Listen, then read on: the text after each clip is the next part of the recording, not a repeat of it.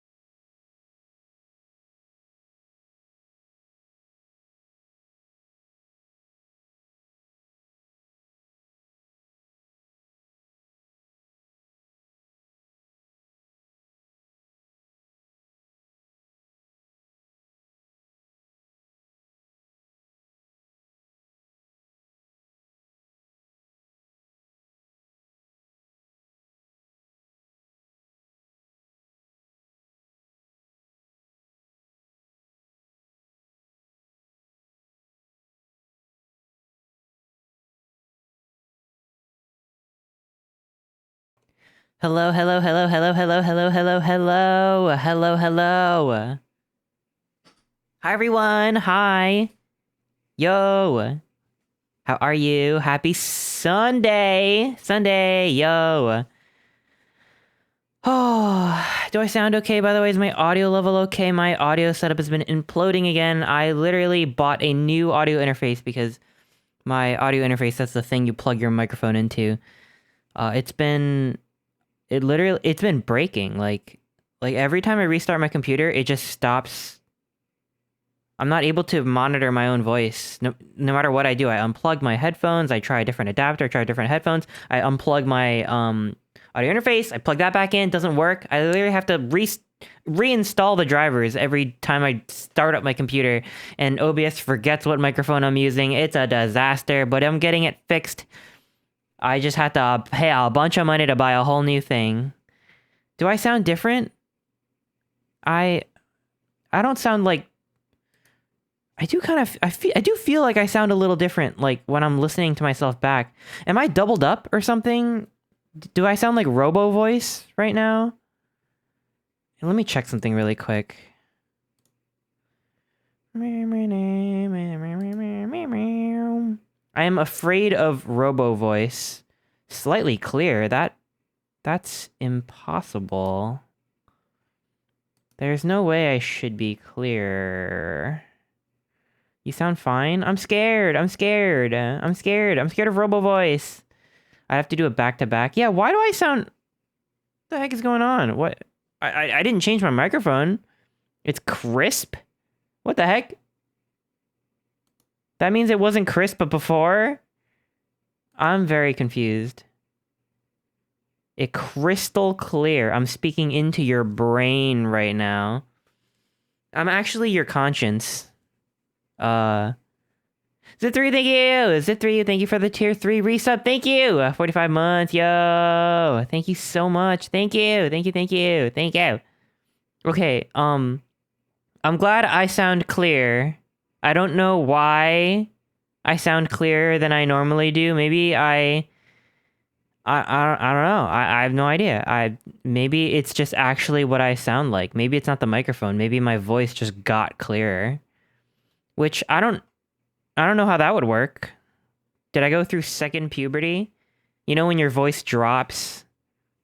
Maybe I did that, but like my voice cleared up. I don't know. You cleaned your throat? Whoa. How did I clean my throat? You know what I've been doing though? I started taking, I don't know why I'm telling you this. I don't know why I'm telling you this, but I started taking Prilosec. It's like the acid reflux meds because I have acid reflux. So maybe that like cleaned out my insides or something. I feel weirdly normal right now, as in my stomach doesn't feel like it's boiling over. And I don't feel like I'm constantly about to spew acid out of my mouth, which is like something I've never experienced before, ever in my whole life. Ever, actually. So I actually never knew that I could live like this. It's very good. Yeah, what the heck? I feel normal. This is really weird. But, yeah, maybe that did something to my voice. I guess it's possible. But, yeah, I'm in a good mood now because of that. Because normally I'm always in a constant state of pain/discomfort. And I don't have that anymore. And I'm not constantly like... You would notice if you watch me for long periods of time, like literally any stream I would like, sometimes I would stop talking mid-sentence and be like... and then like just start talking again. That's just because of like, this is my body. Anyway, aren't you so glad you get to hear about my inner bodily functions? Aren't you glad you get to hear me talk about my fucking black bile and yellow bile and all my other 4 humors that I'm constantly trying to find the right balance of? It's pretty awesome. Thank goodness there's a fix for your bad guts. Yeah, I know, right? I only just started taking it. I think I'm supposed to take this for another 14 days, and we'll see how I feel. We'll see. Anyway, well, that's literally what's going on inside my gut. That's what's going on in that. That's on that.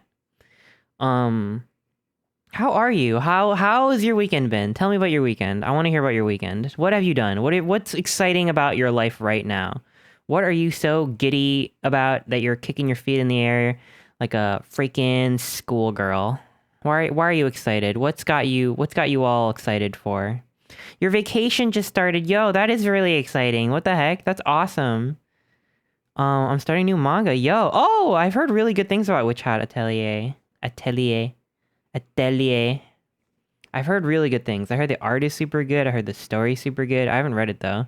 I'm gonna go jet ski. Whoa, that's awesome. Damn. That sounds like a lot of fun. I meant Atelier. I know. I wasn't. Really. I hope I didn't sound like I was making fun of you. I just kind of got distracted by the word, and I was like, I wasn't. Yeah. I wasn't at you. I was just saying the word to myself, like atelier. I was thinking about it. I was thinking about my pronunciation. I started reading my third dragon-related book in a row. Whoa! And my second playthrough of Thousand Year Door. Yo! That's awesome. I'm glad your weekends are going swell. Labor Day! Oh yeah, Labor Day! It's Labor Day! That means I gotta give birth tomorrow. 'Cause it's Labor Day. Wait, what's Labor Day actually celebrating? Just like workers' rights? I don't actually know the history of Labor Day, but it sounds awesome. Hi Momo, hi, welcome Razito and Swooshy Quib, and Poppy Seed, hello, and Lizard Jeff, hello, and Socrateser, welcome, Stardust Whip, welcome, Sandfear, hello, Yathro, hello, Tristan, hello, and Z3, hello, Stitcher Crocs, hello, my birthday of weekends, yo. What's workers' rights? Oh, hell yeah, we love that. Wait, is it your birthday? Is it your birthday this weekend? Welcome, Najai Kari. You can call me Raz. Welcome, Raz. Never caught a stream, but the birth thing makes me never want to again. Awesome. That's awesome. I mean, well, you tried it out. You're like, maybe today's the day. I'll finally check out a Frat Boy Chester stream on twitch.tv. Maybe this will be the day. This might be my forever streamer. And, well, that's not a mistake you'll be making anytime soon again. But I'm glad you dropped by. Welcome. I hope you're having a good weekend for sure, Starman. Beginning in the late 19th century, as the trade union and labor movements grew, trade unionists proposed a day be set aside to celebrate labor. Wait, to celebrate labor? Like, I love working, I love my boss. Or like, I love working in a way that, like, in a way that's, like, fair and equitable, and I own a piece of the means of production. Labor as in laborers. Oh, yeah. Wait, they should call it Laborers Day. Like, Laborers Day. Like, I don't love the labor. Like the labor force. Yeah, that makes sense. That makes a lot more sense. They don't call it Bootlicking Day. That's another day. Labor is a catch-all for workers. I mean, it's a little dehumanizing, but I get it. I get it, though. I mean, I get it. It's easier to say. Laborers doesn't roll off the tongue. Labor Day, Labor Day. I like it. I like doing funny mouth sounds. I went to a Porter Robinson concert yesterday, which is why I didn't stream yesterday, and it was so good. It was so good. It was so fucking good. Oh my god, I am so fucking Porter pilled right now. It's crazy because I've always liked Porter Robinson, but I've never been like a super fan.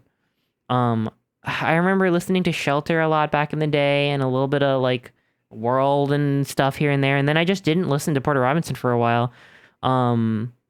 Like I didn't listen to Nurture like right when it came out. Like I listened to it way later. And I'm like, yeah, okay, whatever. I mean, I like Porter Robinson, I guess. Whatever, I'll go to the concert. Boom, my god, blew my freaking mind. It was so good. I'm just really excited because it was so fun. It was so good. People were kind of lit though. Like people were kind of like going crazy a little bit. Like someone in the crowd passed out before the concert even started.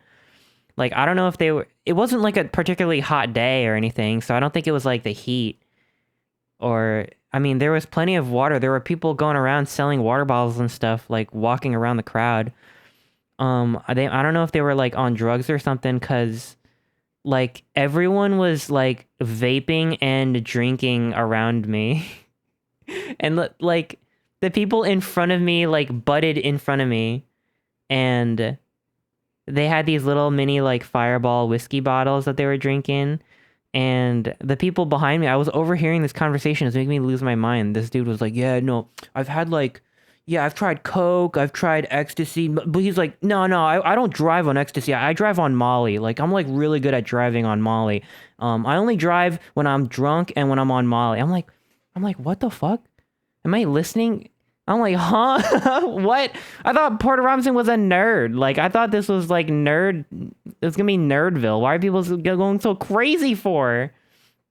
I mean, nothing else happened. Everyone was like well behaved, like, besides the one person that passed out. But I think they're okay.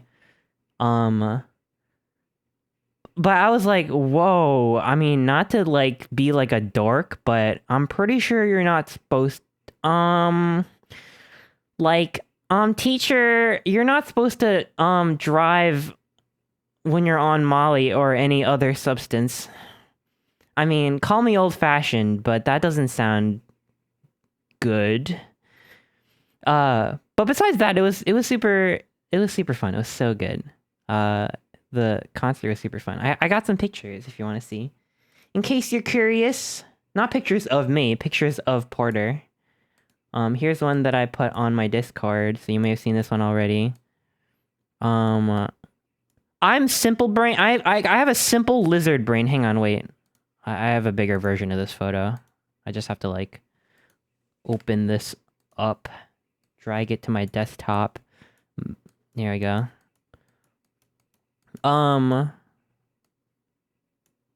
What's the shortcut for like sizing it to the screen? Control F. Yeah, here's a picture I took. I got simple lizard brain because there were like several times throughout the concert where like a bunch of confetti came out, and I'm just like, ah, yay, yay. I don't know, like you don't even gotta freaking. It doesn't even matter where I am. If I see confetti, I'm clapping. I'm clapping and laughing and smiling. So this was one picture I took.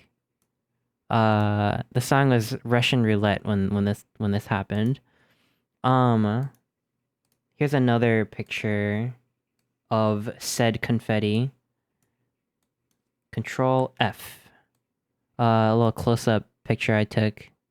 Super good.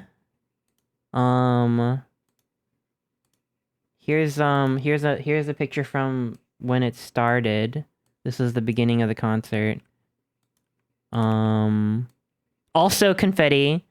It was like, for this song, there was like a little countdown, and then boom, they came out. I'm like, wow, whoa, I am enjoying myself. Also, do you see this big inflatable cat over here on the side? Do you see that cat? That giant inflatable cat was staring at me the whole event. And I took a picture of them setting it up. Look at this freaking creature of all time. It's like a freaking raid boss. Like this, I've never played Monster Hunter, but this is what I imagine Monster Hunter is. You know, just a couple guys fighting a giant animal. Yeah, it's a car. And it was just facing straight at me the entire night. Here is another picture of the cat. I've gotten lazy, so I'm not dragging like the full resolution version of the photos anymore. But yeah, it's so cute. The production quality was so good. Like, I don't know. Everything just worked together so well. I had such a good time. That was a good time. I literally forgot that I had this concert until the day before. I just didn't remember. I didn't remember at all. And then my friend was like, "Oh yeah, by the way, the doors open at 5:30." I'm like, "What doors? What? What do you mean?" I had no idea. And then I was like, oh shit, that's a thing that I'm doing. And goddamn, it was good. So good. Oh, Big Kitty should be the final boss of Monster Hunter Wilds. That sounds good. Hi, Corey. Hi. A friend of mine was at that show. Yo, what? What? Yo. That's awesome. Awesome, awesome. So good. Also, hi. How are you? I do love confetti, by the way. I love confetti. I wanted to eat it. I mean, that's basically it, really. That's basically it. But yeah, you know, life is good, I guess. I've created a shark with 1,000,000 irradiated eyes in Blender. Oh, that's awesome. Whoa. Excuse me. Oh, guess my acid reflux isn't all gone. Gosh. Pardon me. Hi, Ketchup Packet. Welcome, welcome. How's it going? I'm blocked from the lands of Twitter. Oh my god! I freaking... Yeah! No! Oh no! Oh my god, no. What the fuck? I'm so mad. I'm so mad. In case you're not caught up on Twitter news, the entire country of Brazil was banned from Twitter. Or rather, the Brazilian Supreme Court banned Twitter. Which, I think for all intents and purposes, Twitter banned Brazil. Because I think it was something like, the Brazilian courts decided that spreading misinformation was against the law. So they required that certain accounts, I think it was only like a handful of accounts, like 7 or 8 Brazilian accounts be taken down or something. I have no idea. I have no idea what the details are, but like Elon was like, no, fuck you. And now I think like millions and millions of people are just not on Twitter anymore. Yeah, awesome. Masterful gambit. Wow, masterful gambit, sir. So genius. Wow, way to make money. Brilliant. Elon didn't want to ban the big account spreading misinformation. Yeah, well, he literally he's made out of misinformation. So if he banned misinformation, he would evaporate on the spot. That's so freaking infuriating because now I feel like a significant portion of like the world is just absent from this platform. And like, that means all the art and creativity and voices, it's just like, the platform just sucks a little bit more now, like a lot more now. Yeah, and also there was like a thing where it's if they catch you using a VPN, they fine you like $9,000 US a day or something like that. Yeah, poor Brazilian Miku. That was a good art trend, and then they thought that she was too powerful, I guess. They literally thought she was too powerful. I want to miss out on so much good art. I know. Does that mean I finally have to start using Blue Sky? Cause I don't know. I don't know. It just there was a moment when I started using Blue Sky that I was like, I get it. This is fun. The community is small and engaged and creative, and it's good. It's nice. But as a content-brained, terminally online goblin, I need the platform that has the most eyeballs on it. And even though Twitter has been a nightmare for the past year, it kind of benefits me as a content creator to like have a platform where I can just post some dumb shit like ring cam scary looking Chester on your front porch and have that get like a couple thousand likes and I feel good about myself, you know? It's just like a job, like from a job perspective, I need everyone to collectively start using Blue Sky, like everyone, not even just furries, but normies as well. And then I can use it and feel like, you know, it's fruitful or something. Because I'm not in it to enjoy myself. I'm in it because I freaking hate myself. That's why I use Twitter.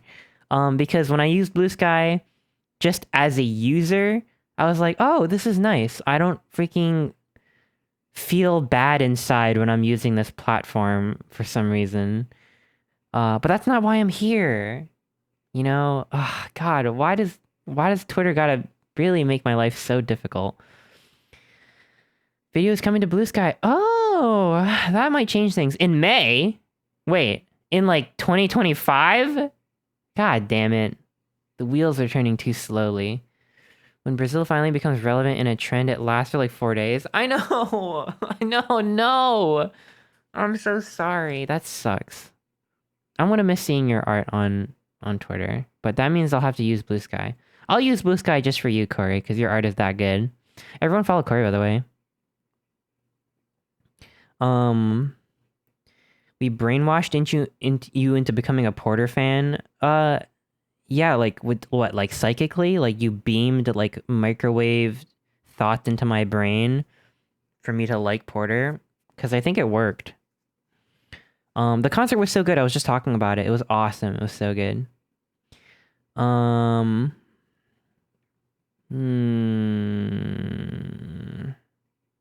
But yeah, I mean, that's literally everything I can think of. There's the Twitter thing. There's the Porter Robinson concert I went to. Really, that's about it, huh? We may as well get to the game now because I don't know how much of the game I have left because I feel like I have a lot of the game left. I feel like I have 1 chapter left of the game and I don't know how long that chapter is. I mean, how much could there really be? I'm going into a big scary door right now. We're playing Paper Mario and I'm right at the very end in case you're not caught up. There's a DJ set tonight in New York City. Oh my, I can't do another city trip, but that's cool. I hope it's a good time if you're gonna be there. Yeah, Rock Tua, fucking Rock Tui, fucking hashtag Rock Tui. I need to make my safe for work account in Blue Sky still, but it's tricky without the easy swap account option. Wait, isn't there an easy swap account option in Blue Sky? Let me see. Blue Sky. bsky.app. I think there is. It's not like super difficult. You go into the gearhead. Once you add 2 accounts, you can swap between the 2. It's asking me to verify my email. What the fuck? I thought I verified it already. Come on, dude. It wants my freaking confirmation code. Okay, fine. I'm live right now. Okay, I want to forget if I don't do this right now.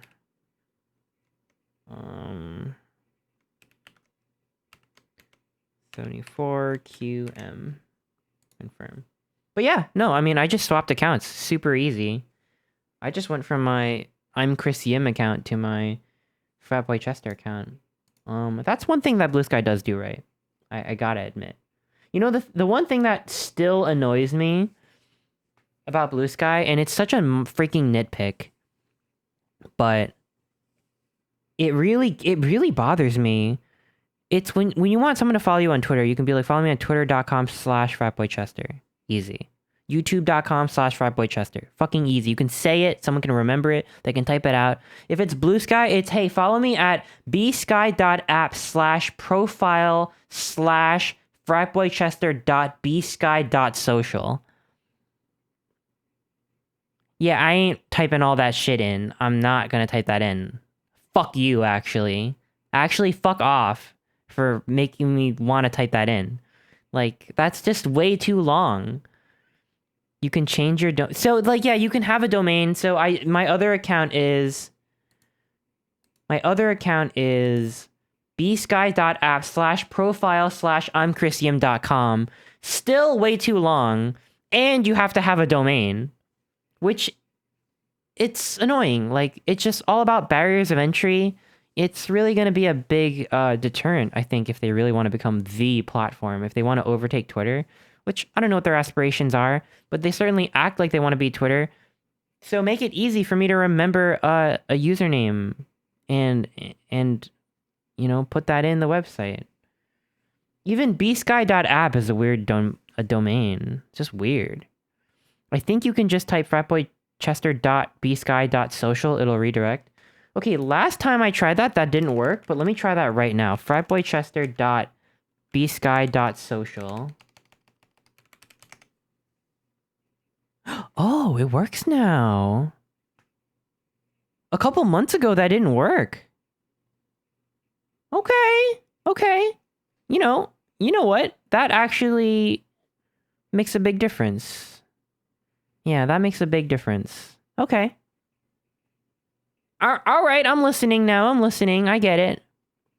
Cool, cool, cool, cool. I'm glad to have learned that. Thank you. Welcome, welcome, Gamer Furry PR. Awesome. I'm glad to have you here. Hang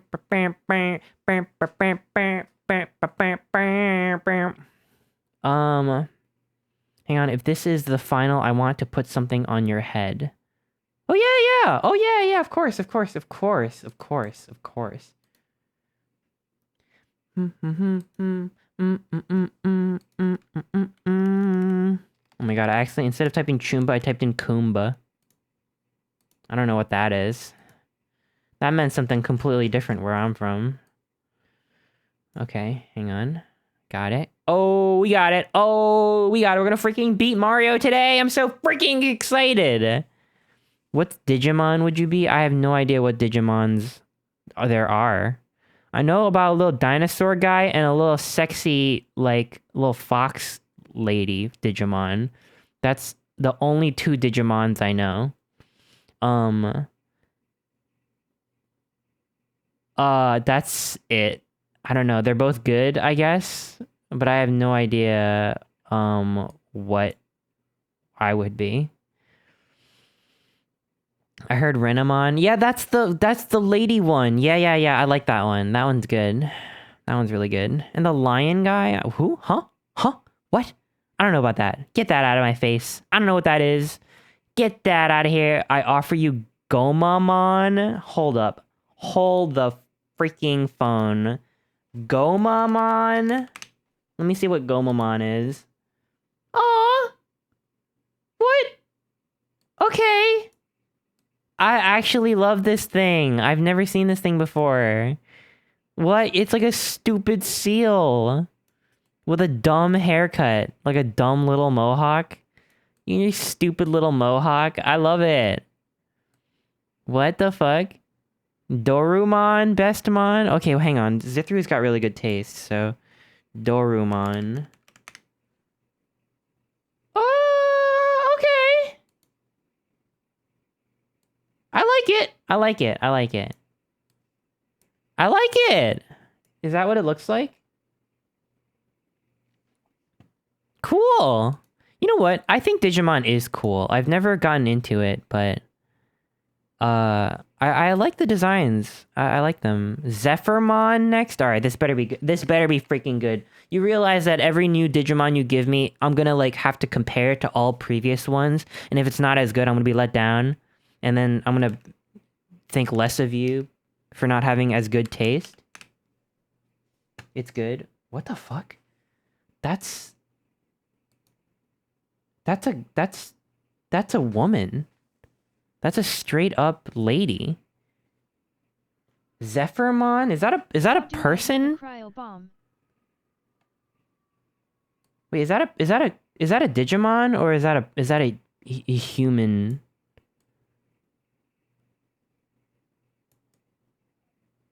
What? What is that? It's a beast spirit Digimon. What? Is it like... Can it like speak in like complete sentences and stuff? It evolves from a human. Huh? What? The human becomes a Digimon? Huh?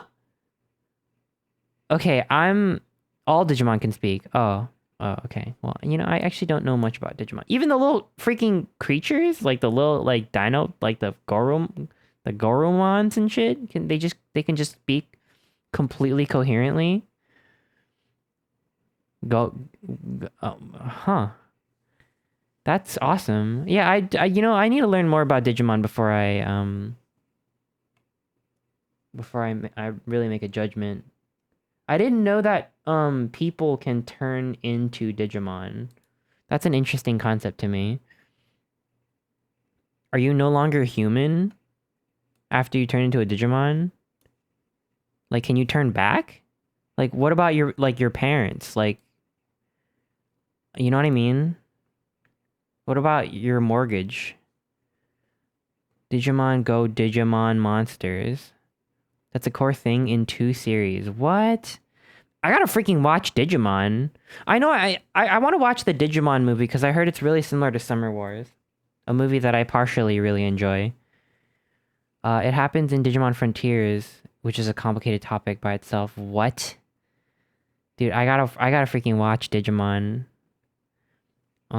It's so bad I love it. What? Do you like Summer Wars though? Because I partially like Summer Wars. I'll watch the Digimon movie. Yeah, I'll watch it. I can't take another Pokemon-like series. Well, what I'm getting is that it's way more different than I expected initially.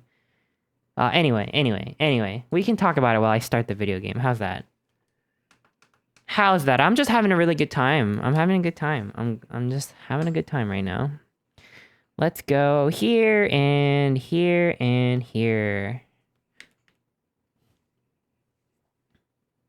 It's muted. It's not muted anymore. Please watch it in Japanese. Oh. Is the dub really bad? The English dub mixed 3 movies with 1. Huh? What? Wait, I'm confused. Is it a different movie? Like they edited the movie? Why did they do that? Excuse me? Oh, by the way, in case y'all are not filled in on where I am exactly in this game, I am a freaking god of destruction in this game. And also I've beaten all of the secret bosses, all of them. I've beaten Bone Tail, I've beaten Waka, and I've beaten Prince Mush. Those last 2 are new. Sorry if I just spoiled that for you, but they're new for the remake. And they're also really hard, and I killed them both with 1 fucking jump attack. So, yeah, I mean, we're gonna try to freaking one-shot the actual last boss of the game. So that's awesome. And yeah, I mean, literally, I think I've literally done everything that I care to do. The only other things is finishing all the troubles and, like, cooking every dish, which I'm not gonna freaking do that. Like, let's be real. Let's be real. Good Gamer Otter. Aw, thank you. I like when people call me Good Gamer Otter. I enjoy that. Yeah, let's go to the freaking door. Let's go to big door time. It's big door o'clock. We're just gonna jump right in. We're going in the door. The big door. We're doing it. Bop. You're dead. You're dead now. Enjoy. Ba-da-ba-ba-da-ba-ba. The US release of the movie also has an opening involving a completely separate show called Angela Anaconda. What? What is Angela Anaconda? How did this happen? Was this by design, or did they accidentally mix all the movies together? Like, I don't know, like some intern was like rushing down the hall with like separate rolls of film and like dropped all the rolls of film and they all got entangled in each other. And they're like desperately trying to like clamor them back together and some of the movies got mixed up. Oh, the music is really scary here. 4Kids. Yeah, I mean, I thought that 4Kids was a company and not literally 4 kids trying to dub and edit movies together, not knowing exactly what they're doing, and then somehow publishing it on live television. But I guess it makes sense. All the signs were there now that I think about it. They literally call themselves 4Kids. Hey, we can't really fault them for that, right? A trench coat. 4Kids in a trench coat, yeah. Oh my freaking god. Let's talk to Professor Frankly, who I highly suspect is a freaking clone. I think that, Dupless, the evil guy that can transform into people and steal their identity, my theory right now is that you're Dupless and you murdered Professor Frankly, I'm pretty sure. Because you were like, quick, Mario, go inside, open the door, use your stars, open the door and get inside. Like, why would he... First of all, you can't get inside the door without using the crystal stars. So there's no way that the bad guys must have gotten inside without me. And you only would have wanted me to open the door so you could trick me into opening it so that they can get inside and release the demon. Are you sure? Yes, I'm pretty sure. He was like, I don't know how they got in, but you gotta open the door. Like, that sounds really suspicious to me. Frankly murdered Dupless with his old man powers. This dude can't fight. Look at him. He can barely see. Look at these glasses. I've never seen glasses like these before. They did old man Yowie. Yeah, he's dead. They did dead man Yowie. Me? I just get in the way. I'll wait here and, watch the door. Yes. See, why is he acting so fucking suspicious for? It's all up to you, Mario. Stop their foul ambitions and save Princess Peach. Like, why'd you hesitate when you said that? I think we should just murder him, but, I mean, I'm gonna go in. I'm gonna take out Goombella Best Girl, and I'm gonna go inside the freaking door. Oh my god! Hi, Justin. Hi, how are you? Yo! We're fucking beating the game, like, for real, for real. I don't know if you've seen me play this at all, but my build is fucking crazy right now. And I'm gonna try to one-shot the final boss. And it's awesome. It's so fun. I just realized I can't see Cowchester. Huh? Oh yeah, wait, yeah, I'll send that to you after. Let me see this. Let me see the stats. Okay, I'll show you the stats. I'll demonstrate. Ooh, what the fuck? Whoa. It's like really pretty in here. What the fuck? I like the stars. I like the freaking glowing stick on the wall, glow in the dark stars that you put in your like childhood bedroom design, mixed with this like, I don't know what you call this, like cheesecake factory aesthetic. Pretty cool. Oh, this place is freaky, but we don't have a choice, Mario. We gotta get in there and save Peach before this gets out of hand. Come on, Mario. Okay. Okay. Alright, let me show you my build. I gotta find a bad guy first. I like these, goth, thorny, windows. Pretty nice. Wait, let me listen to some music. Ooh, it's like scary. Ooh, okay, okay. Alright, I gotta find a bad guy, like, I gotta find like a Goomba or something. Oh, we found a bat. We found a bat. I wanna murder this bat. Oh shit. Hang on, I didn't mean to murder it that fast. Hang on. Damn it, wait. Oh, shit, I wanted to fight him. Wait, what's over here? Nothing? Ah! Okay. There goes 1/5 of my life, but I'll be alright. I'll be alright, don't worry. I want to fight this bat for real. Hi, UB. Hi, how are you? Check this out. I do a little bit of damage. I like this dramatic violin music.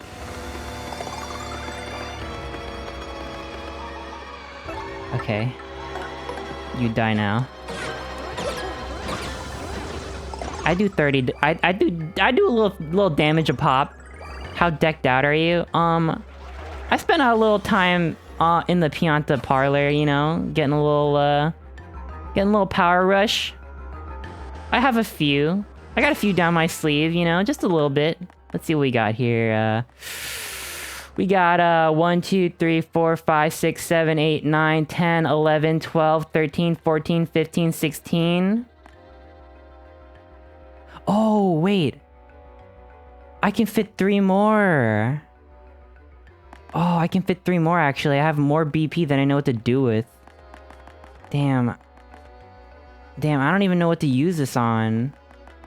What the heck? I guess Happy Heart. And then I'll just have one remaining BP. Are you maxed out? Not yet. Ah! Yeah, I don't need to fight those guys, actually. I'm God, actually. Actually, I'm God, so, like, let's just fucking clean up the castle a little bit. Yeah, people were like, are you even having fun anymore? Because you're literally just using the same move over and over again every battle. I'm like, are you kidding me? This is the most fun ever. Like, no one even touches me anymore. I don't even need money. I don't need anything. I have everything I need. What? What the heck? I didn't touch him. Alright, they want to die. That's fine. They should be running. Like, I'm glad... I mean... Yeah, I don't know. I'm glad that you can just stomp them and, like, you don't actually have to fight. But, like, I guess sometimes they'll just throw a battle at you. That's a weirdly realistic-looking fire in the background. It does feel bittersweet that one of my favorite streamers is playing my favorite game, essentially skipping all my favorite battles.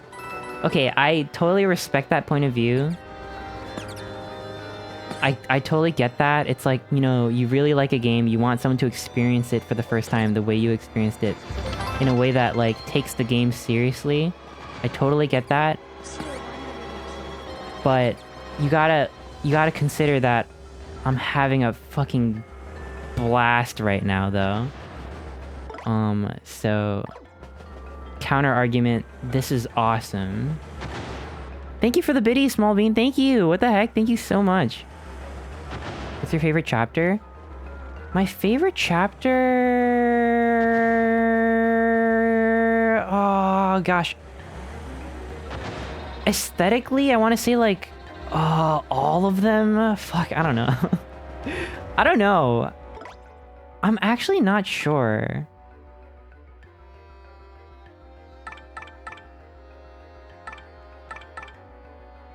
I can say I didn't like the train that much, even though apparently a lot of people like the train.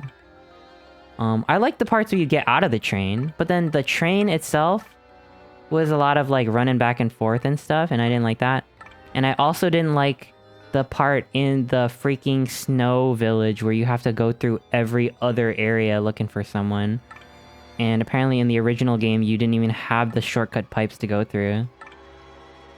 So that's... That would have made me so mad. I like the fat toad. Oh yeah, I like the fat toad too. Yeah, actually the fat toad is good. He's just like, I was hungry. And like the chef is like, nah, it's fine. I'm glad he liked it.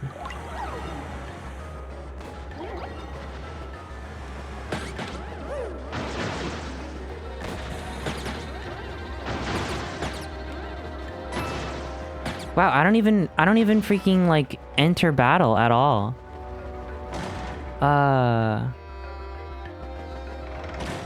Yeah, I can't say what my favorite chapter is as a whole. Whoa, what the fuck? What was that?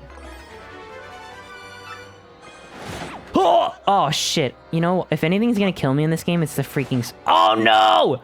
Uh-oh, I might die. Oh, fuck, I might die. Oh, shit.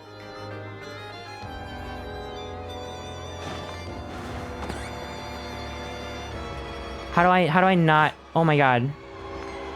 Oh my god, oh my god, oh my god. Oh my god. How am I supposed to know? Ah! Oh, fuck.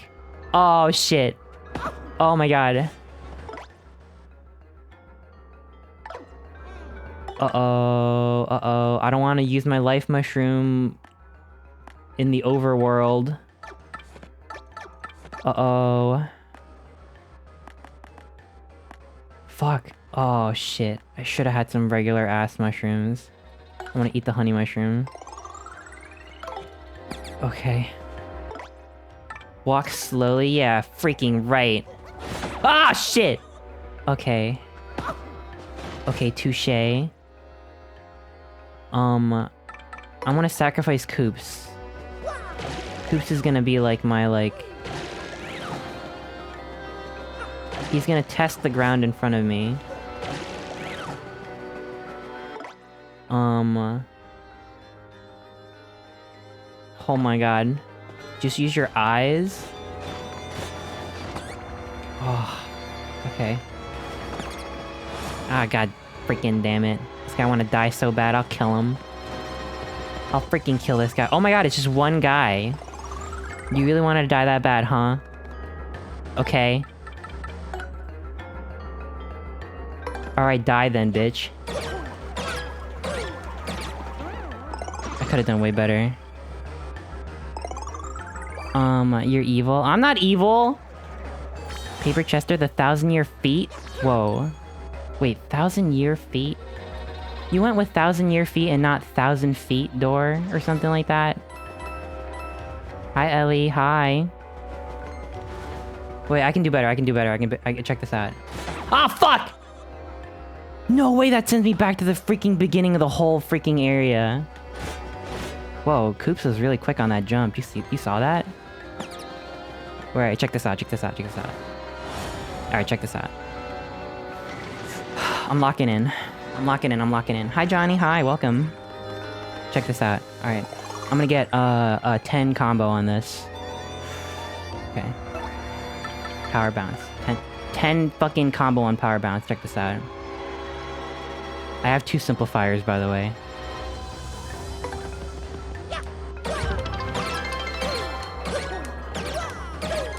Oh, shit! That was like 8? Was that 7 or 8? Fuck! Damn, I could have done way better. Yo, thank you for the biddies! Thank you, Small Bean Boy, thank you! 7? Damn! Oh, we're gonna get like a... Oh, fuck. You're good at the game? No, no, no, it's like cheating because you're using the freaking... I swear, Power Rush and Simplifiers goes crazy. It's like you're cheating. But they let me. If I had another one, I would do 3 simplifiers. I don't know if you can get a 3rd one. Super appeal. What do I use this 1 point on? The combos are solid. Thank you. Thank you. I'm plugged in. Power smash, hammer throw. I don't know.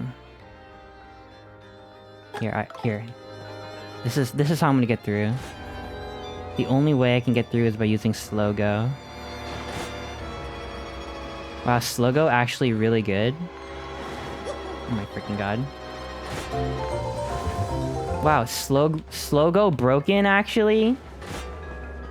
Whoa. Oh fuck. God damn it. Yo, thank you for the sub. What the heck? Yo, Small Bean Boy, thank you. I really appreciate that. Alright, check this out. Check this out. Oh my god, damn! Damn! Oh, shit.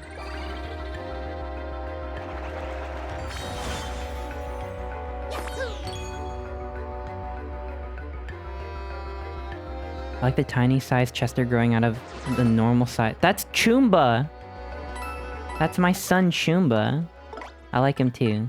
I love him. One day he'll grow up and replace me. You're resorting to child hand-holding method? No, I'm strategizing, hello?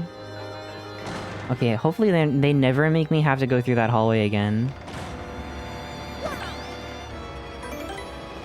Okay, I don't need slow-go anymore. What the heck is this? Mario's attack remains boosted by 1 as long as action commands are being executed successfully. Wait, action commands? What is that? Is that like, when you time the jump properly? No, that would be ridiculous. I would not use that. Ah! Oh my freaking god. Okay, hang on. I'm just a dummy. Ah! Okay. Ah! Ah! Oh shit! Oh fuck. Oh my god, they knew that I would have this build for this part of the game, and they... Oh my freaking god. They knew it.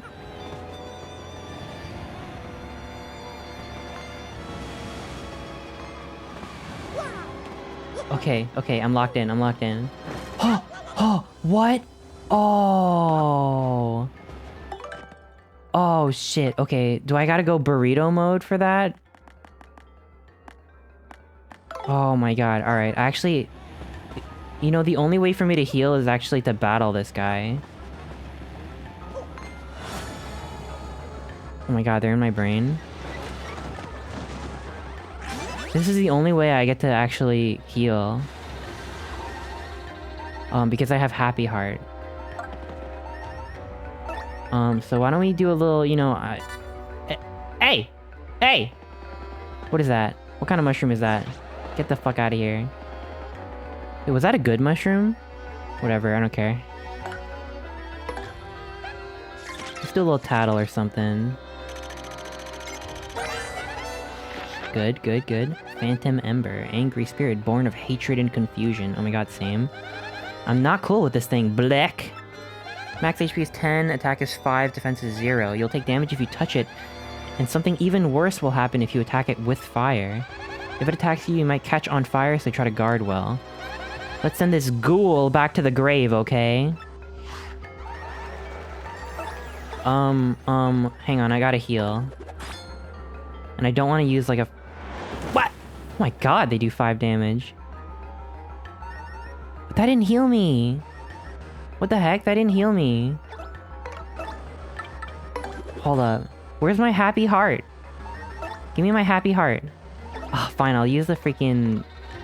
the dumb shit. Alright. I'll do what I gotta do.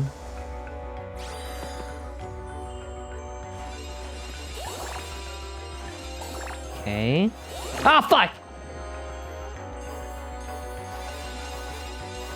Uh-oh. Where's the Marios? Okay, I got some, we're good. Whew! Attack is 5, they do 5. Oh, I didn't... Yeah, you can't freaking touch me. Whoa, the audience is... Whoa. I've never seen that happen before. Okay. And now I can kill him. Okay.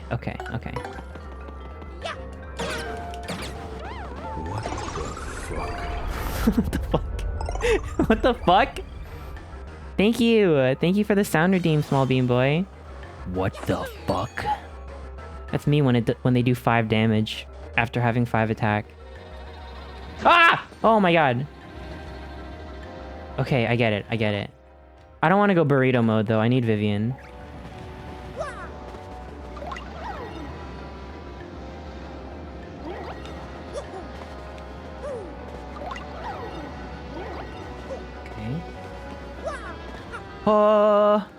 Oh my god, oh my god. Oh, okay, we're good. Oh my god, don't tell me there's spikes again. Or like the chandeliers are gonna fall on me or some shit. I'm just actually terrified now.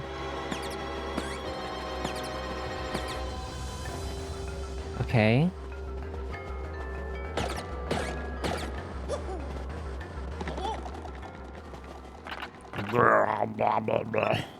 No, none shall pass by. Let those who would disturb her sleep fall into the depths of endless darkness.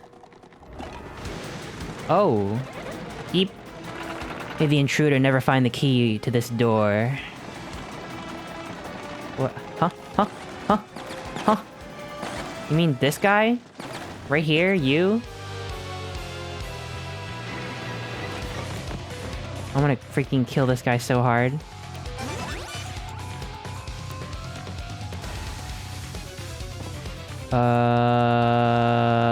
I guess I'll multi-bounce into a power bounce after.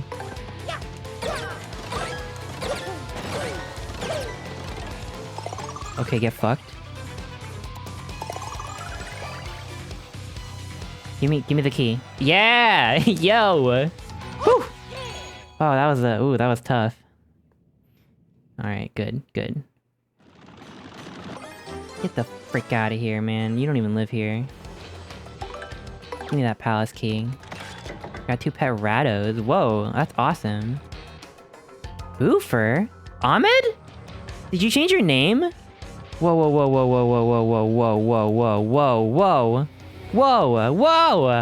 Whoa, when did you change your name? Yo, that's so exciting. Yo, I was like, huh? Huh? Oh, there's an ad break starting, by the way, in a minute. And you know me, I got those long ad breaks, so you better get your water bottles ready. Get your snacks and your water bottles in a minute. It'll be I know it's a 3-minute ad break, it's long, I'm sorry. But I'm just warning you. 12 hours ago, yo! It looks so good though, dang. It looks so, like, official. Boofer. It's not even top of the hour? Huh, I'm sorry! It's top of the hour since I started streaming. I like these gold bullet bills.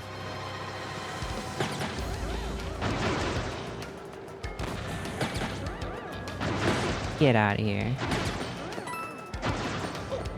Gouda and cheese. Aw, with their names? That's so good. Is this the first time you play this video game? Yeah. I've played this game before, I've never beaten it, but this is like well past the point where I've played anything, so this is all new to me. Completely new to me. But I'm pretty sure I'm almost done. I mean, I can't imagine how long this castle really is. Like, it can't be that long, right? They're whipping out, like, the freaking Latin chorus music and shit, like the opera music. Like, it can't be that long. Oh, ad break is starting. It's gonna start in like a minute.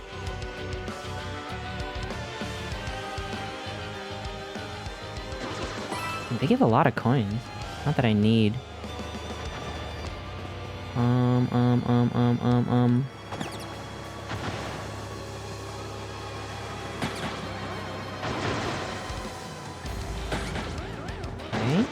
Okay.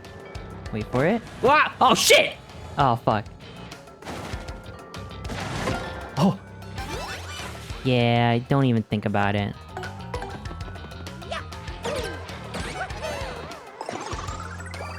Waited too long. I know. I should've just went for it. I was afraid, though, it was gonna blast in my face. Yeah, where's the ad? It's starting. Bop. Bop. Give me that. Cool. Oh, another save point. Good. Palace of Shadow.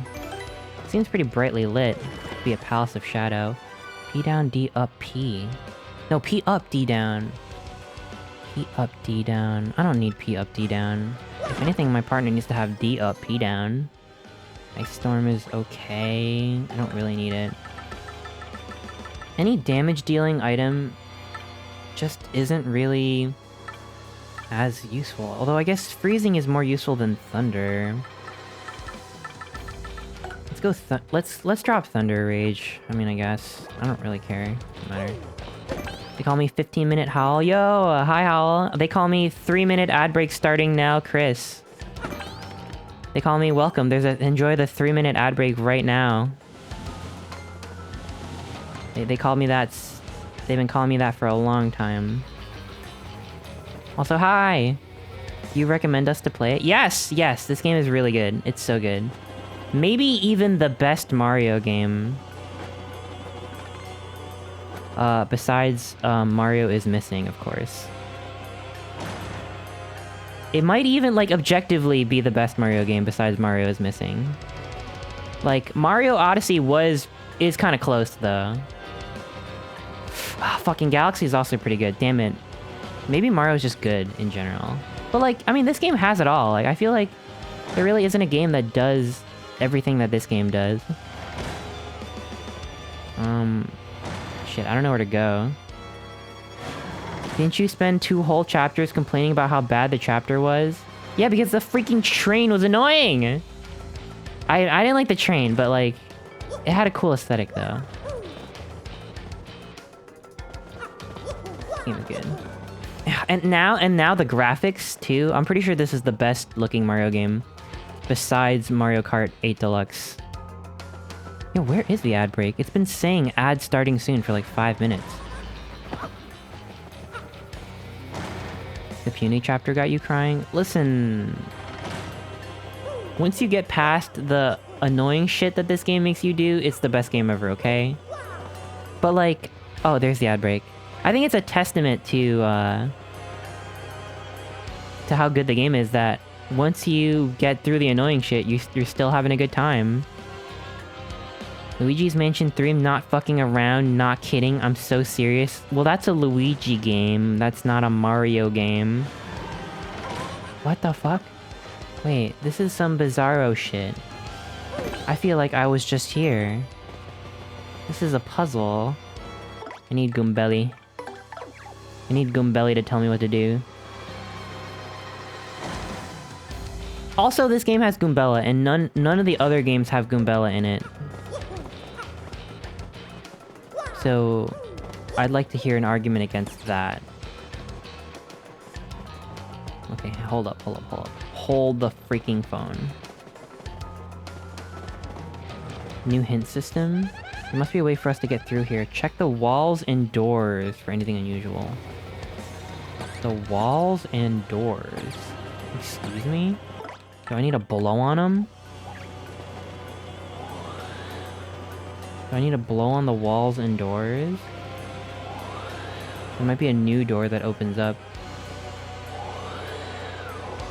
Hold up, give me a second here. Don't tell me. Don't tell me, no spoilers. I'm here figuring this out. The beauty is I'm figuring this out for the first time. First we need Ms. Mouse to sniff around. Nothing. Absolutely nothing. I'm not saying nothing. Yeah, you better not.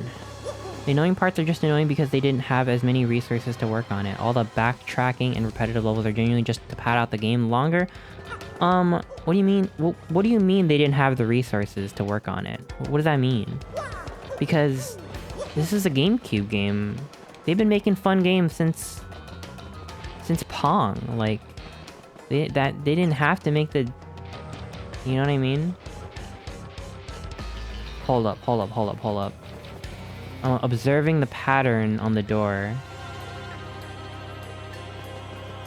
I'm noticing that this door over here is a reversed design compared to every other door. You seen this? Sunshine, Wind Waker. I don't know if you knew, but the GameCube was not financially well off. You mean like they didn't have the money? Like they didn't have the money to make it fun? Is that how it works? That if you have more funding that... Well, I mean, maybe. I don't know. It's like... They made this game into like a good 20-hour adventure. 25-hour adventure, right? But if you cut out the backtracking, it could have been like a solid 10-hour game. And I don't think there's anything wrong with that, right? It's not like because they didn't have enough money. Wait, what? But it was backwards though. It was backwards. Hold on. Oh wait, no. No, it's not backwards. Never mind. The designs on the wall are telling me that I need to go this way, I think. Right? I'm trying to see if there's anything different. Okay, boop, boop, boop, boop. Boop, boop. Got it. $1 equal 1 fun. Exactly. Boop, boop, boop. Wait a minute. Boop, boop, boop, boop, boop, boop. Okay, got it. Boop, boop, boop, boop, boop. Right, left, 2 on the bottom. Oh, shit.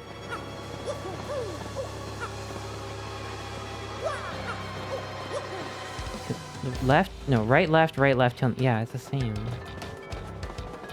I love clipping through the floors. Oh, I still gotta play Sunshine. I still never played Sunshine. I've been telling myself I want to play Sunshine forever. And I'm ready to be mad at that game, because I've heard things. I'm ready to be mad, but that's okay. Sunshine fun? I'm excited, yeah. I actually do want to play really bad. It's not that bad, it also kinda is.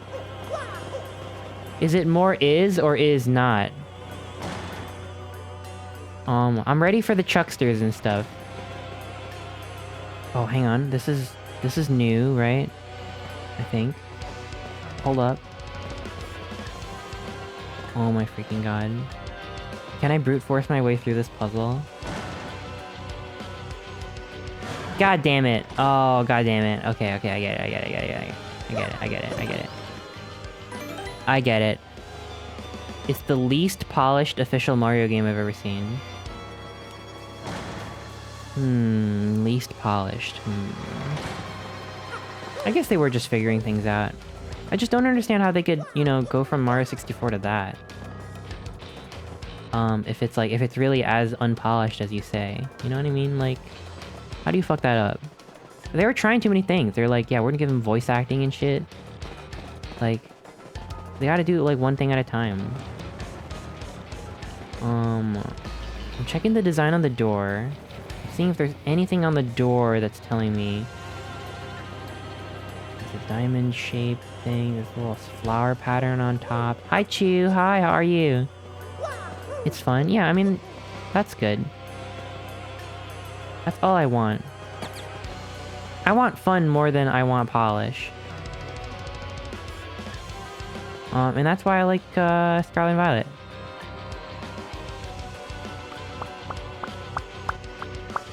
I'm thinking about these doors. Check the walls and doors for anything unusual. It's fall? What, meteorologically? Huh? Is it true that fall starts when September starts? Thank you! Thank you, Patso, thank you. You got this? Alright, so I'm noticing that all the behind doors are flipped. And that's cool. Let me count the petals on the... 1, 2, 3, 4, 5, 6, 7, 8. Am I overthinking this? I'm looking at the... 1, 2, 3, 4, 5, 6, 7, 8. I'm overthinking it? You're so over... What do you mean?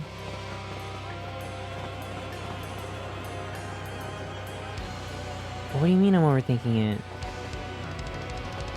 Hold on. Okay, that was good.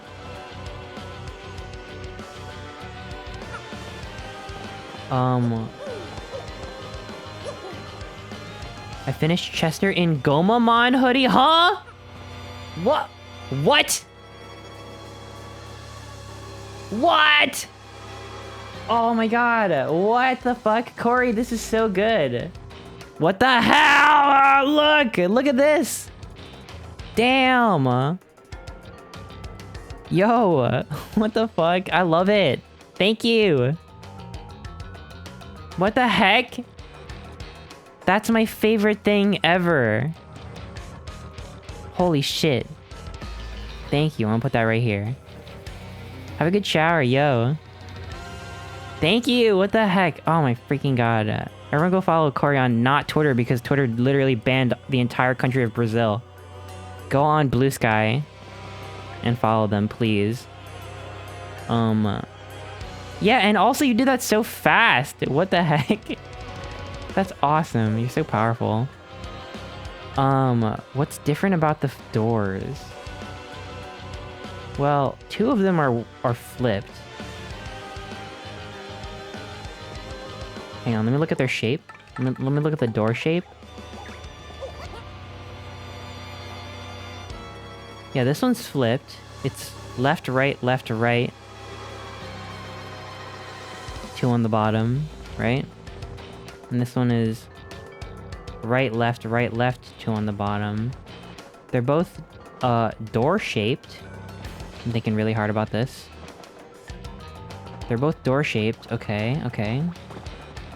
What if it's not on the door? Wait, don't tell me, don't tell me, don't tell me. Right, left, 2 on the bottom, and the shape is the same. It's got spikes. 1, 2, 3, 4, 5 spikes. 1, 2, 3, 4, 5 spikes. Left, right. Hold up, hold up, hold up, hold up, hold up.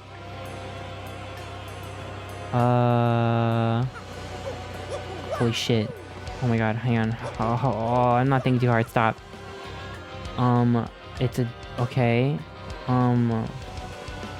Yeah, Focus on every detail. I am. It's... okay, there's an outline of the door. Oh my god.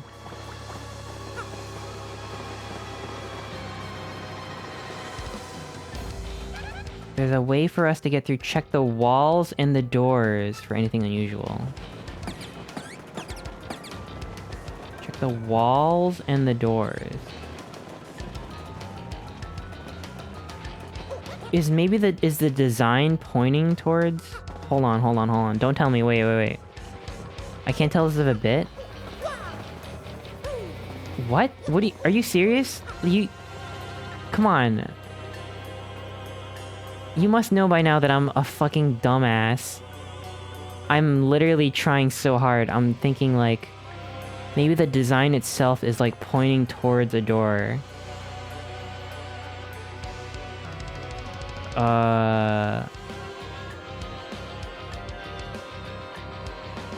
It's quite simple.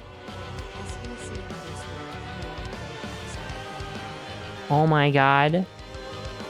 Oh my god, this... oops. This puzzle got me freaking turned upside down. It's so hard. Hold on, I gotta think about this. Yeah, I gotta like, what do you call when you like dump all the files in the game and like read like the file names and stuff? Is it really simple? Like, actually? I'm actually not even joking. I'm not seeing any difference in the doors at all. They're exactly the same, except that the left ones are flipped. The blood is in your head. Oh, yeah. Yeah, true. Yeah, I'm thinking really hard.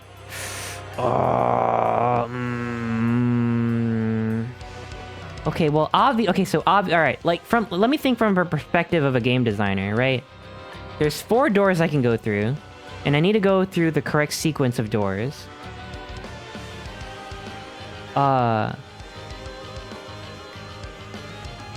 And there's a design on the wall and on the doors themselves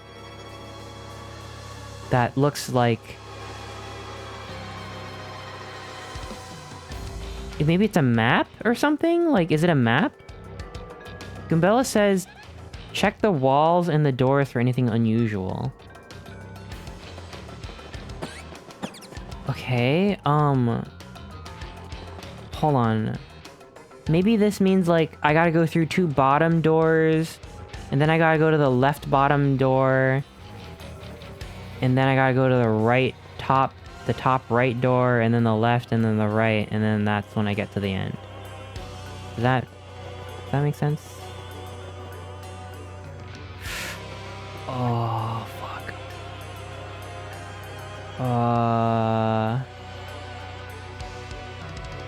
Oh my god, I'm actually losing my mind. You're getting caught in the details? The big picture? Does it not have to do with the design? Huh? Oh my god, I'm gonna be here forever. Wait a minute. Maybe the spikes are a different size. No, the spikes are the same size. I'm actually losing my mind. Check the design. Check the walls and the doors for anything unusual. Check the walls? She probably means these, right? There's... Oh. So both of the left ones are flipped. Maybe I have to, like, rotate my switch upside down. You know, like when you evolve that squid Pokemon.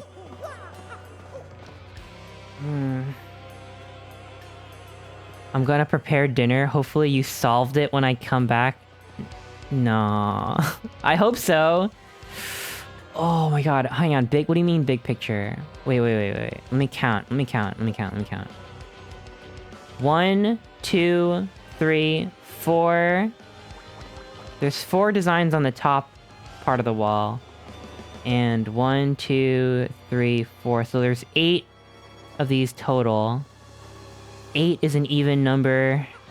And there's 4 there's 4 doors. The tiniest little hint, may I give you the smallest of nudges? Can you speak in riddles so I don't feel bad for getting help? Can you make it, like, really cryptic? A light hint? Oh my god, a light... No way. No freaking way, you just said to look at the torch. Oh my freaking god, the torch is lit. Oh my freaking god. The torch is lit. That's so fucking... I'm not gonna say it. That's... Oh my god, that's so... Why do they put... Oh my god. Why do they put this intricate design on the wall? Like they're telling me, look at this design. It could be a map. It could be a code. Why did they even put that there? They could have put a picture of... like, anything on the wall. Oh my god. Can you speak in riddles? Hi, Webster, hi. How are you? Yeah, because I don't want someone to tell me the answer, and then it's like, oh, well, geez, thanks. Like, you told me the answer. But I'm actually not upset, because... Man, really? Like, I actually don't know how long it would have taken for me to realize. This was like me watching... Oh, I don't have to be upside down anymore, hang on. This was exactly how I felt watching Germa try to solve the Lost Woods in Breath of the Wild. And it took him like 3 hours. I don't even know if he... I think it took him like 2 streams to do. And he made it like emote only mode. Oh, I should have done that. Actually, next time I get stuck, I want to make it emote only mode, and you have to tell me the answer through emotes. Cause people were trying. They were trying so hard.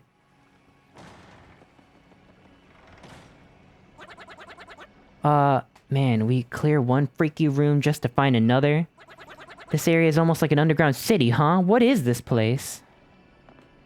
I didn't ask for your opinion, freaking Yoshi. I'm asking for Goombella's opinion. Goombella's my favorite. Maybe my favorite Mario character. I'm trying to think of a Mario character I might like more than Goombella.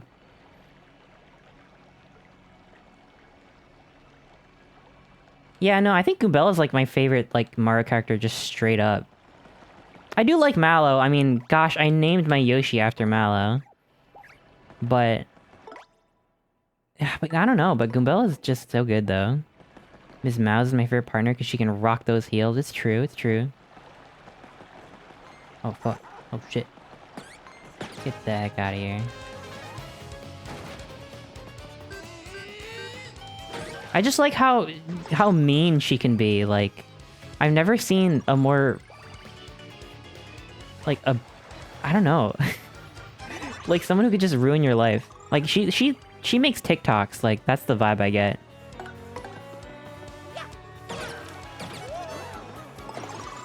Digimon Chester Lil Guy. Hi, Walter. Hi. Yeah, Corey drew that. So fast, too. It's so good. It's my favorite thing ever. She can be a mean girl. I know!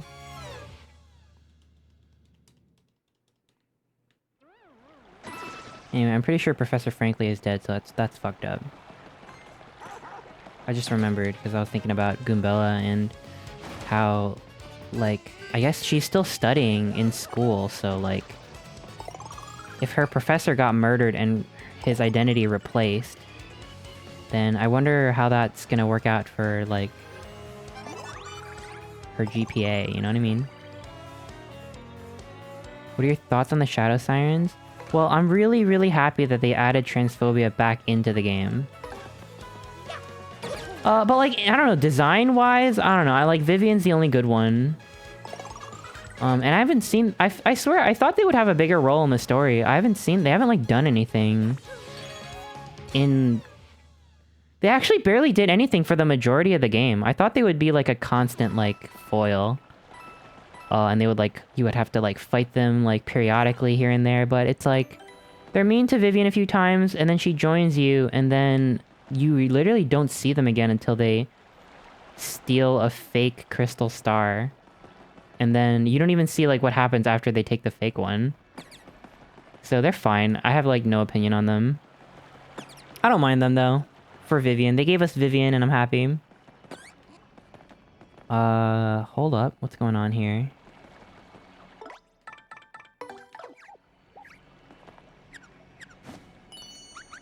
Wait, there's a treasure here.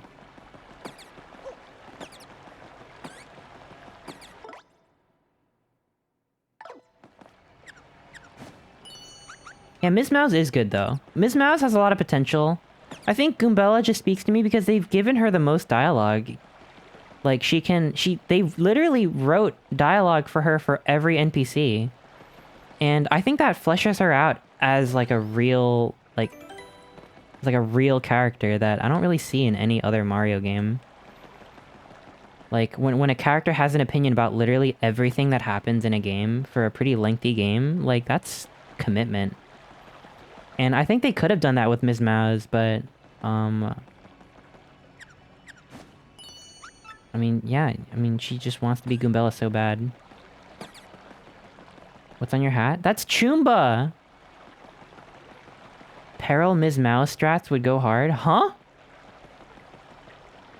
I don't know. Ms. Mouse hasn't really been that good to me in terms of combat. Hold up. Where's the treasure? Goombella and Goombario and Tippy get more dialogue than other partners by virtue of their whole tattle system. Yeah, I still gotta play the, I gotta play Paper Mario 64. I like how everyone's down bad for Mario. Yeah, I like that, like, everyone, like, Mario's just canonically, like, the sexiest man alive. It's just, like, it's so funny to me because he just seems so clueless.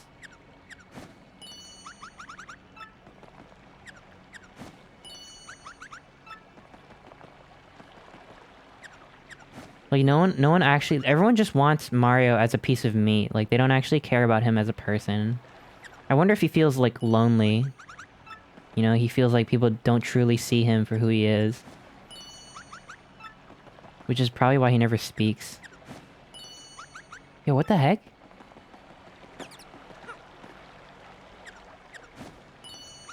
Mario doesn't have a personality? What do you mean? He thumbs up all the time. He thumbs ups.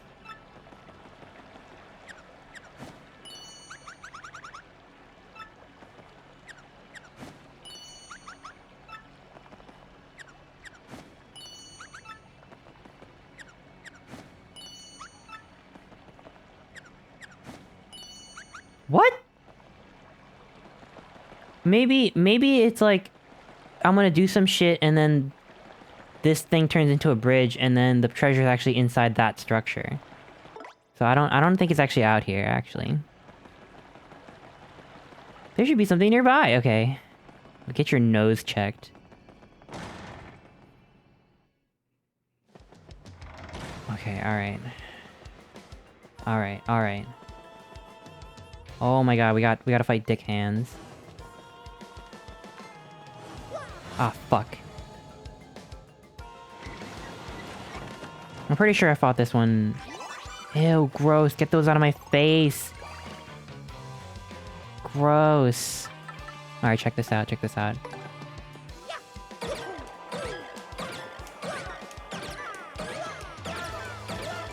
Oh, how many was that? How many was that? How many? How many? I don't think I got 10. But it was not bad, though. 8? Oh, shit. Okay. I'm getting better. I'm getting better at this. Was it 9? No, I think it was 8. No way it was 9. Where do you think this leads? Because, well, I'll just have to keep going and find out. So cryptic.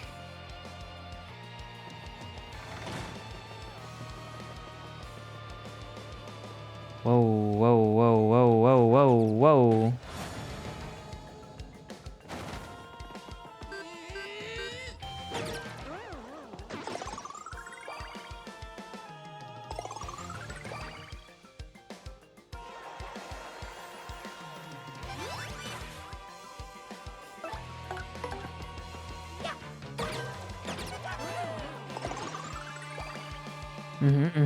We're doing it.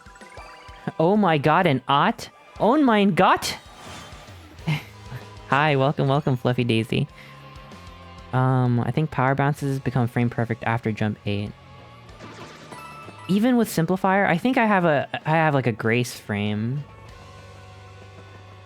I must have that. Well, otherwise, what's the point, right? Oh man, they're not gonna make me do some shit where I walk... Okay, hang on. Maybe it's a symbol. Maybe the symbolism on the walls. Right, left, 2 on the bottom. Wait, no, this is different. Oh my god, I need a bigger inventory. Am I able to use slow mushrooms in the overworld? Because if that's the case, then I'll keep it. Because, you know, once I take 1 damage, I'll want to eat it. Nah? Really? Aw, really? Ugh. Lame. Well, the hallway seems different, so I think we keep going, right? It seems different, because that block wasn't there before.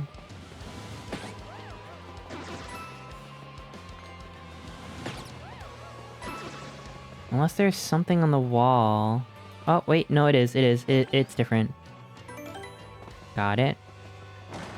Wow, we literally not talked to any NPC up until this point. Who are you? Hooktail 2? Ooh, I like the palette. Ooh. No one disturbs me and no one's disturbed me in eons. Who dares defile this sacred place? Hey, it's not Hooktail. We totally beat her before. What's she doing back? What? You destroyed my precious younger sister? I wondered why she hadn't written recently. Okay. I mean, Gloomtail? That's actually fucked up. I will avenge my sister by taking your lives and then gnawing on your bones. Yeah, wow, she died. We killed her. She had a family and we killed her. That's actually fucked up. My first fresh meat in ages. Allow me to take my time and toy with you a while. I mean, do we get to smell your feet this time or no? Hold up. Wait, that's good. We want that. Okay, good. Dude, what? How did it miss? Okay, we'll do a tattle.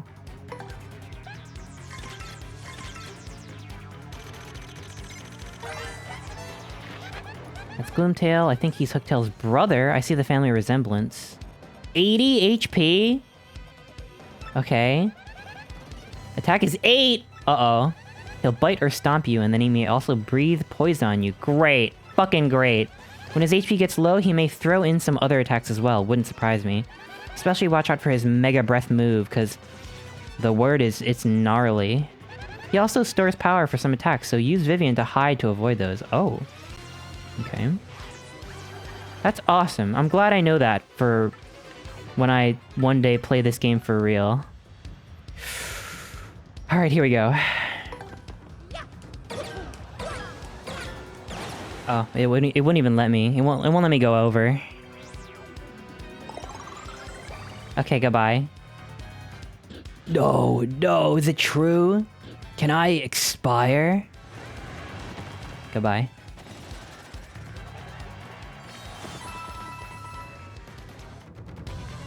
Yay! 23, not bad. Oh, we leveled up. I don't know what I'm gonna do with all this BP, to be honest. I have no idea.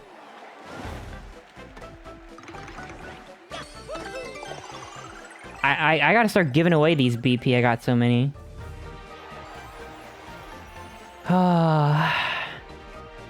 You should do another playthrough someday without using Peril Yoshi in the endgame. Wait, Peril Yoshi? Huh? Is that another strat?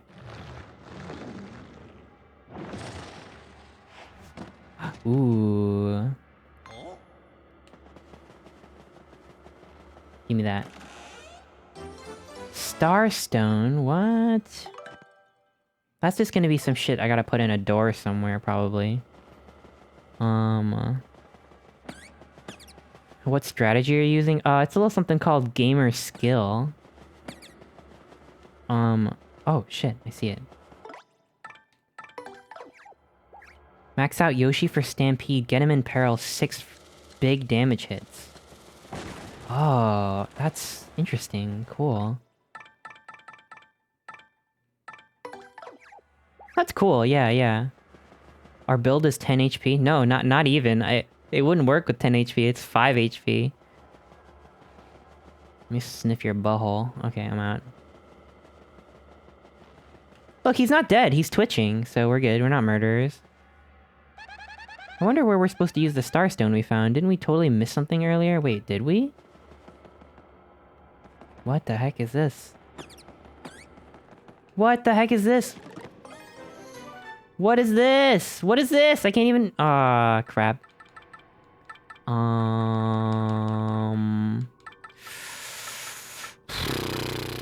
Oh god, I don't know. Sleepy sheep, I guess? Whoa! I don't need that. I don't want that, actually. I don't care about that. Whoa! I also don't want that. Gee, thanks for nothing. Jeez.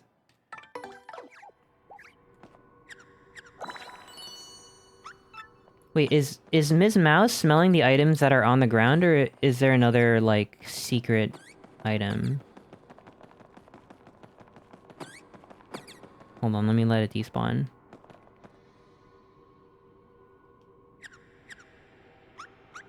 Damn it. Damn it, Ms. Mouse. Anyway, I was saying that I think they should make a Ms. Mouse feature film. Like, I think that would actually be really good.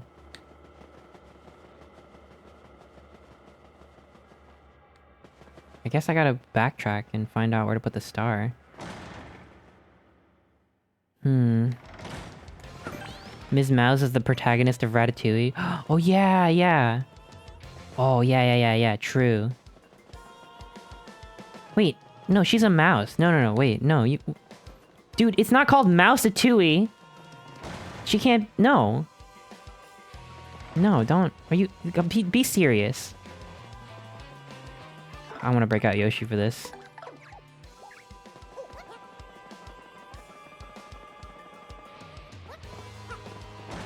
I actually can't believe they're making an Incredibles 3 and a Toy Story 5 before Ratatouille 2. Like, do they not want my money? Fine. Fine, I don't care. Probably should have taken the shooting star. Nah. I am my own shooting star. I shoot my own stars, thanks. Where do I put the star? Can't wait for Toy Story 5. I mean, it's kind of interesting. Did you see the concept art? It's about iPad kids. So, like, I'm kind of down with this idea that, like, maybe the apps have become sentient or something, like...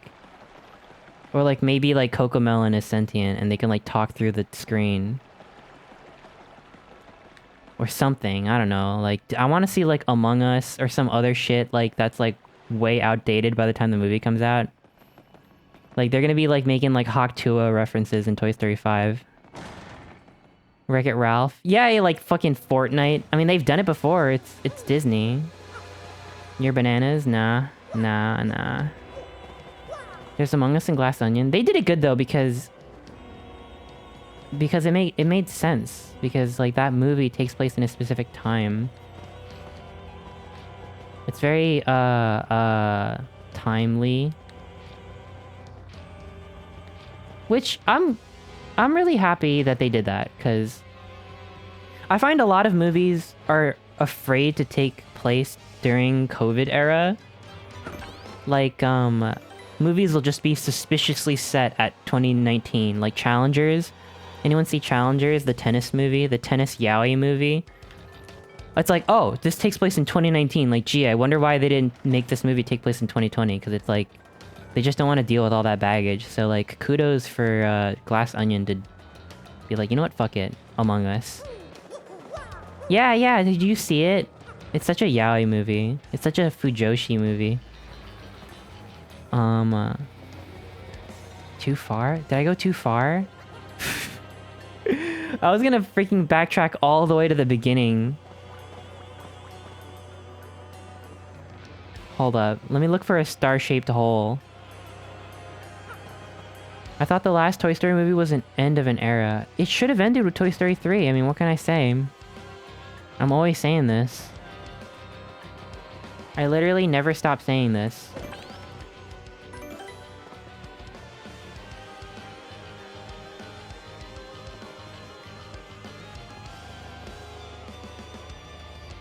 I'm not seeing any star sockets in here. Let me think. Haven't seen it? Oh my god! You would like it, I think. It's kind of wild, yeah. It's just so, unapologetic, I guess. God. Starstone? Did we totally miss something earlier? Hold on. Don't tell me. Wait. Wait, don't tell me. Wait. Stop. Wait. Starstone.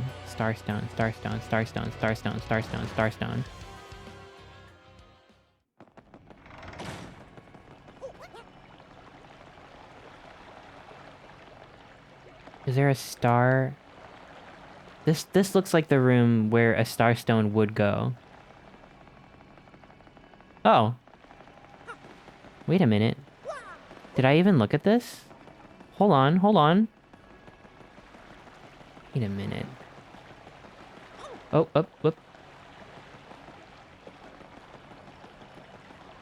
This is a starstone type room. And I'm just noticing now the exclamation point things in the background.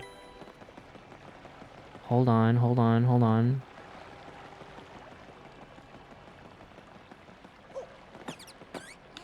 Yeah, whatever. I'm 7.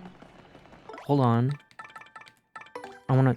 These guys are kind of cracked, so maybe I can blow them up. Nope. Wait a minute. Do you want a cryptic riddle? No, wait, don't tell me. I'm really close. It's gotta be this room. This is like the only room where it's like... Well, you know, it's like, what?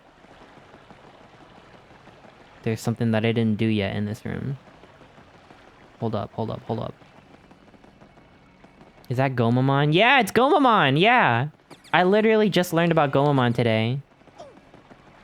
And I'm so excited. I gotta get into Digimon now. Hold on.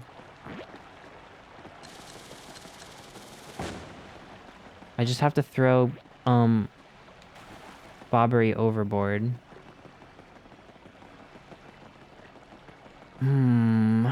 Okay, wait a minute. There's a suspicious tower across the water. I want to study the open... Oh, wait a minute. Oh, he wants to eat them. Well, he wants to eat Bobbery. Oh! I fucking blew it up from behind. Let me blow this one up first. Oh my god. So I was on the right track. I'm surprised you didn't try that. I don't know! I didn't think it would go in. Yeah, get in there. Bop. Ooh, okay. I need Goombella back. I'm lost without her. Grab that.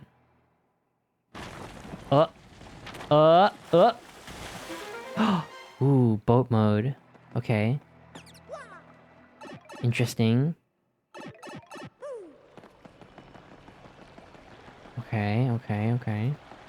Now what could that other one be? It's gonna like... Oh, it'll be the other boat mode. Yeah, I get it. I get it. So, it's funny, I talked to a lot other Digimon fan. I find that he seems very popular. Huh? Gomamon? Gomamon gay icon? So true. Boat. Give me that boat.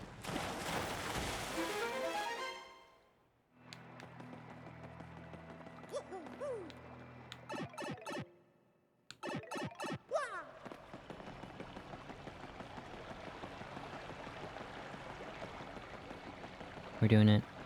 We're actually doing it.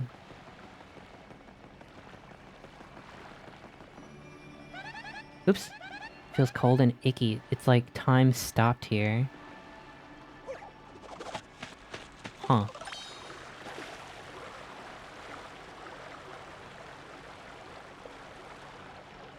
Wait, I gotta explore. Because I remember there was some treasure around here. There might be coins or something back here. Maybe? No? Maybe not. Okay, maybe not. Well, I gotta check the other side.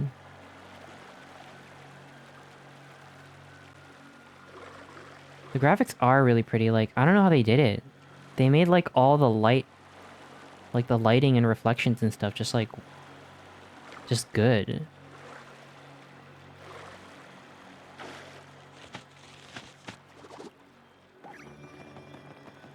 I'm so glad.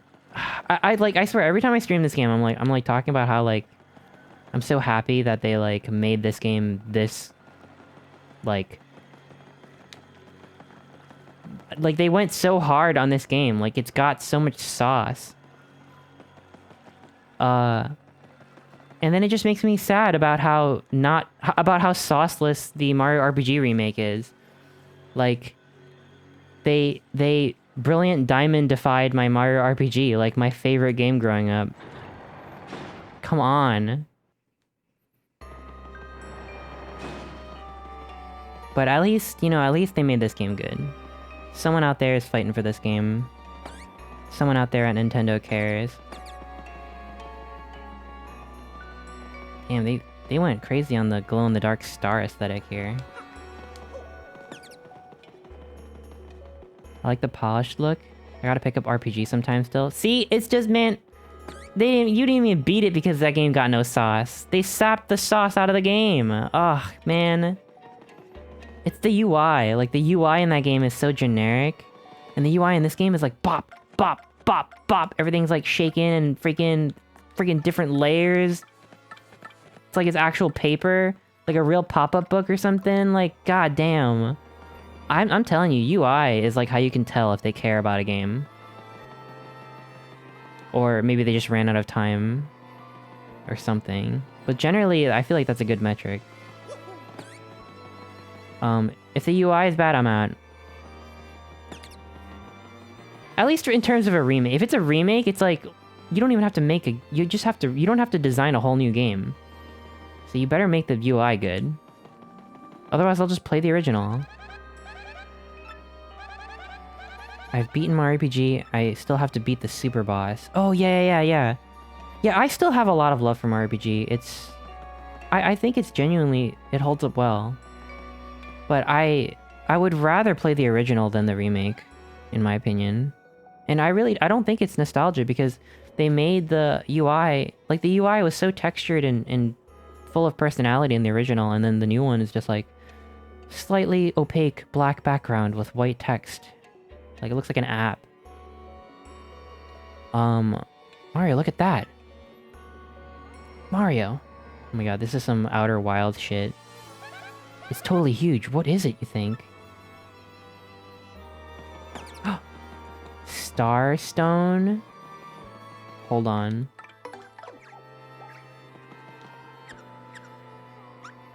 I don't think that... Okay. Yeah, okay, it's true. Nothing's worse than Brilliant Diamond, Shining Pearl. I am so excited for Pokemon ZA. And I'm waiting for news. I think that could be so good, actually. I'm actually, like, beyond excited for that game. Yeah. And, you know, I'm almost glad there's no news. It means they're taking their time, I hope.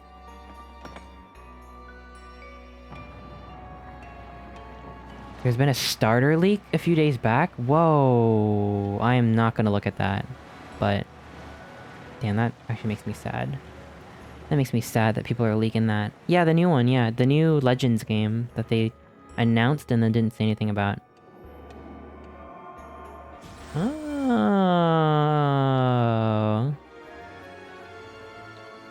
Oh, okay. I bet we could fit a key in there. What makes you think that?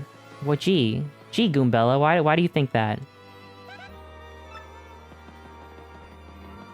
Okay. We're doing it. This is gonna be like a boss rush or something? This looks like the 8 Robot Masters type hub world. Alright, I'm ready. I like Legends, but I was really let down by, like...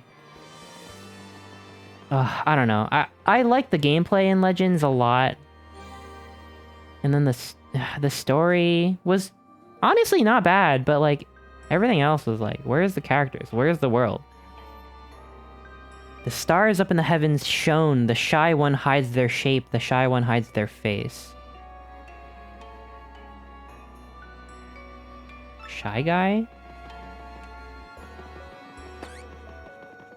Legends gave me my favorite Typhlosion form. Okay, me too, actually, yes. I think... Hisuian Typhlosion might be... That's up there with my favorite Pokemon. Like, that's really up there, honestly. Okay, wait. Alright, I got riddles. Alright, let's think about this.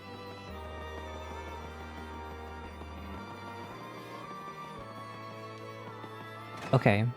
Do I have to, like, remember... Oh my freaking god, I don't want to deal with this. Saying hi from church? Yo! Hi, God. Hi. Hi, bestie. Hey, I hope church is treating you good. Happy churchin'. Alright, so I might have to break out my notepad for this. Carrying the lore of the sky, let fall the weakest, then build to the strongest.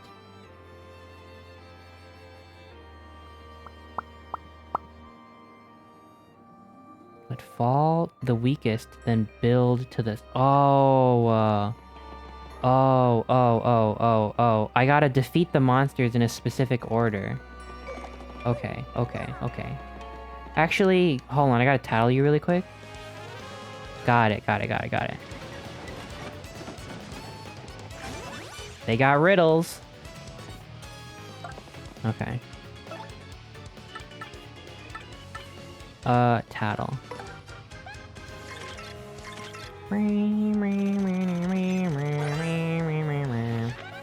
Red bones, maybe a little too red.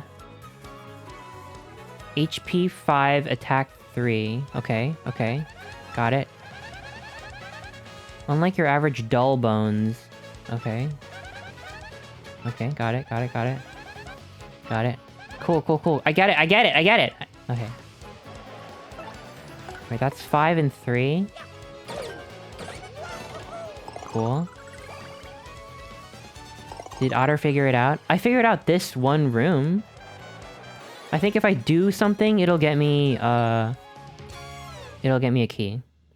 And then I gotta figure out, like, all the other riddles. I want to say, just based off of a hunch, the regular white-colored bone, then the golden-colored bone, then the red, and then the blue, right? Like, I think that's... Yeah, okay. I got it, I got it.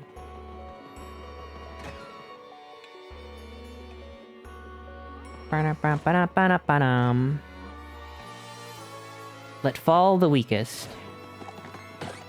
You. And then you. And then you. And then you. Got it. That's gotta be it. Do you remember all the HP values? I mean, I got vibes. It's just vibes.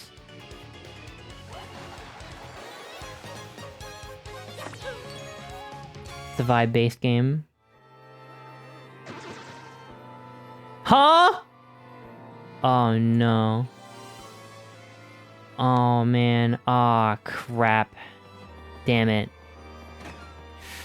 The vibes were off. Okay. Well, the blue one is definitely the strongest, right? Because that one I couldn't kill right away. Got it. Paddle you.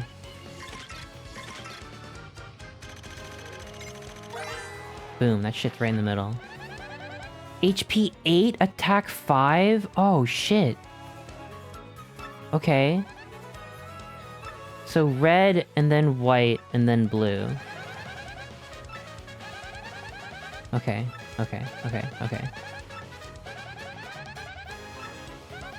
Got it.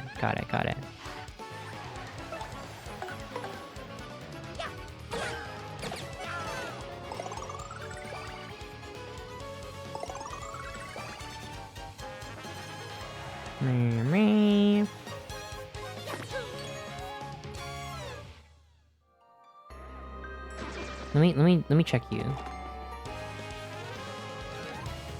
I wonder if you'll one-shot the final boss. That's the plan. My plan. I'll be really sad if I don't one-shot the final boss. And then I might die, because any one attack will kill me. So I better. We'll see. We'll see how it goes. Bop. Oh, okay, yeah. Okay, got it. I got dull bones. Okay, yeah, dull. So it's yellow, red, white, blue. Got it. Got it.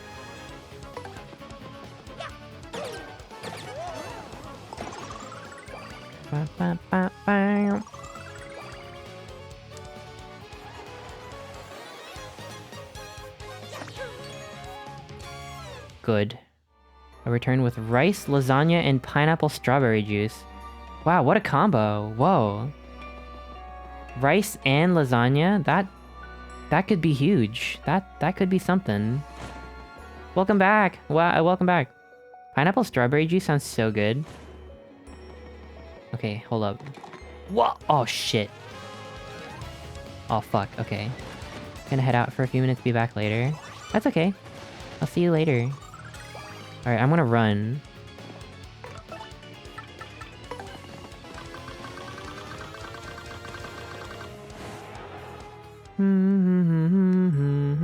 Okay, let me kill you. And then I gotta kill you. Ah, fuck. Rice as a base layer of lasagna? Really? Are you fucking with me? Huh. Lasagna with rice is massive. Huh. Damn, I gotta try that. Yeah, what? I don't know, because, like, on paper it's like... That's like starch on starch. But it does absorb sauce really well. This is rewiring my brain right now. I did see a picture of someone made soup dumplings and they put it in some kind of tomato sauce or like marinara or something, and it looked really good, and I never thought to combine those things before. I saw that on Twitter a few weeks ago. So, damn, okay. I don't know though, it might be too much. We need to be a little brave. Oh, I don't know. I don't know, I've tried every kind of pilk.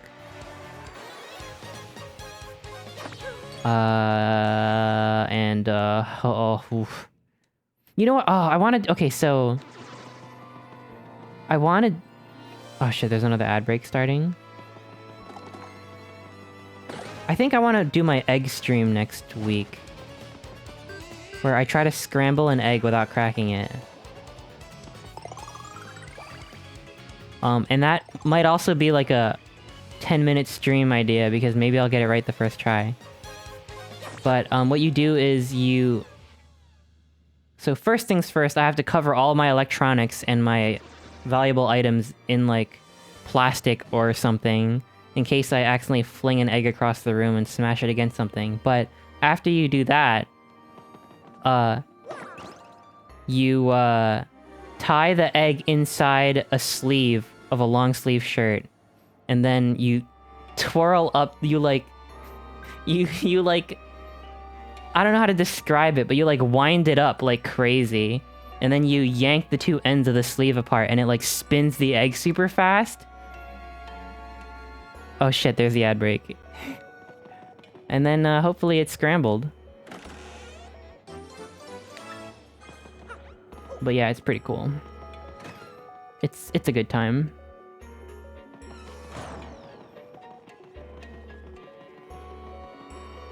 And I'm determined to do that. See, I would have done it... I would have done it today, but... I just didn't have time. I didn't have time to go to the store. By skill and might engraved in stone, 4 stones, twin rooms, 1 is 2, 2 are 1.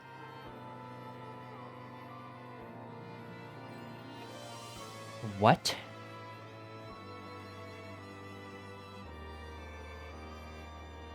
One is 2, 2 are 1.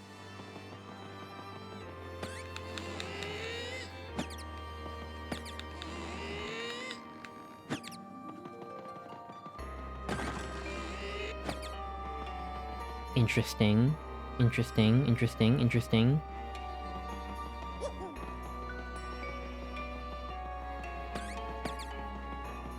Huh.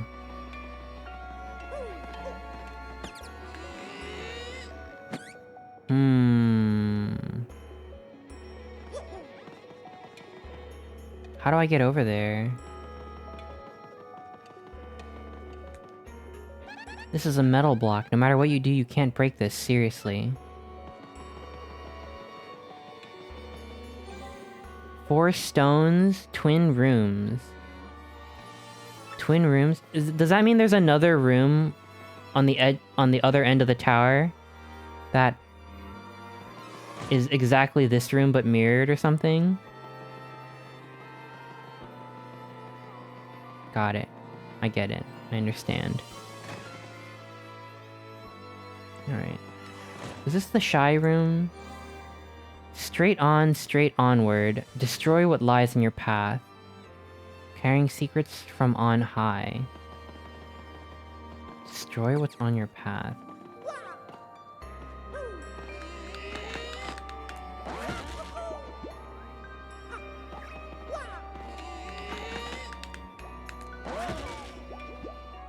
You beat the mansion? Huh?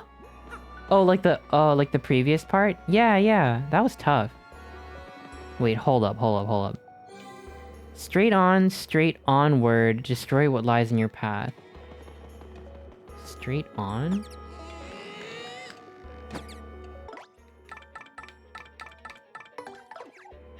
Blow? I got a blow? No? How's it going? It's going pretty good. I think I'm doing pretty good progress on this level. Hang on, it says destroy what's in my path. Straight on. Oh, it always comes back to Bobbery. What'd I do without you, Bobbery? I'm so glad your wife died.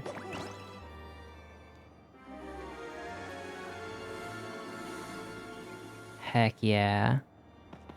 Welcome back from the ads. Scarlet, yeah, think about it, like, though, if she was still around, then he wouldn't be with me, and then Mario would probably die in this tower, and the world would be plunged into 1,000 years of darkness. So she kind of took one for the team. You have a lovely voice? What? Huh? Thank you. That means a lot to me. Something happened with my microphone or something, made my voice clear or something today. People were saying, and they're like, why is your voice so clear? I'm like, I don't know. In fact, I had to buy a new audio interface because my thing broke. I'm still using my old one, but it's on its last legs right now. If I shut my computer off and turn it back on, it won't work again. Unless I, like, reinstall everything. Audio quality is good? Yay! Yeah, I got a whole new sound system thing coming tomorrow. Hopefully I still sound as good. I hope so. Let's see. Let's see. I think I have an idea on what to do for the room that's like, oh, you're the shy. You have a clear voice? Nah, normally I don't. The stars up in the heavens shone, the shy one hides their shape, the shy one hides their face. That means Vivian, right? Because if I hide in the ground... Maybe I gotta hide in the... Oh!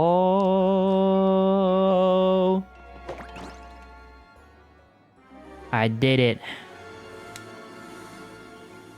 Hi, Otter, I'm back. Welcome back! Whoa!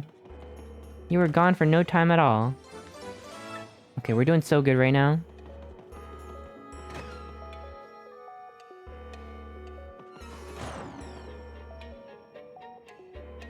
The music's getting like... It's like that, like, scary, like, time music. The freaking clock ticking and stuff. They're each associated with one partner. Oh, maybe? No, they're random because the dry bones are just like... Just kill the dry bones in a certain order. The unseen may yet be felt, be it here, be it there, feared far and wide across the land. The unseen may be felt. The unseen may be felt. The unseen may be felt. Maybe smelt. No, it can't be Ms. Mouse, because she's like an extra. The unseen... Blow? The unseen may be blown, maybe?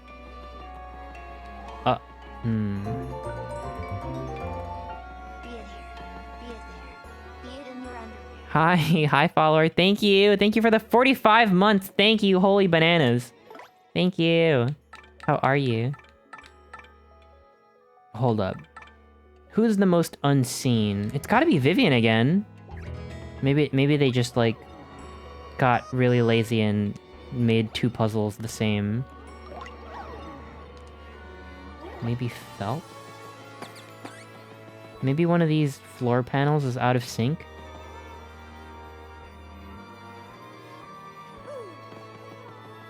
Maybe... Hold up. The unseen may yet be felt, be it here, be it there. Did Ms. Mouse say there was nothing? Nope. You're useless. Maybe there's a secret block in here? Oh, wait a minute! Oh my god, I just felt something. Wait a minute. Whoa, hey, hold on.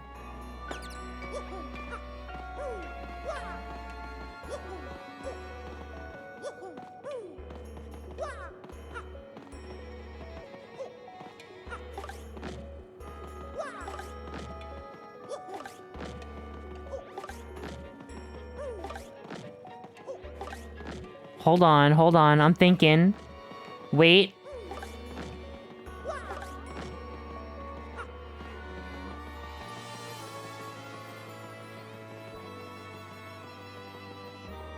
Wait a minute.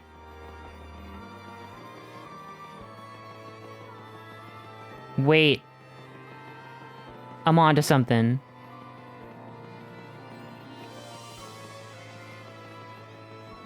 Hold on.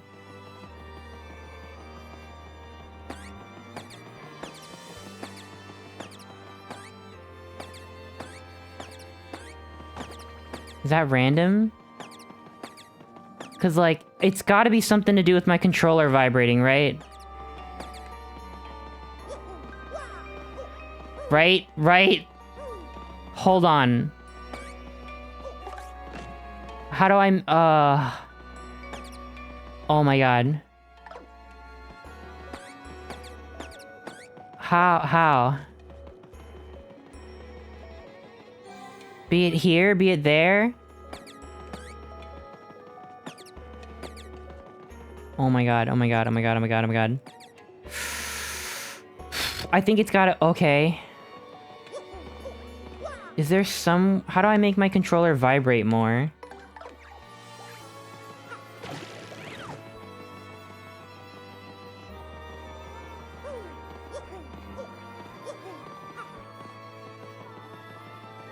The original GameCube controller didn't have rumbling features, did it? No, it must have. What? Wait, did it? Actually, I don't know. I've never had a GameCube. I know it got, like, freaking touch-sensitive trigger controls. I can't remember if it did. Wait, what? Hold on, what is going on right now? What? Coops, what's going on? Huh?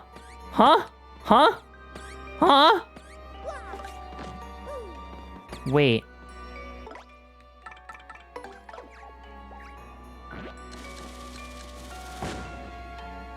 What is this?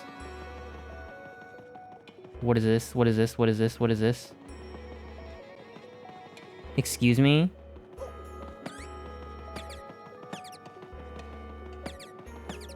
It had vibrations. I don't think it'd be for this use case. Ugh. Man, I should be making this game. That would be such a cool idea, right? Was there another game I played sometime this year that also had a puzzle like that? What was it? I played something where it was like you had to like feel it. What game was that? Does anyone remember?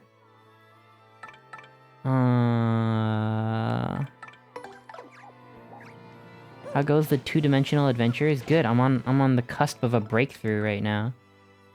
Odyssey? No, it wasn't Odyssey, because I played Odyssey years ago. It was another game where it was like you have to feel the vibration, and like one specific spot had like a bigger vibration. I don't remember. I think it was a Nintendo game. I have no idea. What is this?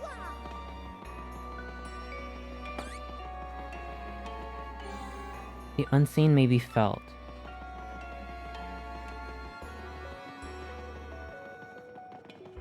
Was it Pokemon? No way it was Pokemon. No. But yeah, what the heck? Wow, Pokemon Brilliant Diamond is so good. I didn't even know about the vibration puzzle. I vaguely remember such a game. I think it was a Mario Party minigame. No. Oh my god, it might have been Pikmin. Wait, it might actually have been Pikmin 4. Could it have been? Oh, maybe. I don't know. Man, Pikmin 4 was so good, though. Okay, I'm actually really confused. Yeah, I loved Pikmin 4. I think it's awesome. It's so good. Come on, think. There's an invisible wall here. And... That means what? I didn't know you were a Gomamon fan. I am today. I've seen the light. Alright, you know what? We're gonna freaking get back to this room, okay? We're gonna do it later. It'll come to me. I am just only recently become a Gomamon fan today.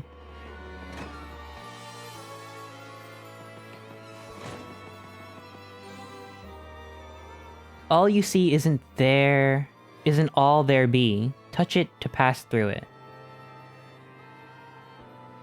All you see isn't all there be. Ah! Oh my god. That one was... Some of these are not the same level of difficulty as the others. That's cool, though. I like the effect. Okay. I see what there be.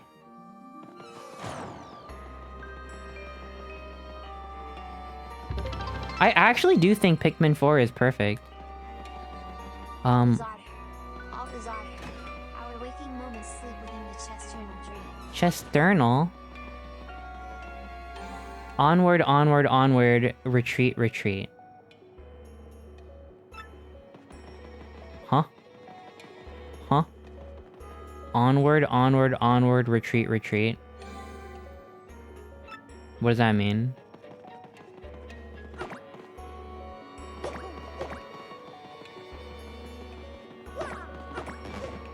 Fuck. I get it. It's just like 3 in the later one and 2 in the back one. I bought a copy for my friend because she loves Pikmin Bloom. Oh my god, yeah. I haven't even played Pikmin Bloom because I don't play like Pokemon Go games. Because I hate going outside. But yeah, Pikmin 4 is really good. Yeah, if you get a chance to like borrow it or play it or whatever. It's just really good. I don't know. It really surprised me. That was easy. Easy. What is Pikmin Bloom? It's Pokemon Go, but Pikmin. And I heard it was good. Yeah, I heard Pikmin Bloom is good too for those kinds of games. The Pokemon Go, the Go likes. Gomamon is very cute. I do love Gomamon now. Top Digimon choices. Whoa. Whoa, what? Wait, what? Wait, what? Was this the room that I was in before?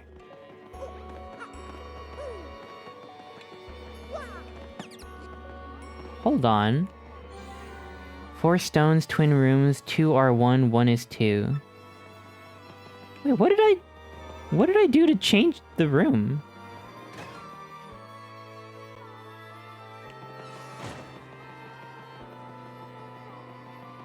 Oh, I think it was upstairs, downstairs.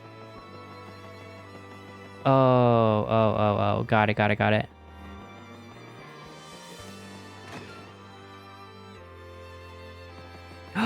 Oh, yeah, got it. Upstairs, downstairs.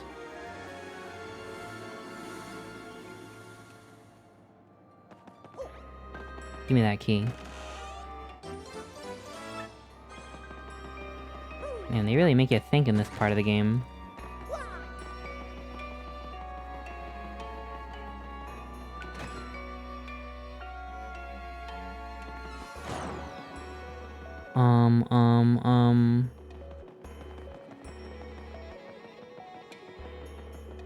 Okay, now we can get the downstairs one. How many are we missing?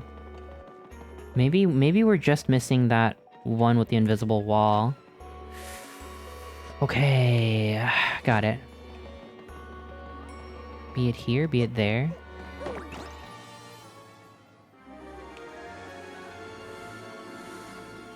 I do like the riddles, yeah. I like that they're self-contained. I'm still mad about the freaking torch door puzzle, though. They gotta delete that from the game next time they re-release this game. The next remaster, you know, Paper Mario Thousand Year Door Deluxe for the Switch 5. They gotta delete that.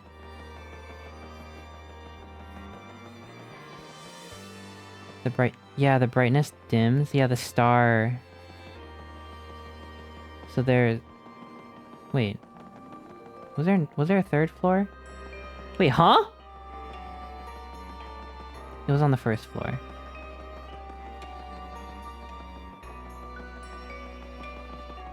This one, yeah, got it.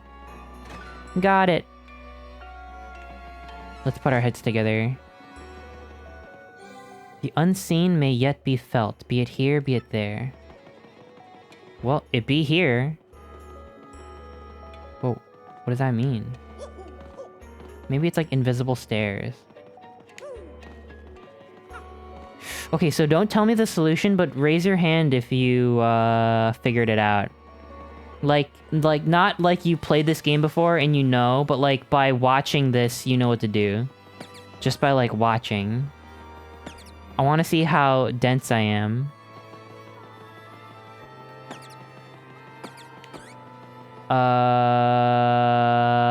Fuck.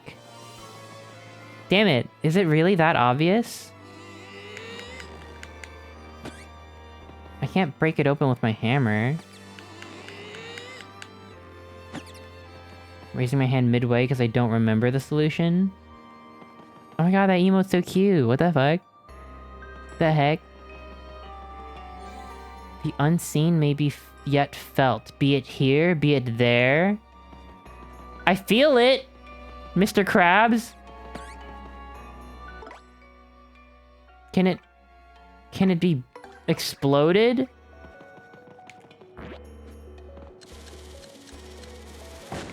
No, I tried that already. Maybe...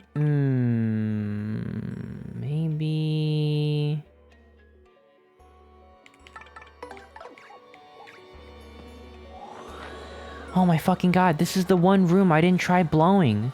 I tried blowing in every other room than this one, and I finally thought to myself, oh, I guess none of the puzzles have blow. God damn it. Fuck, you saw me try to blow the walls in every other room. Ugh. They gotta delete this room too. Oh my god. Alright, that's all of them.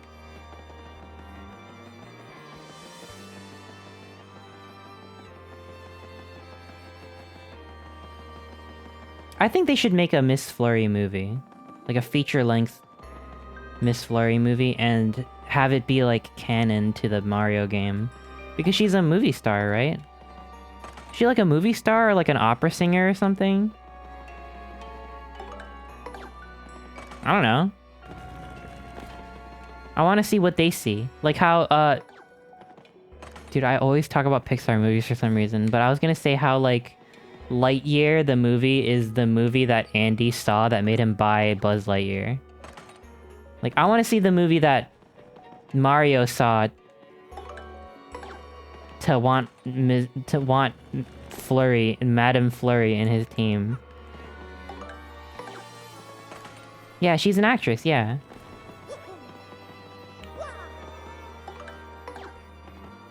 I want to see Paper Luigi and the Marvelous Compass. Oh, shit! Did someone say there were 5 Luigi books? Because I think I only have 4. And I was in Rogueport trying to find the 5th one, and the guy didn't stock it in his store anymore. Did I read this? Shards of Truth. Footsore and weary, Luigi finally found the rapturous ruins behind Grimble Forest. Within them, time and space were lost in nothingness. With the pale emptiness, Luigi found a young, sleeping boy. Our hero called out gently, and the youth woke from his long, long slumber. My name is Cranberry, and I've waited for you for the last 1,000 years. The boy went on to tell Luigi the secret truths of an ancient land. I think so, yeah. I think I read this. But the ancient Luft people who used its powers of foretelling to rule the world. The Luft Empire was then cursed by the compass and fell into ruin. The survivors dismantled the compass and hid its pieces. Cranberry was the last of the ancient race. His role was to wait until one with a noble heart came to take the burden of the future. None but Luigi... Oh, maybe not. I don't think I read this.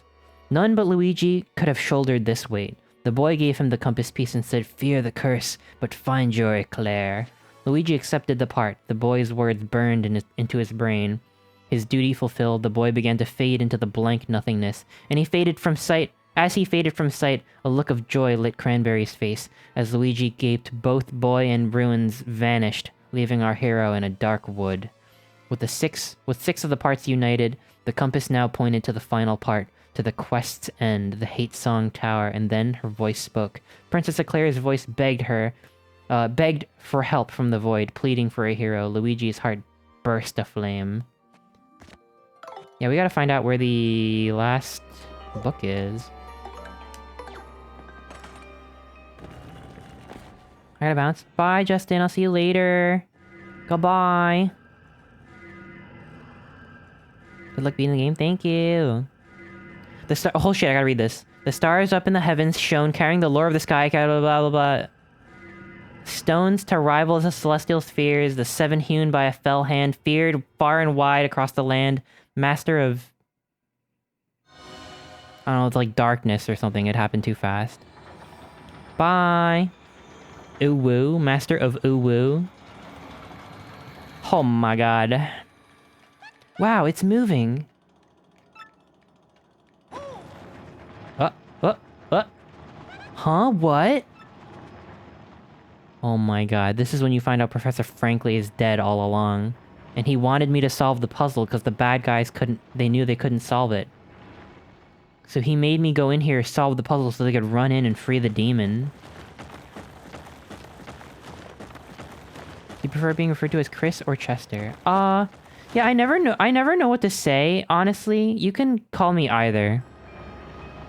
Like, I respond to Chris more naturally, but I guess it makes more sense to call me Chester. So genuinely, I don't know. Hugh, thank you for the resub, thank you! Thank you for the 44 months, holy cow. Thank you, thank you, thank you. What the heck? Hi, August, hi, how's it going? What's Sharkin? I'm beating this game, like, I'm beating it. I'm freaking beating the game for real. Krister. I don't know about that. What was that? The Palace of Shadow Tower. We're doing it. Chris Tim. I'm so excited. I'm going boat mode. I'm going boat mode.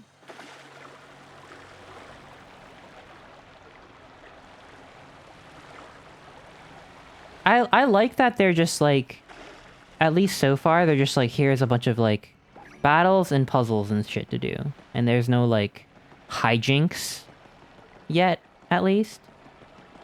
Because, I don't know, it really makes it feel like I'm like, this is it. This is serious. Like, you better fucking solve the riddles. You better put together everything you learned from the time you played this game. But I could do with a few hijinks here and there. What was that huge sound? Let's go check things out. Check what out? What am I checking out? We're checking it out.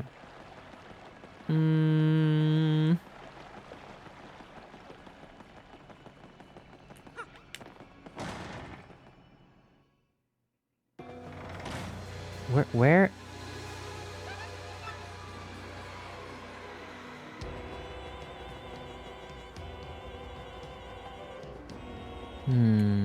Where are you going? I don't know. I'm gonna check things out. Okay, too far. Okay. Where's my Yoshi? I need my Yoshi. Come on, Mallow. Did you get your mouse pad back? You're referring to my poorly photoshopped meme of a teacher stealing a mouse pad? Nah, I let him keep it. I let him keep it, actually. He deserves it.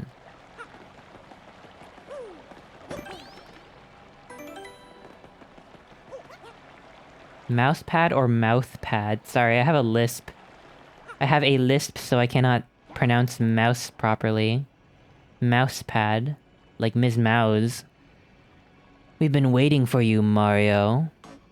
Oh my goodness. Oh my god, I fucking knew it. I freaking knew they murdered Professor Frankly and they're wearing his skin! I never noticed you have a lisp. I do. I do.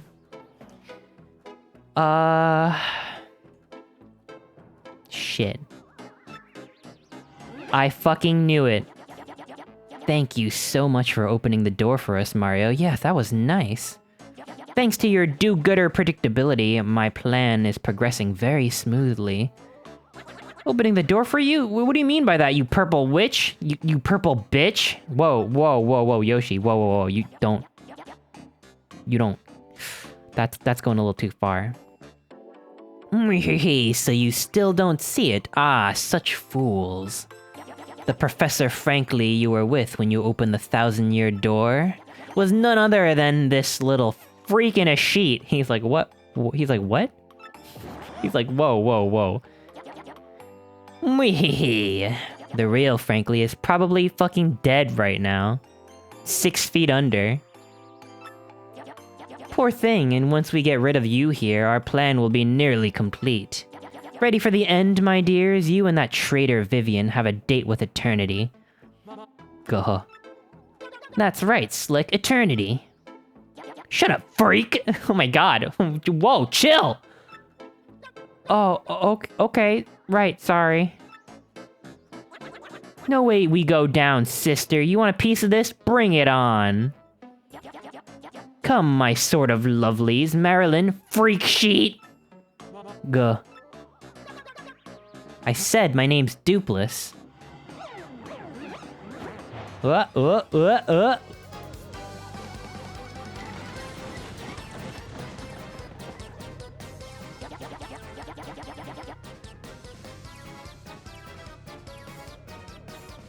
Alright, my kind of lovelies. This time we take out Mario and his goon squad for good. Whoa. Whoa, whoa. Whoa! Holy shit. Goombella's the only gooner here. She goes to you, goon. Oh, the music? Oh my god, the music is so wacky crazy. So if I catch you slacking, you'll be in for incredible punishment come tomorrow. Go. Okay. How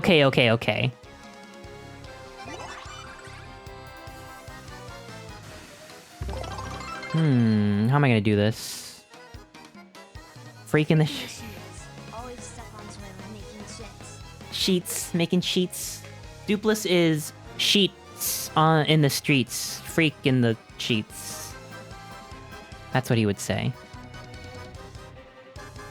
Goon University? Yeah. She goes to Goon U. That's literally canon. Oh my god, I don't even know. Stampede, maybe? Or Mini Egg? Or Gulp?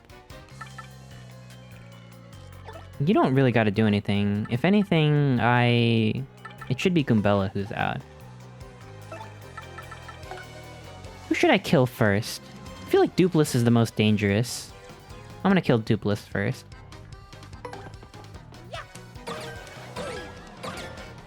Ah, shit.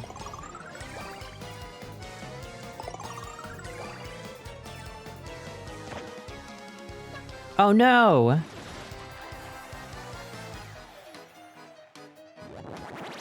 Oh my god. Oh my god! What?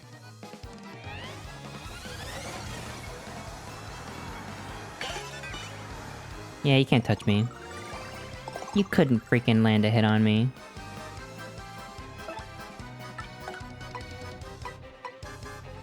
Yeah, I'll do a tattle on you. I think maybe, yeah, I don't know if I ever got a chance to. Was there a battle earlier in the game? That's Beldum. She's the leader of the Three Shadows. Back again. Max HP 30, attack... Wait, at max HP 30? That means okay. Oh, but I don't know what Marilyn's max HP is. Blizzard Blast, you'll totally freeze. She has lots of other tricks up her sleeves, too. I wonder what plan was that... What that plan was that she mentioned. What do you think they're up to? Wait, does she have sleeves? Does she have sleeves or are they naked? Tricks up her sleeves? Ow! What the heck?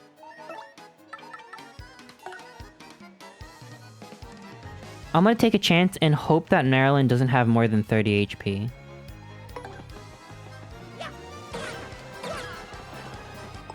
Shit, she has more than... Okay, this might be bad. I'll leave the rest to you. Dies.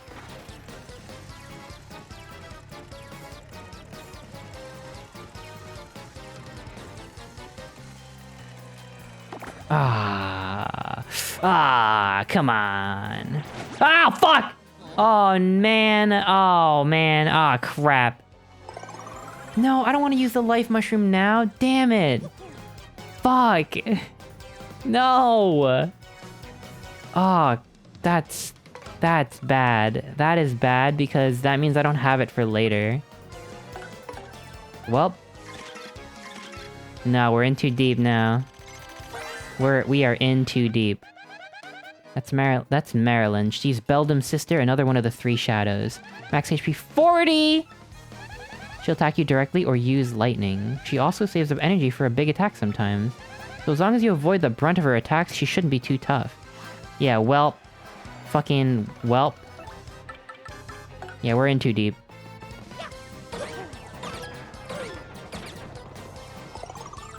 This Marilyn in this fight can deal like 70 plus damage with her clap in this fight if things are set up really specifically. Oh my goodness.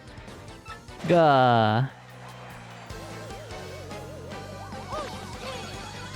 Welp, we don't have a life mushroom anymore.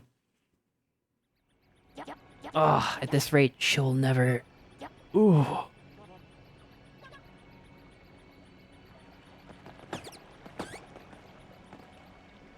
That's Dupless, who I guessed is one of the three shadows now. Oh, I guess is one of the three shadows now. Not a bad Frankly impersonator.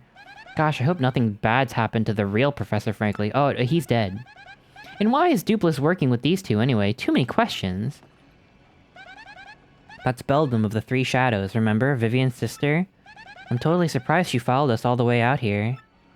And what was that plan she was yapping about, huh? This sounds bad. That's Marilyn. I still can't really get a good read on her, unfortunately. She doesn't seem like such a bad type, if you ask me, but who knows for sure? Yeah, she just fell in with a bad crowd. Damn. Well, I'm gonna save because I don't want to do that battle again.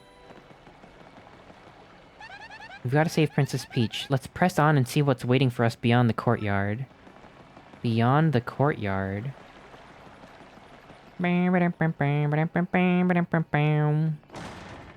skinned him alive. They freaking... They ripped his head off.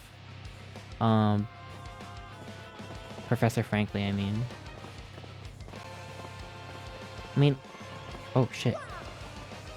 Hold up. Wait, I know how to get this. Kill this guy first. Bop, bop. Can't believe I died. So mad about that.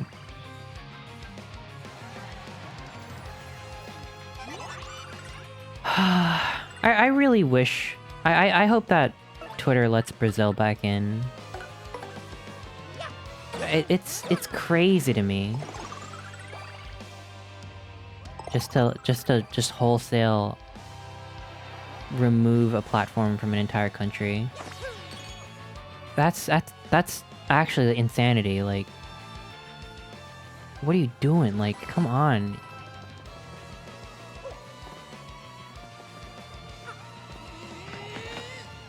It's Brazil who won't let Twitter in? Yeah, it's Twitter who won't let misinformation out. Are you defending Twitter? Come on.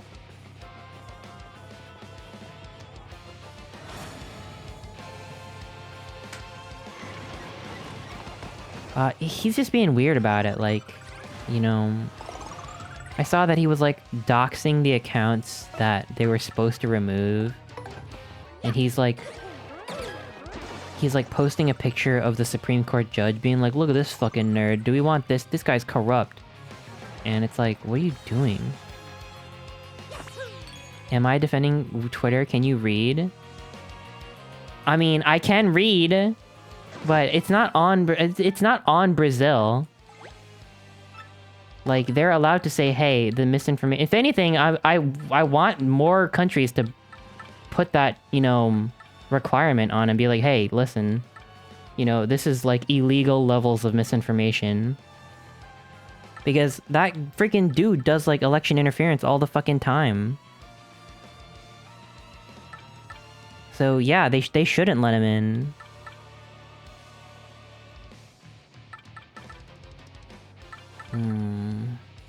Get rid of the dizzy dial. There's always blue sky. Yeah.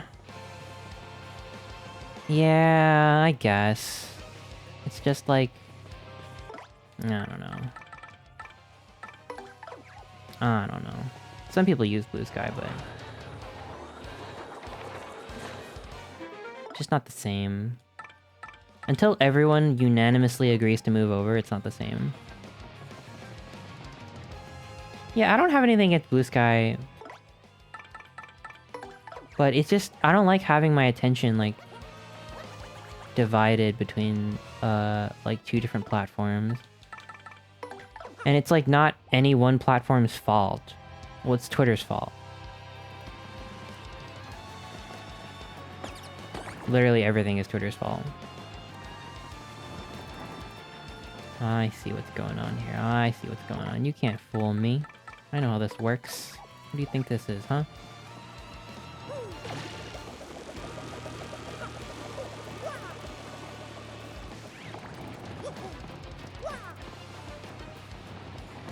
I don't use blue sky at all. I just don't think I cared enough to move. Yeah, it's not that I dislike blue sky. It's just so much effort, and without knowing whether or not, you know, it'll continue grow, like, without knowing for sure that it'll continue growing as a platform.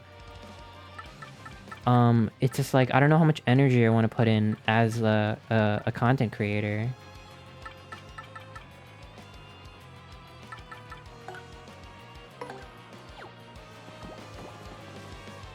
Because, I don't know, back when I was, like, hyper posting, you know, I'd think about, like, oh, is this, like, a good time of day to post? Like, you know, like, trying to optimize, like, all that shit, you know, whatever. And I don't got that in me anymore. I moved to Tumblr, and that's even worse. I always have a good time on Tumblr. But yeah, I don't know, as like a go-to platform.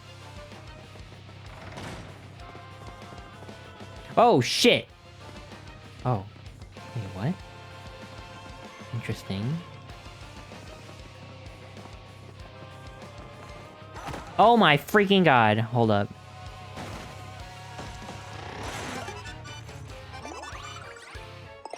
Whew. Tumblr's still a thing? It's... honestly, Tumblr is worth checking out from now on, from time to time. Because people are still posting, like, really good art on Tumblr. It's nice to have a platform that's just like, I'm just gonna go on and, like, see, like, the best art I've ever seen in my entire life. And there's no other shit on it. Well, there is, but the art is prominent, at least. Did you best the pit before doing this last part? Yeah, I did pit and pit 2. So we did both pits. That's why I always went on Tumblr, the art, good art. Pornography? They don't got that anymore. Now you have to appreciate just the art. You just have to actually appreciate actual art now.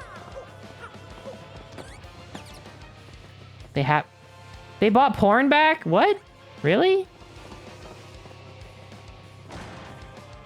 They didn't bring porn back.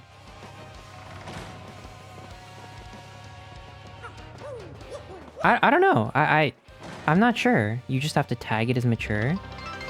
Really? Whoa.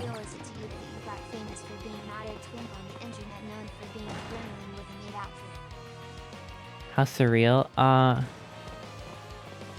Yeah. I just kind of don't think about that, because it's really strange. I don't know. The circumstances of me being a streamer is just too weird. But it's awesome. Y'all are cool. I feel lucky, you know? Like, genuinely. I think it was like... It's not like my content is like particularly unique or good. But... I think the reason why people watch me is because the algorithm... Right time, right place. And I'm really fortunate. I like genuinely am really fortunate. That's what it is, like being online, it really is just dumb luck. Like if you ever want to like be a content creator, it's like 90% dumb luck. But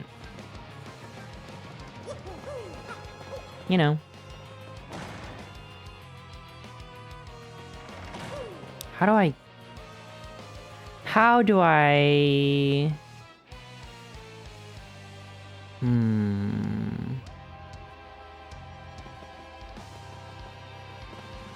Interesting.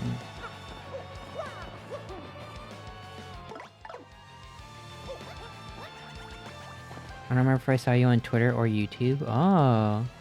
You know, it always makes me happy when people are like, oh, you're from TikTok or you're from YouTube, because it's like... I definitely don't have a lot of followers on TikTok or on YouTube. So it's like, oh, you found me through the platform that I'm, like, less prominent on. That's cool. You went and saw the solution that there's a purple box you gotta lift? Yeah, but how do I was thinking, okay, the purple switch is over there. But how do I get there? Like this? Oh. I don't know why I thought that it was something different. Oops.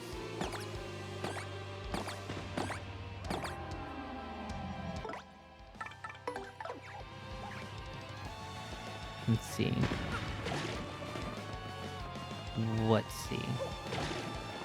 Let's see. Ah, shit! Wait, how do I... This is uncoopsable. Oh wait, I know what to do. It's bobberyable. Yeah, see, you didn't have to tell me, I would've figured it out. I did figure it out, because I didn't see that message.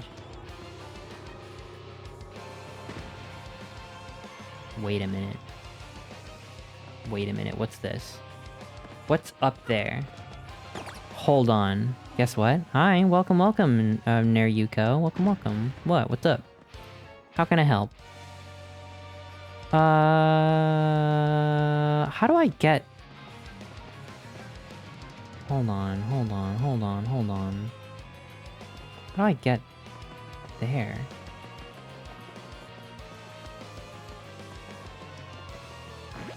You know, maybe that's just like a... Like, if I fail later on, that's just like the platform that I come back on. You know? It might not be a secret. Or maybe it is, I don't know.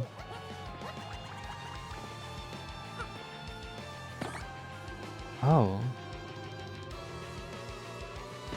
Hold on.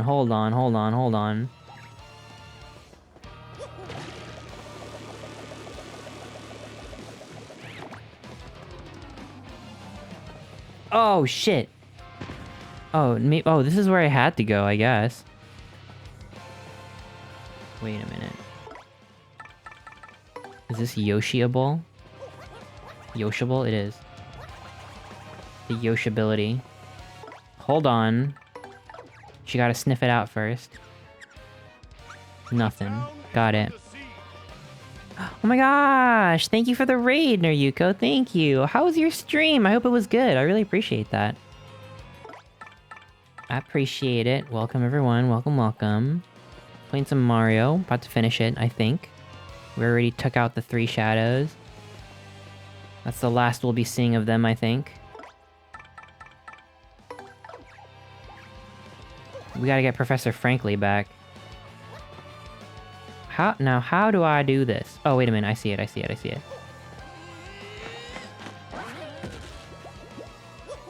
Okay. That wasn't it. Bop. Got it. Bop. Drop down here and go over here.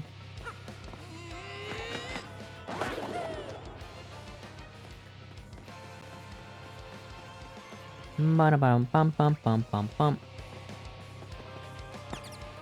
Gotta sniff it out once more. I don't think there's anything here. Okay, I got you. Damn, that Gomamon is so good. Ugh, I keep looking at it off the corner of my eye. Damn. It soothes my soul. Meow, meow, meow, meow, meow. Get out of town. This might be another bomb situation.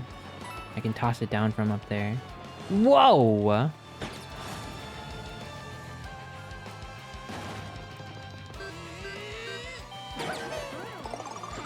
Got it.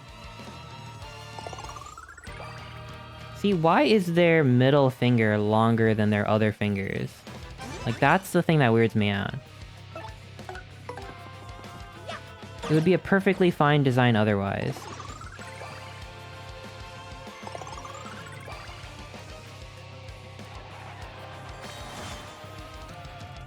Oh, you know? I don't know. I don't, actually. Do they screw each other with their fingers?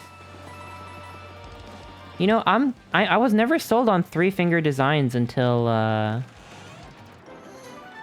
don't need that. Come on now. Why are you giving me this? Why are you giving me this? I don't need this. Repel cape? Makes a party member dodgy. I don't need my party members to be dodgy. No, see, I never really considered 3-finger designs until I saw Florigato. I really like Florigato. And I think Meowscarada also has 3 fingers, right? Wait, and Mewtwo, yeah, and Mewtwo. Yeah, of course, and Mewtwo. But Florigato, though, damn. So cute.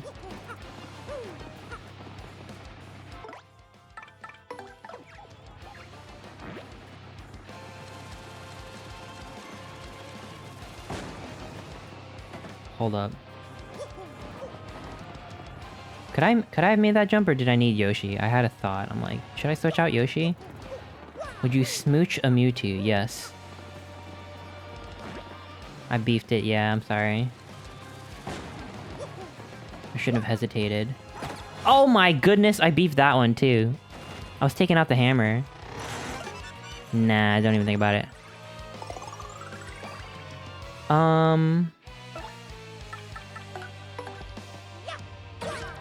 Yeah, Mewtwo's cute. Although, you know what? I'm gonna be controversial here. I don't know if you're ready for this opinion. I like Mewtwo about the same level as I like Lucario, which is to say, like, I enjoy their designs, but they're not, like, my favorite. Like, Lucario and Mewtwo are, like, solid B tier to me. Like, I'm sorry. I get the appeal. I think they're pleasing to the eye. But, yeah, it's just B tier. They don't make me go crazy. You know what I mean?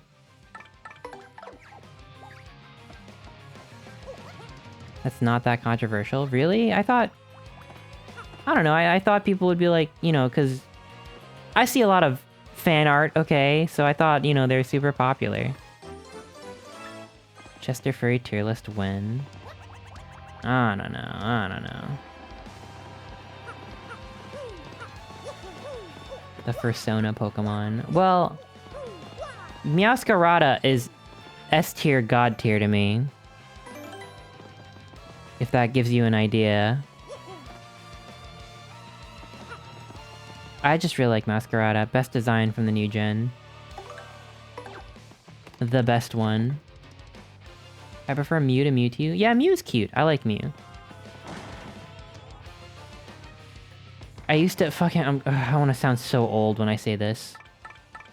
But, I've always been a big fan of Mew. My AOL Instant Messenger buddy icon was Mew. Back in the day. I'm a longtime Mew appreciator.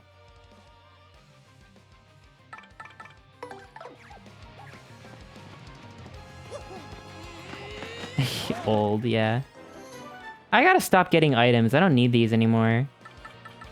What do I replace this with? Gradual syrup, maybe? Or, Ice Storm? I do want Power Punch. I think it'll be funny.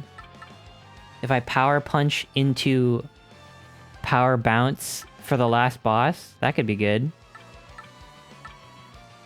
Yeah, I want to get rid of the Thunder Rage. I greatly misjudged how old I thought you were. Yeah, I'm getting on in years. I get on in years, it's true. People are like, they're like, is Chester the Otter, like, is that streamer? They're like, I'm Chris Yim an adult? Yes. I've been an adult for a long time.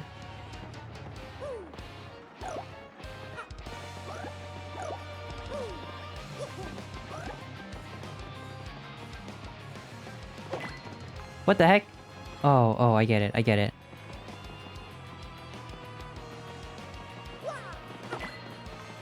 I'm gonna freaking kill this guy. Oh, it's just one dude. Renowned old fella. Old fella.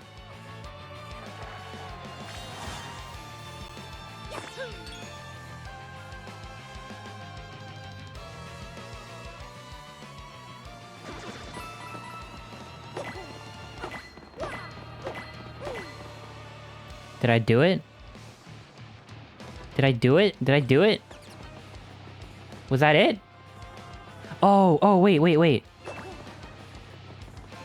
It was like this, right? What was it? There was a pattern outside. What was it? It was like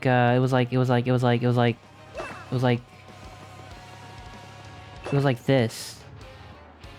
Oh shit, what was it? Oh crap. I saw the pattern and I like made a mental note of it and then I forgot the pattern.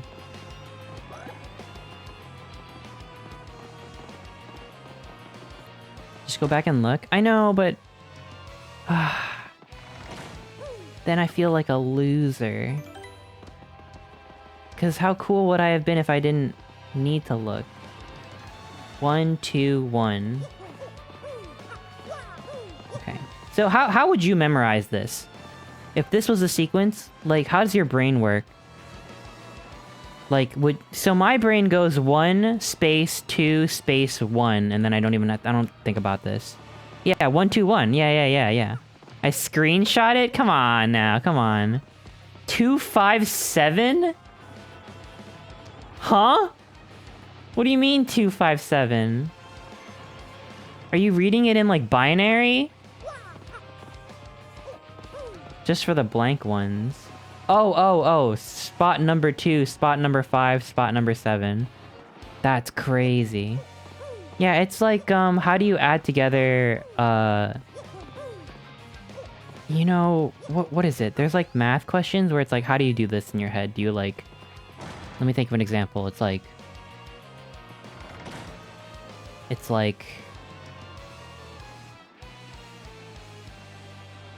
oh, I can't think of an example. It's like, you know, it's like, I don't know, 27 plus 38.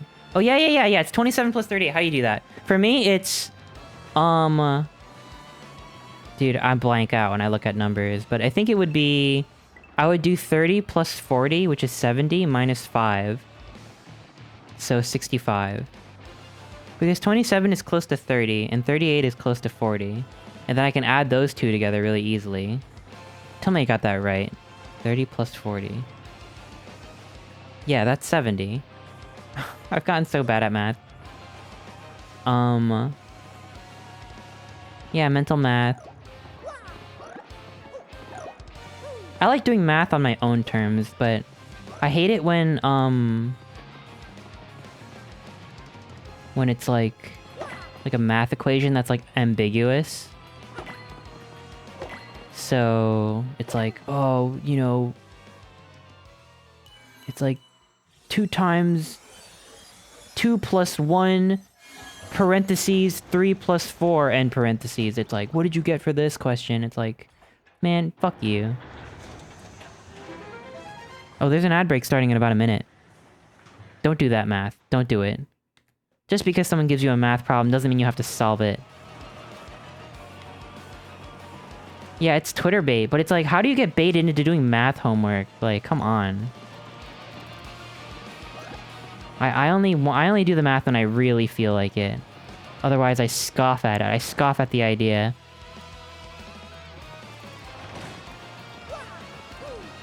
Brain short-circuiting? It's okay, don't think about it. Don't think about it. What? Huh? It like stopped my jump. Oh, there's the ad break.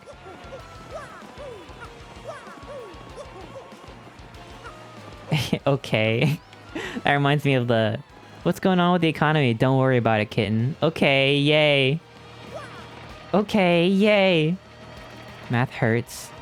Yeah, that's why I'll never do math for free. Not for free. You know what? I am gonna use the bathroom because it's the ad break right now. So I'll be right back. I'll be right back. Go use the bathroom. Because I said so. Let's all sync up our bladders. I'll be right back.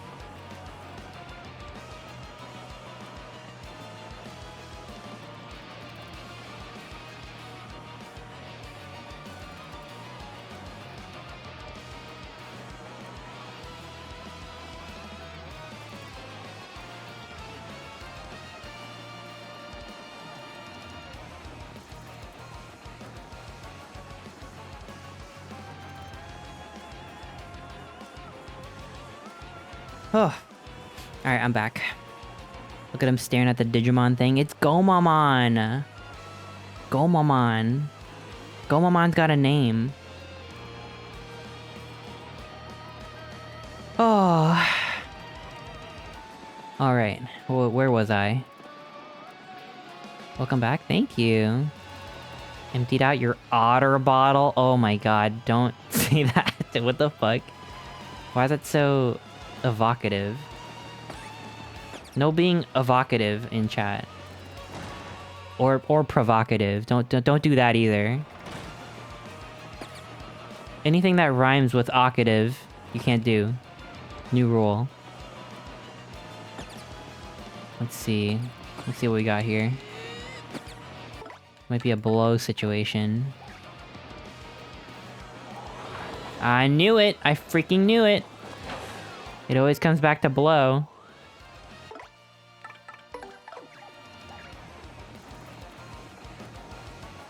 This is a big stone block. You can break it by spinning with your hammer.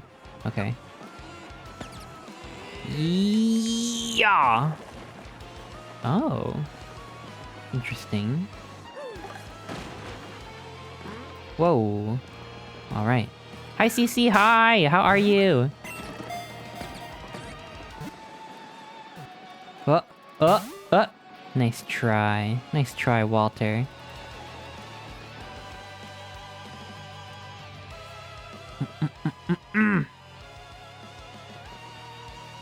Man, this level just keeps on going. I'm good, how are you? I'm doing really good! I'm doing really good today!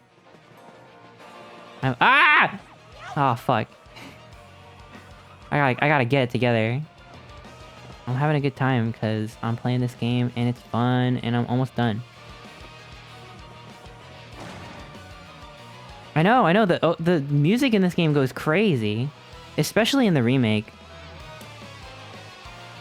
Like, damn, they're going freaking... This is like some... like, Doom Eternal shit.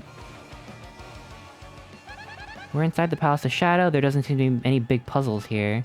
The deeper into this place we go, the more I feel an icky, oppressive aura coming from its depths.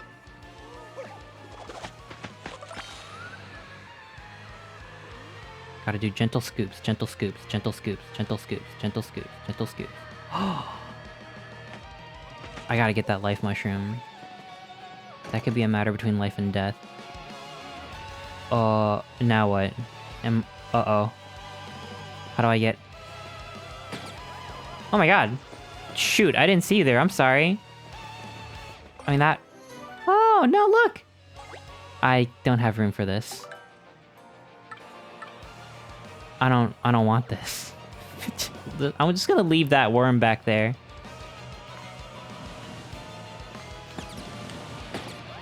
I'm gonna put the worm back. Thanks. Shit, I do need the life mushroom though. For sure.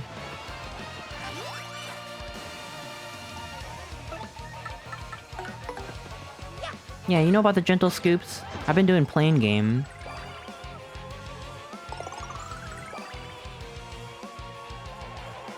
I want like a live... do they ever do like a Mario orchestral concert? Like a symphonic Mario concert?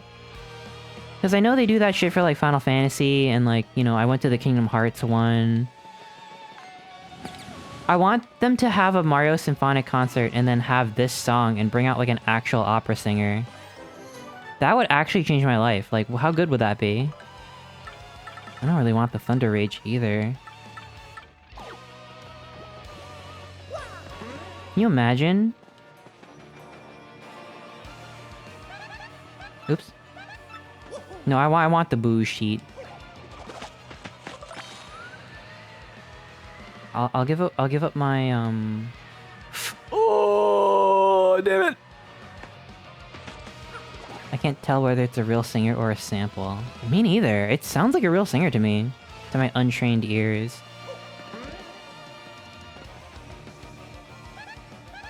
It sounds too good to be like a Vocaloid or like something. Or like an instrument. Oh! Oh no! No, I had it! No, I had it! I had it! Damn it, I had it. I got too excited. Fuck. I hope you have fun on the final boss. I hope so too. I think I will. If I beat the final boss in one turn, I'll have a fun time. A little too far? Yeah, thanks.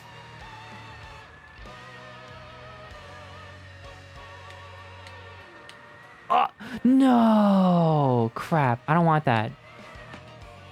Damn. Whoa, what the fuck? Yo, JD Roman, you gotta chill. Are you normal? Like, can you be normal for me? Otherwise, I'm gonna have to time you out. That's just... It's not that, like, I'm appalled from that message or anything, but, like, it's just so random. Like, why would you say that? There was nothing leading up to that, which is why I'm alarmed. I'm alarmed. Momo, I'm alarmed. Why? Why would someone just say that? Damn it.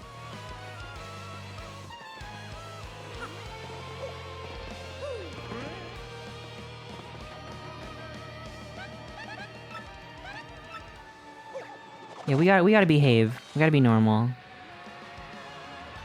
You gotta be normal. I can do whatever I want. There we go.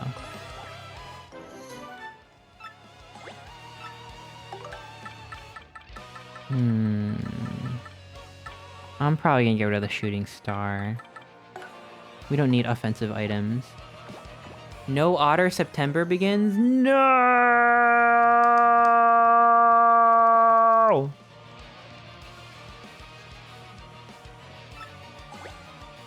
Man, I always hate this month. This is the worst month. No Otter September, damn. Well, I mean, there's technically a Digimon on the screen. I don't know if Gomamon counts as an otter, though. I took Chumba with me. There we go. Whoop, I'm back. Fuck the rules, I don't care.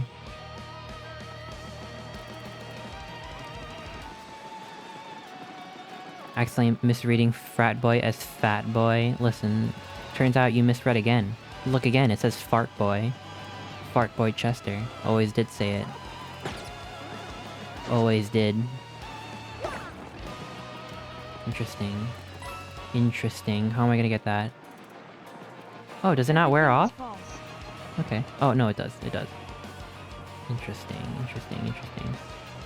Maybe I could throw Bobbery, like, exactly... Wait. Yeah, no, wait, what? Am I supposed to just, like, run for it, like, as fast as I can? I think I'm supposed to just run for it. You come off as a gassy individual? I am, it's true. I won't lie.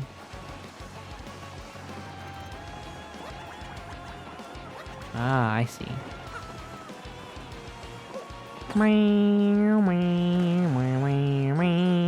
Palace key.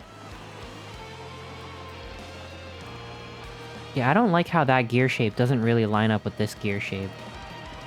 Bothers me.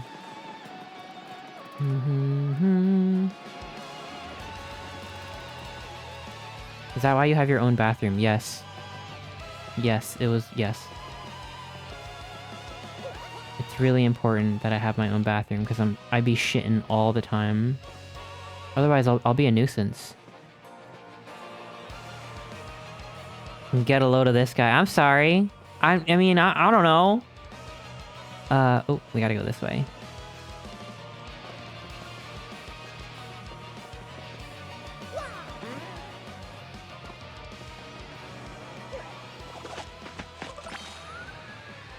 Shallow scoops.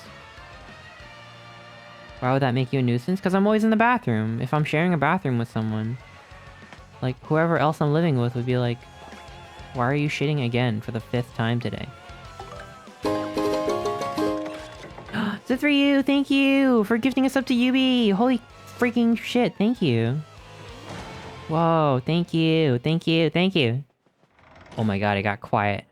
It got really quiet and scary. Uh-oh. You're fighting? What? I don't want that. Damn, should I just not open these items up anymore? Oh shit, I do want that actually. I do want the life mushroom. I gotta get rid of the ice storm. I've been saving my otter points for this moment. Whoa, whoa, what moment? Is this it? Is this like the final boss? I'm scared. Hang on, I gotta sniff out some treasure first. Oh, wait, she's just gonna smell the items on the ground, never mind. What? Oh, I know what that is. A jam and jelly. Reward is temporarily unavailable. Huh? Wait, which one? Offensive items can come in handy in some niche cases. Nope, nope, nope, nope, nope, nope. Not for me, nope. Never. Ooh. I don't know, maybe I'll get rid of the Turtley leaf. I don't know. Maybe not. I'll get rid of the Ice Storm. Because it's not really going to work on bosses anyway.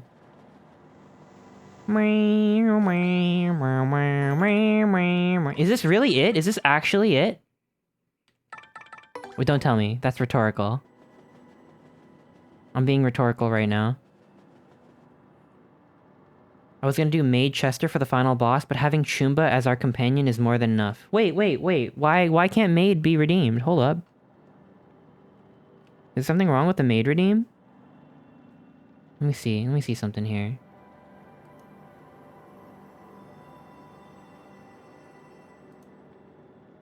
Wait, why is it unavailable? Huh? What? Why? I'm really confused.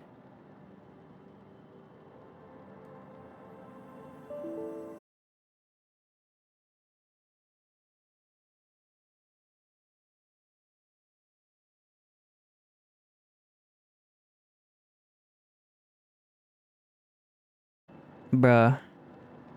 Bro, what the fuck? What? What the fuck? Why? Why did OBS just... Ah! That happens every time I initialize OBS. Yo, are we back? Are we back? Are we good? Can you hear me? I'm sorry. I don't know what happened. I was clicking around my chat, and trying to redock this thing back on my overlay, and it just crashed. So that's fun.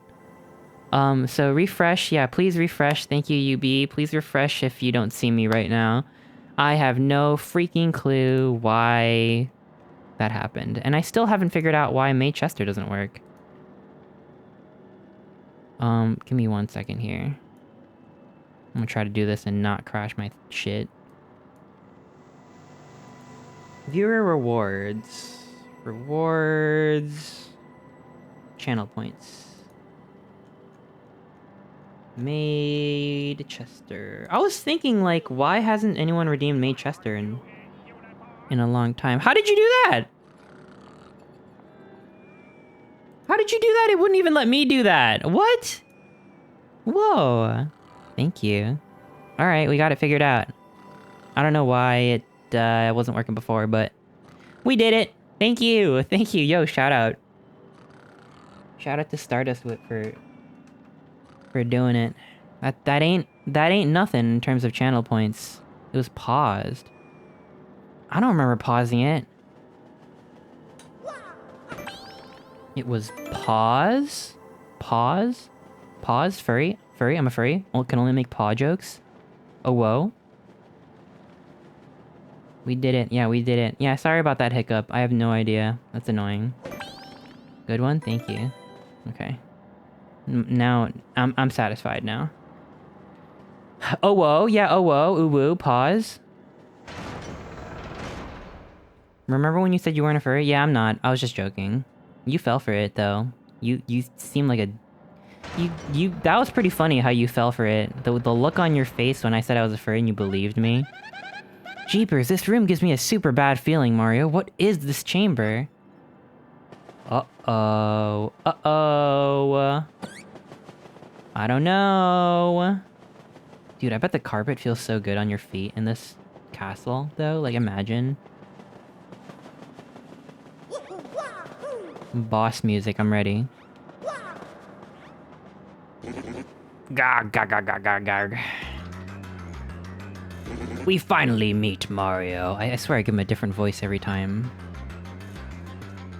I've been looking forward to this, I must admit. So, this chump is the leader of those X-Nauts? Yes, correct. I am the supreme leader of the secret society of X-Nauts. I am Grodus. I've been getting ahead of myself. I really must express my thanks to you first.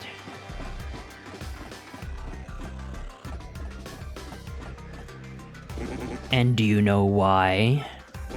You've gathered together all of the crystal stars I was seeking. No, so the last crystal star we found on the moon, what did we do? You just realize now, do you? Yes, instead of taking the few crystal stars you fools had bumbled into, it was far easier to let you find them all and open the 1,000-year door for me. How kind of you to bring them all here to me. All I had to do was entrust the last crystal star to my least competent underling. I don't suppose Crump had any idea of my plan, though. So whether he beat you or lost to you, the crystal stars would be together and mine either way. Pure genius. Now, I thought the 3 shadows would do a little more to slow your progress, but it appears they are so useless that even this small task was beyond them. No matter. Now I get the pleasure of sending you to oblivion. Be careful, Mario. This jerk looks totally nasty. He looks like a freak in the sheets. Once you fools are gone, no one will stand in my way. Grotus will rule the world. No way we let that happen. Now come. Do not come.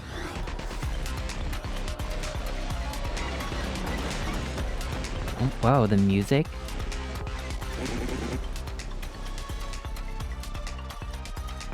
Whoa. Meet your ends, you meddlesome fools. You will know my power. Uh-oh, what is he doing? What's he doing here? Whoa, he's got eyeballs. He's got eyeballs. Uh-oh. That's nothing a multi-bounce can't fix.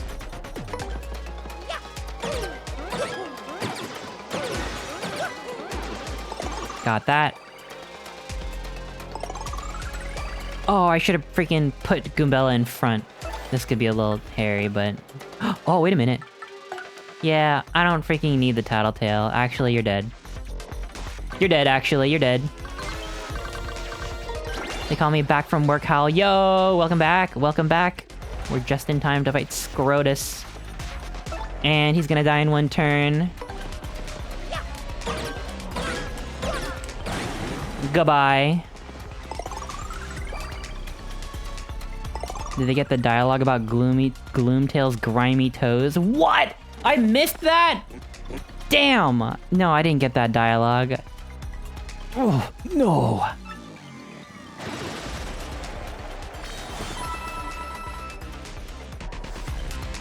Is his name actually Scrotus? Yeah. Yeah, it is. Yeah. Yeah, it is. I don't know what they were thinking, but that's just how it is. Was there actually dialogue about grimy toes? Are you fucking with me? No way, right? There's no way. If you go in with Bobbery, he says something like, "Isn't that the beast with the grimy toes?" What? I never go in with Bobbery, I always go in with Goombella. And occasionally Yoshi, because I'm just traveling around really fast with Yoshi.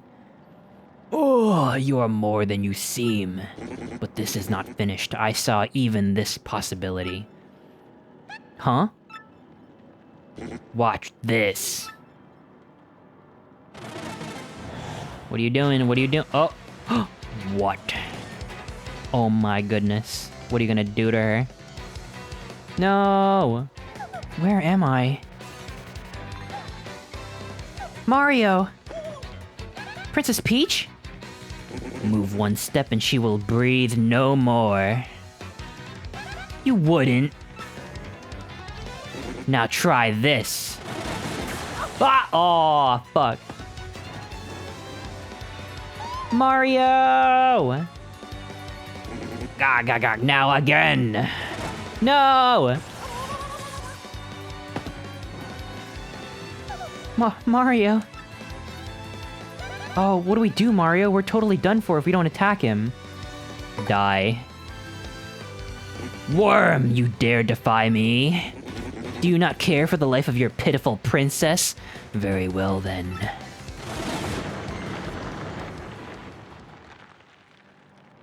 Oh. Peach was like, wait. You were willing to... Wait. She was like, wait a minute, why? Roar. Oh! Yo! Gotta save Peach before she turns into Scrotus Ball. No, not the Scrotus Ball. Thank you for the biddies, follower. Thank you. Scrotus trying to what? Ugh. Bowser? Oh, that was a surprise. I didn't think I'd fall. Crummy ancient tower construction. Gay! Your impactfulness, are you okay? Whoa, she got so big. Cammy Koopa got big. Why is Mario here? And Peach as well? I don't know what's going on here, but I'm gonna put an end to it right now! Mario, first I pound... Oh. First I pound you, then I take the princess, and then the crystal stars. Huh? Huh? Huh?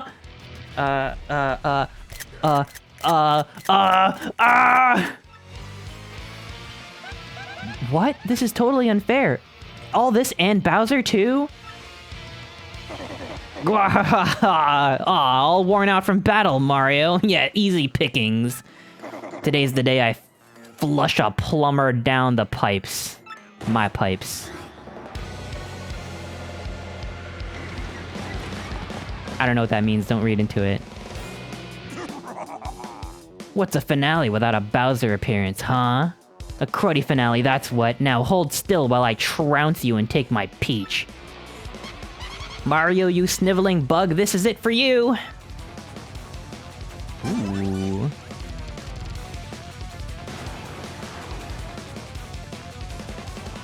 Whoa. Whoa, whoa, whoa, whoa, whoa, whoa, whoa. I gotta kill Bowser first, right? Unless Cammy Koopa can, like, revive him or something.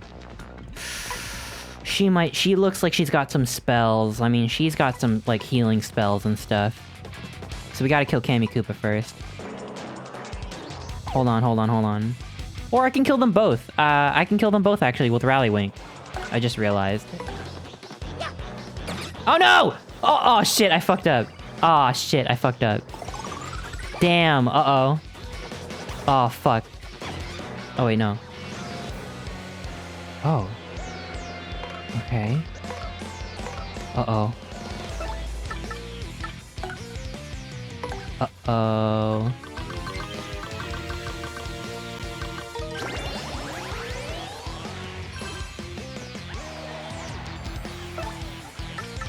Well. Oh shit! I fucked up again! Oh my god, I'm throwing for Cammy Koopa. I don't know what it is, like the Gilf energy or something. Forgive me, Lord Bowser, I have nothing left. Oh, well, you're dead. At least you died. Oh my goodness, that was a close one. Oh, we gotta do it for real this time. Alright, let's not fuck this up. Okay. Here's what I'm gonna do. Not only am I gonna stomp his ass, I'm gonna stomp his ass while large. Whew. Oh my god. Oh my god, I'm the same size as him. Alright, here we go. Okay. Macrio! Oh, that's how you do it. Wait, I didn't do any extra damage. I did the same amount of damage. I like Bowser's little feet pads. That's cute. There needs to be more, Bowser feet pads, just in general. They gave him little feet pads. They gave, Grubba feet pads, too. He's got feet beans. How could this happen? Phew, that was hairy. Bowser? Hairy? Interesting. Interesting theory. He's got more defense than Cammy. Oh, okay, makes sense. At least we settled that dweeb's hash. What? Goombella, what are you saying? Now let's save Peach, okay, Mario?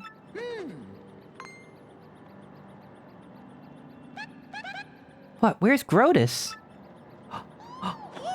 Yay! That was Peach! No! Oh my god. That was scary. That was scary the way she was like being carried away like that. That's Bowser. He came to the Palace of Shadow for Peach and that treasure. You gotta give him credit for coming this far, really. I almost respect him, actually. But no time for all that. We have to go after Grotus and Peach. Come on. Damn, look at Kammy Koopa doing a little, like, butt wiggle. You see that? You seeing this right now? She's kind of shaking it a little bit. You see that?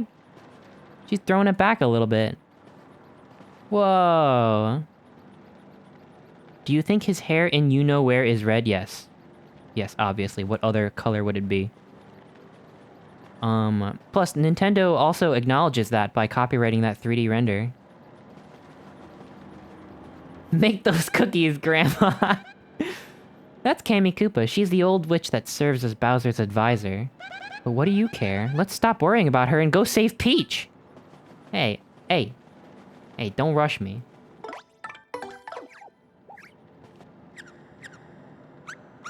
No, there's nothing here. No. What 3D render? You don't know about the 3D render? The 3D Bowser cock that Nintendo copyrighted, and they wouldn't have done that unless it was actually Bowser's cock? So therefore we know exactly what Bowser's cock looks like? You don't know about that? Where have you been? No? Oh, okay. Well... This isn't a PG-13 stream. What do you mean? I've literally always talked about Bowser cock. Always. When have I ever changed? I've always been the same.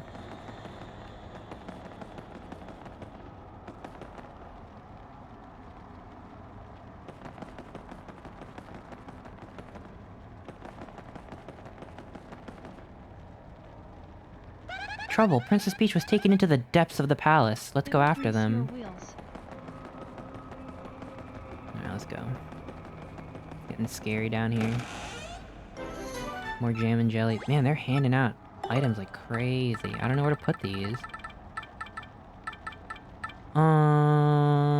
We definitely want Boo's sheet. I'm gonna get rid of the turtley leaf. I don't need it. Yeah, I'll use it. Why not? Need it after all those failed attempts. Whew! Alright, this might be actually it though. Like, actually for real it. Wow, I never thought I'd beat Paper Mario in the 16 minutes I've only been streaming today. We've only been live for 16 minutes. Wow. I'm breezing through this game like crazy. This place would be great for a multi-console gaming setup, methinks. Huh? What do you mean? For real? No, my OBS died 16 minutes ago. Yeah, but here it is! Here it is, here it is, here it is. Here it is, we're doing it. Is my ads? I think my ads are broken. I am live, right? I'm not just talking to no one and hallucinating. My whole OBS setup is fucked up now. Hold on. Let me just make sure something's working. I just want to check my ad thing, so... I think my OBS desynced with my ad manager, and... I don't know, I don't want like an ad to just show up randomly. Monetization, ads...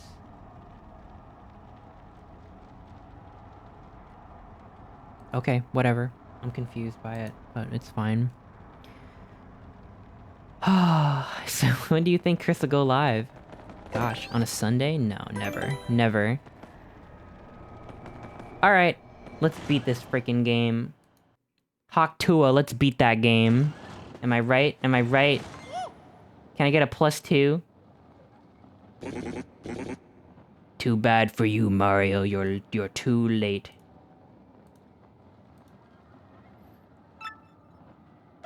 What's going on here? Gah, look well. In the coffin behind me sleeps the legendary treasure.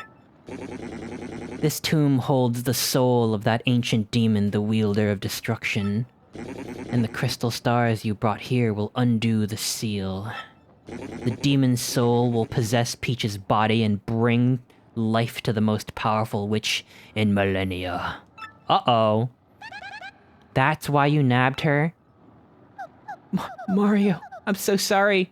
Sending you that map caused all this trouble, didn't it? Gah, gah, gah, gah. With the power of the witch, I will rule this pathetic world. The time has come at last, the world will be mine. Now, arise, arise, my Shadow Queen. No! No! Ooh, spooky. I like that. Whoa, oh my god. Whoa, that's kind of cool. No, not Peach. No! Arise, ye tarnished, arise. Oh my god, that's a big hand. Oh my god, the hair. Whoa, whoa, that's actually kind of scary. Oh god. Ugh.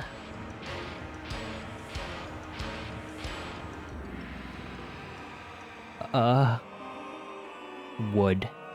You would. Oh my god, that's actually terrifying. Imagine. Dude, imagine if a giant set of hands covered the entire world in shadow. I would piss my pant. Damn. That's actually the scariest thing ever. What's going on? Yeah, you can say that again. Ah! She's got a life mushroom, so if she keels over, she'll be fine. Brother? The sky, it's... You understand why we were mad about Sticker Star? Yeah, how do you sleep at night making Sticker Star when you release a banger like this and then expect people to just be okay with, like, whatever, you know? Come on. What's all this? The sky, it's turning dark.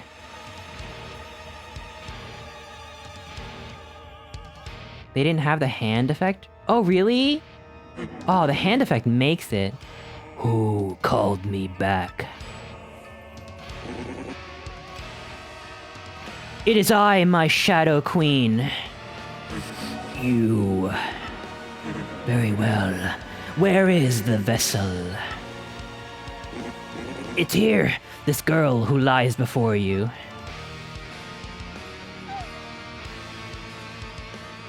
Yes, a fine vessel. Now!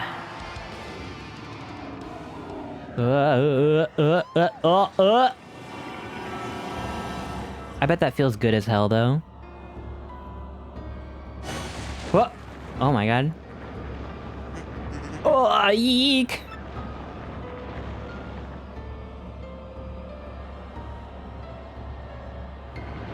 Oh my god, not the island.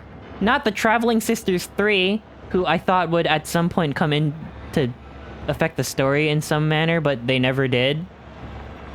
Wow, help me!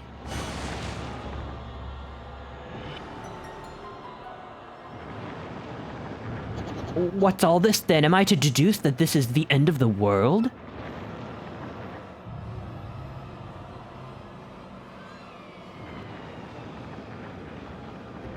Uh-oh. I mean, can they really tell in Twilight Town, though? Because it was dark already. What was that? Something terrible has happened. I gave him like a British accent, I don't know why. What's all this then? Is that the real Professor Frankly? No.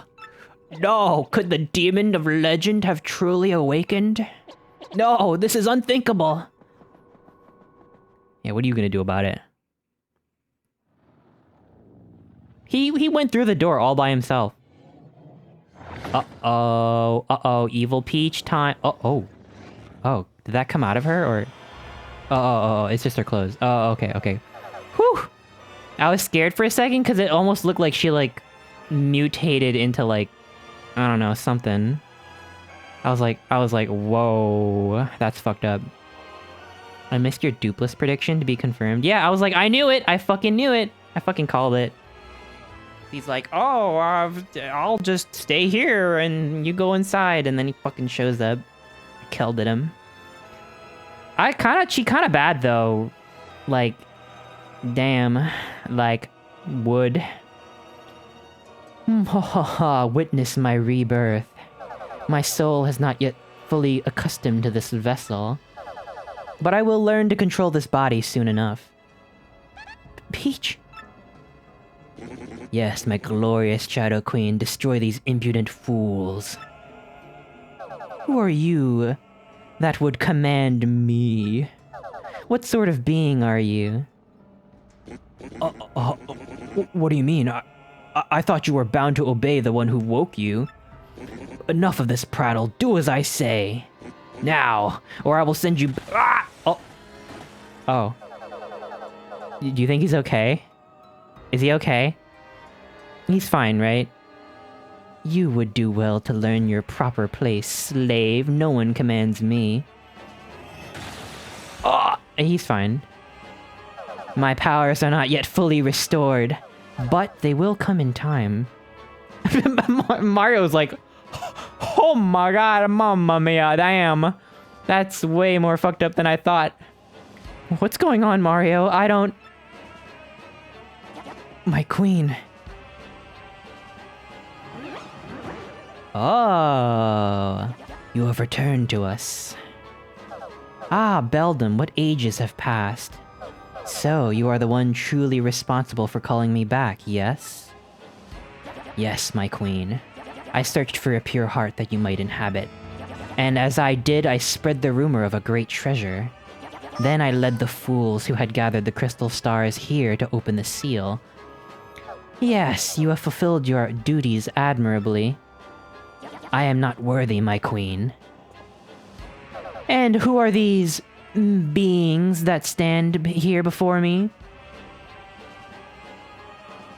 Goombella's like, oof, I'm out. Yes, they appear to possess some modicum of power and may be of some use. Mortals, if you will become my faithful servants, I will not harm you. Well, what do we do, Mario? There's no way we can agree to serve her. Mamma mia. I mean, I am an all-powerful god of destruction myself, but she kinda bad, though. Ooh, she kinda bad. Service her now? He, like, tips his hat. Yes, you are obedient. Good, my pet. Oh, I like where this is going. Now you are mine. Oh my god! Oh my god! Uh-oh! You will serve me for eternity. Oh my god, bad end? And so the Shadow Queen engulfed the world with her foul magic. Her foul stank. Oh my god! Wait, I didn't... For Mario. For Peach. And... for the world it was...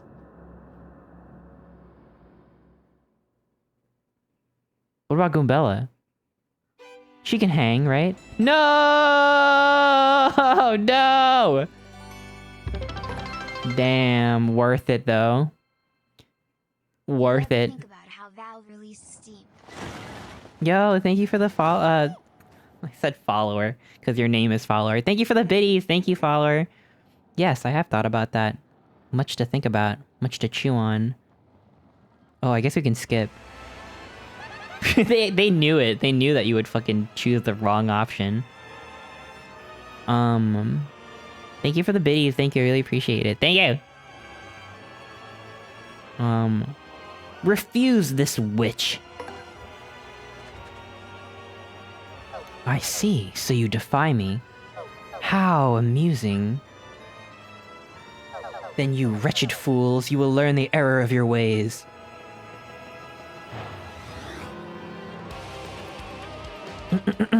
Have fun, the boss is a real hoot. Oh, is it now? Is it really? I think this boss is, I don't know, I think it's over too soon. You are foolish to oppose me. Yes, and that foolishness will have to be punished. Damn, she's so bad. Mario, if we don't defeat her now, the world is lost. And I don't even think of it as Peach. We gotta fight with everything we have. Let's go. Let's fuck her up. Can't flee this fight. Do they got life shrooms? Do I? I do, because they gave me one. They gave me one, yeah, they gave me one. But I won't need it. I won't need it. Don't worry, I won't need it. Don't worry, I won't need it. One shot?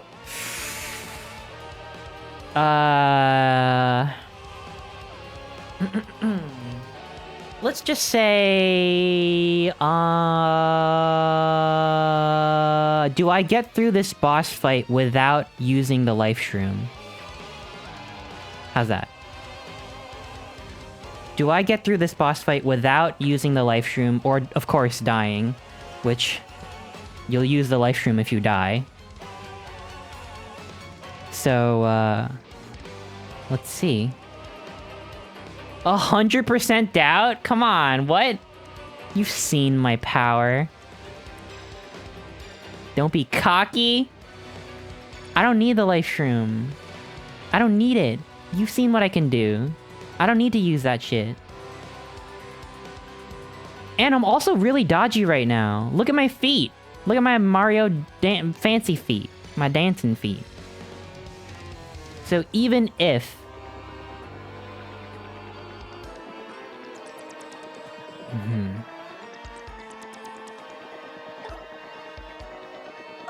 Maybe I use the boost sheet. How long does this last for?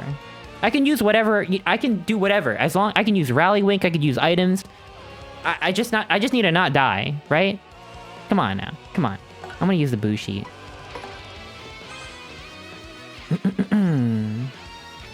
So now you really can't get me. Alright, here we go. Here we go. Here we go. Here we go. I'm a believer solely because I misclicked. That's gonna be the best mistake of your life. Oh, that's gonna be the best mistake of your entire life right now. Oh shit. Oh fuck. Uh-oh. Oh fuck. No, no. I meant to do a better one. Oh fuck. So you are not weak. Maybe you are less useless than you appear. This body is unfamiliar to me. Yes, too unfamiliar. Let me assume my true form and show you real power. My noodle form. In this form, your attacks are like those of a child to me. You are lucky you will perish with the honor of having seen true terror and power. Mwahaha. Alright, we're good. Maybe that was a scripted form change. Okay. Rally Wink, Rally Wink, Rally Wink.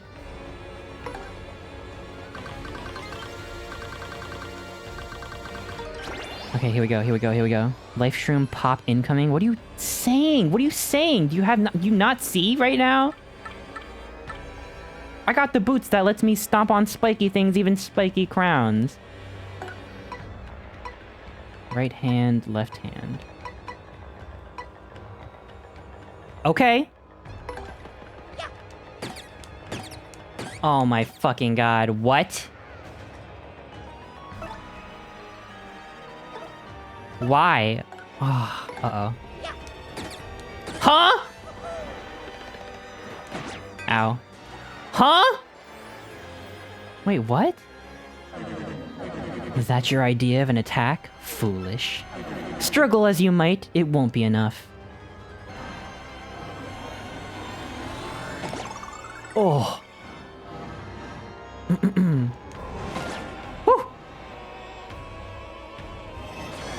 Ah!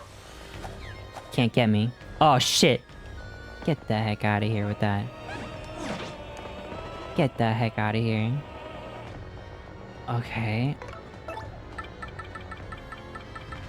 Oh, I don't have any more booze sheet. Oh, I don't have any... Oh, crap. Uh-oh. I needed more booze sheet. Ah, crap. Okay, courage shell.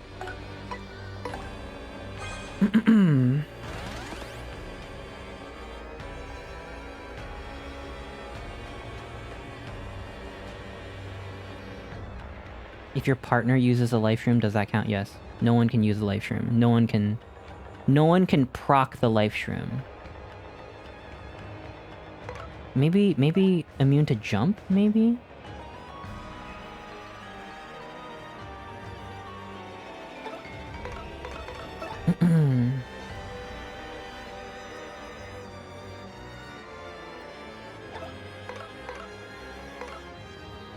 It's definitely getting used? What do you mean? No, stop. Stop it. Maybe there's only one, like, party members whose attacks can do damage to her. Okay, so here's what I'm gonna do. I'm gonna, oh, fuck, I should have kept quick change or some shit. I'm gonna get my, FP back. With the jam and jelly or whatever. Maple syrup.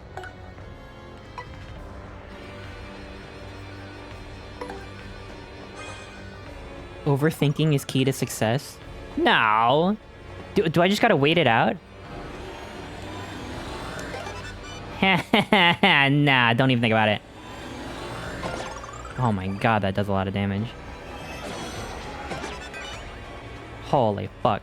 Okay, I gotta heal the crap out of Goombella if I wanna actually... If I don't wanna, like... Okay, let's tattle her. And then I'm gonna heal. Listen, I said that I wouldn't die. It doesn't mean I can't heal.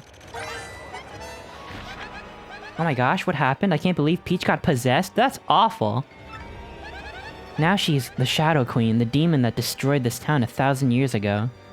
Max HP 150, attack is 7, defense is 0. She'll unleash big lightning attacks. She'll also use magic to raise attack and defense, or to absorb HP. She might even try to drag us into the darkness. I don't feel good about attacking Peach, but we have to do something. Don't think of it as Peach, we just have to fight to the end. Come on! That's not helpful at all. That's not helpful at all.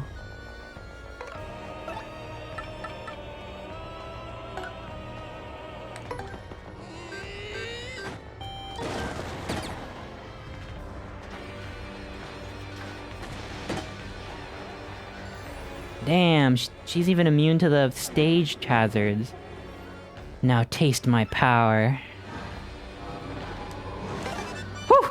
Don't even think about it. You can't hit me. Oh my god, don't even freaking think about it. Oh my god, forget it. Fucking forget it. Hey! Hey!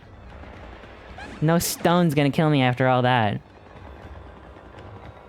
I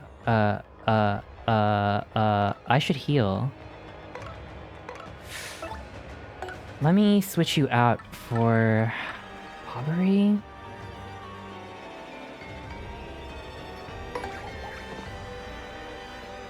How come I'm not doing any damage? Maybe only star power can hurt her. Maybe it's only star power.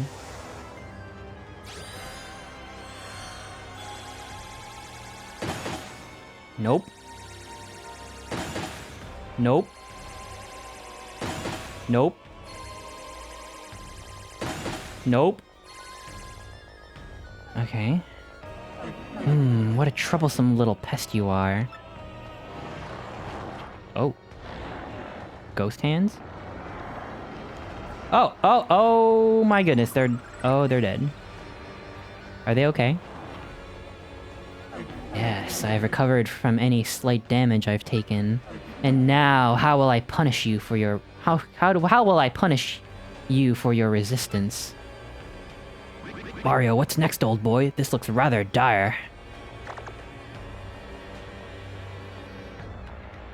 I will ask you again, will you serve me? If so, I will forgive you for this. Serve a witch? My Scarlet would be rather angry with me, I should think. Damn, bringing out the... Damn, he went there. Very well. Then you will perish. What? What is this? Genuinely, what happens if you kill her phase 1? I think they interrupt your combo. I swear I did it right. I swear I did it right. I think they just interrupt your combo no matter what. What is this?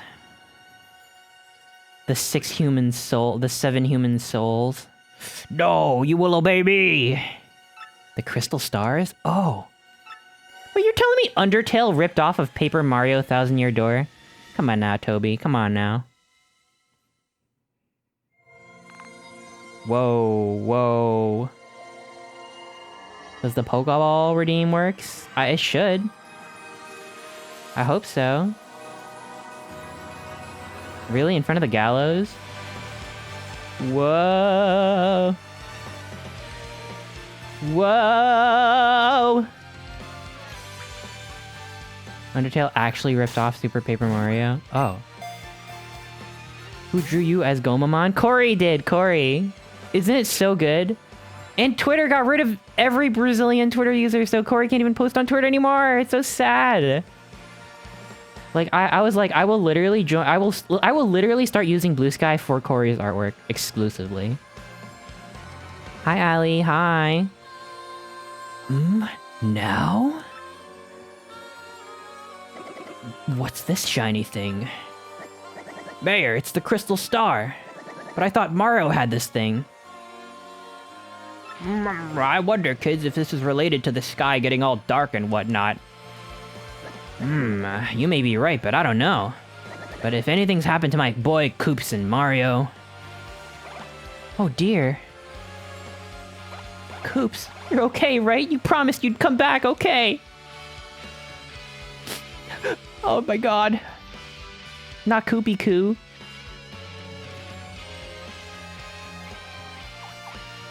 Whoa, the Crystal Star! What in the world? What's that doing here? This is very mysterious, yes, a mystery that... Snap out of it, Elder. Brother, Mario's in trouble! That's what the Crystal Star is here to tell us, I just know it! What? Could it be? Hey, you're right, Petuni. I can hear it. The Crystal Star is speaking to us. It's telling us that Mario is fighting to save the world and he's in deep trouble. Mario, Flurry, come on, don't give up! Yeah, you can do it, guys! Well, really? They're just gonna, like, encourage me? I thought they were gonna, like, harness the power of the star and come back, like, cock swinging. Gonzales. I mean Mario. I know you're fighting far away right now, for us, for all of us. This Crystal Star has told us your last brave stand. Maybe we can't do much to help you, but we're thinking of you. All our wishes are for you, for your victory. Really? I thought they would, like, harness the power. Like, there'd be, like, 7, you know, warriors of legend. Ooh, the music's kind of crazy, though. Oh, yeah, feel it! Rock Tua! Gonzales on that thing! Everyone cheers. Listen to me, Gonzales. Anybody who's beat me is not allowed to lose. That's right, you, Star, tell that shrimp that beat us to never give in. Fight! We're sending you all our strength, G-Man. You feeling the love out there? Gonzales! Fight on, Mario. Rock Tua!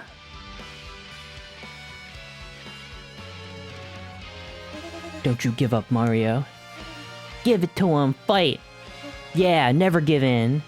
Yeah, believe in yourself.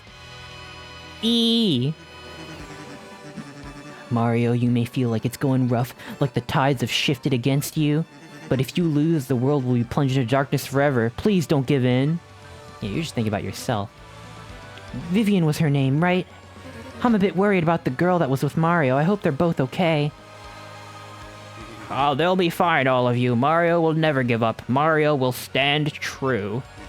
I still remember how easily he took care of that monster who had cursed us. We must have faith in him. We must believe that the light will return to our world.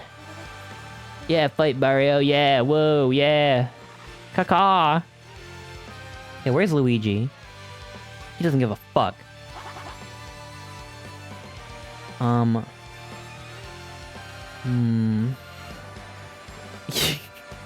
There's people who make this who make Hawktua funny, but I don't have that power.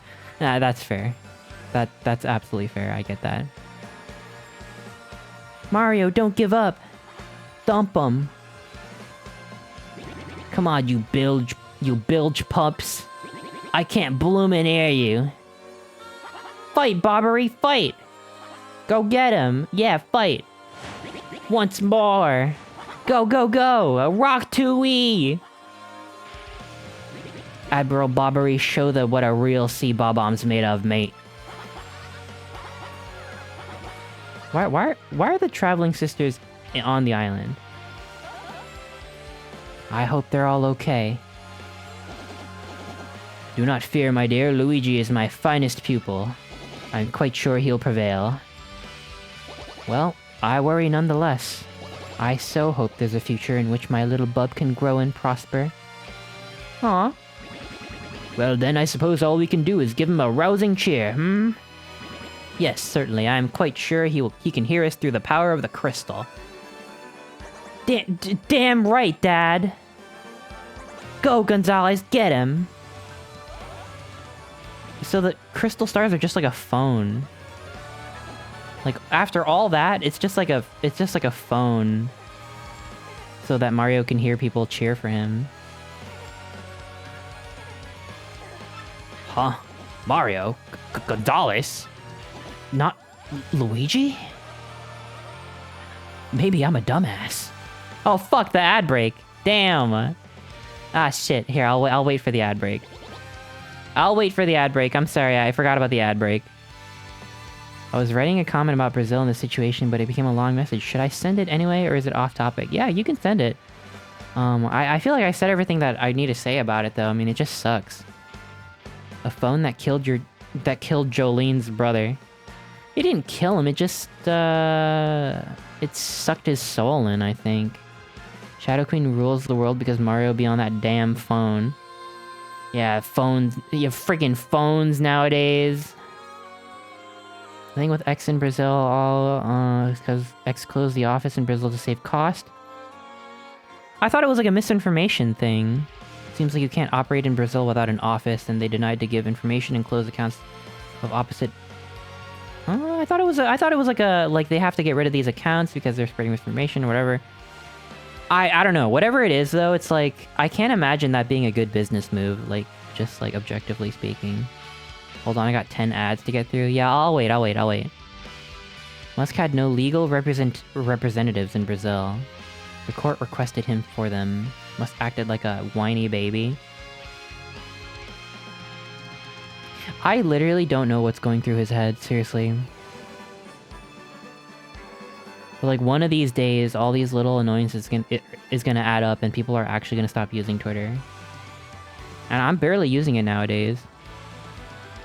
I only go on for the seal videos. Ketamine? Ketamine's going through his brain. I don't know. That shit gotta be powerful stuff. Actual cartoon character, huh? Wait, what? What? Elon? Could be misinformation.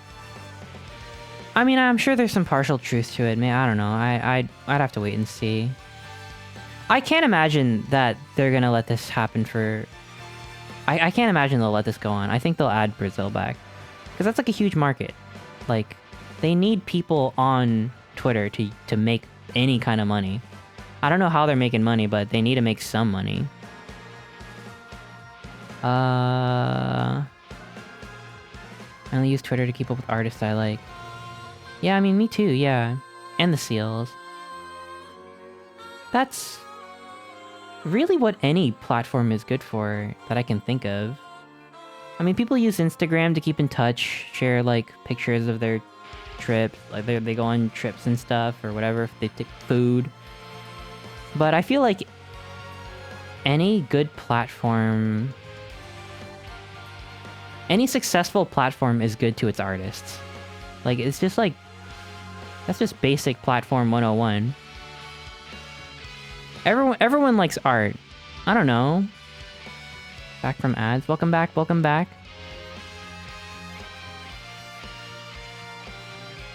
Welcome back. Are we good? Are we good? No more ads? We are assembled, Mayor. Okay. Okay. If Blue Sky gets big enough, they might also ban it in Brazil, since you can't ban people from it in a real way. There's moderation on Blue Sky, right? Like, it's not like a completely lawless land. I feel like it's just a matter of moderation. Good work, my comrades. Now let us do it. Ready and... Mario! You are the bomb! Shabomi. Aw, that's sweet. Mario, you can do it.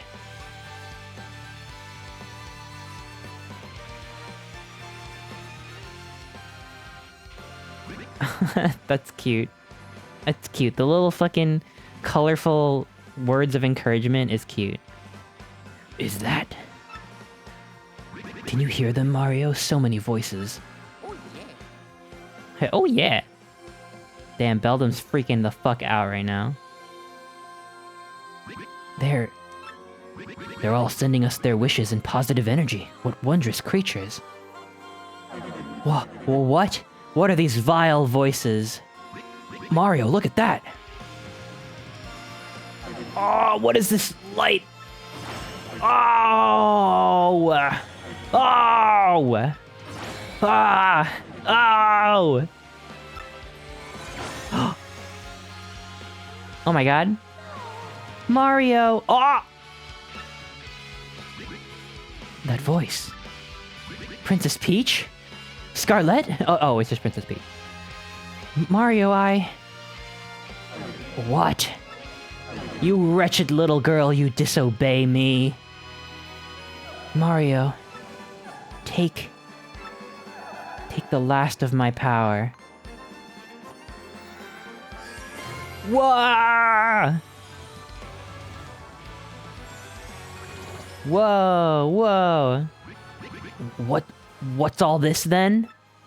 I feel rather like a new Bob-omb. I feel fantastic. I feel like a 20-year-old again. You brat. You obey me, girl. Farewell, oh my god. I believe in you. Peach! Grrr, very cunning princess. But you will not undo me. Know me as your queen. What? Mess up your input? No. Mario, the time is ripe. We've almost done it. Enough. This ends now. Oh, we're doing it. Oh, fuck. Fuck, I didn't get dodgy. That's not good. Hold on. I used all my good items. Oh no, I used all my good items. Alright. Only one thing left to do. I should have... Oh, if I had known, I would have kept my boo sheet. Alright, here we go. This is it. This is fucking it.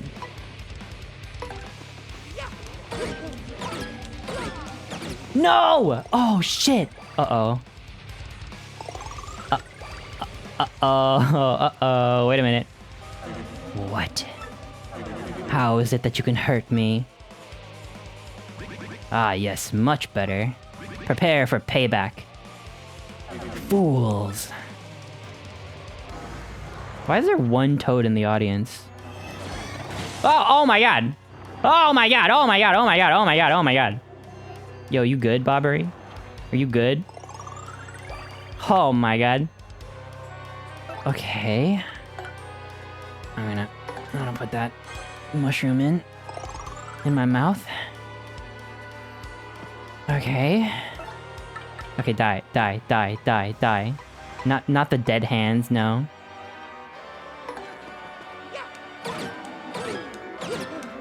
Oh my god, that's how you do it. Oh my freaking god, that's how it's done. Oh, I didn't even need that mushroom. Come on now. Oh, 200 coins.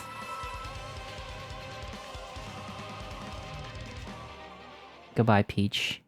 She's evaporated now. Impossible. Unthinkable. How could I? I cannot be beaten by lesser beings such as these. And I had just been reborn into this world. I cannot. I must not.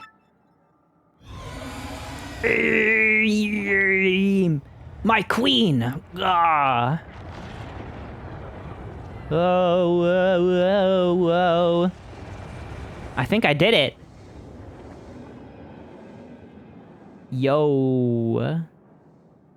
What'd I tell ya? You doubted. You doubted the, dodginess.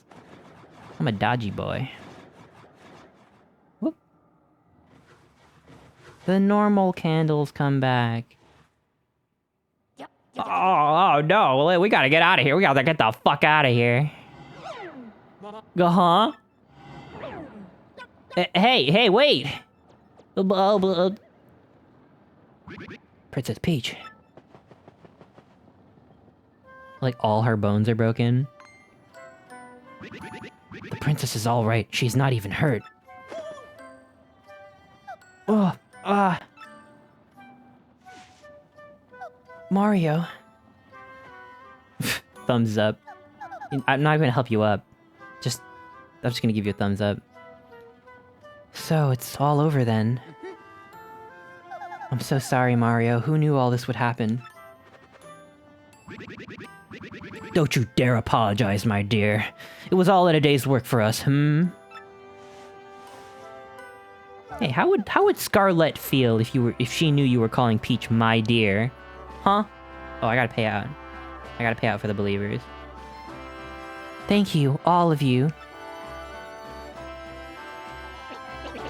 Aha, there you are, Mario. Well, can you believe those brutes even came after me, an old Goomba? But I still made it here. I was so worried about you all, you have no idea. By the look of things, though, I guess we're in the clear, am I right?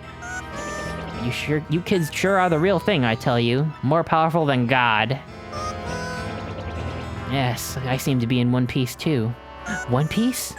So all is well. Without further ado, let's take a look at this. Whoa! I found this on the way. This must be the treasure we heard rumors of in Rogueport. My theories have been correct all these years. There really was a legendary treasure. Oh, frankly. No, don't bring me down now. It might be something great. And all's well that ends well. Now, how about we all get out of this dank place?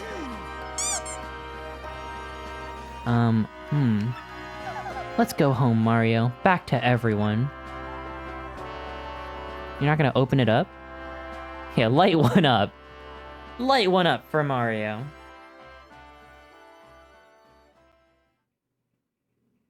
Thank you, believers. Thank you. I always believed, too. I knew it. I always knew it. So, you're leaving, then. Well, that's too bad. Having you around really did wonders for my research. Aw, Professor, we'll never let you monopolize Mario for your... We'd never let you monopolize Mario for your research anyway. Besides, you said I could be your research assistant for the next term. Yes, that's right. And I thank you, Goombella. Mario, even after you leave here, please don't forget about us, alright? And we, in return, will wish that you find all the best in the future. Never give up, Mario. That's the most important thing I learned from you. Thanks, Mario. Just promise you'll think of me now and again, okay? Mario, thanks to you, I found courage and inner strength. I don't know how to say this, but I feel like I like myself more since I've known you. It's like I've become a tiny bit more like my dad, you know? I'm slightly more daddy now. It's so hard to put into words. My dear, dear Mario, I am ready to make my comeback in the theater now. I found so many things on this journey that I can only express on stage. And with these new themes, I am so ready for that wonderful spotlight again. Please do come see me once we've finished rehearsing and bring Peach too, dear. Gonzalez. Oh yeah, wait. I gotta stop doing that. It's Mario, right? You're like my dad. Well, You'll always be Gonzalez to me, man. Because I was born in the Glitz Pit, and Gonzalez is and will always be my father. So let's meet again, Gonzalez. I mean it, man. Mario, I feel like I've grown to never mind. Yeah, I mean, I sure do think that you and Peach make a nice couple. I'll never forget my time traveling with you. So don't forget me either. Well, old boy. Damn, that was fucked up. That's so sad, actually. Well, old boy, it was most agreeable that I had a chance to meet you. If not for you, then my dear Scarlet would still gaze down on a broken Bob-omb. But now I'm off to sea again. I know Scarlet would have wanted it that way. Damn, Toadie's nuts? Damn, whoa. That's crazy. Whoa, damn. Damn, Hawk Tui. Thank you for the 100 biddies, thank you. Damn. Let's see each other again, Mario. And this time it'll be on- let it be on the high seas, old boy. Well, if it isn't time for us- well, it is time for us to part, my little cheese hunk. But I will not say farewell. Because you're welcome here anytime. And since you're welcome, you should come anytime you please.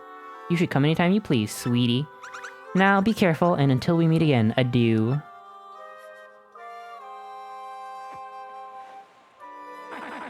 Well, the boat's almost here. Mario! Oh my god, some mushrooms for the road? No way. No fucking way. Oh, we made it just in time. Take these with you. We brought them so you'd have something to eat on the boat. Yummy! These are very fresh mushrooms. Aw, thanks. That's sweet. Nice. Oh, how lovely. Thank you. Thanks! Just throws it out. Everyone, if not for all of you, the world would have fallen into a horrible darkness. But your brave hearts strove for peace and saved the world. I don't know how to thank you, but know that the entire world is in your debt. What nonsense! We're the ones who should be thanking you, princess! If you hadn't come to our little town, we'd all be puppets for the Shadow Queen and Scrotus. The thought gives me hives. No, not hives! Ah, look, your highness, I see the boat. Oh yeah. Oh yeah.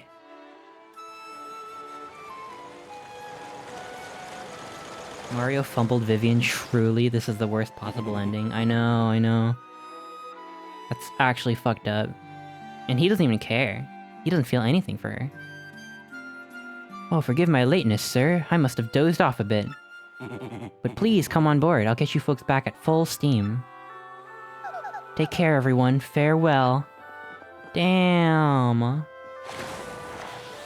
Damn, what are they gonna even do? Where are they gonna even go? Set a course for the Mushroom Kingdom.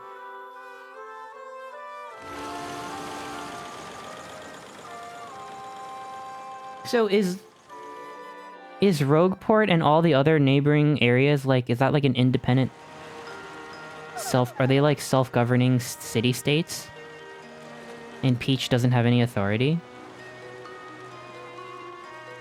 They are all such lovely people, don't you think?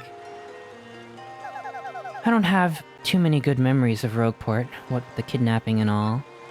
But it really is a vibrant town full of love for life, isn't it? Mario, I was very frightened when they took me. But, well, Tech was really there for me and helped me get through it all. And I knew that you would come to help me as well. Yeah, you came too, I guess. I mean, I don't really remember. Honestly, most of my time was spent with Tech. I always believed in that. Thank you, Mario. Maybe I shouldn't wander off by myself so often. What's that Mario game that I keep seeing screenshots of on Twitter? Where there's multiple Peaches, including Paper Mario Peaches, And the Peach on the right's like, if I get kidnapped one more time... What is she's like? She's like, if I gotta scream Mario one more time, I'm gonna puke, or whatever. Do you know what I'm talking about? Is that... What game was that? I don't remember when I read that. Paper Jam? Fuck that game. What is Paper Jam? Is that... Is that a Paper Mario game? If I gotta scream one more time, I gotta piss. The sticker star of Mario and Luigi. Oh shit, it's a Mario and Luigi game. / paper game. Wow. The fuck were they thinking? Come on, like, oh god. That's so... Oh, I don't know how to describe. How do you describe that kind of writing? It's not quite like Avengers Marvel quip writing. I would say it's more like the HBO Max Velma show type writing, where they try to be like so fourth wall, and like they try to be so like progressive it's regressive. I want to play some M and L now. Oh, Mario and Luigi, yo, nice. It's not even, he's right behind me, not even. It's like a, oh my god, like Scooby Snacks or whatever. Whatever. I don't know. I just remembered. Cause she was like, cause Peach said, oh, maybe I shouldn't stray too far away from you. Mario, look out there. Rogueport's positively shining. It's so beautiful. It's like Q-Force trailer writing. Hey, yo, hey, wait a minute. I like Q-Force. They just edited it bad. They edited it weirdly. Oh my god, Chester checks or whatever. Oh my god, hi Ellie. Oh wow, that's wild, bro. You had a pretty rough time of it, didn't you? But now that Peach is safe, I guess everything's okay. Really though, how amazing is it that you saved the world again? Again, bro? And say, it's been a little while since then. Are you ready for a new adventure? Oh, yes. Yeah, you the man, bro. I wonder what everyone who traveled with you is up to. Oh. They're gonna email me? Whoa, what was that, bro? Was that your newfangled mail gadget? Dear Mario, what's up? Goombella here. Hawktua... Fuck, I gotta stop saying that. I'm still here working with Professor Frankly. We beat the Shadow Queen, but there's tons of Rogueport lore we still don't get. So my research with the professor goes on and on.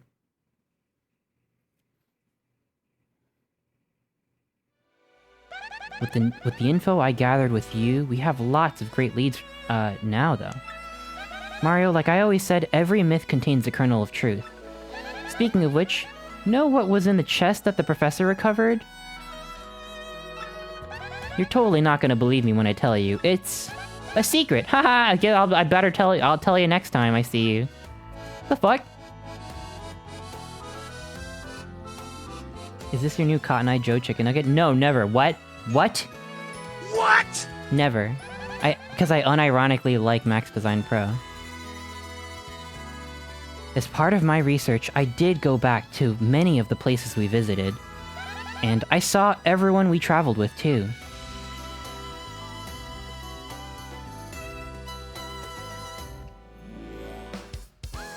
Yay! Koops is living peacefully in Petalburg with his dad and Koopy-Koo.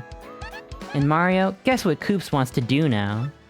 He wants to become mayor of Petalburg and live there in peace. Can you imagine? Still, it might just be perfect for him, come to think of it. He's so much more of an adult now than when you left Rogueport.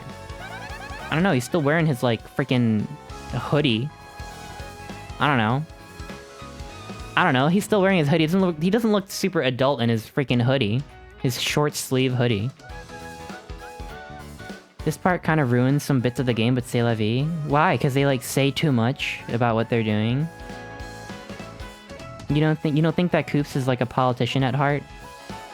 Adults don't wear hoodies? No, they don't! They don't wear hoodies. They wear maid dresses, obviously. Petalburg is also a city in Hoenn. Whoa!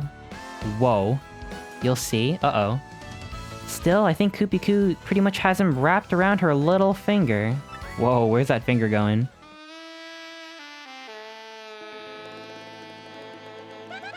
Flurry's back on stage in a big way, and the crowds are totally ecstatic. And the play she's doing right now is the story of our adventure. Yeah! It's called Paper Mario. I saw it twice. I don't know what the paper part means, though. Like, what does that refer to? That's just what things are made out of. It was totally the best play ever. And somehow Dupless has joined the troupe as an actor. Who saw that coming? His transformation skills are serving him well, but it still kind of creeps me out.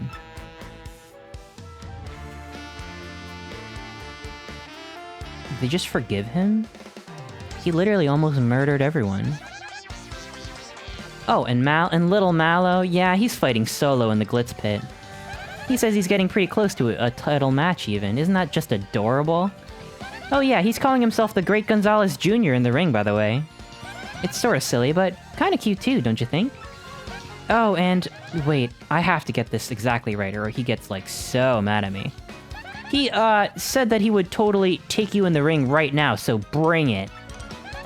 I guess he doesn't change. Isn't that too cute? Attempted murder is okay as long as you don't succeed. I don't know, I don't think he really feels bad. Vivian's gone back to hang out with her sisters. She wants to give them another chance. What? What? Oh, what? Do they deserve it, though? Do they? Now that the Shadow Queen has been defeated, I don't think Beldam's into evil.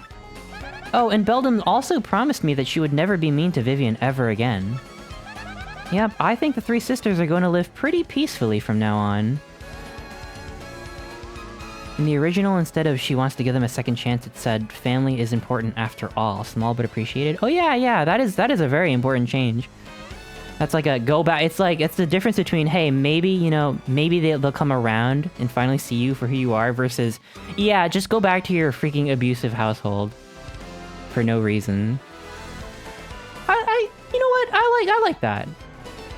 She said she'll never be mean again. I believe it. That's good. Good for her. You should totally go visit her sometime.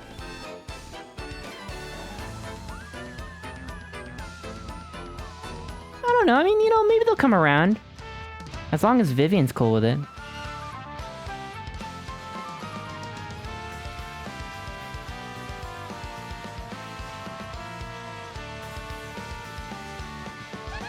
Bobbery goes out to sea every day now on Cortez's ship. I think his soul was healed. I ran into him on Keelhaul Key by accident the other day, which was nice. He was so happy I thought he was gonna blow up on me for a second there. You know, I bet Scarlet is looking down on him and smiling right now.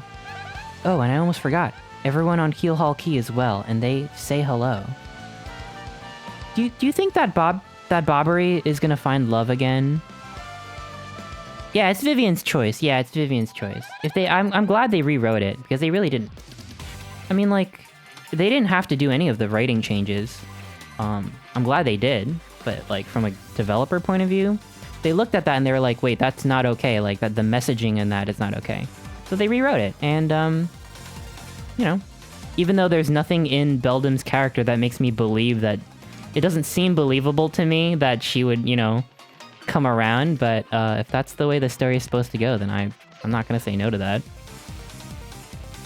Ms. Mouse is still running the bad shop in Rogueport, so she's happy.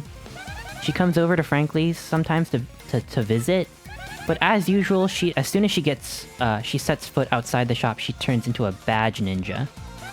She said just the other day that she had found some super rare badge, actually. That's our globe-trotting, mystery-making, flirting little badge thief, huh? Whoa.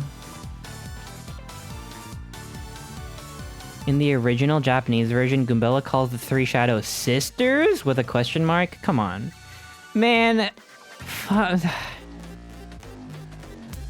What, he's alive? Oh yeah. In my travels, I heard rumor that Lord Crump and Grotus were both still alive. I guess that makes them pretty tenacious baddies, doesn't it, Mario? But they've mellowed out a lot, just like Beldam has, and I don't expect more trouble. Plus, I hear Grotus is just ahead. which really cuts down on mischief making. Man, what? Okay. So head? So only head?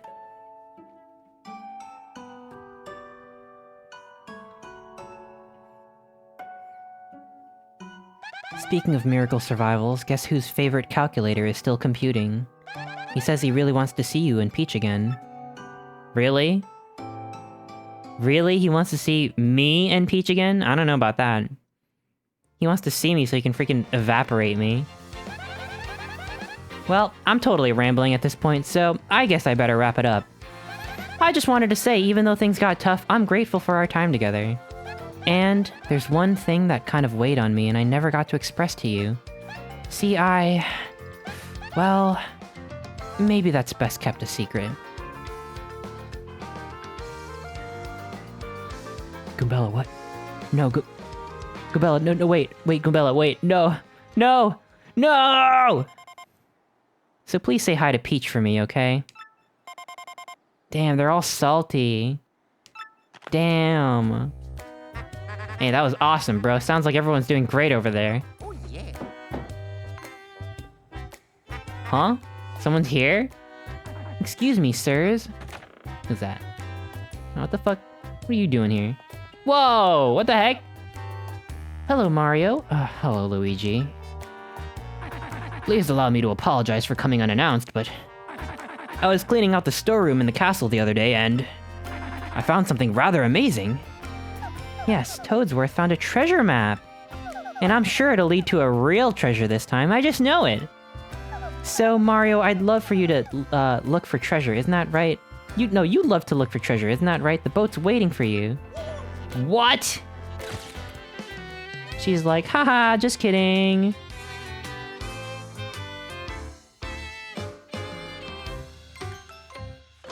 Whoa. Whoa. Uh-oh, here we go again.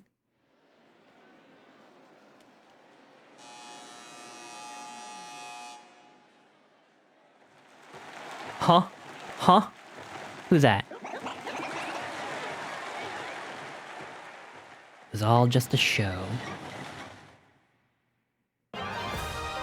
Yo! Koopas are cute. I love Koopas too. Yo! Yay! Yay! Yay! Oh my god. So good.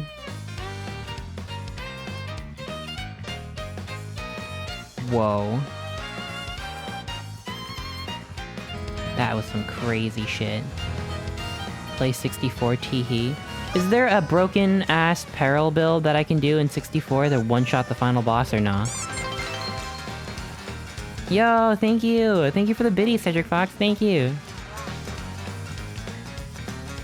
Yo! Favorite gamer aw! What the heck? They changed this ending sequence too, it's much better. 64 does have peril strats? Yeah, but does it have one-shot the final boss strats? Nah, maybe don't tell me. I gotta discover on my own. Nah, Hooktail's dead. We killed her. Not to the same degree. Real quick, go back to Poshley Heights, I want you to meet someone. Huh? Okay. I will do that.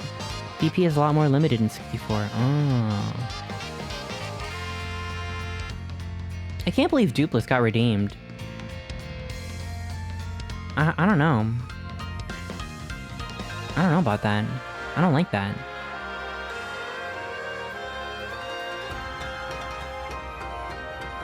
Yay, Prince Mush.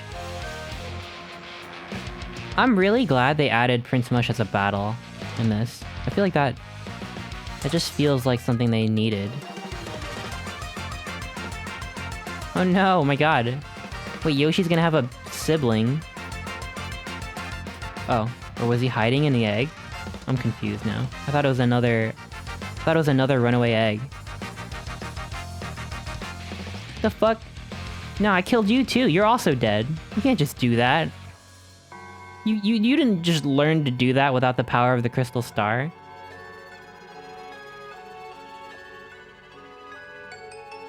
Dupless got caught up with a bad crowd? I don't know, man. I don't know. He's also, like, too powerful.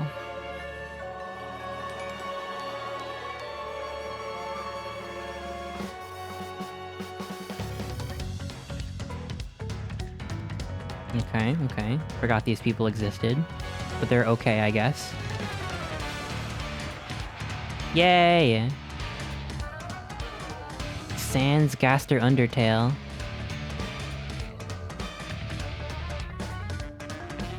I love him and his crazy cheek piercing. What are we gonna play next? Chester-kun? I don't know. I have no idea. I don't even know if there are other games to play. This is like the only game. Yo, they brought back the Hatsune Miku Toad with the freaking twin tails. Oh my god, he's actually ascending? Is the ghost toad actually ascending now?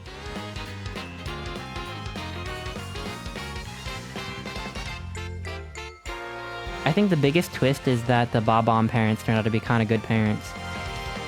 They're like kind of good parents. Are you gonna play the game from last week? You mean, Upturned In? Yeah, on Thursday for sure. I love that. Super Paper Mario? Listen, don't ask me about Super Paper Mario, okay?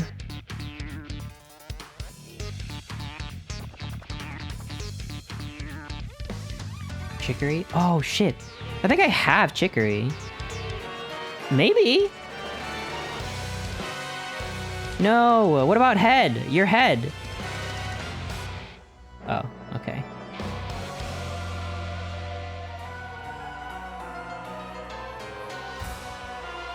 Please play Chicory. Spiritfarer, I started playing Spiritfarer a little bit, and then I thought about it, and I'm like, I don't know if I want to stream this. It didn't... Yeah, I don't know. I've heard it was good, so it's like I'm sure it is, but I don't know if it's like streamable. And I wonder how streamable Chicory is too. Play Tunic? Really? Is Tunic? I'm scared of Tunic for some reason. Oh yeah, I might try Voices of the Void next Saturday. I've been meaning to. And that game is free, so there's no reason for me not to. And it like just got updated. I might actually do that. Yay, look, everyone's happy and they're staring at— oh, that's kind of unnerving. Isn't that actually kind of a little scary? This is like activating my stage fright. That they're like facing directly at me. Is this the first time we see front-facing Luigi? It's kind of throwing me off a little bit. Ew. Although front-facing Luigi looks more correct than front-facing Mario in this game.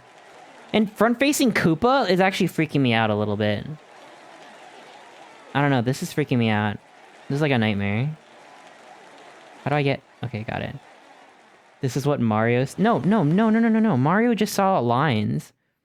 Everyone was just aligned to him.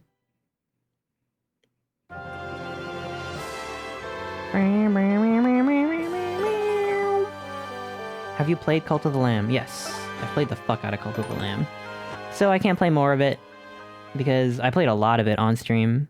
And it's good, I love Cult of the Lamb. I didn't do the sex update though, but I don't think it fundamentally changes the gameplay. Castlevania. You are a strange one, sir. It must be something special to convince you to return. Although, if you had a Goomba that cute waiting for— if I had a Goomba that cute waiting for me at the dock, I might return too. Ooh, huh? Wait, who's talking? Is there like a sailor toad that we don't get to see? Well, whatever you're doing, be careful. Goodbye, sir. Damn. There are other ladies just, like, waiting there. They all heard him say that and, like, not acknowledge anyone else. Voice of the Void has a Cult of the Lamb Easter egg, but you have to do a whole bunch of really strange ARG stuff to get it. Whoa, that's... Wow, that's a crossover I never would have expected.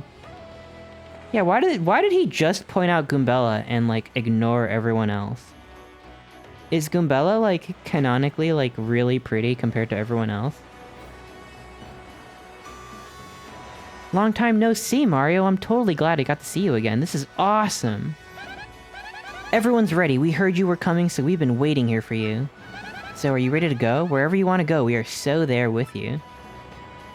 So wait, this has been years. It's been years now. I've come back years later. It's been minutes? What about the email?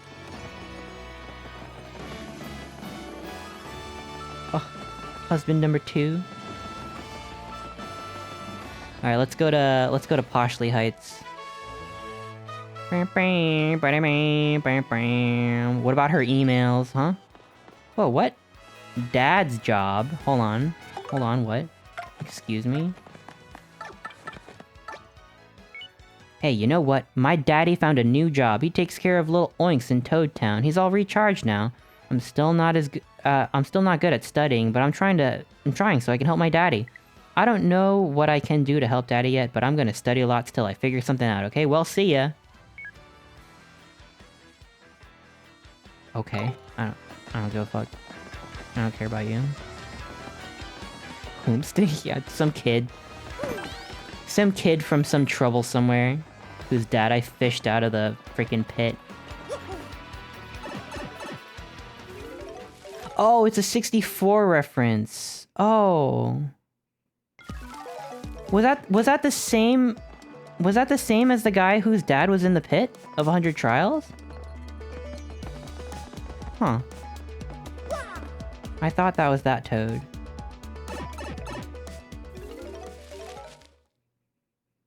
Melee says Mario is 26. Yeah. He's sowing his oats.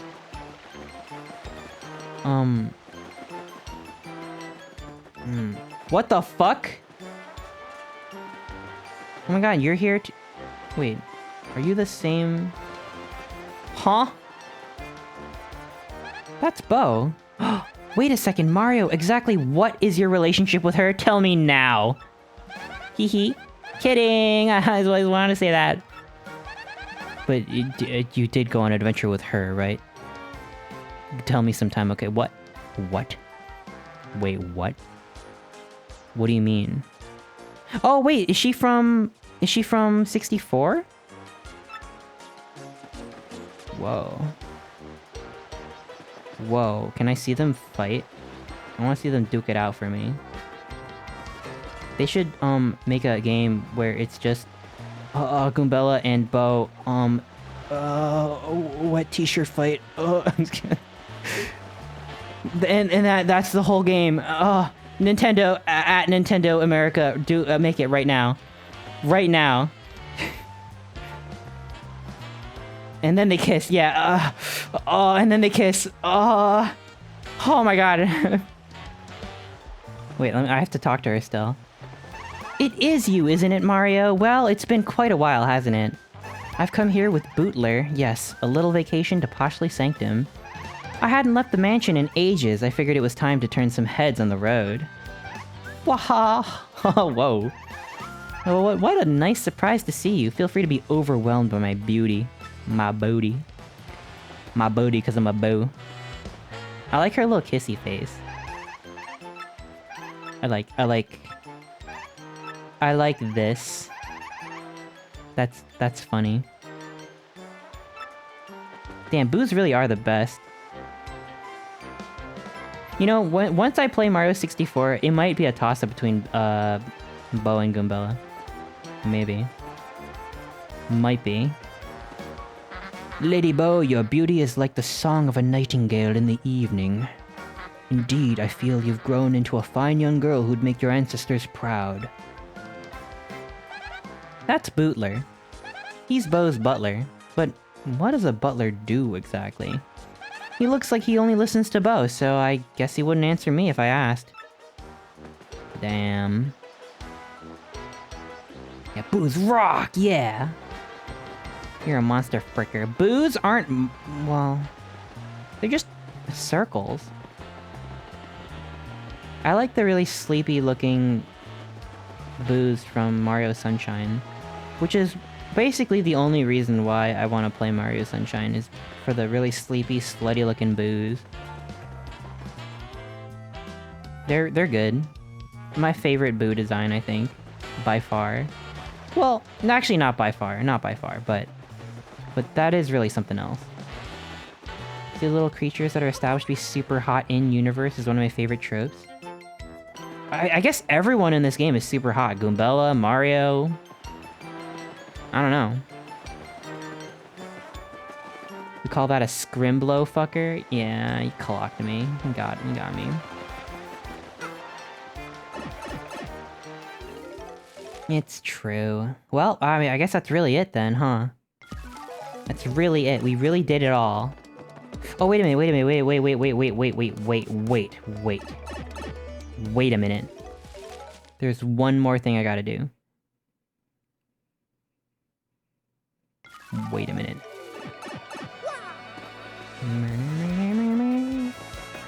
Doo-doo.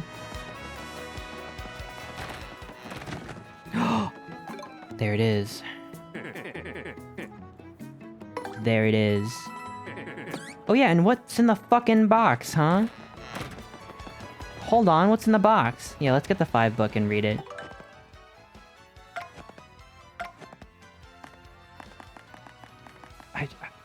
I've got way too many, freaking BP. I can do this now, though. There we go. That's kind of nice.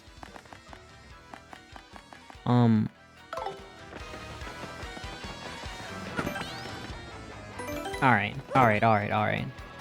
There's 3 criteria for 100% if you want to do that on your own time. In all likelihood, probably not gonna. Because if cooking every food is one of them, I don't know if I want to do that. I don't want to cook every food. Let's see here. Super Luigi, Volume 5, Journey's End. At long last, Luigi crossed the threshold of Hate Song Tower. Luigi rallied his allies. We will defeat the Chestnut King, we must! Friends by his side, Luigi at last faced the fell Chestnut King. But then he heard a voice, and spun to see the fair Princess Eclair. She told our hero the painful truth. The evil Chestnut King was actually her true love, made monstrous by crepe. A crepe in a bid for the throne. At that moment, the villainous crepe appeared. Crepe? Crepe? How do you say crepe? How do you say the food? How do you pronounce the food? I don't eat crepes that often. Crap? Crepe? Crepe. The marvelous compass, please. Hand it over and the Luff Empire will rule again, maha. Luigi and co were no match for the might of Crepe, their true enemy, and then the compass piece in Eclair's tiara shone forth. It bestowed the future sight on Luigi. Knowing Crepe's every move, he smote the fiend with his mallet, and with that, it was finally over. Luigi and his friends parted, leaving the Waffle Kingdom in peace, but Luigi regretted not gazing further into the future. He longed to see the Wafflers gathering on Princess Eclair's wedding day. He wanted to see her beauty, and who stood at her side. But it was not to be. Luigi went back to his humble home, which remained exactly as he had left it, a cold comfort for his heavy heart. Taking up a book he had been reading, Luigi tried to read, but his long trial had sapped his strength, and he soon fell asleep. Luigi dreamt of his friends and his beloved Princess Eclair, and sleeping, Luigi spoke. I shall return. Whoa. That's kind of beautiful in a way. Damn. Yeah, so do I get to see the treasure?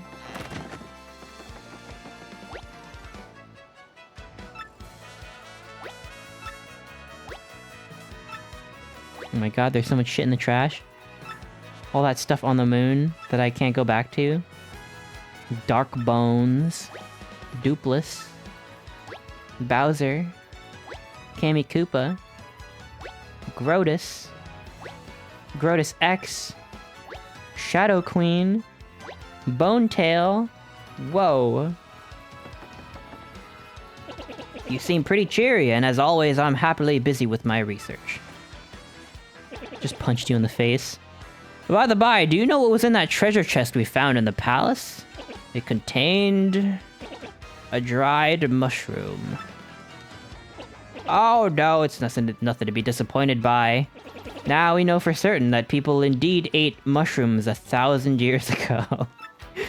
This is a groundbreaking anthropological discovery. Oh. Okay.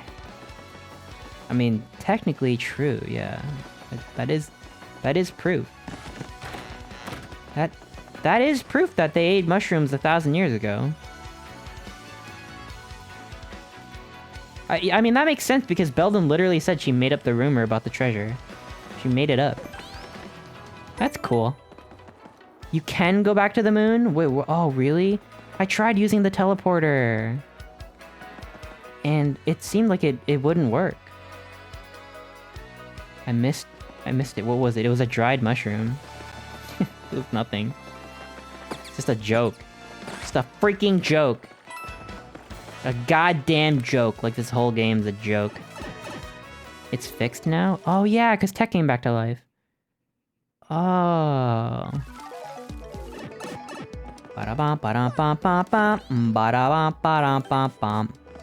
Oh, it's just a post game so you can get any badges. Oh, that makes sense. That makes sense. That makes sense. Oh shit, that's the wrong pipe. The wrong pipe. On account of undoing the really heartfelt death. Yeah, he's like, oh, I'm back. Actually, I'm back. How awkward is that to like make a dramatic like goodbye scene? It's like when you're like saying goodbye to someone and you end up walking in the same direction as them, except way worse. Like, what if he said something really embarrassing? He's like, well, since I'm gonna die, I might as well tell you. And then he comes back. That's what the ghost toad did? Yeah, true, yeah. Alright, time to freaking atomize my entire body, thereby making a copy of Mario once again. Yeah, by the way, you don't even want to know what I spent the last 2 weeks doing. Like, legitimately, I've been thinking about this teleporter for the past 2 weeks. Like, really, really, really hard. And, like, digging up some of my old philosophy homework, too. And reading, this old, like, homework material about, like, the nature of the self. And I've come to the conclusion that Mario actually does die every time he uses the teleporter. Actually, so the true ending is actually, the true ending is actually when he went back to Rogueport from the moon using the teleporter. Like, the game should have just ended. It should have just cut to black. I believe it. You're a Soma fan? See, the thing with Soma is that they're actually really clear about what happens to your body in Soma. Like, in Soma, they make it very clear, hey, this is your body and your consciousness is still continuing. We've just uploaded your consciousness into a computer or a robot. But in this game, they're saying, hey, Mario teleported from the moon to Rogueport, but the way the teleporter works is that it evaporates your body and then reconstructs you somewhere else. Yeah, so Soma is copy and paste. And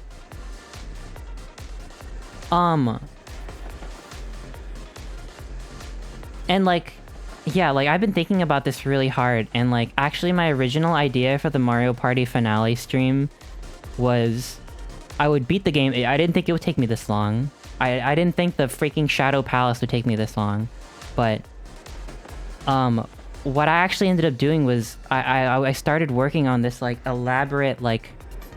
See, so I had this idea that like I would just beat Mario really quick, and then be like, all right, that was a pretty cool ending. Now let me freaking take out my meticulously written PowerPoint arguing why I believe that Mario died on the teleporter as soon as he went inside. And then that should have been the ending of that's the true ending of Mario. It's kind of like when Dupless stole his identity, except he never came back. Like, the Mario that showed up in the teleporter was just a really accurate version of essentially Dupless copying Mario's identity, except that Mario actually truly believes he's Mario. So now I just have like half of a freaking PowerPoint made with a bunch of like random ass shit on it. Because I realized halfway through making it that that's boring and stupid. So you just have to trust my word on it. That I've considered various different theories of identity, and I've decided that they're all nonsense. Honestly, I'm not even sure that people even exist now. Like, I'm actually... I was reading all that material, and I've actually come to doubt that maybe there's not even such a thing as, like... a kind of identity that persists from moment 1 to moment 2. Because I was pretty sure of it before I did the deep dive. I'll get hives! So, like... I had the thought, right? Like, this was my... Let me walk you through my line of thinking, right? When I close my eyes at night, I'm like, I'll wake up in the morning. And then I do. I do wake up in the morning. Because I still have this first-person experience. I'm still looking through my eyes, right? Like, if someone else had woken up, it would be the same as someone else waking up in bed. You know, it just so happens that people usually don't wake up in my bed with my body, but, you know, it's the same phenomenological experience of waking up. It's like, if it truly weren't me, would I have this first-person experience of waking up in the morning? So it's almost like in my head, I was thinking, well, the fact that I'm having a conscious experience right now that seems continuous with my past self, it must be like a kind of proof that I successfully woke up and it's still me. Because if it weren't, it would be the same experience as anybody else waking up. No matter how much they look like me, or no matter how much they have my memories or are able to perfectly emulate what I would do, it doesn't matter, they're not me. And I simply cannot look through other people's eyes. I simply cannot see through your eyes. I can't see through... If I had an identical twin, I wouldn't be able to see through their eyes. It's just not how it works. Skill issue? No, but for real though, like, that's what I was thinking, right? I was thinking, well, conscious experience is a real thing. It's a thing that, honestly, isn't truly fully explained by, like, the sciences. I mean, obviously, I don't believe in any, like, voodoo, magic, like, woo-woo stuff, right? Like, any, like, fancy, schmancy kind of stuff. Like, I'm not really one to believe in, like, souls or energy or life force or vibrational frequencies or whatever, any of that stuff that makes no sense to me. You know, I like science, but the experience of seeing things, you know, that thought experiment that's like, I forgot who advanced that thought experiment, but it was like, it's like, imagine a scientist, you know, and she's lived in this black and white room her entire life, and she's got a TV and like all these monitors that are monitoring people's brain waves and like all this like scientific data, and she spends her entire life knowing everything there is to know about like cognitive neuroscience and biology and all that stuff. And she just knows how she can predict exactly what someone's gonna say because she knows on like a cellular level how this person's brain works. And then one day she opens the door, or you open the door for her, and she goes outside and sees color for the first time. She sees red, even though she's studied everything that there is to know about, like, seeing the color red and what that does to your brain, which parts of your brains light up, and all that stuff. To actually go out and experience it firsthand would count as a new kind of knowledge. And that kind of, you know, shows that having a conscious experience is like it's a different...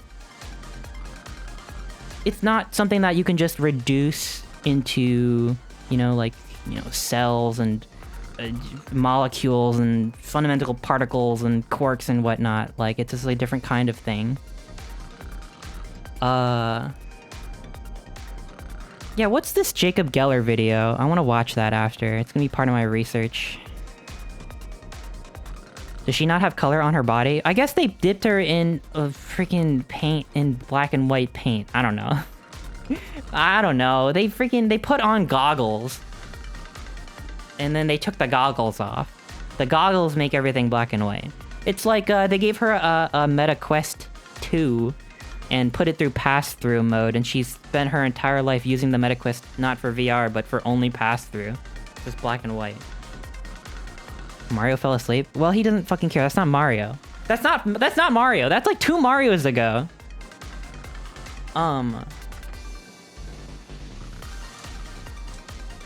But here's the thing I realized when I was thinking about this really hard.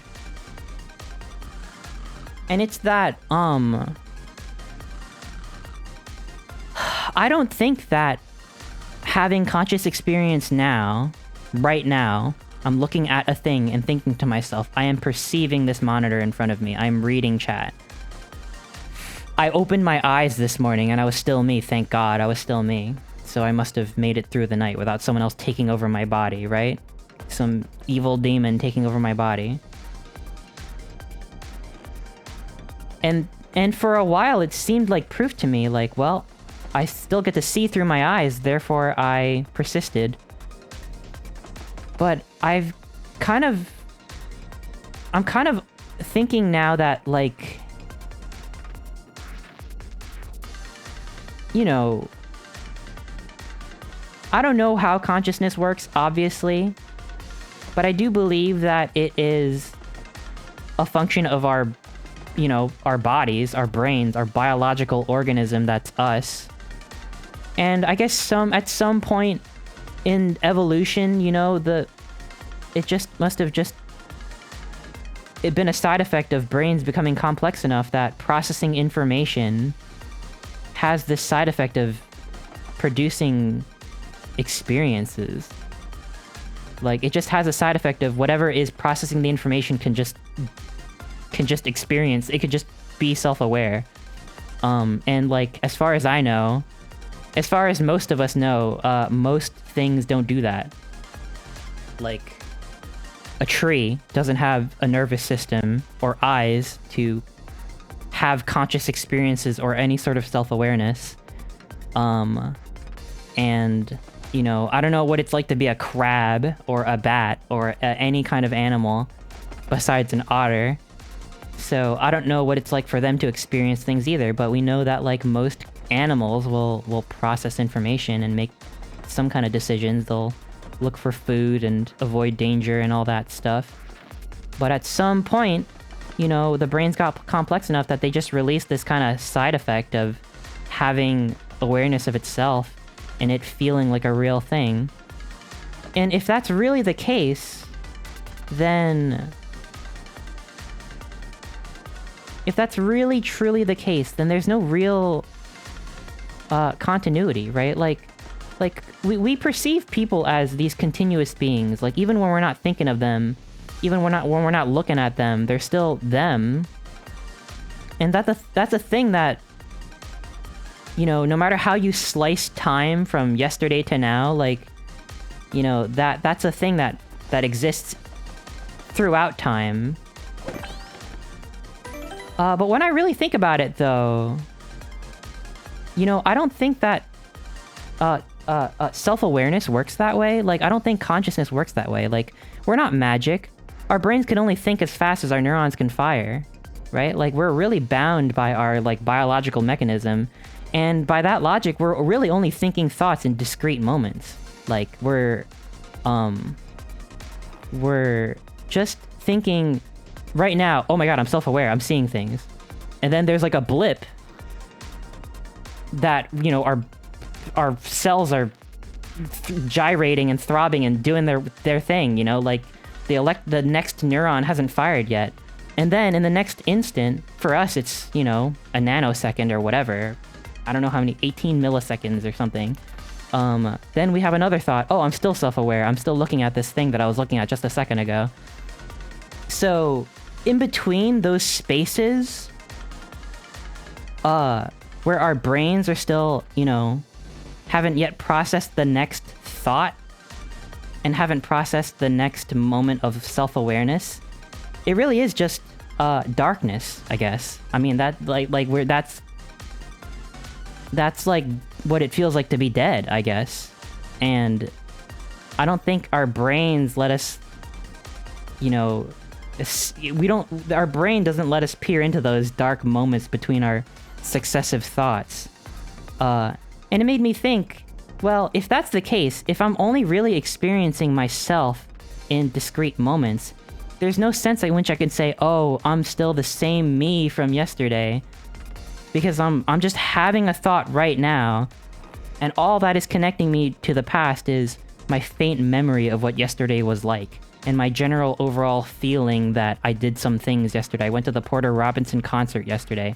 But that moment's gone. Like, the organism that was experiencing the concert, that concert has been lost to time. Like, I can't say it. There's no sense in which... So this is why I think Mario died, right? This is why. Because there are different ways of thinking of the self. There are different ways, like there are. Of course, there's the simplest way to think of it is in terms of souls, which is what Descartes was all about. He was all about souls. This dude was fucking crazy about souls, right? He was like, if I know one thing, it's that I exist, is what he said. And for him, it was that he had this irreducible soul, and he was super into God, so he was like, thank God for God, and I'm gonna go to heaven when I die, and shit like that. So if you believe in souls, which plenty of people do, obviously, then yeah, there's nothing to worry about. You have a soul. I don't know how that soul works, but you have a soul, and that's you. There's another way of thinking about it, and it's attributed to John Locke, and it's the idea of psychological continuity. And it's you are your psychological continuity / consciousness. So it's... If you can develop, like, what Locke originally said, because obviously he didn't, like, specifically talk about freaking teleporters and shit. There are modern interpretations of Locke that interpret it as, well, the relationships of mental states in your brain, which no one denies there are brains, like, you know.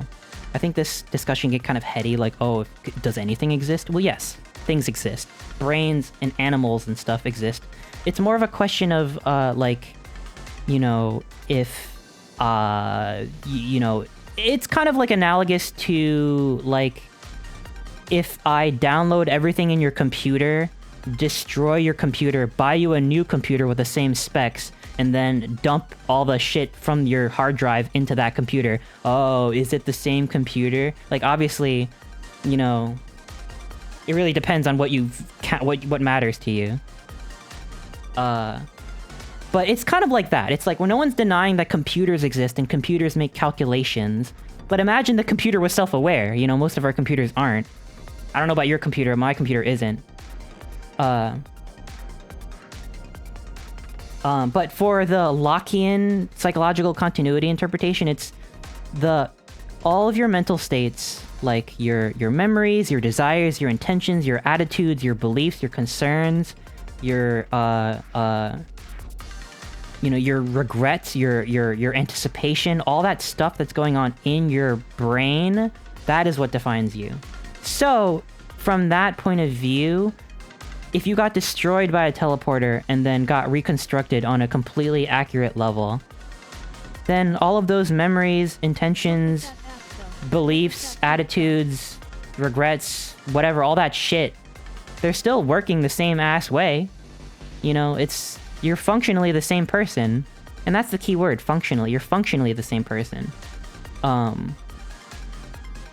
Yeah, I don't buy that though. I genuinely don't. I don't believe that. Because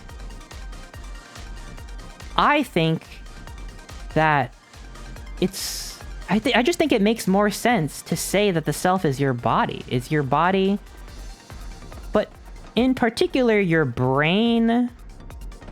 But then it's like, okay, well, if your self isn't your brain and it's your body, then okay, so if you freaking clip your toenails, are you not the same person anymore? Because technically your body changed. Technically you're shitting and pissing every day.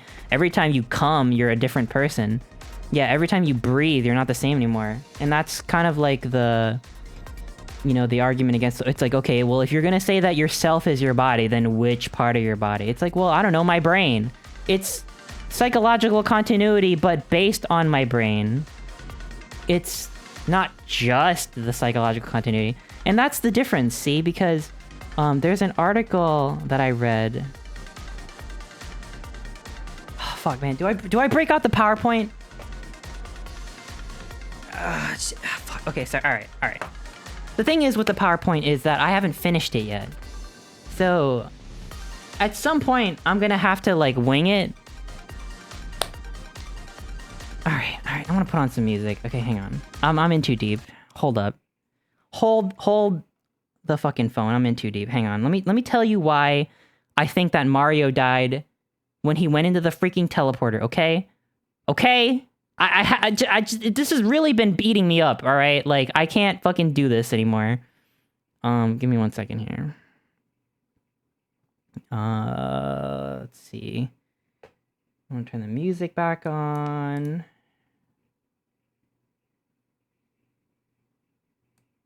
Okay. Oh, all right. Like, I genuinely believe, like, obviously this is all fun and games, right? Teleporters don't exist. Hi, Manny. Hi. But I'm just saying, if they ever made one, if Elon Musk ever made a teleporter, I ain't going in that shit.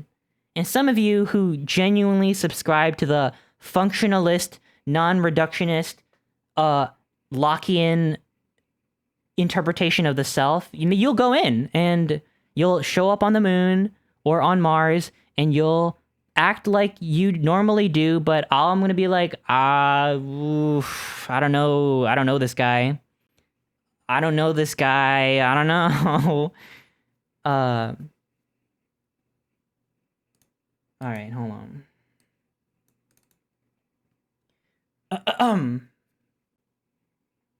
Okay. Okay, so I've put together most of this PowerPoint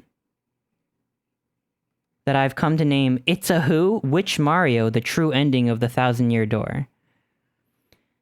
And it's not quite done, really. I found out that, like, the deeper you go into this sort of shit, it's like, it kind of never ends. Like, it's been nonstop. It's been nonstop, okay? Like, Paper Mario's got me fucked up. I'm not even joking. But, alright, well, you know what I'm gonna do? Hang on. Give me a second here. I got my notes on my different one. I might need my notes.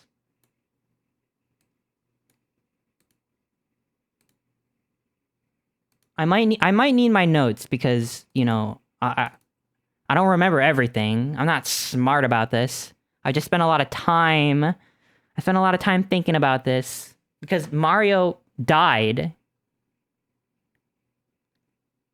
Is it okay if I copy your consciousness and tortured it for 9 billion simulated years? Okay, we'll get back to that question because I have a new opinion about that now. Now that you said that.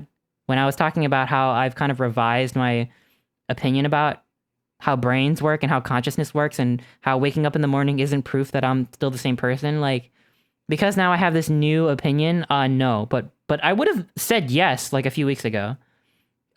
So, let me go into full screen mode here. The fuck? That's not full screen mode. How do I get rid of the sidebar? I want to use the full frame. Is there like a presentation mode or something? I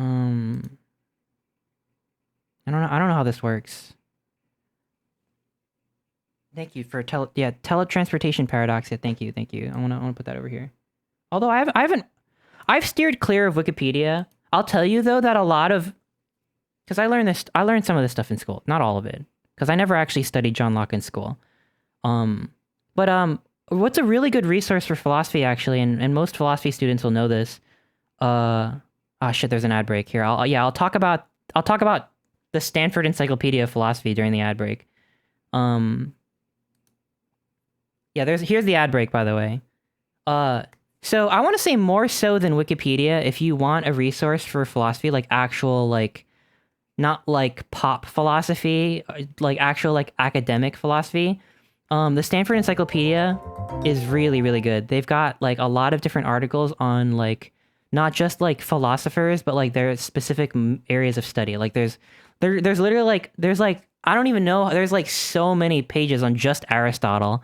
Because there's Aristotle on natural philosophy, there's Aristotle's physics, there's Aristotle on, like, Aristotle's ethics, of course, and then there's, like, Aristotle on the freaking, I don't know, random shit. So if you're ever curious, like, you can't go wrong. Because Wikipedia, it's probably mostly right, but there's still some, like, citation needed and stuff like that. And also, the Stanford Encyclopedia goes way deep. It goes way deep in everything. I loathe how much focus is given to the big three ancient Greek philosophers. Really? I love Plato and Aristotle. And Socrates, I guess. By Plato, I mean Socrates and Plato. I love them. That's actually my favorite. So, obviously, I'm not an expert. And I'll say this again after the ad break, so there's no... I don't want to come off like a fucking asshole, like, because there might be people in chat who have, like, philosophy degrees, like masters and shit. I have a freaking BA, like, I have a bachelor's. It doesn't mean anything. I have an undergraduate level, understanding of and everything, so it doesn't really count. But it's not to say I haven't thought really hard about it, okay? I thought really hard about it. So I don't know what I'm talking about, but I feel it. I feel it in my bones. But yeah, and so a lot of this stuff is, like, cross-referenced from the Stanford Encyclopedia, and there's 3 articles from my metaphysics class that I dug up because I really don't remember reading them. One of them is called...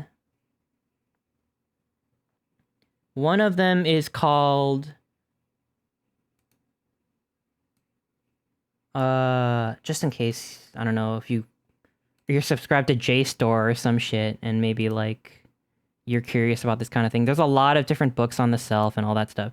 So one is the No Self Alternative by Thomas Metzinger. That's one that I read. Another one is The Unimportance of Identity by Derek Parfit. That's another one. And the last one I read was called I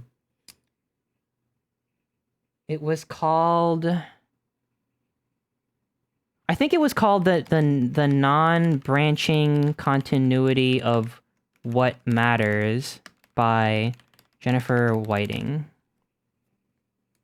I think I might have gotten the title wrong, but it's something like that. So there's that, and then there's the Stanford Encyclopedia. Blah, blah, blah, blah, I can't even spell. Of philosophy.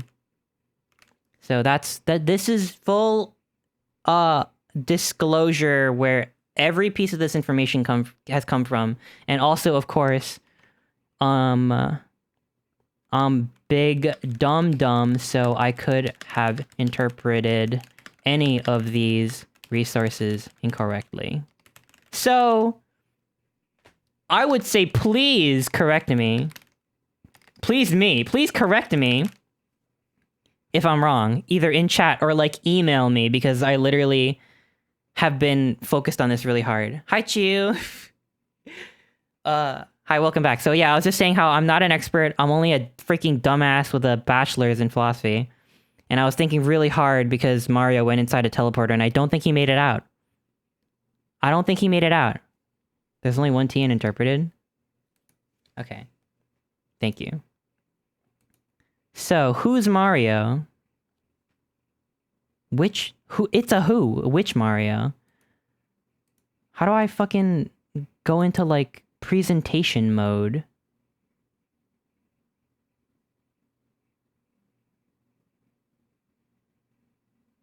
Like, bruh, come on. Zoom menu. View slideshow? Where is that?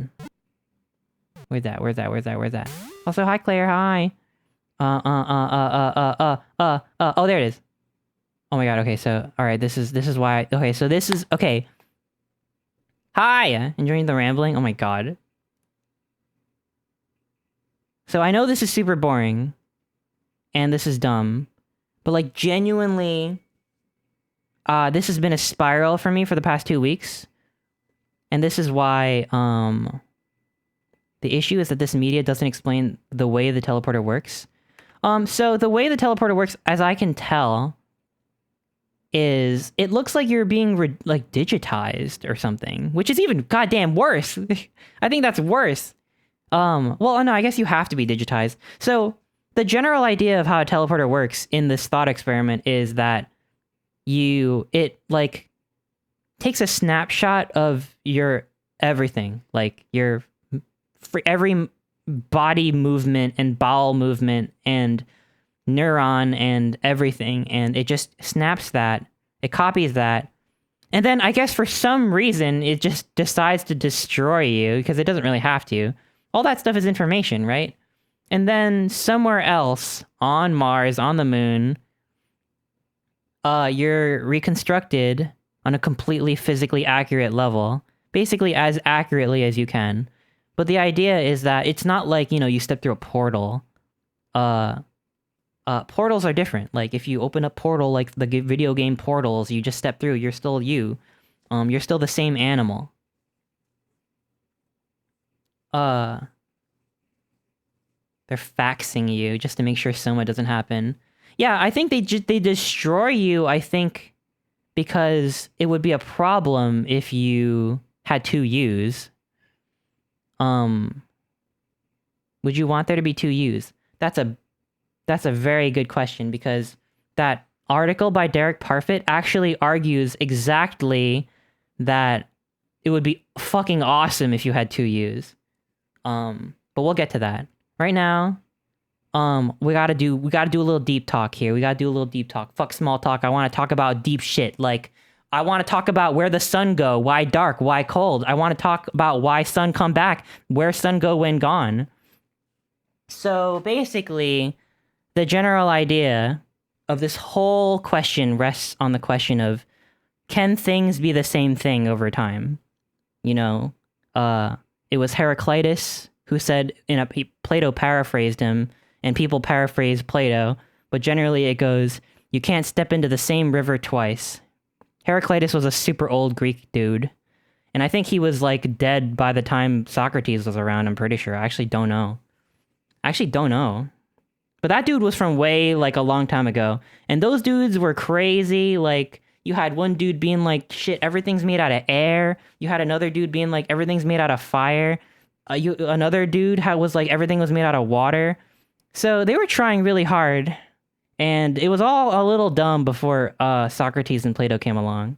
But they were trying. I mean, they had some deep insights, like, about stepping into the same river twice. And the general idea is, well, we typically think of something as what it's currently made up of, right? Like, you know, like, if I let you borrow my Nintendo Switch, then the plastic and metal and glass and all that stuff that makes up the Nintendo Switch, that's how we know that's the Nintendo Switch. Oh, there's a scratch on my Nintendo Switch. That's mine, you know, because what something is what it's made of. It's called Mariology or something like that. So I've seen it called the Mereological theory of identity, which I think is a way fancier name than it needs. Because you can just be like, yeah, it's the common sense. Things are what they are made of. So by that logic, well, rivers are flowing all the time. The same water. If a river is made of water, then that river is not a river. That shit's changing every second. It's changing a million times a second. So if you step in one river and then you step in that river again, that's a different river because the waters are different. But that's just a metaphor for everything, because even though your Nintendo Switch is still seemingly made up of the same stuff that as it was yesterday, on a molecular level, it is changing. Like, when you scratch it, or just erosion, like air, I don't know, like there's fine bits of dust falling out of it every day. So everything's changing, not just rivers, but our bodies especially, and, our food, or I don't know, like shit, I don't know, fucking whatever shit other stuff exists. For some reason, I can only think of people, rivers, and Nintendo Switches as existing right now. I have a proposition, however, should instant teleportation be possible at an atomic level, but not at a higher level, than a teleporter can theoretically demolish you at the atomic level, transport the same atoms, and then reconstruct them. Oh, like it breaks you down into like protons, neurons, and neutrons. No, not neurons. Protons, electrons, and neutrons, and then like ships the soup. Like it turns you into soup, and then ships you over to the moon, and then they like reconstitute the soup into you. Yeah, I don't know if that's any better, to be honest. Because I don't want to turn into soup is the first thing. I'm pretty sure I'll be destroyed as soon as you atomize me. In my opinion, anyway. I mean, I'm just a dumb fuck. If there would be a you left over, how would you ensure continuity of consciousness between that you that is left behind and the you that arrives at the destination? I have a thought about that. I do. But it would. I think it's just stipulated by the thought experiment that it would, because the memories that they inherit when they get regenerated or recombobulated, those memories are a snapshot of right when they stepped in. So it'll seem like they just blinked and they're in a different place. And by they, I mean you. And by you, I mean not actually you. But you know what I mean. Will this be on the exam? Yes. So anyway, yeah. So this is the central question, and it's an age-old question. It's older than Plato. It's older than Socrates. People were like, holy fuck. Are there rivers or anything, actually? Are things the same thing? Yeah, it's called Mariology. I literally just learned that term a few days ago, so I'm not, I'm just putting that there, so in case you see that word, you might know what it's... There's a Wikipedia page on it. You can look it up. But here's a quote from one of the articles I read. This is from the No Self Alternative. And basically, obviously we don't live life in constant confusion and chaos. Like we're generally pretty good at recognizing what's the same thing. Normally there's nothing too weird going on about, normally things aren't teleporting or whatever. So it's generally not an issue for most normal experiences. By the way, I'm going to change my... I'll take the Oh, who changed it? Oh my god, thank you. Manny, did you change it? Or somebody did, thank you. I was thinking I need to change my category. Or Momo did, maybe? I appreciate it. Yeah, so basically, this term substance it's usually used like this in philosophy. But a substance is an entity that can stand in existence all by itself. Even if all other existing entities were to disappear, it endures over time and is an ontologically fundamental entity because it belongs to the basic building blocks of reality. Ontology is kind of used sometimes interchangeably with metaphysically. Metaphysics, I think, Kyle, you asked this earlier. Metaphysics is the study of the nature of reality. So, I think I should say up front that, unless you have taken a philosophy class, if you just the lay person kind of thinks of philosophy as like random bullshit, like you can just talk about whatever and everyone has their own opinion and it's not really worth, discussion. But, a lot of people do take philosophy really seriously. Like it's not something just people do when they're high or like when they're just shooting bullshit and they're really bored and they don't know, I'm just gonna freaking do some mental exercises for no reason. I think that philosophy is a really important study, and it's just a really broad study. So, back before like the pre-scientific era, actual science, like physics or whatever, it would fall in the realm of metaphysics. But as science has become really, the methodology of science has really developed over time, it broke off because now there's a system of how to do science. This is how to do science. This is the scientific method. This is, verifiability and falsifiability and all this kind of stuff. So it broke off. But, I think on some level, the natural sciences is a kind of metaphysics because you're most of the time wondering how the world actually is. So now metaphysics is more about like, how do we interpret that? Like, what can we know is a whole different thing, but like, it's all kind of related a little bit. So to say something is ontologically fundamental, it means you can't reduce it in the same way you can maybe reduce, well, I don't want to give any examples because it's literally going to come into play later. But some people might argue that you can reduce tables into wood, and you can reduce wood into dude, I don't know what wood's made out of. Wood fibers, plant cells, and you can reduce cells to subcellular parts, and you can reduce subcellular parts to molecules, and you can reduce atoms to quarks, and therefore the only things that really exist, the question of what actually exists and what's just like a, I don't know, like a name or like a concept, that question is a question of metaphysics. So to say something is a substance is to say this is, maybe not it's not the same kind of thing as like physical particles or atomic shit, but like these things are real, and you would be losing something if you reduced it to something else. Like you wouldn't be able to talk about it a certain way, you wouldn't be able to get specific about it, or you wouldn't be able to understand it. And I think most of us live our day-to-day life obviously treating substances as a real thing. Like, I wouldn't know how to open my bathroom door and use the toilet if I was just constantly reducing everything to its parts. Like, I wouldn't know how to take a dump if I didn't treat a toilet as a toilet and not as the shit that it's made out of, So there's a little bit of like, well, how much of that is just so you can get by on your day versus what really exists or whatever, but all that stuff is metaphysics. And I think this is also from that same Metzinger article. I paraphrased it. When it's a quote, I've quoted it. And I made these little notations for myself. Because I'd have to get you the actual book with the publishing year and all that stuff. If you actually want to look up the actual like page that they're found in. I had printouts from school. But basically, self-consciousness, the self, when you think of me, me, I'm gonna go to the store tomorrow. Or I see this guy over there, I freaking hate that guy. That guy's so mean to his dog, That's the way we speak of that is we're treating people like substances, or at least like substances, because the dude that's mean to his dog is still there, and that continuity, that persistence over time is the substance. And at least in that context, you can't reduce them to anything further than that's the person that I freaking hate. That's my mom, that's my dog, that's me, whatever. So there's three main ways of looking at it. The first way is scientific realism. The self must be located at a distant point in space, like physical objects. But the problem with that is like, okay, well, if you truly reduce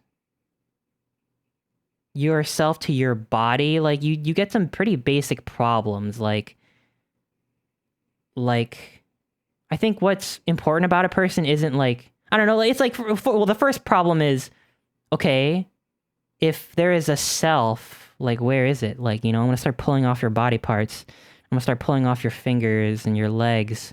Is it still you? Like, of course, people get injured. People get their body parts, amputated. Like, but we still count them as them. Like, like how much do I have to pull? How much of your skin do I have to pull off of you before it stops becoming you? Like, where is it? I'm looking for this self. Like, I'm looking for Howl lycanthromancy. Like, let me see if there's got to be a Howl somewhere underneath you, right? Like, I gotta see. Like, first I'm gonna rip off your hair, then I'm gonna rip off your skin and your teeth. Is it still you? Is it still you? I'm finding it. I'm looking for this self.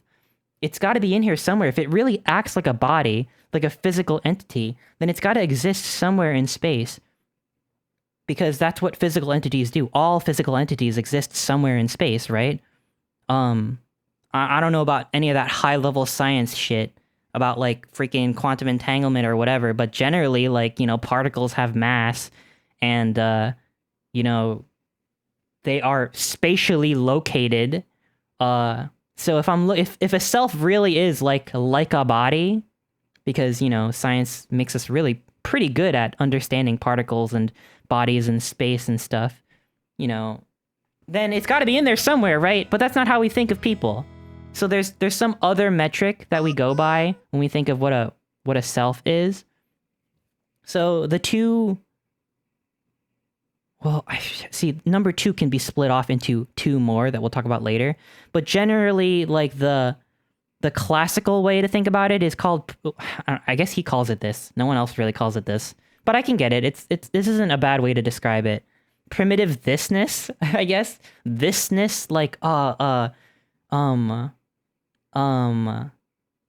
like, what makes Howl is just...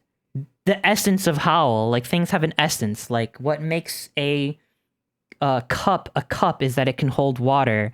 What makes a table is that it's flat and you can put stuff on it. Because you could ask the same thing from about anything. Like, what makes, you know, if I scratch my table, is it still a table? Because what it's made up of is changed.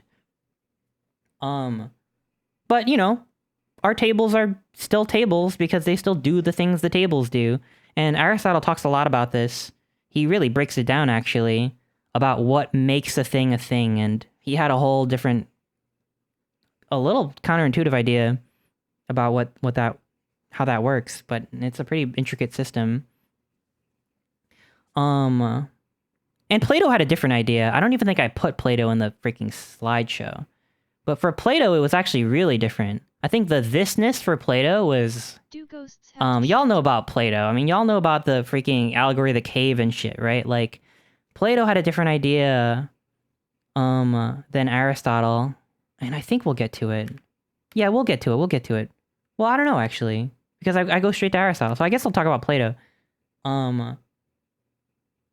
Yeah, for Plato, what makes a thing is that there's this abstract entity version of it that's, like, way more real, and that everything in our physical world is just like a reflection of those abstract entities, and he called those entities the forms. So it's Plato's theory of the forms. You've probably heard of it. It's not, you know, you learn it the first day of class in philosophy, so it's not super deep. But the thing about Plato is, actually, I'm not fully sure. I mean, I did study Plato in when I was in school, but I'm not exactly sure how the forms really works. And if this is really a discussion about how things works, then there's not a lot to work with. And also, I don't think Plato was very specific about how it works either. Yeah, exactly. Like, Plato never really argued, hey, this is why I believe in the forms, and this is why you should too, and this is my proof. I mean, he has a few dialogues that talks about it. He mentions it, like, in, like, I don't know, like a lot of his arguments rest on the forms existing, but he never, like, systematically, like, lays it out for you. Yeah, and it constantly changes too, right? You sound like you know what you're talking about. Like, damn, like, you probably know more about this than me, because, yeah, I don't know, it's been years since I was in school, and I've just revisited a lot of this stuff. But, just to give you an idea of, like, these are ways that people think about. These philosophers came up with these theories, I think, in part.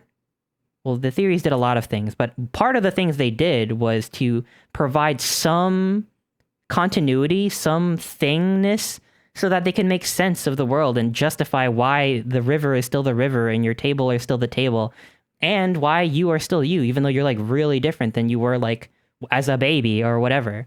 So, like, these two different perspectives are, like, think of them as, like, they provide a solution.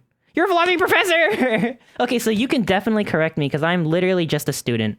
I am but a student, and I have not gotten any higher learning degree in philosophy, so I'm trying my best out here. I'm actually kind of embarrassed that I'm doing this right now because I definitely don't have the academic training or whatever. But basically, yeah, Plato had a metaphor. He used like this really complex analogy in, I think it was the Republic, and it's the allegory of the cave. You probably heard of it. I feel like a lot of people know about the allegory of the cave. But basically, he's like, think of this. This is like a real life, but like it's super deep. Like, think about this. So like imagine like we're all in a cave. We're like all in a cave right now, and there's like dudes behind us holding up like these like fake things, like these like cutouts of things that look like real things, and there's a great fire somewhere behind them. So we're lit, we can see a little bit, and we're kind of chained down. We're staring at this wall, and the dudes with the cutouts of shit are like holding up stuff, and we're looking at the shadows, and we can pretty much only look at the shadows, and that's everything we ever knew. And I guess it's not bad. I mean, people are, it's pretty cool. It's pretty cool, but the problem is that we think the shadows are real. But, they're not real because we don't know that there's something casting those shadows. So for Plato, the shadows is everything. Like everything we see and experience and touch and taste and smell and eat and whatever, all that stuff, everything. Like me, you, flesh and blood, dirt, air, fucking water, like all that stuff is just a reflection of what's actually real, which is the forms, which are these abstract, perfect versions of things. And I think one of the, I think it might have been Plato that actually made this comparison. It's like, okay, well, think of a circle. Like, we all know what a circle looks like. We've seen circles. We see circles all the time, but we've actually never seen a perfect circle. Even a circle that is like freaking looks really perfect. If you look really close, it's actually made of ink or, chalk or graphite or whatever. And there's little tiny bumps in the way the circle is drawn. So how do we know what a circle is? What are we actually looking at? What do we think of when we think of a circle? Well, actually, it's the form of a circle, the form. And circles, obviously circles are real, but every circle we see is a reflection of the form of a circle. A perfect circle is an atom. Well, I don't know about that either, because first of all, I don't know what atoms look like, but they might be bumpy. I don't know. Are they made of quarks? You can't get a perfect circle because everything in the world is an imperfect reflection of the perfect forms. Here's the part that I'm a little unclear on. So Plato, for sure, 100%, I can say this pretty confidently, believed in the forms, and he believed in the forms of abstract things like circles, geometric shapes, and more importantly than that, he believed in like these ideals like beauty and justice and the good. Those are like the more important forms. Those are like the super important forms because he's like, well, we can see beautiful things all the time, like a beautiful flower or a beautiful person or a beautiful painting. But they're all reflections of the form of beauty. And it's like the philosopher's job to, for him, it was like the philosopher was like the highest profession that you could do. And it's because it was the profession that lets you understand the highest form of reality. So yeah, I mean, philosophers are good because they start to understand what makes something beautiful and what makes something good, and they get in touch with the forms, and it's awesome, and they should be kings and shit. What I'm actually a little not clear on is if he believed in because Plato talks about the soul and how the soul, sometimes he talks about how the soul goes to heaven after you die and they become acquainted with the forms, and then you come back to life at some point later on. So I don't know if people have a form, because yeah, there's forms of I assume there's a form of a horse because there's a lot of different kinds of horses. So there must be some perfect horse existing abstractly somewhere in a higher plane of reality. But I don't know if that counts for individuals. Is there a form of Socrates? Is the soul a kind of form or something?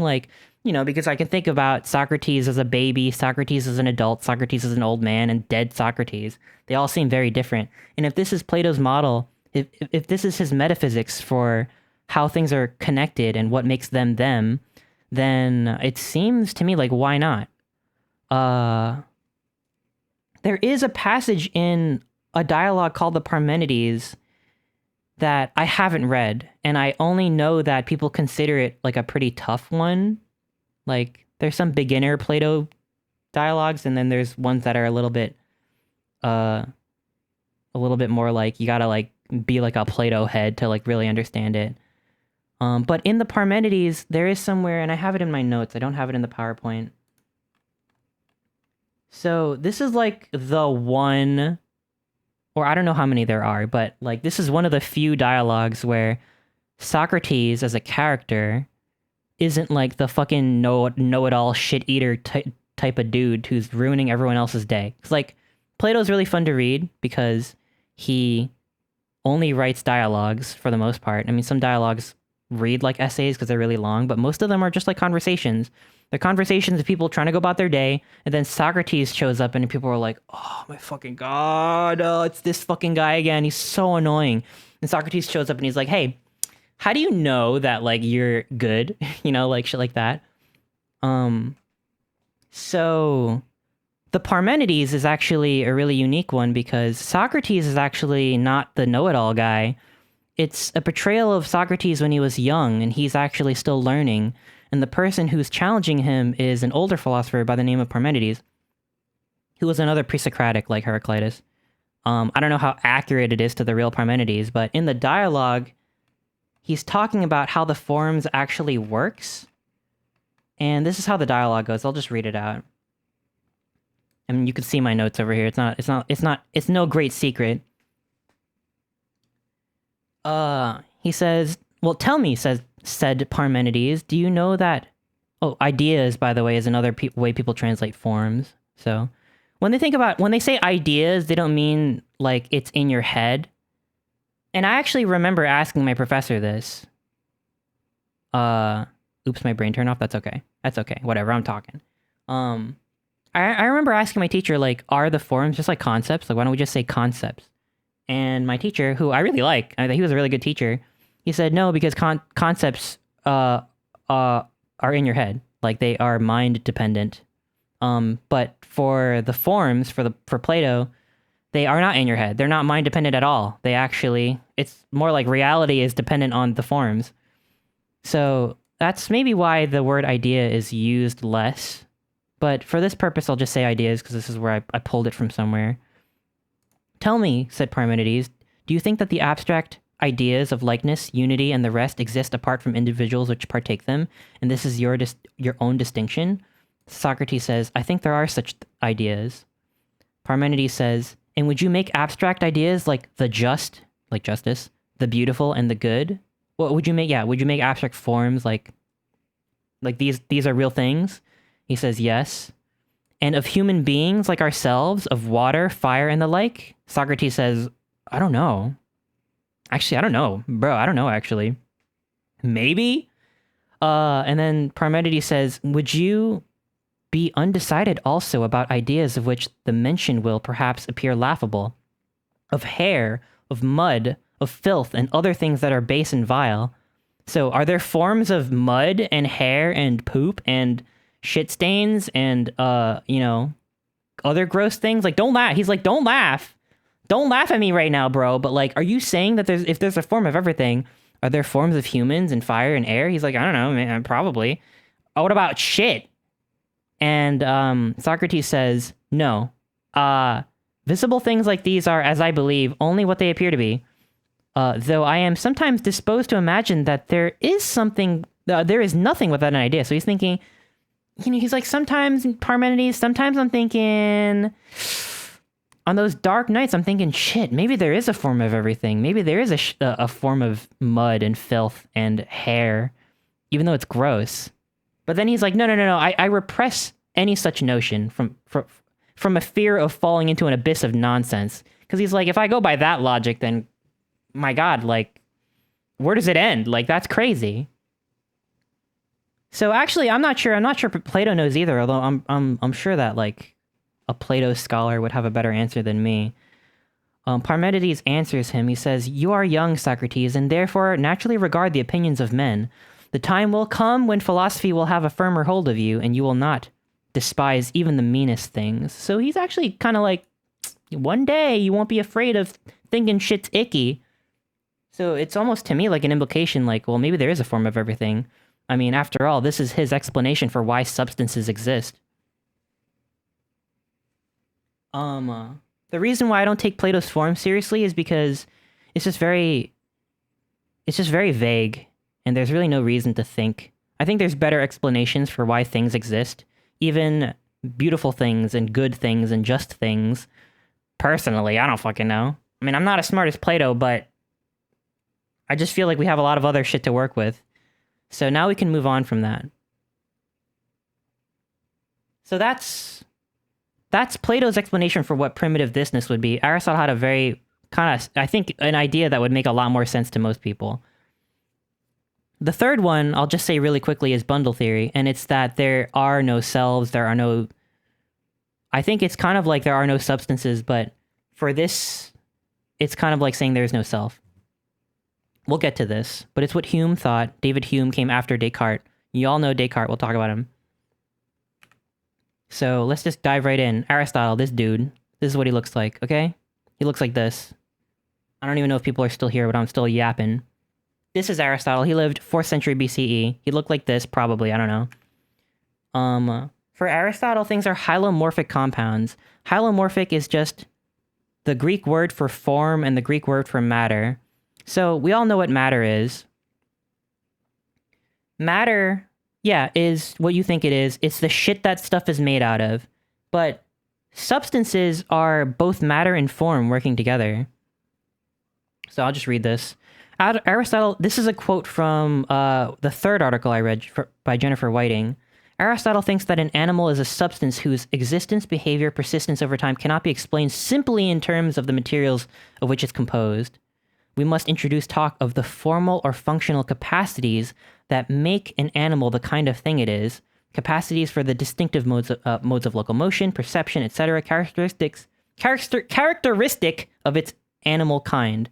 This requires talk of animal capacities as such. So Aristotle uses the word form. I think there's a lot of different Greek words for form, but it's translated as form, and it's not the same as Plato's form, because for Plato, forms existed, you know, in some ethereal plane, and for Aristotle, what you see is what you get.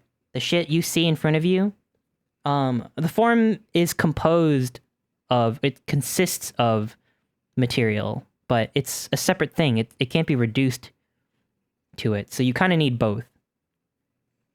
While Aristotle speaks of the relevant capacities as capacities of the soul, his talk of souls is not intended to imply anything like Cartesian dualism. That's the souls as you would think, like, you know, a little puff of smoke that goes to heaven or hell. That soul, he's not thinking about that. I don't even know if he had an idea like that yet. Maybe, I don't know. I mean, Plato kind of did. Yeah, I think he was just smart about it. In fact, the point of his holomorphic view, according to which the soul stands to the body as form to matter, it avoids Cartesian dualism, like body and soul and whatever. It's important. Here, I had this bolded in my notes. They're essentially embodied, so yeah, we don't need like some spooky soul to make a thing a thing. Like, you can get the form from the matter. It's, you know, it's actually, well, this is how it works if you want to know. Aristotle said if you want to understand anything, bro, anything, you want to understand anything, you need to understand 4 things. 4 things, that's it. Dude, if you understand these 4 things, bro, that's all you need to know about anything. Just think about statues and tables. That's the only things I can really think about right now. But there's 4 things. The first thing, material cause, aka what it's made out of. Table, wood, statue. I don't know what that statue is made out of. Clay, plaster, bronze, whatever. All that shit. That's material. 2 is the form. the form that the statue takes is, well, for a statue, it's really easy because all you got to do is make the clay in the shape of a person, and that's all there is. Boom, that's the form of a statue. Easy. Fucking easy. A table, you know, you got to make the wood into a table shape. So you might think, okay, well, is form just like the shape of something? Like, well, no, because some things can be a shape of something, but that's not the thing. Like, you know, a statue isn't a person, even though it's the shape of a person.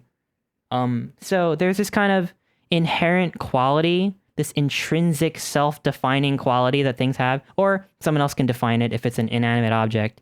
But because this principle applies to animals and objects, it depends. A table, people use a table to put shit on, like food. People use a statue to be like, damn, that's good art. People use a ship, like the ship of Theseus. You know, it's not just that the wood has to be in the shape of a ship. It has to float and do other ship-related things. So that's the shipness. That's the primitive thisness, is the ship doing ship things. And the other two are efficient causes, which is where did it come from? Like, what made it? Like a craftsperson makes a table, or your parents make a baby, or whatever. That's the efficient cause. So basically, you got to know what something's made out of. You got to know what form it's taking. You got to know where it came from. And finally, you need to know the final cause. You need to know where it's going. You need to know what its function is. I think maybe I conflated 2 and 4 a little bit, because even though I was talking about a table doing table things, I wonder if that's actually better suited for the final cause, because the purpose of a table, the function of a table, the end of a table is to have stuff put on it. And formal cause is more like configuration rather than function. Oh, yeah, okay, yeah, configuration. Yeah, like the matter is configured in a certain way. That makes a lot of sense. Yeah, oh, okay, thank you. I appreciate that. So yeah, there's the configuration of the matter, there's the efficient cause, and there's the final cause. And actually, you might think, how does this apply to people? How does this apply to animals? Like, what's my purpose, huh? Like, okay, wise guy, what's my function? Actually, that's like a whole big part of Aristotle's ethics is the function of a person is to be a good person. So his whole thing is like, you do have a function. Bro, nature put you on Earth to have these certain things, like, you know, to be good to your neighbor and to, like, be brave and, like, to, like, you know, just genuinely, like, be good. That's what you're put here for, and that's what your purpose is, and that's kind of his whole justification for ethics is, like, it's natural. Like, it's natural for humans to be compassionate and like, to be, courageous and know what the value of things are, and even though you're scared, you're gonna protect your loved ones and shit like that. Like, you know, if you're not raised right, if you're not habituated right, if you're, you know, if you had a fucked up backstory, then you're not gonna act that way. But, you know, that's not how you're supposed to act. It's the word natural. I've had another professor equate it to, you know, it's kind of like saying spiders naturally have 8 legs. It's not the case that every spider has 8 legs. Some spiders might be born with a defect. Other spiders might lose their legs.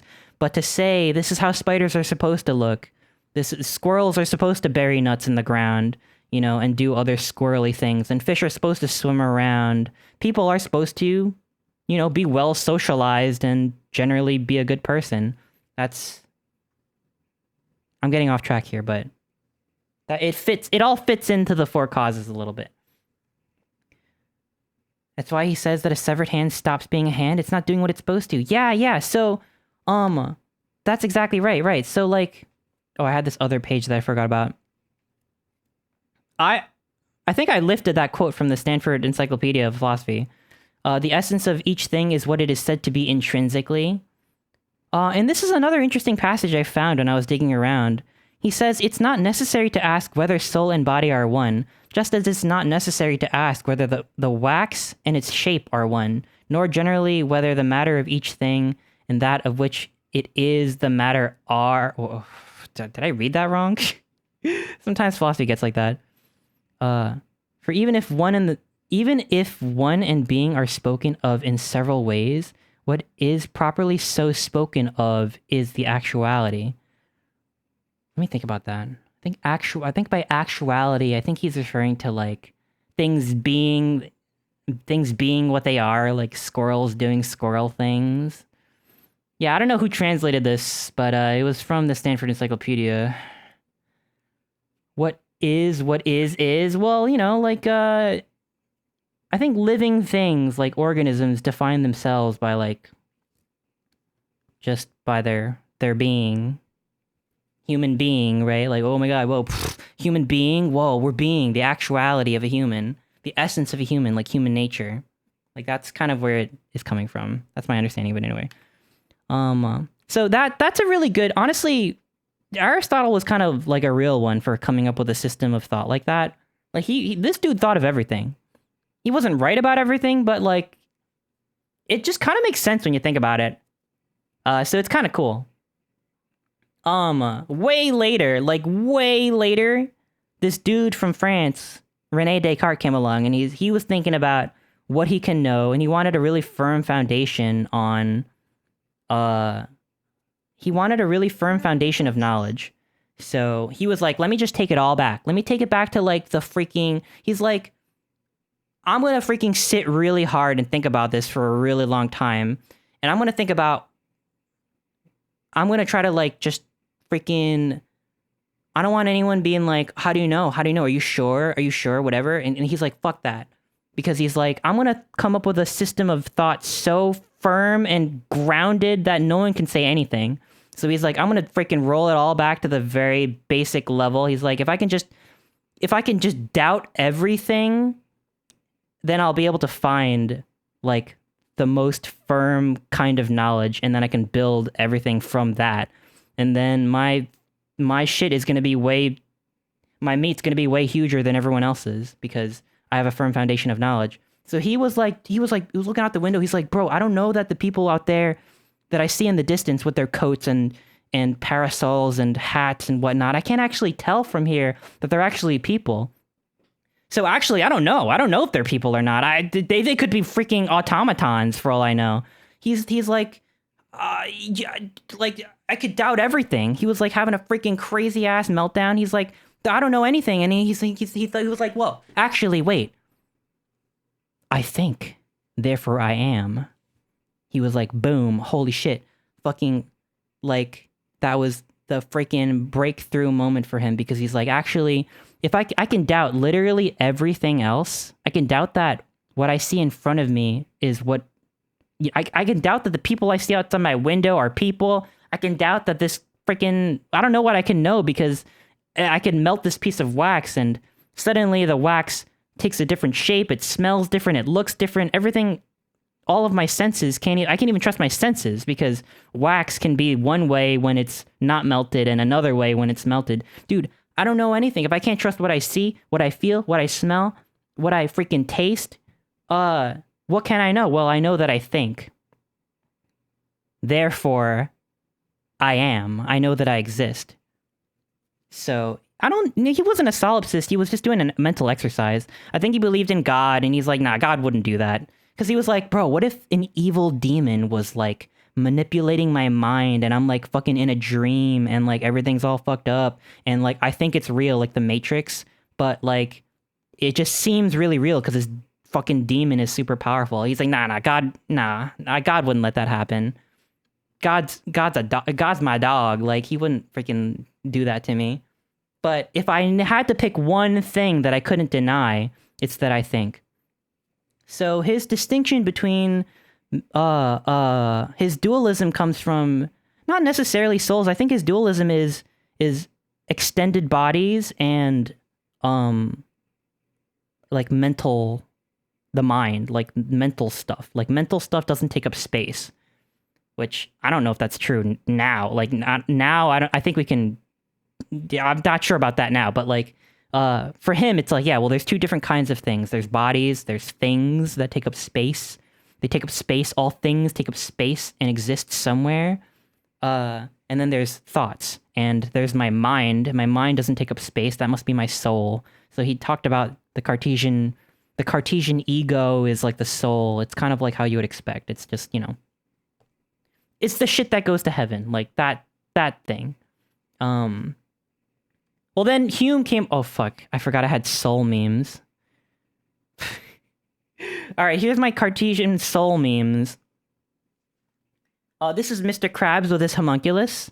This here is me homunculus flesh puppet that me soul will transfer to in the event of me death. It got no soul in it right now, so we keep it in a constant state of euphoria to keep it from massacring me customers. So yeah, so the Mr. Krabs on the left has a soul. Well, I don't think that's actually how. I don't know if that's how Descartes thought of the soul. Actually, I don't know if. Yeah, I don't think Descartes thought of the soul as the thing that makes you nice. Or the thing that makes you, like, not massacre people remorselessly. I think it was maybe a little bit more complex than that, but you get the idea.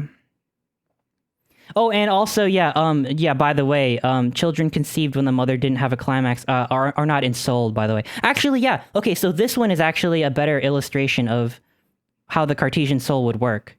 Because the important thing to notice here is that you can't tell if someone has a soul or not, because what is a soul? Like, it's when you accept that the soul is a thing, all other questions come up, like how it interacts with the body, how it interacts with you, like how does this work, you know? And I think that's the main problem with accepting this as like a philosophical idea, because according to this person from the Genius Convention, children conceived when the mother didn't have a climax aren't ensouled. So that means you can't really tell they don't have a soul or not. But when it dies, its spirit neither goes to heaven nor hell. It is just destroyed like that of animals. Isn't that interesting? So in case you were wondering how what it means to believe in a soul, well, now you know. Well, this guy came along. Hume came along. Sorry, I'm taking a long time explaining the basics. But Hume came along, he said, fuck you. Because, he said, I think, therefore I am. More like you're an idiot.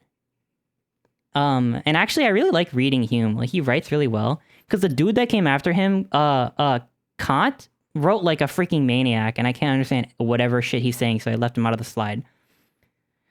But basically, Hume had, this is what I mentioned earlier, the bundle theory. So Hume was a dude, he's what you call an empiricist. An empiricist believes that all knowledge fundamentally boils down to things that you experience. So it boils down to like experiential knowledge, like, as opposed to like a rationalist who believes that like something can be known just by thinking really hard, like logic and shit.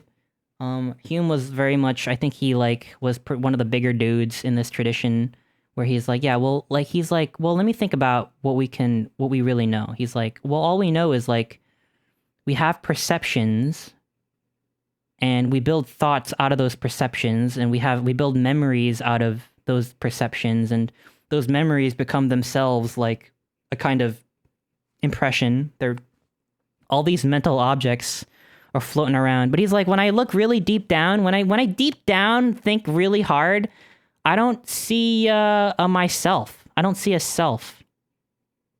I can't find it in my head. I thought really hard about it, and I don't think it's there. Actually, he said, I think that we're just a collection of perceptions.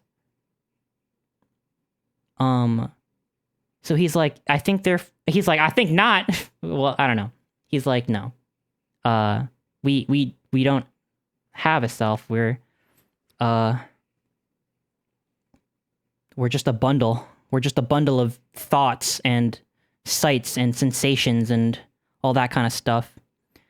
This is a quote. He says, when we gradually follow an object in its successive changes, the smooth progress of the thought makes us ascribe an identity to the succession, because it is by a similar act of the mind we consider an unchangeable object, that's the substance. When we compare its situation after a considerable change, the progress of the thought is broke. Did he say broke or broken? Maybe I deleted a letter. And consequently, we are presented with the idea of diversity. In order to reconcile which contradictions, the imagination is apt to feign something unknown and invisible. Excuse me. Unknown and invisible, which it supposes to continue the same under all these variations, and this unintelligible something it calls a substance. So, I think he's kind of going on along the lines of substances don't exist, and like the self doesn't exist. It's just something the imagination just came up with because it just likes to draw smooth connections between things. And that's kind of a little earth-shattering. And I don't think it was Hume that said this. I don't know who said this, actually. KWSX, you might actually know. Oh, please let me know how to pronounce your name. I actually don't know how to pronounce that. Quizix? I think it was maybe a contemporary philosopher. Who was it that pointed out? Or maybe it was Hume, I don't know. Someone pointed out that I think therefore I am is like a logical fallacy, right? Like, I think it's called begging the question. Because when you say I think therefore I am, just by saying I think, by saying the word I, you're presupposing that I exists. So you already jumped the gun. Like you just assumed what you were trying to prove. You said I think. You're making a lot of assumptions there, bro, by saying I think, because what you should say instead is thoughts are, and thoughts are does not equal I am, you know? Nietzsche said something like that. There's an activity of thinking. Oh, yeah. So yeah, I mean the phrase "I think therefore I am" is really problematic. I mean, it doesn't prove anything because all you know is that there are thoughts. What do you mean when you say "I think"? That's kind of a loaded term right there. Thoughts are happening here, you know? But if we're gonna undermine this concept of a substance, then they're just thoughts. Just happen to coincide with where this brain is. Oh, fuck. Okay, we're almost done with the historical part, I swear. We can get into the actual topic of discussion. I got distracted. This dude, this bony-looking dude over here, his name is John Locke. Oh, shoot, he actually came a little bit before Hume. So his whole deal... Actually, I don't know fuck about John Locke. But I do know this. I do know he said... He was thinking about, is a drunk dude and a sober dude the same person? Why else is he punished for the fact that for the crimes he commits when he's drunk? Although he didn't freaking remember what he did. He's like thinking about like laws and like how he can hold people accountable for their actions and stuff like that. His whole thing is, he's focused on consciousness, on like the psychological functionings of the mind. For him, he says human laws punish both. Both, he means a drunk and a sober person. Well, human laws will punish a sober person who did some shit when he was drunk. He broke into someone's car and barfed everywhere, and he has no memory of it. And he says, well, human laws will punish both because, it's actually hard for us to tell. Like, in practice, it's really hard for us to, like, well, we gotta prove that he didn't remember. Maybe, like all that. There's this shit where you're like, I don't know, whatever. It's just, it's the same person. So we'll put him in jail. But here he says, because he says they can't distinguish what's real and what's counterfeit. So the ignorance in drunkenness or sleep is not admitted as a plea. But he says on that great day, you know what he means? He means on Judgment Day. He's saying, well, we don't know. That's why it's not acceptable in court, in human court.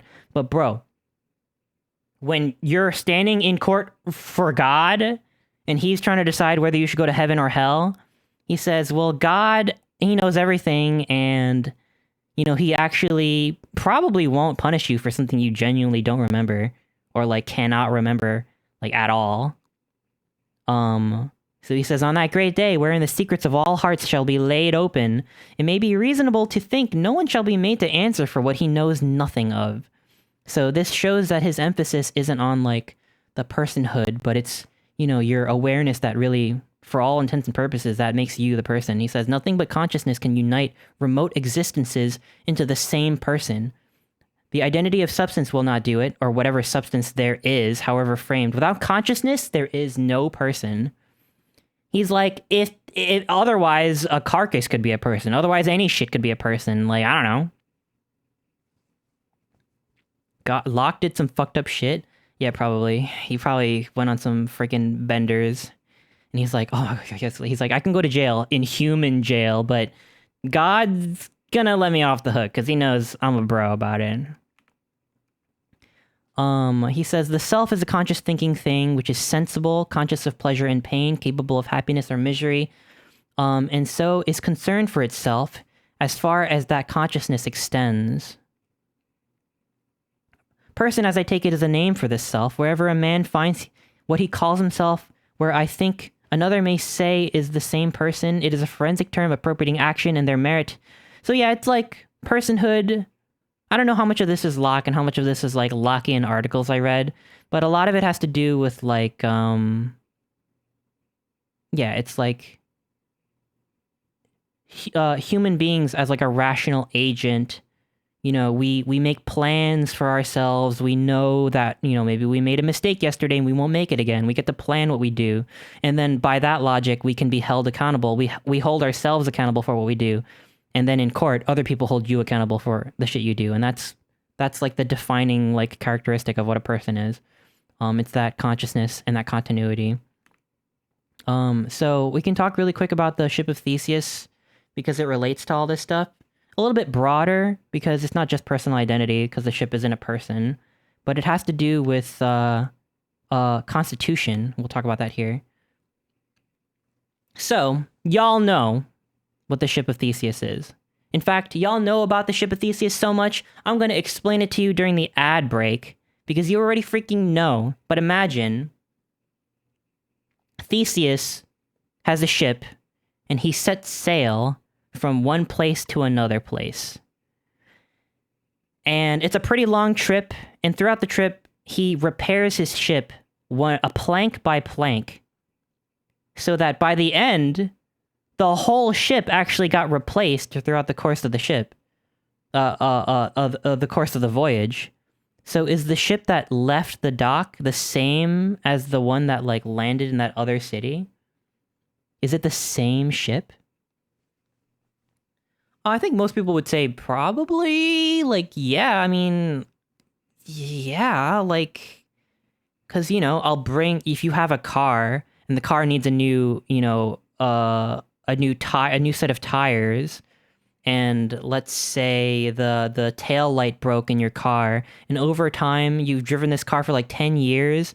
Let's say you've ended up replacing fucking everything, even the engine and the wheel and the seats and the freaking chassis and the freaking carburetor and stuff.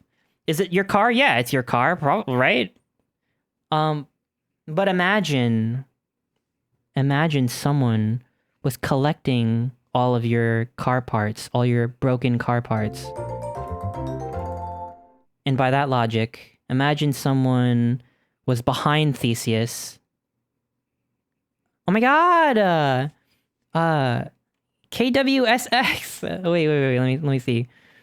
Quisk, thank you! Thank you for the sub, I really appreciate it, like how. I'm actually really happy that a philosophy professor's in chat. I'm also embarrassed by that, but I'm really happy because I don't want to be incorrect. That's my worst nightmare. Is to at least to be inaccurate. I'm sure I'm being inaccurate in all sorts of ways, but I want like people in chat to like hold me accountable by the shit that I'm saying. But yeah, so normally we think, yeah, we repair a car, it's still the same car. So that's why the experiment is like, okay, well, what if the whole car gets replaced? What if the whole ship gets replaced so that none of its original parts are in that ship? So much for your idea of things are made up of their parts, huh? It's made up of a whole new thing right now. And you might think, well, yeah, I mean, yeah, but shut up. It's still the same ship because he replaced it really gradually, right? Okay, well, what if someone was behind Theseus, collecting all those planks that he was throwing overboard as he repaired his ship. And they were they were building a freaking ship of their own using the ship of Theseus's old parts. And then they docked that ship next to the new one that arrived after the voyage. Okay, which one's the ship? Which one's the original ship? That's a real head scratcher, right? Because they're like, well, this is the one that landed, that Theseus was on, that he was repairing slowly. And yeah, it's made up of brand new parts now, but I mean, that's his ship. But then you got this other ship that was made up of exactly what the old ship was made out of. So is that the ship? You're like, oh, fuck, man, I don't know. I don't know if things are made up of, if things are what they're made up of, then it's the one made out of the old parts that's the ship. But then you can think of, well, Aristotle was like, well, things have a function, and, you know, it being that Theseus has a claim to this ship and he's on it and it floats, whereas the other one probably sucks because, you know, I don't know. Maybe it doesn't float. There's a reason they have to repair it. But I guess you could do the same thing with anything, but...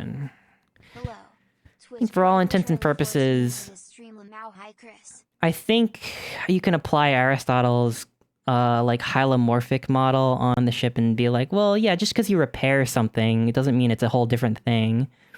I'm inclined to think that the ship that Theseus was on is his, because generally, yeah, that's his. He repaired it. But there's also nothing like metaphysically like inherent in a ship being Theseus's, or even ships in general. I don't know. I'm going to question that. Here's another variation of the thought experiment that I think is really interesting. And I think it reveals something about our understanding of like what things are and what they're made of. I found these notes somewhere that had this variation in it. Blight the Otter, thank you so much for the 300 biddies, thank you. So in this example, it's not like a ship is repaired slowly over time while it's like in the middle of a voyage. In this example, there is a ship. Let's say it's Theseus' ship. It's sitting in a museum, in the freaking Metropolitan Museum. They got a big-ass ship in the museum, and someone really wants to steal it. And what the thief does is he's like, oh, fuck, how am I going to get this ship out the door? That ship is way too big and way too heavy. He's like, oh, I got it. I'm going to steal it plank by plank. So I have these fake wooden planks that I can do the old swapperoo. I can do the old swapperoo when I sneak in one night, and then every night I'll just steal the ship one plank at a time, and they won't even know a goddamn difference because I put my fake plank in there and it looks the same. So eventually he'll get all the planks and then he can reconstruct the ship. And you might think, he stole the ship. He stole the ship plank by plank, and that's the ship of Theseus. The thief has it, and the one in the museum, that's not the same. That's a fake. That's a fake ship. That's another ship. But doesn't that land you at an opposite conclusion? Or at least for me, because the one that is stayed in place, that is quote-unquote being repaired, swapped out, its parts are swapped out, that's the one in the museum. So it's almost like, oh shit, the thief stole the ship because he has the original parts. And he reassembled it, and that's the ship. I don't think any museum curator would be like, oh yeah, I mean, it's just a ship of Theseus. Like, you know, you can repair something and it'll be the same thing, you know, like in the same way that like you might restore a painting or something like that. Because that's ridiculous. Why is that ridiculous? Why? Why is it different? Why is it different when the ship's in a museum versus when it's out at sea, huh? I don't know. I have an idea. The value of an artifact in a museum is its authenticity. The value of the ship in water is its capacity to float on water. Yeah. So, I mean, I agree with that. I mean, that's kind of how most of us would think of it, right? Like, the thing in the museum is really more of an artifact than it is a ship. And the thing that Theseus is on is an actual ship. He's using it as a ship. But when we think about like what actually is, we talk about which is the ship, is the ship of Theseus.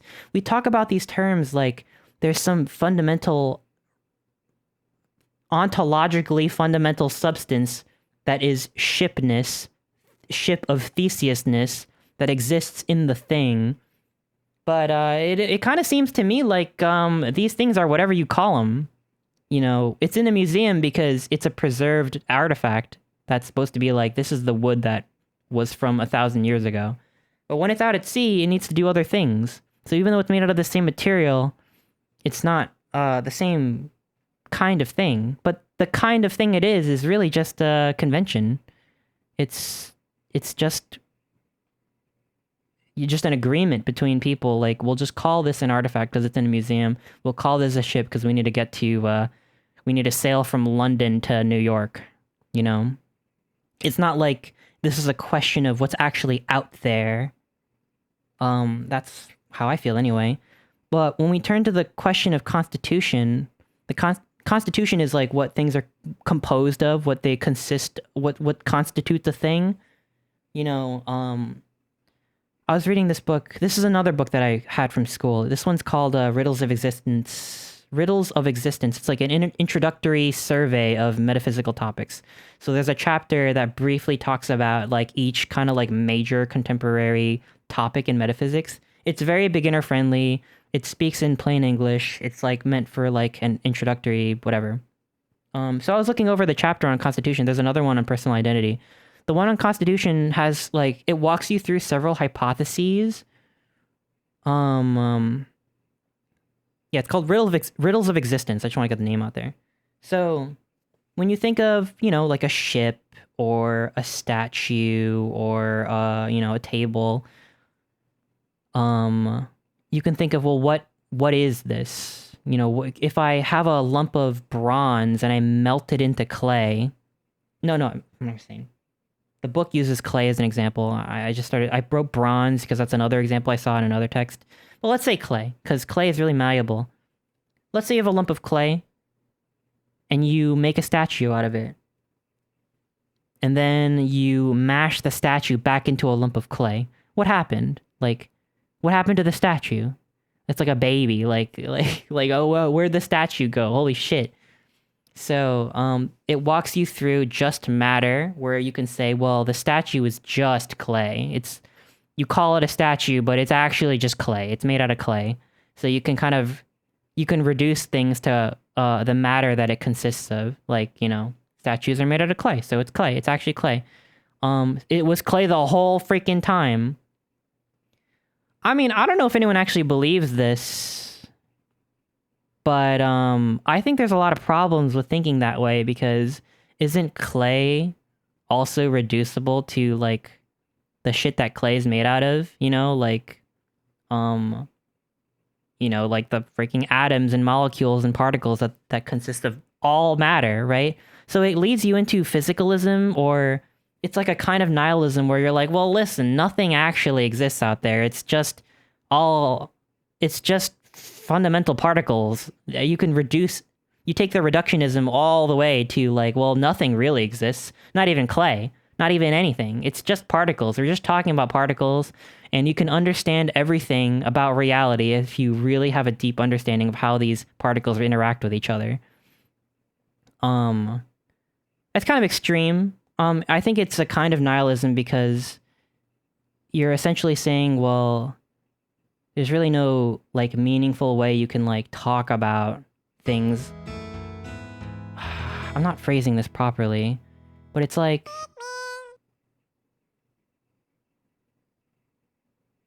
it's almost like every other, like, category of thing is, like, arbitrary. Because you have a good reason for, you have a good reason for reducing it, because it's like, well, we're reducing things to just particles. So all that really is just particles. So yeah, I mean, I think just matter and physicalism are both reductive. Takeover is like, well, okay, well, I have a lump of clay. That's an object. That's a whole object, is the lump of clay I have in my hand. When I make it into a statue, it, like, stops being a lump of clay and becomes a statue. So like statueness takes over it being a lump. And I think I remember from the book it said that there's a big problem is that's very anthropocentric, and it's like, yeah, I don't know. I mean, I like, to be honest, that sounds kind of dumb to me, because I feel like things can be multiple things at once, which is where cohabitation comes in. And that's cohabitation is saying, well, the thing you have in your hand is actually two whole objects. It is a hunk of clay and a statue, and there's just two objects in the same place at the same time. And when you mash it into a lump, you're only destroying one of those things. I feel like when you talk about shit that way, then you kind of open yourself up to a lot of, like, logical complications, because you can do shit like, oh, if... There's a lot of shit you do in philosophy called, like, symbolic logic, where you break down arguments into, like, symbols, and you kind of work them like math. And that's where you point out where, like, things are contradictory and things don't make sense, and this is what you actually mean by this, and this is why it doesn't make sense. I feel like that runs into a lot of problems there, because if you say that there's two whole objects, I don't know, I mean, maybe you can argue it, but it almost seems like, it's like, how could that be? How could that be? Like, two things that are different are identical. It seems contradictory. There's another idea that I found really easy to digest, and this idea is called four-dimensionalism. The idea with four-dimensionalism is that every object is a worm. And what I mean by that, or what they mean by that when they argue it, I don't actually know who was the first person to come up with this. But it's basically, the idea is that you have to think about time as a fourth dimension in space. So, like, yeah, you know, there's a clay statue in front of me. We think of that object as existing in space in front of you. But what you're also supposed to think of is, this is an object that exists in four-dimensional space, because it also exists in time. So what the object is maybe a better example would be a person is... The shape of a person is a worm, because it's a worm in time. It's a little trippy, because think about...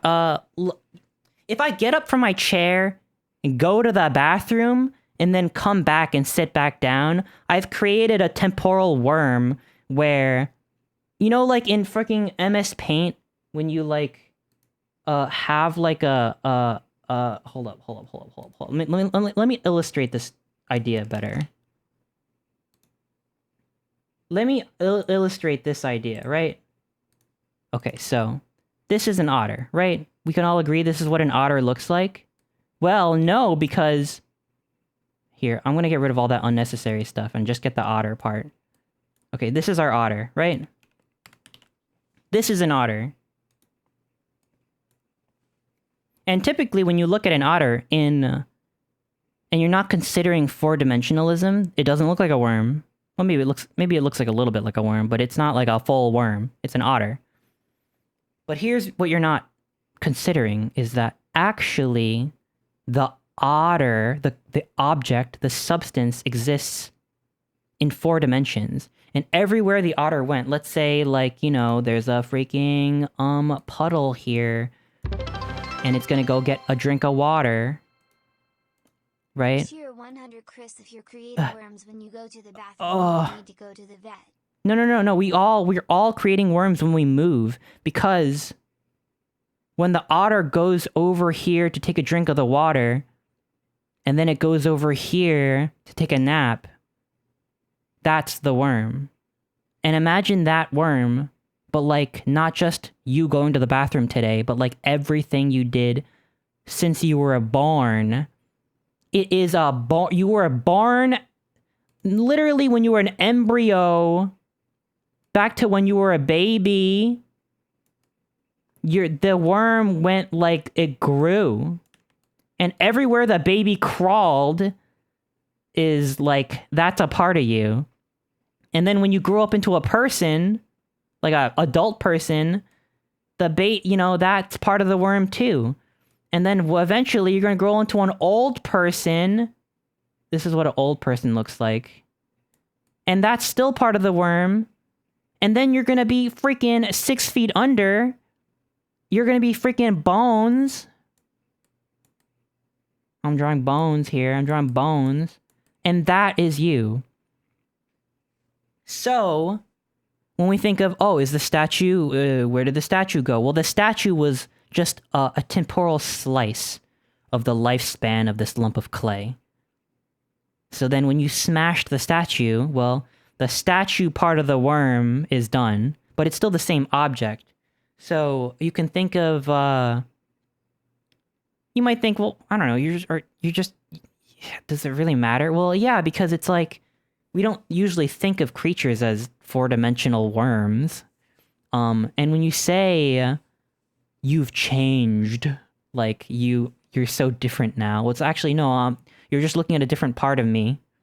It's like, if we're gonna imagine back into normal, common sense, 3-dimensional terms, it's like, when you're looking at a part of me, you might think, oh, you're looking at my hand, you're looking really hard at my nipple, you're looking really hard at my foot. You're not seeing the whole me. Well, according to 4-dimensionalism, when you look at my whole ass body right now, front ways, backwards, forwards, sideways, as long as you're looking at it at a given point in time, you're only looking at a part of me. That's a slice of my worm shape. Because my whole me is actually worm-shaped. I'm worm-shaped. And you're worm-shaped. And we're just slices of that. So it's kind of like a really convenient answer to like, well, is the clay the fucking ship? So you might say, when you apply this idea to the ship of Theseus, you might say, well, if everything on this ship was a 4-dimensional worm, then I guess according to 4-dimensionalism, the new ship isn't the same old ship. Because the worm split it up into individual planks, and then those individual planks reformed into a whole new ship. So it's not the same ship. The new ship is the one that the dude behind you rebuilt out of your old parts. I don't know. I mean, I don't really like 4-dimensionalism, to be honest, but it was something I learned. And the thing that comes to my mind, I don't know if this is answered by a smart guy who came up with this. Maybe they have an answer for this. But I just have to ask myself, well, where does the worm start and where does the worm end? Like, I don't really see the point. I think it's a cool idea. But ultimately, we're all part of the same worm, right? If you really trace things back to the Big Bang, literally, you are part of the worm shape that I am. It really feels like there is only one worm, and it's not really a worm, it's more like a hydra, like the kind of Greek hydra that has like 1,000,000 heads.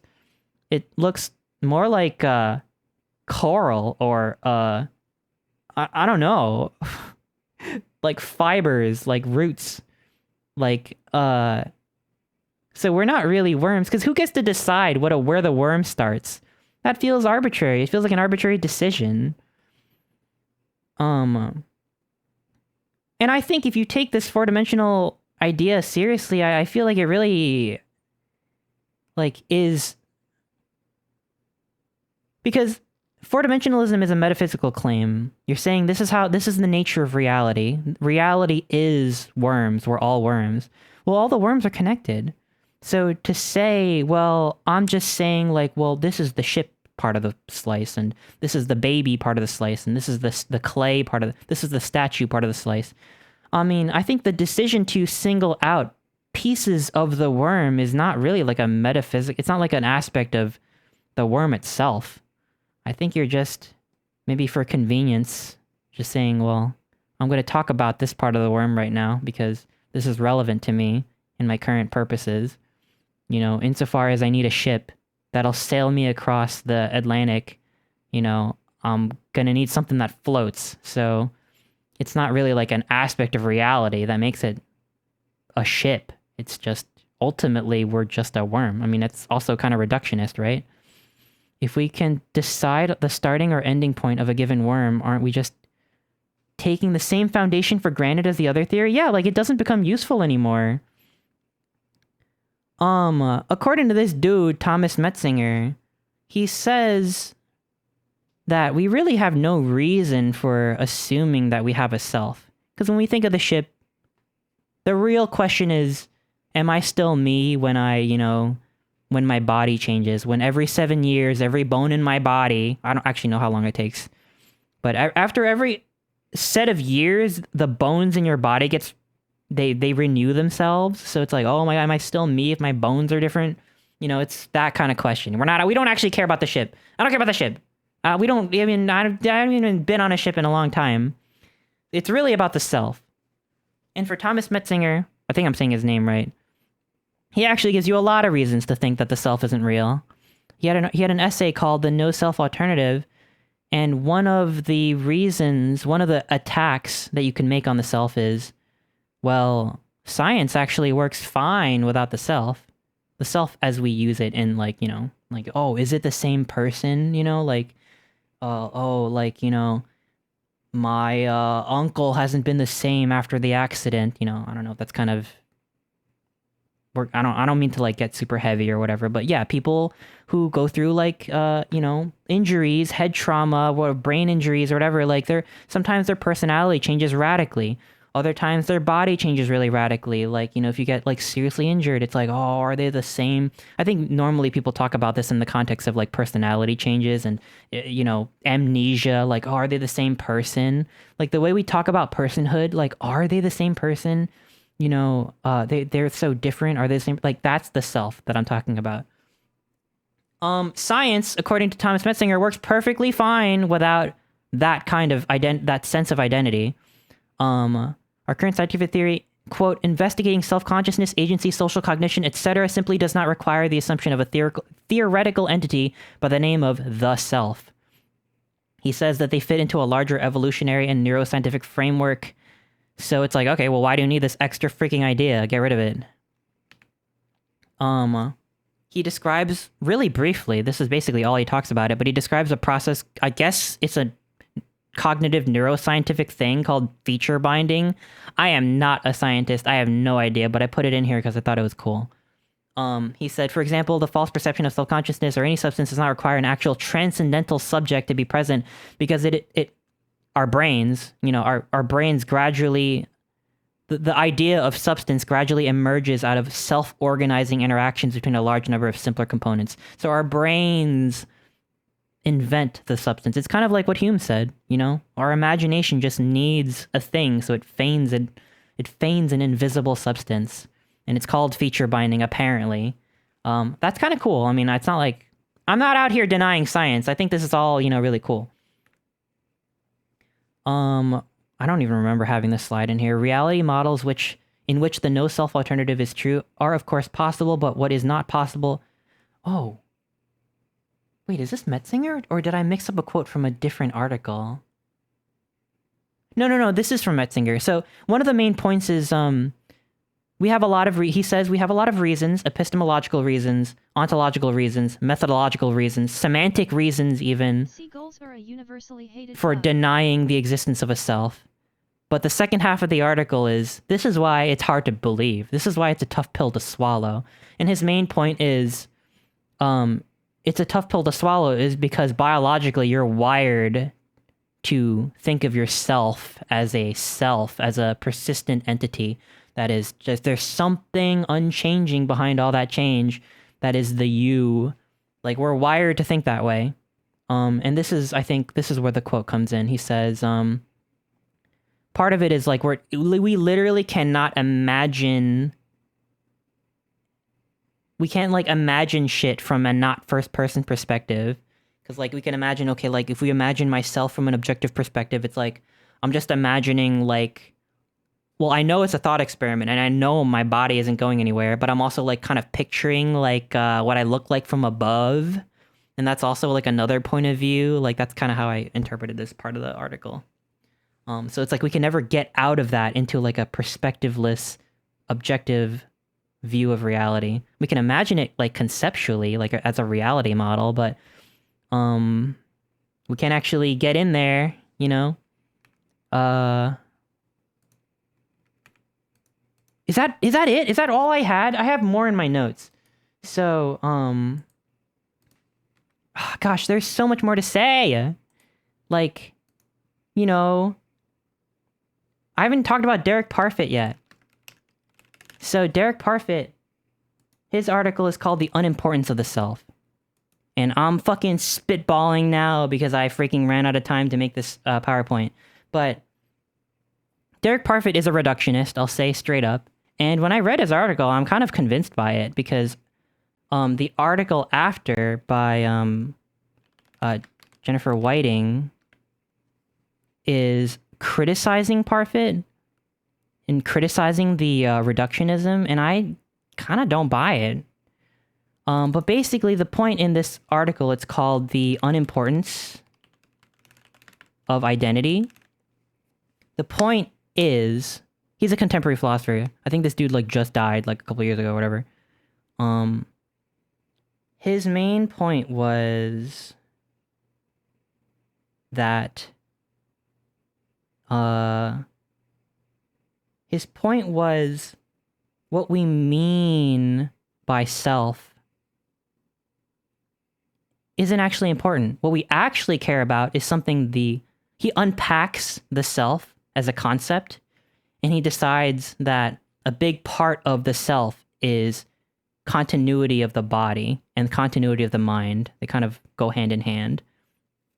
So, yeah, there's nothing that is the self besides this continuity and a few other things that I'll get to.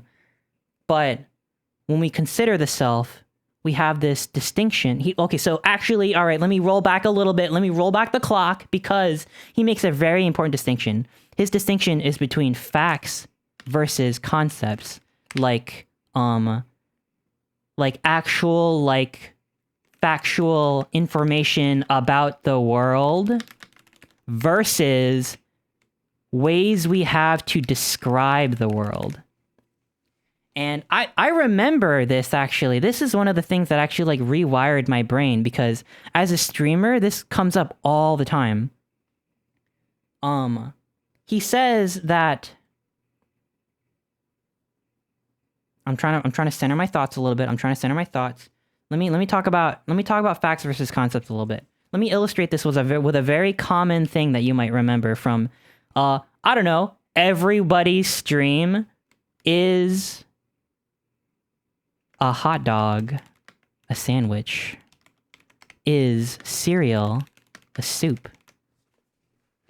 How many times have you heard this? How many times have you heard is a hot dog a sandwich, is cereal a soup?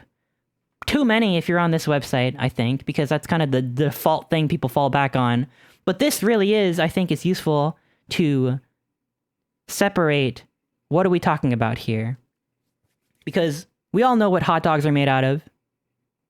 We know how to make a hot dog. I don't think anyone, if I asked you to make a hot dog and I gave you the ingredients, I don't think you would have any question of what a hot dog is made of, how to make it, and, but if I ask you, is a hot dog a sandwich? Well, suddenly, you're like, yes. Well, in the cube theory of the sandwich, it's a taco. Like, what the fuck you... Like, shut up. Oh my god, shut up. Shut up, because, why? When we talk about, is a hot dog a sandwich, this is not a question about facts. This is a question about how we describe the hot dog. So, it's actually a matter of language... So shut up, because you can decide to call it whatever you want. It just, whatever is most useful to you is what you should go with. Because we're not actually talking about reality anymore. And when you talk about is cereal a soup, well, you know what cereal is, bro. You know you can go to the store. If I ask you to go to the store and buy me cereal, you're not going to be like, what is cereal? What section is it in? What freaking aisle is it in? You know that cereal and milk go together. So do you call things in cold milk soup? It's a decision, not like not an answer. That's a distinction he makes. He's like, when you decide, you're not actually answering a metaphysical question, you're making a decision. So, so this is where this comes in, because... Oh, and a few more examples that come to mind is, one of the examples from the article is, let's say English is not your first language. It's not my first language, technically, but I don't know any other languages anymore. I forgot my original language. But let's say English is new and you're still learning, you don't know all the words, and you know you're gonna go on a ship tomorrow. The ship of Theseus? Oh my god, no, just any ship. You know you get really seasick, and you don't know what the word is for seasick. Let's say you don't know the word seasickness. So you say, will I be in pain? Before you go on the ship, you're like, will I be in pain? Because you don't know if the ship is like super rickety or if it's like super stable and you barely won't even know that you're on a ship. So you ask, will I be in pain? This is a question of language. But if you think of another term, let's say you're undergoing a surgery tomorrow and you're really scared and you don't know what the surgery is going to be like. You don't know if they're going to put you under. You don't know if there's going to be anesthetic applied to whatever they're operating on. So you ask the doctor, will I be in pain? Now, this is a different question, because this is a question of facts. Because you want to know what the procedure is going to be like. You want to know what they're going to do to you. You have no idea what this procedure is going to be like at all. Whereas in this case, you do. You know you're going to be on a ship. You just don't know the word. Is seasickness pain? Would you call seasickness pain? I don't know, maybe. I mean, it's definitely a very unpleasant state. I mean, but the word pain, you know, that is where the linguistic part of it comes in. So this is relevant because... And actually... Parfit actually opens up the article talking about the teletransporter. He says, you know, you're going to be beamed to Mars and they're going to reconstruct you on a molecular level. So the question is the person that shows up on the other end of the teleporter, it's probably a better way to say this, is that person me? Guess what? Bombshell insight from Derek Parfit over here. This is actually... Is it facts? Or is it language? Because for Derek Parfit, this question of, is the person who's going to show up on the other end of the teleporter me? That's actually a linguistic question. Because you already know what's going to happen. You already know that you're going to be broken down, you're going to be de-atomized, and your cellular states are going to be recorded with machine perfection, and you already know, let's say you're confident in the way this machine works, you already know it's going to reconstruct you on a perfect molecular level. So it's actually the same as asking, is a hot dog a sandwich? And for Parfit, his main point is it me? I don't care. I don't actually care. Because if I have 100% confidence that in the fact that someone will show up on the other end of the teleporter and they will have all my memories, they will have all my body parts, they will have all of my beliefs and attitudes and intellectual capacity, well, I already know that. In fact, you said it in front of the freaking thought experiment. You told me that it will work, and the person will be like me, perfectly. So for him, he's like, actually, it doesn't matter. The self is really just... It consists in this continuity of either body parts or psychological states. He actually says his argument applies to both, no matter how you slice it. It could be bodily continuity. It could be psychological continuity. For him, it's like, yeah, I mean, I already know what's up. So who cares? And actually, the problem actually comes in because there's another part of this exercise that's a similar thought experiment. And it's not having to do with a teleporter. Well, it kind of does. But the thought experiment that people use is, well, the problem is called the duplication problem. And the thought experiment goes like this. let's say it's sci-fi again. I guess philosophers love sci-fi. Let's say it's in the future, and doctors have gotten really advanced. Medical science is really advanced, and you have one half of your body is decaying.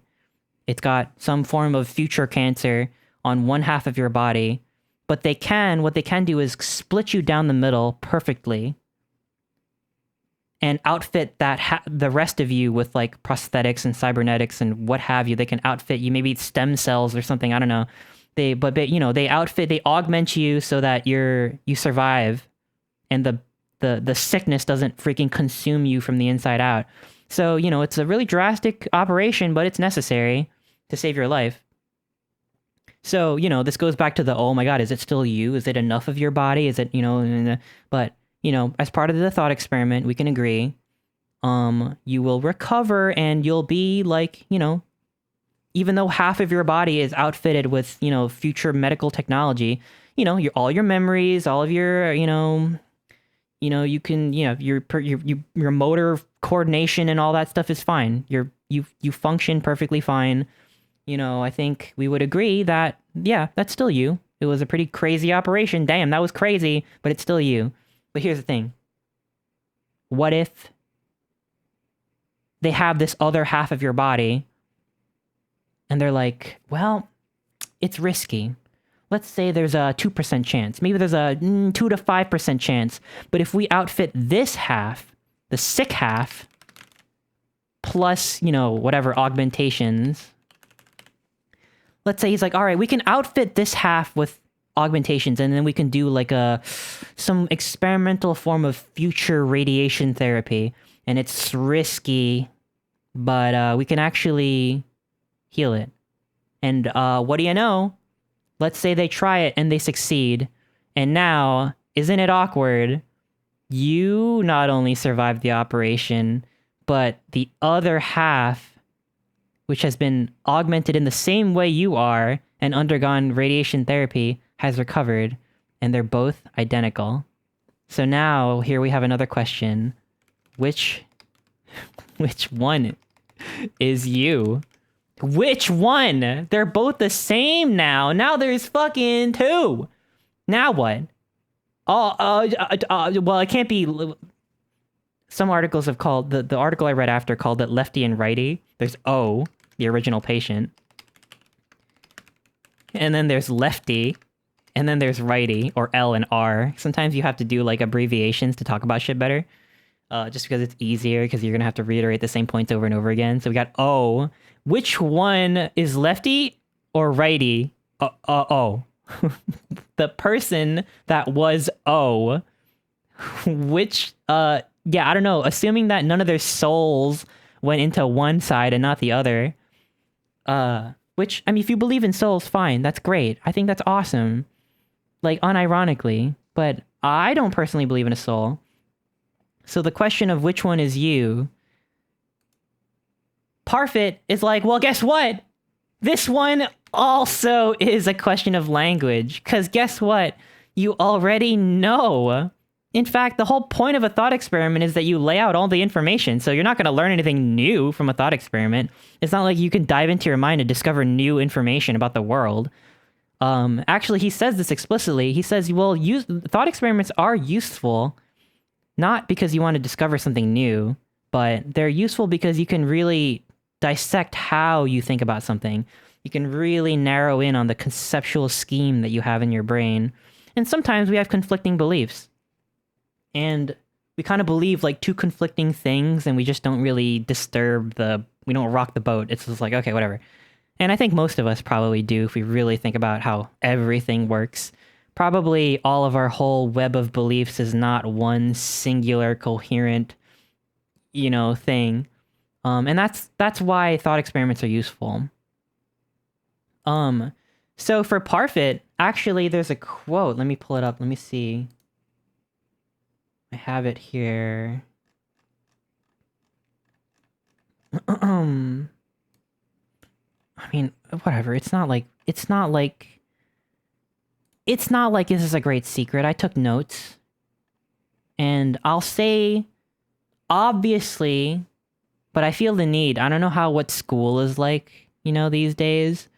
I have like professor friends, and I know that scares me actually, the idea of being a teacher today, because people have like ChatGPT and all that shit. I mean, I used SparkNotes a shit ton when I was in school, but not for philosophy. But like, I'm gonna say like, man, students nowadays, they can't take notes like this. This is what I've been doing the past 2 weeks. They can't do this. Nowadays, they need their ChatGPT and shit like that. I didn't use none of that. I've been very studiously breaking down everything. So, yeah, I don't know. It's not too bad. Oh, that's good. Actually, one of my teachers, I think actually my metaphysics teacher made us write in those little blue books. So for the exams, it wasn't like you turn in a paper. You go in and for the exam period, you write in the blue books. And I think as long as teachers keep doing that, students are gonna have to, they're gonna have to learn shit. Because you can't bring ChatGPT on pen and paper. So what I put down for Parfit is, yeah, he says, for many of us, I suspect... This is a quote. This is a quote. I'm gonna put this... Shit, I'm gonna put this over here. He says, many of us, I suspect, have inconsistent beliefs. If we are asked whether we believe that there are Cartesian egos, we may answer no. But as our reactions to the problem cases show, we don't fully accept that view. Such a conflict of beliefs is quite common. At a reflective or intellectual level, we may be convinced that some view is true, but at another level, one that engages more directly with our emotions, namely, especially the subject of a self, we may continue to think and feel as if it were as if there were some different view there. One example of this would be a hope or fear that we know to be groundless. I like that quote. I don't know. I think it's kind of cool. And I think that's how most of us live our lives. So yeah. So for him, he had different kinds of reductionism. Reductionism about persons. The 3 different ways is identifying reductionism is people are just their bodies. That's just what they are. Like, there's nothing else there.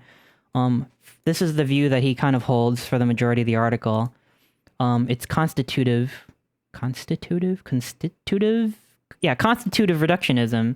On this view, though a person is distinct from that person's body and any series of thoughts and experiences, the person's existence just consists in them. Every time I wrote consists in, Google wanted me to say consists of, which may be the more correct way to say, I don't know, grammatically.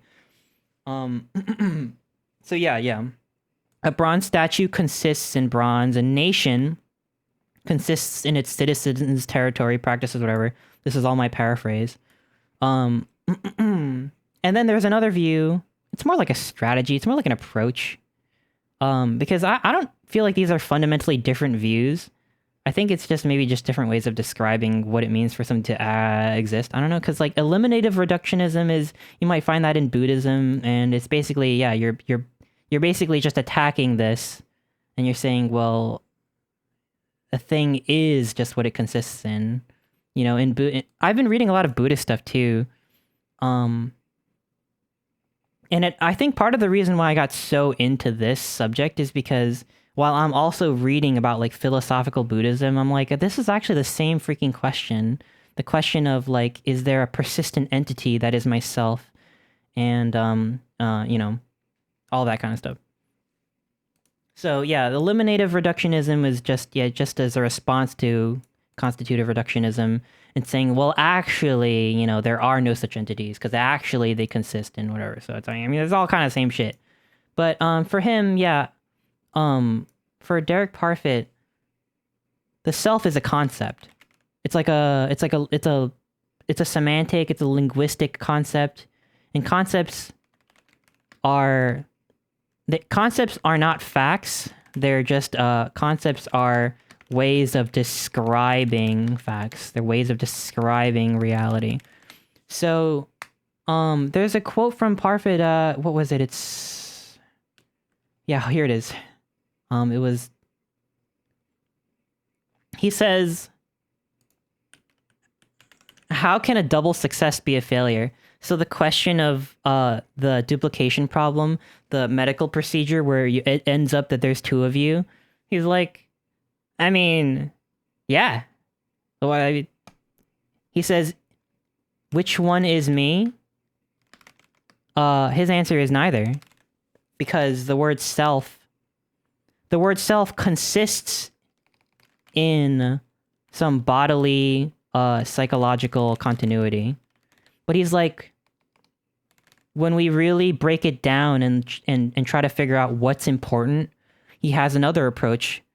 Not the reductionism about persons, but his reductionism about importance is, well, when we take a composite concept like self and we decide what it's made out of, one of the big parts of it is bodily and psychological continuity. That's actually the part that matters. That's his terminology, that this matters. But the self actually also, as a concept, has to be singular. Like, you can't use that word self anymore when it becomes two. It has to be unbranching because this is the word. That's just the word self has to be singular. It's kind of like the word twins. He does this kind of fanciful thought experiment. He's like, let's say, imagine there's like a society or like a kind of people where having twins is really important. Let's say they just believe that having two offspring at the same time, like as part of their development, they grow really connected to each other, and that's just, if one of the twins was lost, like they would be traumatized, and it's just really important that they have twins. Just imagine. It's kind of a crazy, weird idea, but just bear with me here. Imagine that these people always have to have twins, and then one day someone has triplets. So we can't use the word twins anymore because twins has to be two offspring. But when we break down the concept of a twins as a concept in this conceptual scheme, what actually matters for this society that we just imagined up? Actually, what matters is the fact that the child has, like other siblings. So when you have triplets, you actually have what matters. You have the part of it that you care about.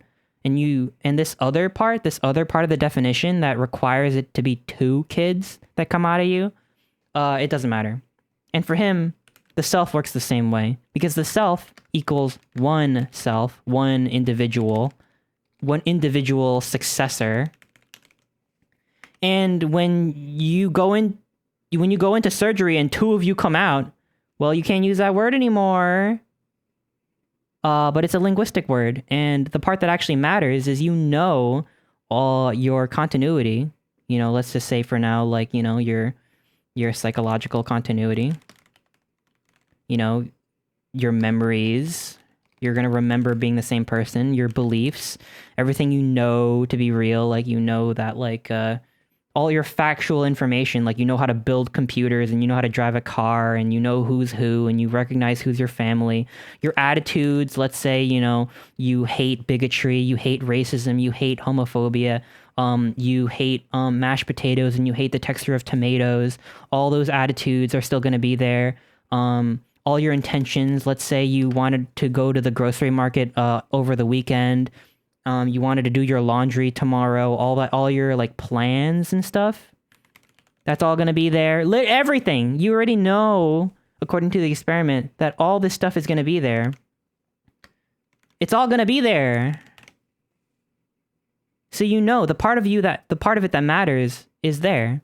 So what did he say? How can a double success be a failure? Yeah, there's just going to be two now. Like, that's awesome.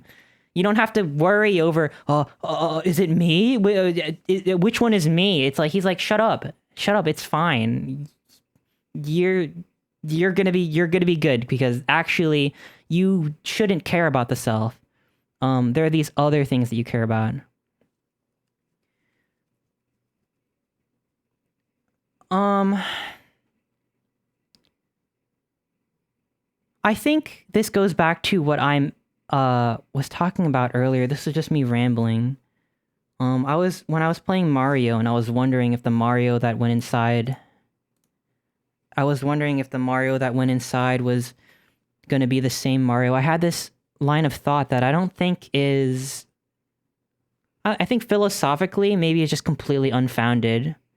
But I had this really strong commitment to this feeling like, well, and this I'm going to repeat what I said earlier. I was really committed to this idea, like, yeah, well, I want to know when I go to bed that I'll wake up the next morning. When I close my eyes, it'll be my eyes. Let's say I fell asleep in the car and my mom brought me back home. That happened a few times as a kid, like you know, after a long car ride at night, you fall asleep. And then, most of the time I was pretending to be asleep so I can be carried. But other times, yeah, I was freaking knocked the fuck out. So I woke up somewhere else. But it was me that woke up. That was the thing that was important to me. I fell asleep in one place and I woke up and it was still me.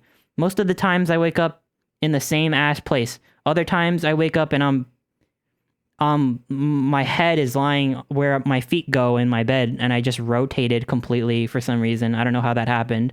And my pillows are on the floor and I have no idea. And my favorite stuffed animal is on the floor and I feel really bad. But it's me. I woke up. Because the main question here is, when I go into this teleporter, when Mario goes into this teleporter, Mario, let's say he closes his eyes because it gets really bright. Teleporter's working, gets really bright. He closes his eyes. And he's confident that his eyes will open again in Rogueport. So I was really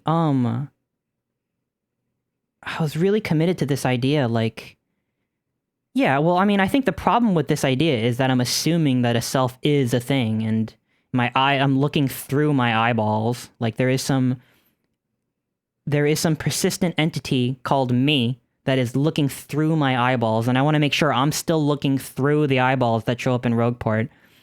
I actually, now that I've thought really hard about this, I think that's nonsense, actually.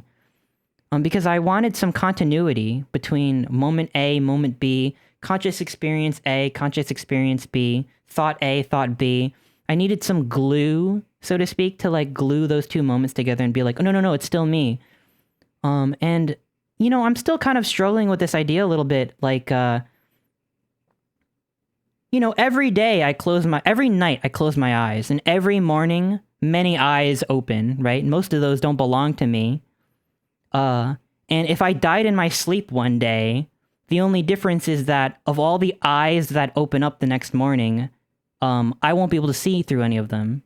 So by that logic, I'm thinking, well, if Mario goes into this teleporter, and if he is still able to see through eyes when he, after the teleporter works, then it must have been a success, because there is this subjective experience of him looking through eyes. Because if I died in my sleep and I never knew it, well, I wouldn't know that I died in my sleep, because I wouldn't be able to look through anyone's eyes and confirm that I died. You know what I mean?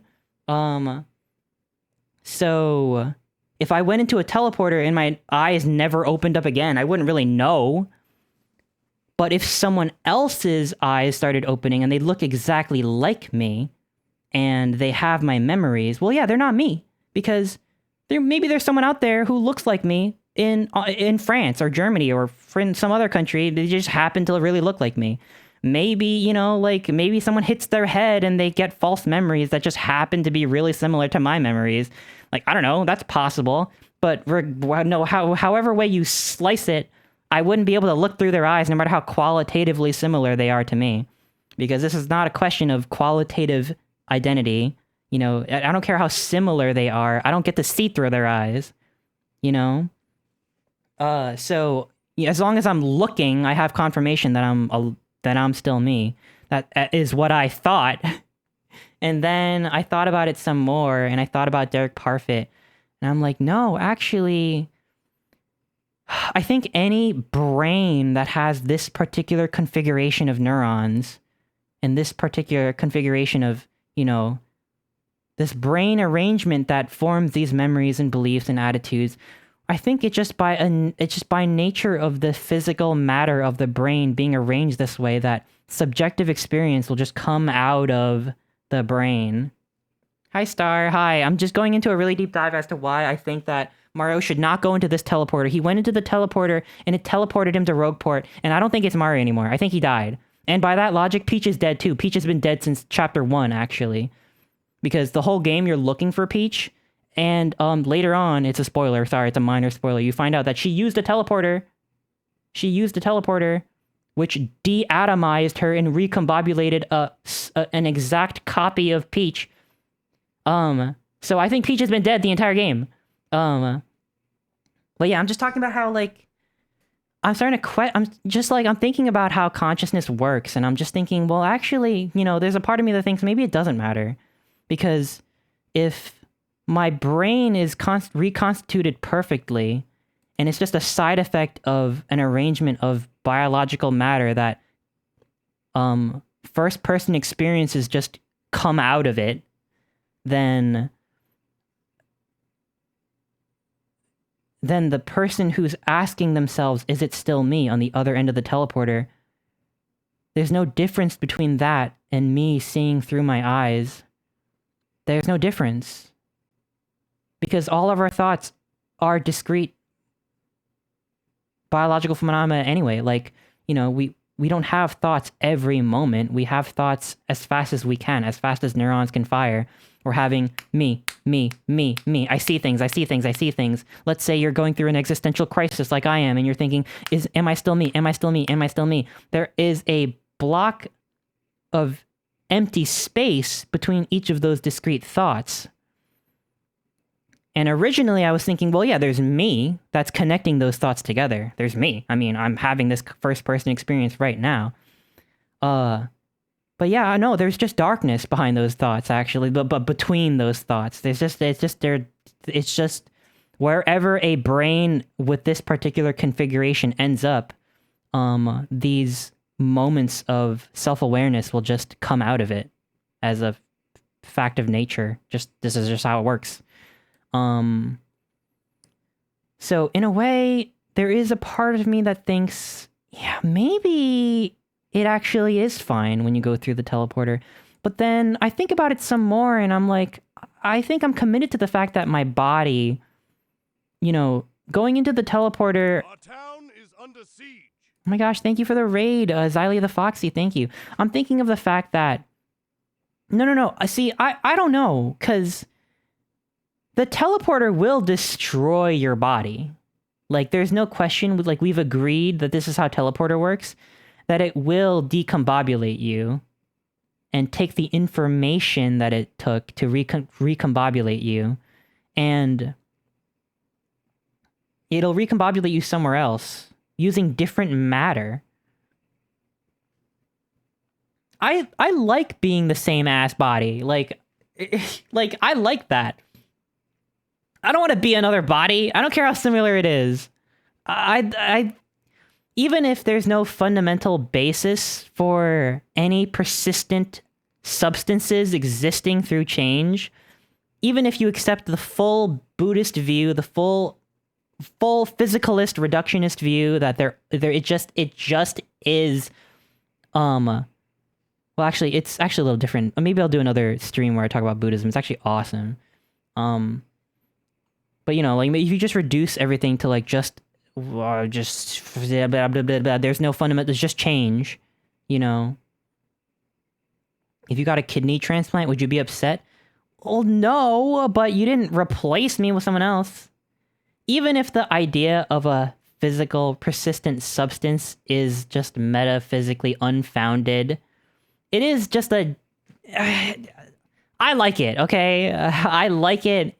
And if any sort of mode of transportation involves destroying your body and making a whole new version of you, I don't like it. I don't like it. There's one more article. How much of you can you lose to be upset? Huh? What?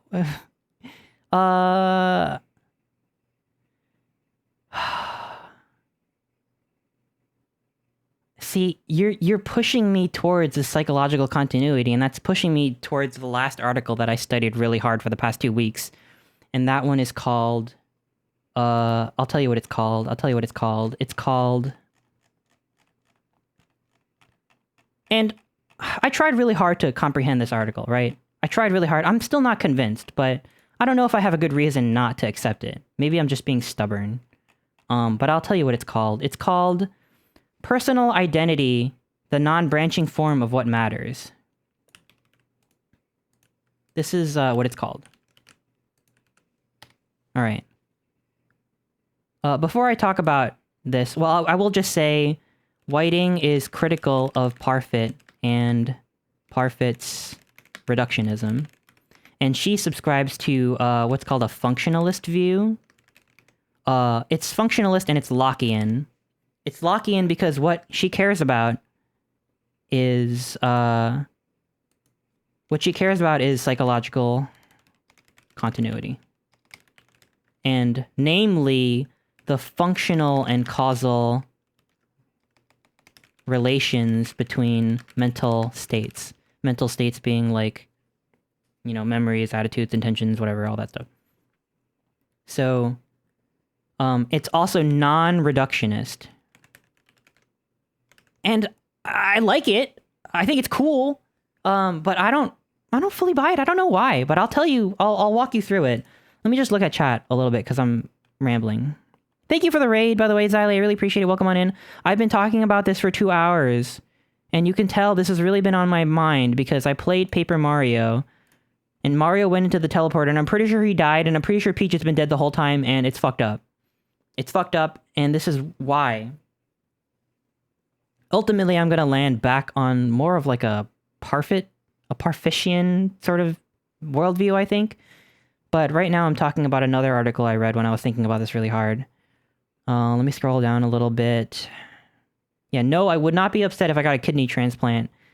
How much of me can I lose? I have no idea. I think it'll maybe... I'll end up maybe landing somewhere close to this view. But I don't like it, though. I don't like it. Thank you so much for the knowledge, Chester. Oh my god, thank you. Thank you for the biddy. Whoa! Thank you for the 1,000 biddies, Racer. I really appreciate that. Seriously.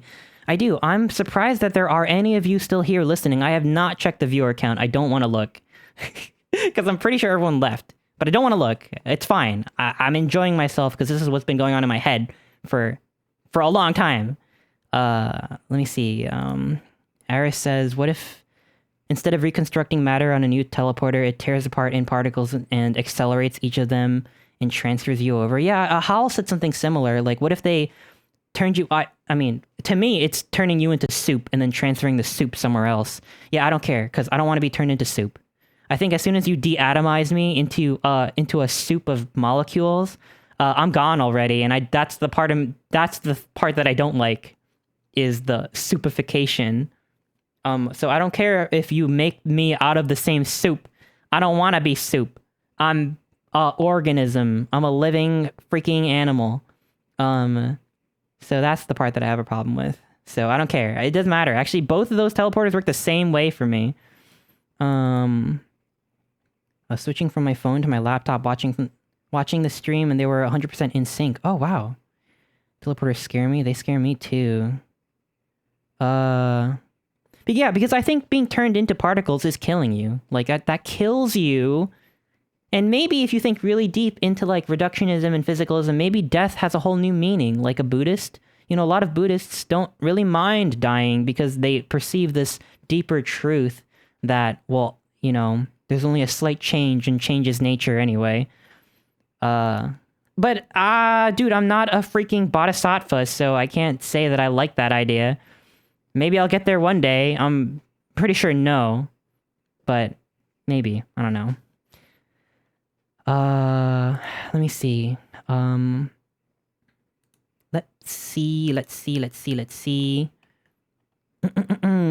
Scrolling.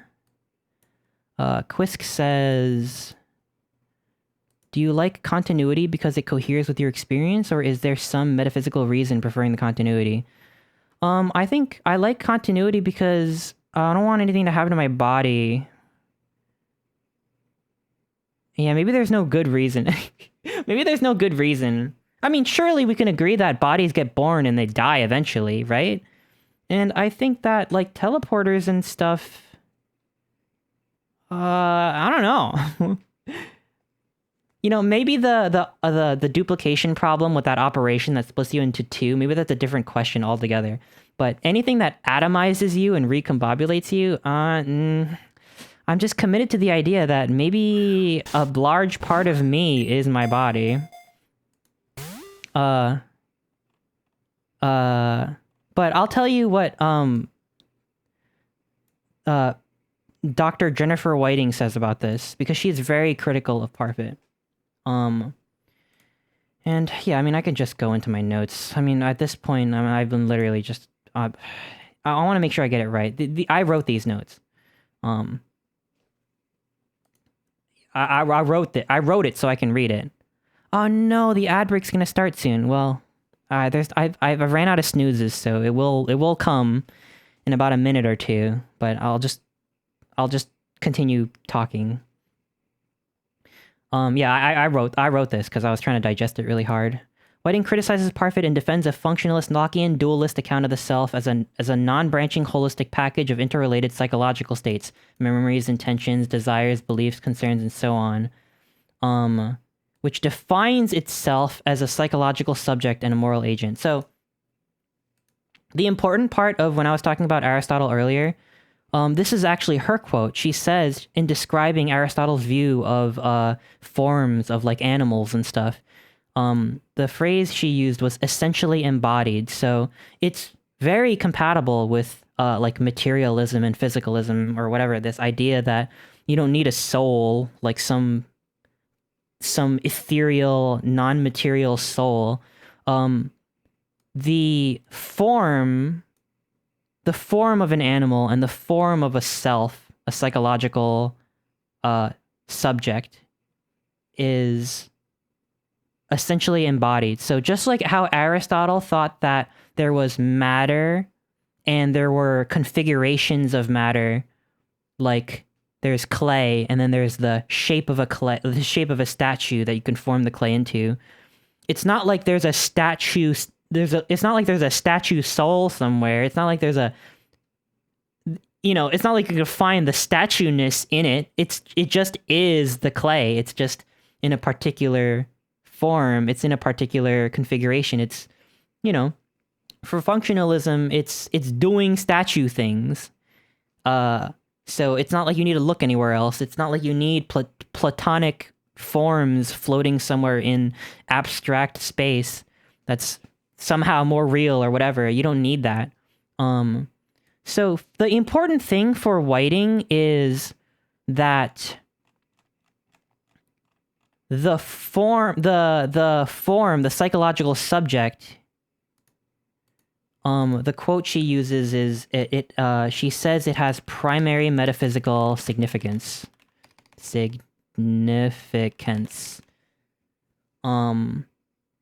So you can't reduce, just like how you can't reduce animals to the organs that make up the animal, you can't reduce the psychological subject to any individual memory, any individual intention or thought, or the body that it inhabits, any of the animal organism. You can't reduce it, because the psychological subject is, it's a thing. It's an irreducible thing. So just like how animals can die when continuity of life ends, when your heart stops beating and, your brain lacks oxygen for a sufficient amount of time and none of the stuff can come back anymore, animals can die. So too, in an analogous kind of way, psychological subjects can die when continuity of consciousness ends, or is irreparably ends. Like, let's say you get into a horrible, horrible accident and, you won't ever wake up again. I know that's kind of fucked up and sad. Sorry to go there, but this is just where the article goes. This is just where the subject matter goes. But let's just say hypothetically, yeah, you let's say your heart is still beating, your organs are still, functioning. So in that example, I know it's really sad and horrible, I'm sorry. But in that example, your psychological subject has died, but your animal self, like your organism, is still living. And then there's bioethical questions like, should we, do we have a right to stop life support, all that, or whatever, that's where that philosophy leads. But for Whiting, yeah, these are two separate things. And humans are unique. I think Locke especially thought that humans and animals are very different. Because animals, they can't hold themselves accountable. They can't make, complex plans about, I shouldn't have gotten angry at my roommate the other day. I started punching a hole in my drywall, and that really wasn't a cool thing I should do. So I should really, practice mindfulness. Like stuff like that, where you evaluate your past actions and make plans for future ones. That's the consciousness at work, combining. Like this is a phrase she uses. That's the metaphysical glue. The metaphysical glue is the functional relations of mental states and events, like thoughts, memories, planning. That sense of self at work is the glue that combines those thoughts in time together. And yeah, I mean, let me look through. Because this is a lot to digest at once. We talk about Locke, we talk about reductionism and the duplication problem. Yeah, so Parfit believes that where two identical halves recover from a surgical operation, the resulting two identical copies of you, neither person is you. And that would be weird, right? Like, this is something she considered when considering Parfit's view. It's like, well, Parfit defines a self as one successor. So isn't that strange and counterintuitive that suddenly your self stops existing when you find out your other half survived the operation? It's like, why is your personhood, your selfhood, why does that depend on some other person surviving? Like, it's an extrinsic factor that someone else, some other entity survives an operation, and then what? So you stop existing? That's a little bizarre, right? So she says, well, would let's say Parfit himself was undergoing this operation, would he bribe the surgeon so that, like, the surgeon makes sure that the other half doesn't survive so that he can keep being a person? No, because for Parfit, that's just a arbitrary concept. The self has to be singular numerically, like strictly numerically singular, and that doesn't freaking matter. How can a double success be a failure? So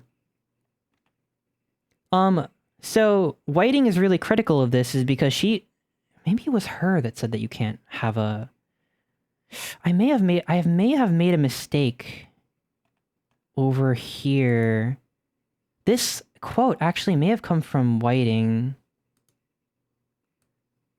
Because she argues, like, you actually can't, like, function. You can't do anything unless you have psychological continuity and, like, these relations in your mind that define you. And if you didn't have I thoughts, I thoughts, like thoughts of me, you literally can't do anything. You can't even freaking do nothing. Like, you would be reduced to a point where you can't plan for yourself, and you can't, you wouldn't be fit to be held in trial, because you can't think in terms like this.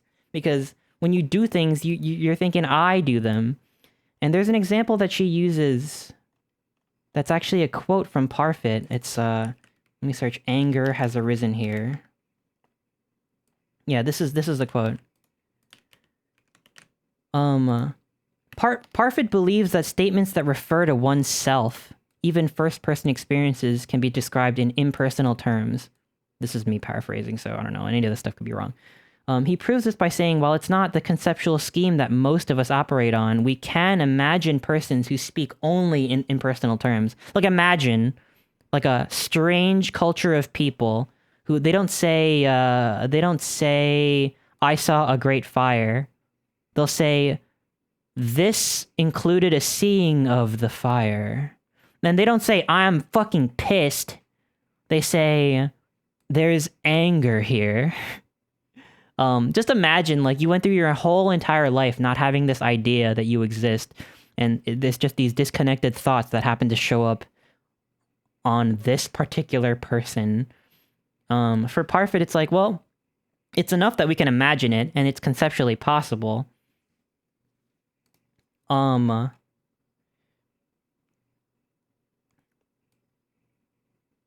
What I think is interesting is, yeah, there was a quote in the article where Whiting says, yeah, I don't think Parfit fully appreciates just how, like, central I thoughts are. I think she argues that, what is it? It's like you're implicitly accepting yourself. Like, you literally, it doesn't even make sense to talk about...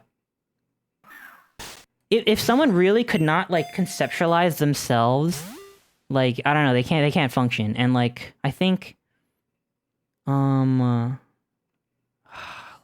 trying to find the phrasing. Some of these are just my thoughts to myself. Yeah, see, you can tell these are my notes, because I'll just say, I don't agree with this either. Here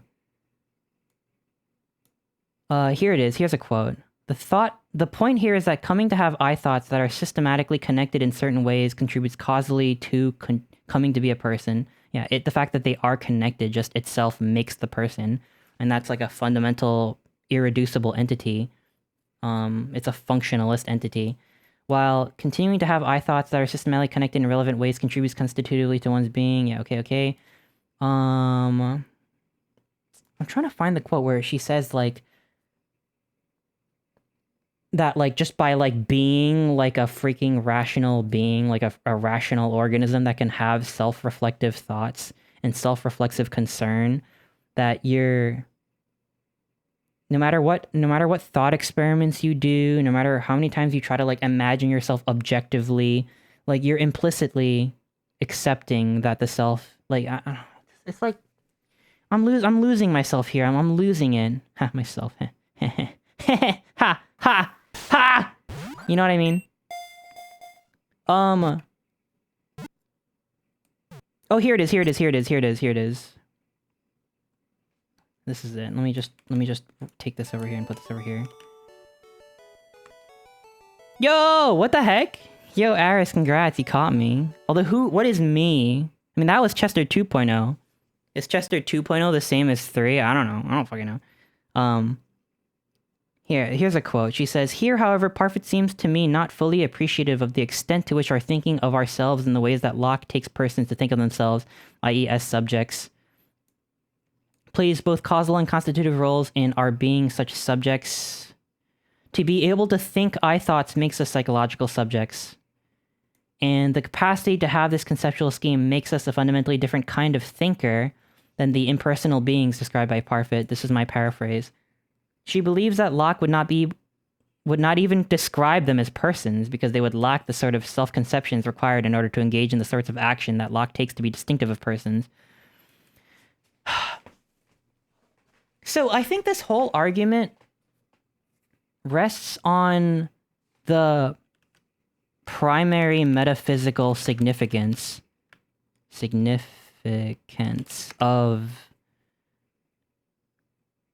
of like forms, because of these like functionalist forms, to say that like when these mental states work a certain way that it just becomes something. The ability to conceive of ourselves in first personal ways is not a symptom of being a person but a cause. Yeah, it's like, I think there's an extent to which, like, for Locke or Whiting or Sydney Shoemaker, who she cites as she's inheriting this like interpretation. I think there's a sense where it's like, yeah, I agree. Like, if I'm not fit to hold trial because my mind is gone and I can't, and I've gone crazy, you know, and I don't remember what I do and I'm completely like all over the place. Yeah, I understand. Yeah, you know, I'm not a rational actor and I'm not fit to be, you know, tried for my actions because I completely freaking lost my bananas. I get that, but when applied to the question of is it the same person? You know, is my, like, you know, if I've undergone a horrible injury and it drastically changed my personality and I don't remember a lot of myself anymore and my memories are gone, like, the question, is it the same person? I feel like this question, it has, to me anyway, it has more to do with the body than it does with mental capacity. Like, because it's almost like I get the sense that for Locke and Whiting and Sydney Shoemaker, there's a sense that your brain, yeah, you have a brain. I think no one would deny that you are an organism with a brain, and the brain has certain functions. But it's almost like the brain has to function like well enough. Like your brain has to like reach a certain threshold of like performance level for you to be considered a person. And that definition, that concept, you know, as Parfit would say, that like description to designate an organism or mental relations or like a collection of relations or whatever, to point at that piece of reality and describe that as a person, as a concept. I just don't like that conceptual scheme. I guess I don't like that category because it's almost like, well, yeah, like your relative who's like super old and like, you know, their mental capacities have really diminished. Like, am I really gonna like take out a freaking, you know, maybe this isn't a good argument because it's getting like emotional. I'm not trying to appeal to emotion, but it seems weird, right? To be like, okay, well, I can't call you a person anymore. You're just an animal. It's like, I don't know. That's kind of strange to me. I'm not trying to paint these philosophers as like fucked up or immoral or anything, but I think the question of whether to go into a teleporter, you can apply this question to your dog, right? And your dog certainly isn't the kind of mental, psychological subject that Locke describes as being fit for trial or judgment day. Like, you know, I would ask myself, yeah, if I put my dog in the teleporter and I know that it'll reconstruct my dog on Mars, I'm still concerned with the central question of, is it the same dog? Is that Spot? You know, I want to know. And maybe once I dig deep enough, I'll learn that, like, the concept of, is it the same dog or is it the same person? Maybe it doesn't really have a solid philosophical basis. Maybe it's, as the Buddhists would say, maybe it's just samsara, you know? This is the illusory way of looking at the world, you know? Maybe I'm thinking that like things have an atman, a self. You know, maybe I'm convinced in my day-to-day life because I'm not an enlightened being that things have a svabhava, an independent existence. Right? Like, and I think I can conceptually agree that, like, yeah, I mean, I actually have very little arguments against, like, the Buddhist philosophical view that all things, like, you know, there are actually no selves and everything is change and all that stuff. Like, I get that. But I don't go about my life, you know, like, as Parfit said, there's conflicting beliefs. Parfit even says such a conflict of beliefs is common. You know, maybe it's just that it's hard for me, like Thomas Metzinger said, maybe I'm just biologically hardwired to accept. I'm biologically hardwired to accept that things are persistent in nature despite change. And ultimately, that's samsara, but like, Oh, hi, Chai. Hi. I got into this. So I was playing Paper Mario, and Mario went inside a teleporter. Yeah, and I'm like, that's not Mario that came out the other end. That's not Mario anymore. That's just a copy. That's a perfect copy. Impressive, but it's not the same person. I think Whiting wants to do something different with personhood than what the identity teleporter question hopes to accomplish. Yeah, right? But I think, no, I mean, she does answer these, she does mention, I get that sense too, I totally agree. But it does eventually come back to these thought experiments because she talks about how, there's a big chunk of the article that talks about, she makes really, I think, bold and descriptive claims about, like, almost like psychology and, like, moral, like developmental psychology almost, because she talks about how, like, this is an analogy she uses. Like, let's say, her analogy is just like how you need to care for your own family, like you care about your own children or you care about your own parents. Yeah, like she says, caring about your nephews and nieces comes from caring about your caring for your children. So you need to care for your children first, like logically, biologically, I don't know, conceptually, that idea comes from caring for your children. So similarly, one of the defining characteristics of functionally being a person is caring for yourself, like having a concern, like a biological concern for self-preservation. So she makes this claim that the care for others comes from the biological concern for yourself. And I don't know if that's true. I mean, certainly that's really plausible.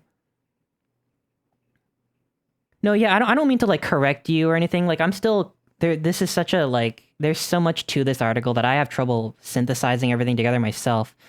So I'm just walking through this for my own sake.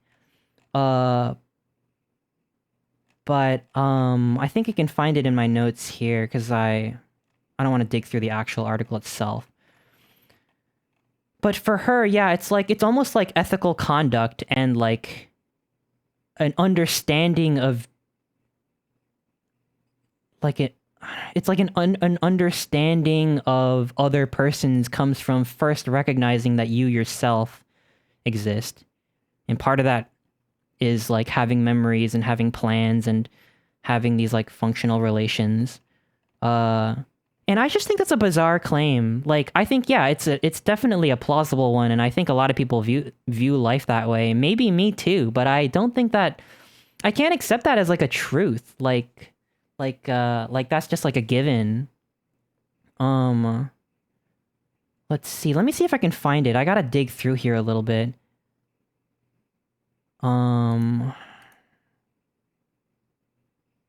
Egocentrism. I think it's around here. Whiting provides an egocentric account of everyday conduct, biological self-concern. Yeah, this was my paraphrase. She says, for various reasons, both evolutionary and culturally, we typically care about our own future selves and take our relationships to them to matter especially. If we suddenly found ourselves undergoing fission at not too frequent intervals... Okay, so yeah, this is another thing she talked about, yeah. So she's saying, yeah, like, we actually need... Yeah, we beat the game. We beat the game, and now I'm thinking, maybe the game ended a long time ago. Maybe the game ended when Mario went into the teleporter. So she says, if you were undergoing fission, like, every minute, like, you were just subjected to this surgery that split you into two every minute, so much so that you couldn't even form a thought about yourself, you couldn't even form a thought about your memory or plans or whatever, then you would cease to be a person because you can't function that way. But you need... So if you were undergoing fission maybe every 5 months, that's enough time to form a solid relationship between all these mental plans and beliefs and whatever. Like, yeah, then yes, the fission would actually be acceptable. I guess depending on who your personality, what your personality is. Fission would be okay because there is still psychological continuity. It's just, yeah, you can no longer say it yourself. So in a way that it does match Parfit a little bit. But for her, the important part is strict numerical identity is there. Like, you need that conceptually. Like, without, like, if you were constantly being split into two, yeah, you wouldn't be able to function. Like, your memories and intentions and shit just wouldn't be able to work. And when it don't work, you ain't a person because your personhood is essentially embodied. So yeah, she says, you need time to be able to like conceptualize your relationship to your pre-fission and post-fission predecessors and successors. So you can plan for, okay, when I split into two, then I can make plans for that, and then when you actually get split into two, you're thinking, okay, so I remember, you know, this is what I did for the past month, and you can still, you know, you're still being a person. The being personness is still there. And she actually describes, it's kind of fun. The fun way she ends the article is she's actually, you know, describing, like, hypothetically, if she split into two, how would she react? Because she loves her husband a lot, and, like, that's part of the way she describes it. To demonstrate that fission products, while not identical persons to their predecessor, again, that's my paraphrase, are still justified in accepting their inherited mental states. Yeah, so there's a lot of discussion on memories versus quasi-memories. So for her, this is an important distinction, and one I think is important to make. A memory, the concept of a memory presupposes identity. Because that happened to me. And when you have a false memory, let's say, there's like an inside joke that you and your friends tell all the time, and you forget who it happened to, and maybe it happened so long ago that you actually think that it happened to you. I don't know if anyone's ever experienced anything like that. But like, that would be a false memory because you're thinking, oh, I kind of remember. Yeah, that happened to me. That's a false memory because it didn't happen to you. It didn't happen to you. So the idea, the concept of memory, it already, you have to be careful because it already presupposes identity. So for her purposes, she's like, let's just do away with that concept right now, because it's too loaded. Let's just say, for intents and purposes, quasi-memory is sufficient. So quasi-memory is like a memory, but it only refers to just the biological mental processes, like she says quasi-memories are good. Like in the case of if your post-fission successor has, you can't say they have memory of all the shit that they did before the surgery because, you know, you're jumping the gun a little bit. You're presupposing identity. But the memories they have in their brain, the quasi-memories, because we're not assuming identity, they work the same way, don't they? They work the same way as the memories did before the procedure. And again, remember that she defines the self as, I just wrote as the functional relations of mental states. Your memories interact with all other mental states, your desires, your intentions. She uses an example, you know, you remember that it was going to rain, so you know that you wanted to do laundry. Like all that stuff, like you're making plans around these memories.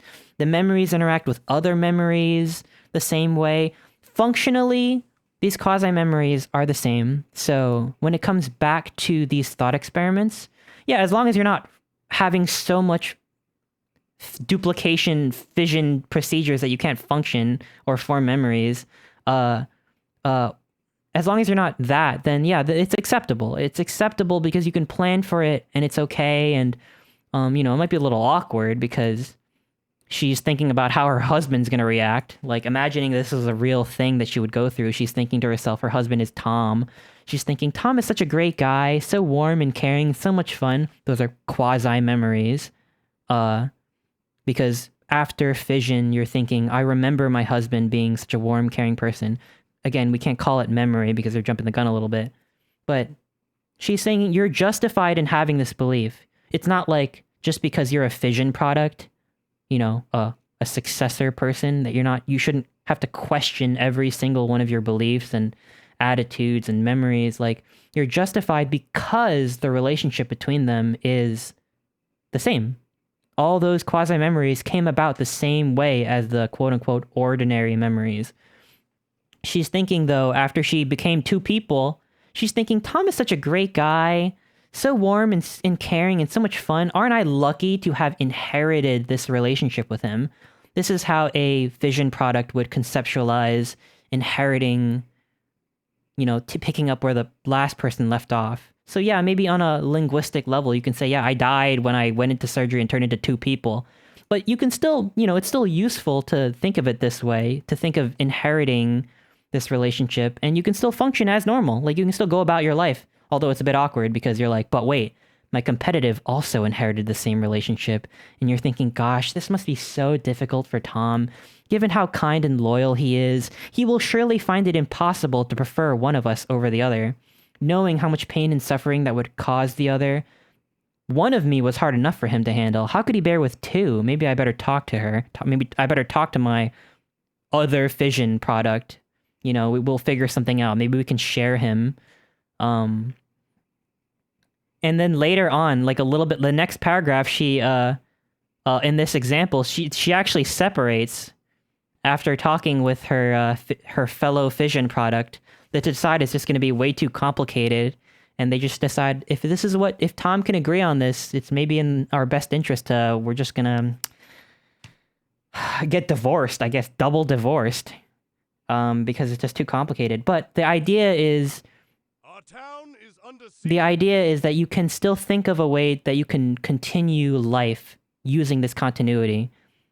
Not everyone's gonna react this way. Blade Von Drake, thank you. Blade, thank you for the raid. Thank you. I don't even know how to describe the stream anymore. Honestly, I couldn't tell you. So yeah, I mean, it does end up coming back to this exercise, these thought experiments, like, is it still me or whatever? And I think part of it, I think she does accept on some level that maybe going into the teleporter wouldn't matter. Because the person that comes out of the teleporter, their quasi-memories, their quasi-intentions, their quasi, attitudes and self-concern, it's going to function exactly the same way. So, yeah, it doesn't matter, because all a person is, although in this case we would have to agree that their organism isn't the same. Because she has this distinction between organism and psychological subject. See, I want both, though. Maybe I'm a greedy fuck, because when I go into I'm not going to go into a teleporter because I know I can't keep both. I need both. But yeah, my point is, I don't know. Do you buy it? Like, do you buy that this is enough? That this personhood is this functional relationship between this complex network of thoughts, memories, intentions, and attitudes and beliefs. And the reason she's like, hey, well, listen, like, my belief that my belief that everyone should be treated equally is affecting my action, that I'm not gonna, let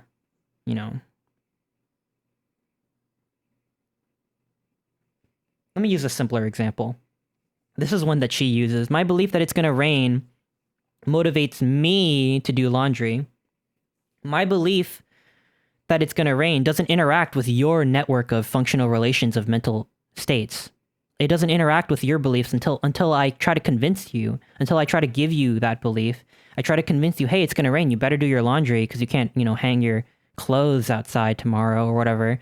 And because, there's that functional separation between these two systems, we can say that these systems have primary metaphysical significance. Another way that just came to mind that I'm remembering from the article is the way she describes her argument is top down, and the way she describes Parfit's argument is from the bottom up. So, this is something I vaguely remember from class, so I would credit my professor, Winblad. I would say this is maybe how he conceptualized it, and I'm just inheriting it from him. But, an analogy would be like, is the circulatory system something that fundamentally exists? I would say ontologically, or can you reduce it to the organs and blood and blood vessels? Is this system, this functional system, no one would say that there's a circulatory soul, you know? A circulatory system consists in all these things, but would you say that this system exists not reducibly, you know? Because the way these organs interact with each other are really similar to the psychological subject that Locke describes. It would be memories, beliefs, attitudes, you know, intentions, etc. It's the same thing. Would you say this is ontologically fundamental? Like this is a fundamental thing? And I think maybe that's my problem with this idea, because I don't know if I accept that, you know, maybe Parfit would say these are just concepts. You know, you're just drawing a circle around a bunch of interrelated beliefs and memories and stuff. What puzzled me, though, was the example of a hand and a handshake. This is what Whiting says of Parfit about a hand and a handshake. Let me take this, because maybe this will convince you a little bit, or give you a way of thinking, or maybe, I don't know. Maybe this will do something to you. I think Whiting's functional perspective comes from Whiting's developmental story, biological self-interest. Yeah, maybe you're right. Because I don't buy it. Like I said earlier, it answers some questions but leaves others. Because I remember reading somewhere that, like, this was maybe partially something I gleaned from the Stanford Encyclopedia of Philosophy. There's a view that, like, first, in order to recognize yourself, you first need to recognize yourself, like, self first, then you take that concept of a self, and then you recognize others, right? Like, and I don't know, I don't have this, like, terminology or vocabulary or I don't have, like, on an academic level, I couldn't tell you how to articulate this thought in maybe a deeper and more informative way. But I'm kind of maybe of the mind that, like, you can't recognize yourself. Like, you recognize yourself through recognizing other people, right? Like, isn't that kind of what Hegel said a little bit? Like, you know, when you recognize the other, you know, Hegel has this, like master-slave thing where he's like, well, you recognize the other, and then that's the moment you recognize I actually don't know shit about Hegel, I'll be honest. I was so freaking swamped that semester when I took the class on 19th century philosophy. Holy shit. I forgot everything. I didn't even read most of the stuff. But what I got from it was, like, there's this kind of dynamic that he described where the self-conscious entity recognizes the other and defines themselves through the other. And then they get really pissed because they're like, you're not me! Like, these two different halves are, like, competing for dominance. And then the one half, like, kills the other self because it's like, fuck you! Like, I want full domain over this. And then by doing so, he, like, destroys himself or something like that. I don't know. I'm paraphrasing really badly. But I kind of do agree that, like, if the whole world was a soup, was an indistinct soup, I don't even know I would even get the idea of a self, because I don't see other people. I wouldn't even think of myself as different from them. Like, I think selfhood is defined by being different from things. So it's kind of a thing that happens at the same time. Like, and I feel like Whiting's article gravitates towards this sort of view where you need biological self-concern. You need to care about yourself before you care about others. Like, I don't know if she says that directly, but that's kind of where it goes for me. That's something I take issue with. Hegel thinks consciousness equals negation. Self-consciousness emerges from attempting to negate other consciousness. I'm just so happy you're here. I thought to myself when I was like, should I do this on stream? I think it would be dumb and boring, but I just feel so much more like I'm not bullshitting because like you you have all this knowledge that I can like bounce off of and be like, yeah, wait, like I'm not just making shit up. Cause I know that my grasp on all this stuff is definitely not rock solid. And I don't know anything about Hegel. I never read any of Locke's work. I'm just really grateful. So thank you. Thank you. Self-consciousness emerges from attempting to negate other consciousness, which in turn negates you. That's just a cool idea. I gotta read more Hegel sometime. This being the condition under which I can define myself as an object, first for someone else, then for myself.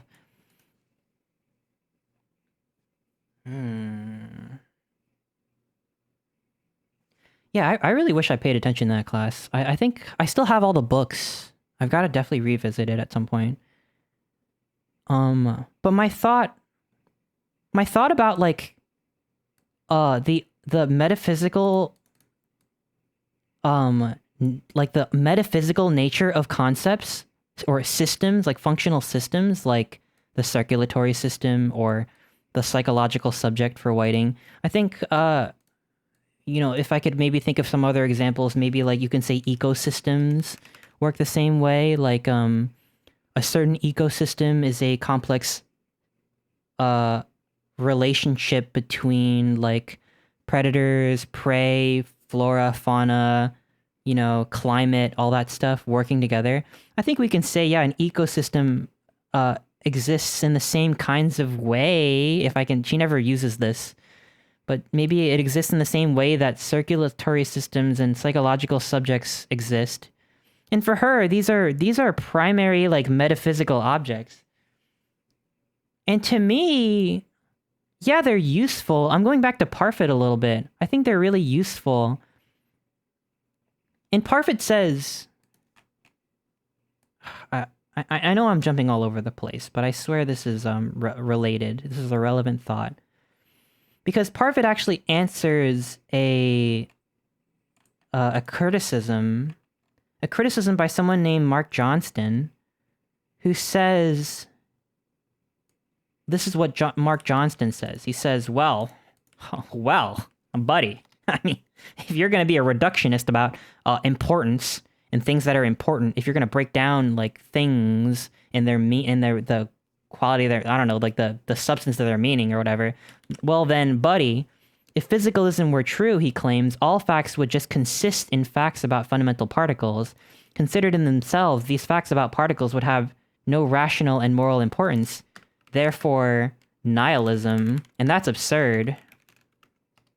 Because this was part of Parfit's argument that the self, when you're trying to find out what's important about the self, you can break the self down into singular, strict numerical identity.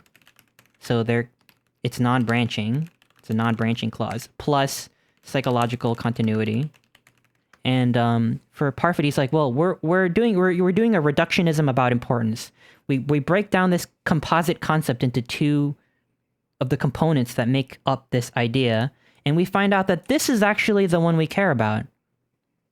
And this criticism is like, okay, I mean, if that, yeah, he's like, oh yeah, if you're just gonna break everything down into their fundamental particles, so you're gonna try to, you know, like figure out what's important about them, then why don't we just break everything down into facts about fundamental particles and their relationships to each other? Therefore, you can't make any moral argument whatsoever. And he's like, whoa. You're going a little crazy there, dude. Like, I never said that. He's like, we're just trying to break down, you know, what's important about these concepts.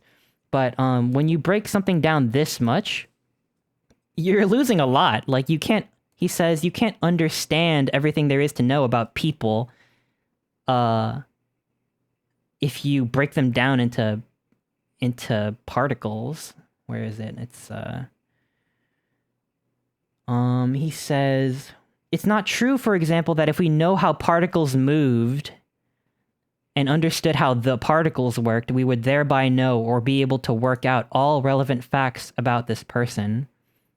You know, I don't get to know who you are just because I have a freaking huge and complex understanding of every single particle movement in your body.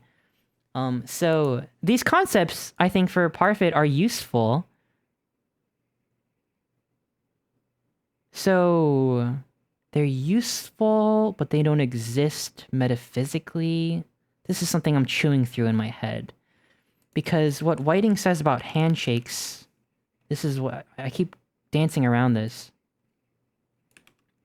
Whiting says, Parfit in unpublished work compares this to a case in which some thinkers lack the concept of a hand and the concept of a handshake, even though they have concepts of palms, fingers, and thumbs, and knowingly put their palms, fingers, and thumbs together in ways that and circumstances in which we would put them together for a handshake. So they're doing handshakes, but they don't conceptualize hands or handshakes. He thinks it's true, given the conjunction of the way the world is, and what we mean by hand and handshake, that they actually are performing handshakes. And they have hands. It's just that they fail to recognize the truths which our richer conceptual scheme allows us to recognize. I think this phrase, richer conceptual scheme, jumped out at me because the existence of things like circulatory systems and psychological subjects and ecosystems and Parfit uses the example of an audio system. He says, well, you wouldn't ask, is it the same audio system if you know, split your audio system into half or like split your gaming PC in half and made two PCs out of those parts. Like, you wouldn't say, is it the same? Which one is my PC? Like, that's arbitrary. It's like, that's not important. But I think audio systems maybe work the same way, right? Like, as I feel like they're on the same level as circulatory systems. Is any arbitrary system, if it's at all useful, do they start existing ontologically like a friend group? Or like other examples, like we've talked about nations consisting in people and laws and whatever. Maybe we can even say like political movements or systems of thought. Like, where does it end, you know? Do all these things exist? Are they functional systems that exist? It kind of makes me think, like, how do we define what a richer conceptual scheme is? Because it almost feels like she slips this term in, and we're just supposed to accept that some conceptual schemes are richer than others. And certainly that's true, right? Like, science has come a long way since Aristotle, don't we think? Like, Aristotle was wrong about a lot of shit. Certainly not richer in general. Yeah, richer, but richer is a subjective term because how do we know that the conceptual scheme in which they have palms, fingers, and wrists, what was it? How do we know that that's not richer in some other way that we can't imagine? Because we don't have that conceptual scheme. We literally don't conceptualize reality that way. Certainly some conceptual schemes are richer in some ways. Maybe like for example, the theory of relativity is richer than whatever fuck we had before, like Euclidean space. You know, maybe the conceptual scheme of relative space-time is richer than Euclidean space. Maybe quantum physics turns out to be richer than Einstein's theory of relativity. Because Einstein really didn't fuck with quantum physics at all. But I'm saying when we generalize these conceptual schemes in relation to science, I think there's this deep level where we can't really confidently say which one is more accurate in describing reality. Like which is better at describing reality? And like, can we really say that these conceptual schemes fundamentally metaphysically exist?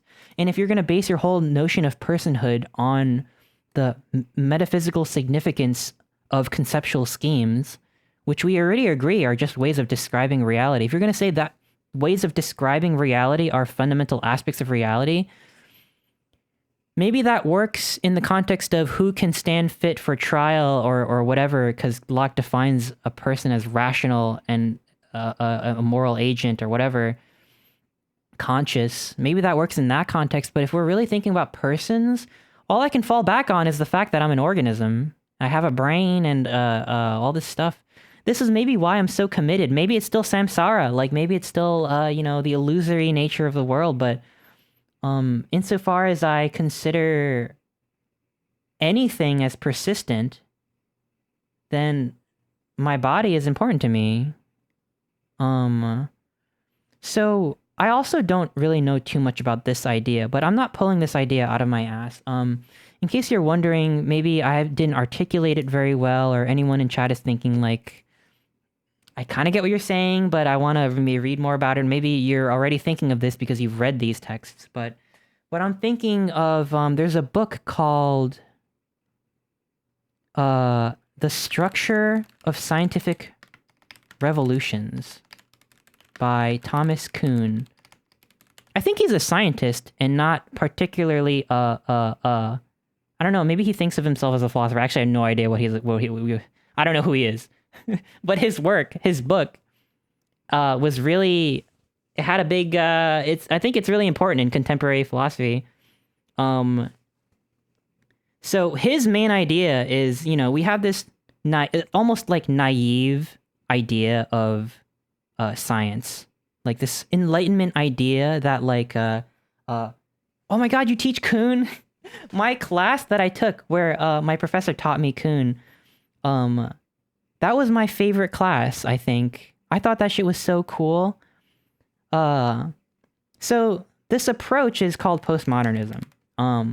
But basically, it's challenging this Enlightenment idea that when we see, this is my understanding anyway. Please correct me if I'm wrong, actually, because I love this idea and I want to make sure I have it right. But there's this Enlightenment notion, this common sense notion that, you see something and it like you add it to your brain and your conceptual scheme, like I think Quine calls it your web of beliefs. There's another dude named Quine, by the way. Your web of beliefs is just your worldview. Like this is your worldview that you're having with you at all times. So a lot of science, so maybe I'm jumping around a little bit because I'm talking about Quine now, but like there's this idea that like science is always getting better, right? Like science, back then they didn't really understand that much. They had some pretty basic science, and over time there's this idea that like, oh, you're adding stuff to science. Like every time there's a new discovery, it bolsters that understanding. And then over time, we're just going to get like a bigger and better understanding of science. And then eventually, maybe one day we'll have a freaking awesome understanding of the whole world. Kuhn challenges that view. I think I was jumping around a little bit with Quine, so sorry about that. But the idea is like, like this isolated discovery just goes into this growing scientific understanding. Like every time you see something cool, every time you see some animal doing something you didn't know that, oh, look, I didn't know that, like, squirrels buried nuts. So, squirrel burying nuts. You're thinking, oh, shit, squirrels, I gotta write that down. Fuck. Now my scientific understanding of squirrels is expanded. Like, hell yeah. I think the point of this book, or my understanding of it, is that that's not how science works. Not at all. Not even close. In fact, it's actually quite the opposite. Because Kuhn describes what are called paradigms. I think everyone knows what a paradigm is, because you know what a paradigm shift is. For Kuhn, it wasn't really a paradigm shift. It's more like a whole paradigm fuckery. Like your whole paradigm gets completely revised every time enough deviant cases that don't fit your paradigm add up. You have to completely what's the word I'm looking for? You need a whole dang new paradigm. And this has happened throughout history. Einstein and Galileo or whatever. Like for example, there's this paradigm, this understanding of the world, that the Earth is the center of the universe, and the sun and all the planets revolve around the Earth. And then the more astronomy they did, the more these like deviant cases that you normally have to just account for, the more of those added up. And eventually they're like, oh fuck, actually maybe this new paradigm works better. The new paradigm is actually the sun is the center and the Earth revolves around it. So it's not like you noticed something about squirrels and you noticed something about planets and suddenly you're like, let me just add that in. Let me book that shit in. And then suddenly my scientific knowledge has been bolstered. Actually, it's more like every time there's a new discovery, every time there's a new like experience, this empirical data, it either fits the paradigm or it doesn't fit the paradigm. This is an example my professor used. Is actually maybe a few decades ago they actually discovered a dinosaur bone. I don't know if Star is still in chat. Probably not. I don't know if he's still here. But like they discovered dinosaur. Apparently, I haven't looked this up actually. I never did. I just accepted it when my professor said it. Apparently, they discovered a dinosaur fossil with a human remains inside. With human remains inside the dinosaur fossil. And if your paradigm happens to be that dinosaurs lived 65 million years ago and humans didn't emerge until way, way later, that's a problem. Because this was, in fact, a real discovery.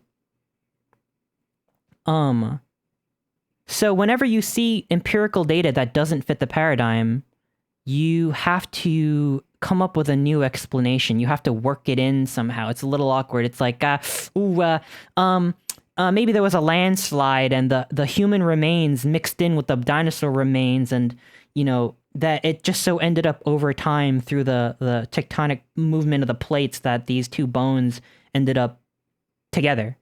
Even though it looks like the dinosaur ate the human, that's actually not the case, because you come up with a way to explain it. But if you get enough of these problem cases, you're gonna need a full-on scientific revolution. But there's a part of his book where he talks about the incommensurability of knowledge. I think I'm getting that right. I don't even know how I'm gonna begin to describe the incommensurability. To be honest, Thomas Kuhn, I didn't even know that was a word. I'm pretty sure you made that up, but incommensurability of knowledge. So like he draws this is a, maybe this makes sense to you and you're thinking, yeah, that makes sense. I mean, why is that radical? That's not like a big problem, right? Like, yeah, we'll have to revise our scientific understandings and occasionally we'll have some pretty earth-shattering scientific revolutions, Einstein offered this really revolutionary idea that like space and time are relative. Like that's kind of crazy if you think about it. But that happens from time to time and that's fine. Well, if our understanding of the world, if this is how it works and we can only ever exist within paradigms, there's never a state where we exist outside of the paradigms where you could weigh the pros and cons of each paradigm and like be like, this one's better. Like I'm gonna change my paradigm now because this one's actually better than this one. There's actually no way we can ever leave our paradigm Because the person who sees the dinosaur bones inside... No, the person who sees the human remains inside the dinosaur bones... let's just say there's two people in the room, and they both observe this empirical data. One person is a scientist. Scientist who knows that dinosaurs and humans never existed in the same time. And another person is, what are they called? What are the Bible people called? Like creationists? These are two different paradigms. Recently, I don't know, actually, my professor, shout out to my professor, he's actually really great. His name is Professor Van Norden. This is where I'm getting all this knowledge from, so I'm not pulling this out of my ass. Like, he was, I think my favorite teacher, actually, when I was at school. But anyway. And this was an example he used, and I just sort of accepted it as a true example. I think it is. So I'm essentially regurgitating what I remember from his class. But, like, let's say you see human bones inside dinosaur bones. And I promise this will come back to the discussion we had earlier. Two people look at this. The scientists will be like, oh, fuck. I don't actually know how to explain that, but it's probably something to do with, there was some freak, movement of the, there's some explanation here, but it's not what it looks like, There's a rational explanation that fits our scientific paradigm. A creationist looks at this, and it's like, yeah, there it is. That's proof. You wanted proof? You goddamn wanted proof that the world was created 6,000 years ago, along with dinosaurs and whatever, and God made everything? There it fucking is. How can you deny it? To this person, if we're interacting with them in good faith, let's just say for now, let's suppose,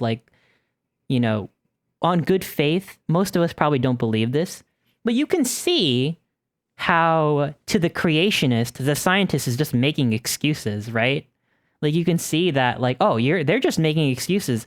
This evidence, this empirical evidence, is fitting my paradigm, and it's proof. So there's this incommensurability. I don't know what that means. Incommensurable. Lacking a common quality on which to make a comparison, impossible to measure or compare.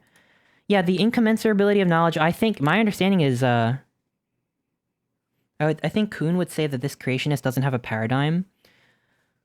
That's interesting. I guess in my course, maybe, he was taking these Kuhnian ideas and using it to, develop, like a postmodernist perspective. So it's possible, yeah, that might mean you would definitely know more than me. But this concept of incommensurability, as I understand it, there's a larger tradition of this sort of, it's almost like, how would I describe it? There's a sense in which we can only exist in our worldview. Quine would call it a web of beliefs. I think Foucault might call it an episteme. I haven't fully read a lot of Foucault either, but this idea that we can only exist inside of a certain system, like a conceptual scheme, and that it'll be really, really hard for two people in different paradigms / webs of belief / conceptual schemes to really truly have a conversation about which one is better, because when they look at empirical data, they interpret the data differently. And this idea, this is my understanding, this idea that this goes back to that Enlightenment idea where it's and this goes back to Quine. There's a essay by Quine called Two Dogmas of Empiricism that, honestly, I should probably read again because I covered it a long time ago, but I think this is where I'm drawing that from. Quine challenges the notion that, it's not like you just see an experience, and that like gives you like a concept or knowledge. It's more like every time you see empirical data, that single empirical data is interfacing with your entire web of beliefs.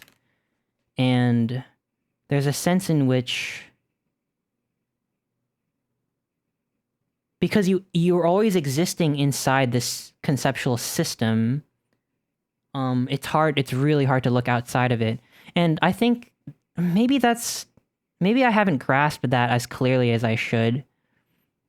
So maybe there's someone who can speak on this better than me, but I think that sort of skepticism is where my skepticism towards this view comes from, like because we can't say for sure that, just like we can't say for sure, maybe some aliens out there somewhere have a better way of dividing up the body. You know, maybe they don't have a circulatory system. Maybe there's some other way of categorizing everything that's going on inside my body that's actually even better, that doesn't exactly divide things up the same neat way that we do in terms of circulatory, nervous system, all this stuff. We can't know that our conceptual scheme is richer than theirs, and by that same logic, I can't really say that I can't really assign this primary metaphysical significance to this particular system that defines people in this way. Maybe the impersonal persons that Parfit described, maybe that's richer in some other way. I mean, the Buddhists would certainly think so, that that's a richer conceptual scheme because it's a life free of pain and suffering and the need for permanence and craving, right? Like, but that's a radically different conceptual scheme. So I'm reluctant to assign that significance to these systems, and because of that, I fall back on the body. And because I fall back on the body, I don't want to step inside the teleporter. A few concepts are bleeding together. Yeah, maybe, yeah, no, I won't deny it. And by maybe, I mean, yeah, you're right. Oh shoot, we have another ad break coming up. Sorry about that. There's a technical sense for these concepts. I understand what you're getting at. Yeah, there's definitely a sense in which I could have probably phrased this better or brought it together in certain ways. I'm certainly not trying to be like, oh, I've fully read Thomas Kuhn. I understand. Like, I don't. I've only ever read excerpts for Thomas Kuhn in the context of a certain class that had a certain philosophical insight that I happen to really like. But this idea, it sort of shook my belief. Like, it shook my belief in conceptual schemes and the confidence that we would have in, like, processing information and, like, understanding the world and understanding empirical information. And Parfit himself says, what does he say about reality? He says something like, I'm not interested in the way you describe reality. I'm interested in reality. He says something like that. I phrased it really poorly. What is it? Where is it? It's in here somewhere. Sorry about the ad break. Thank you for being patient with me. I hope this is making sense at all, by the way. And I hope this is tying together in some long-winded way. Because God knows my brain has been running around 50, 100, 1,000 miles per hour trying to tie all these concepts together. Because it shook my conceptual scheme, I'm not gonna lie. My conceptual scheme of a self got shook. All thanks to Mario. What does he say? Let me see if I can find it.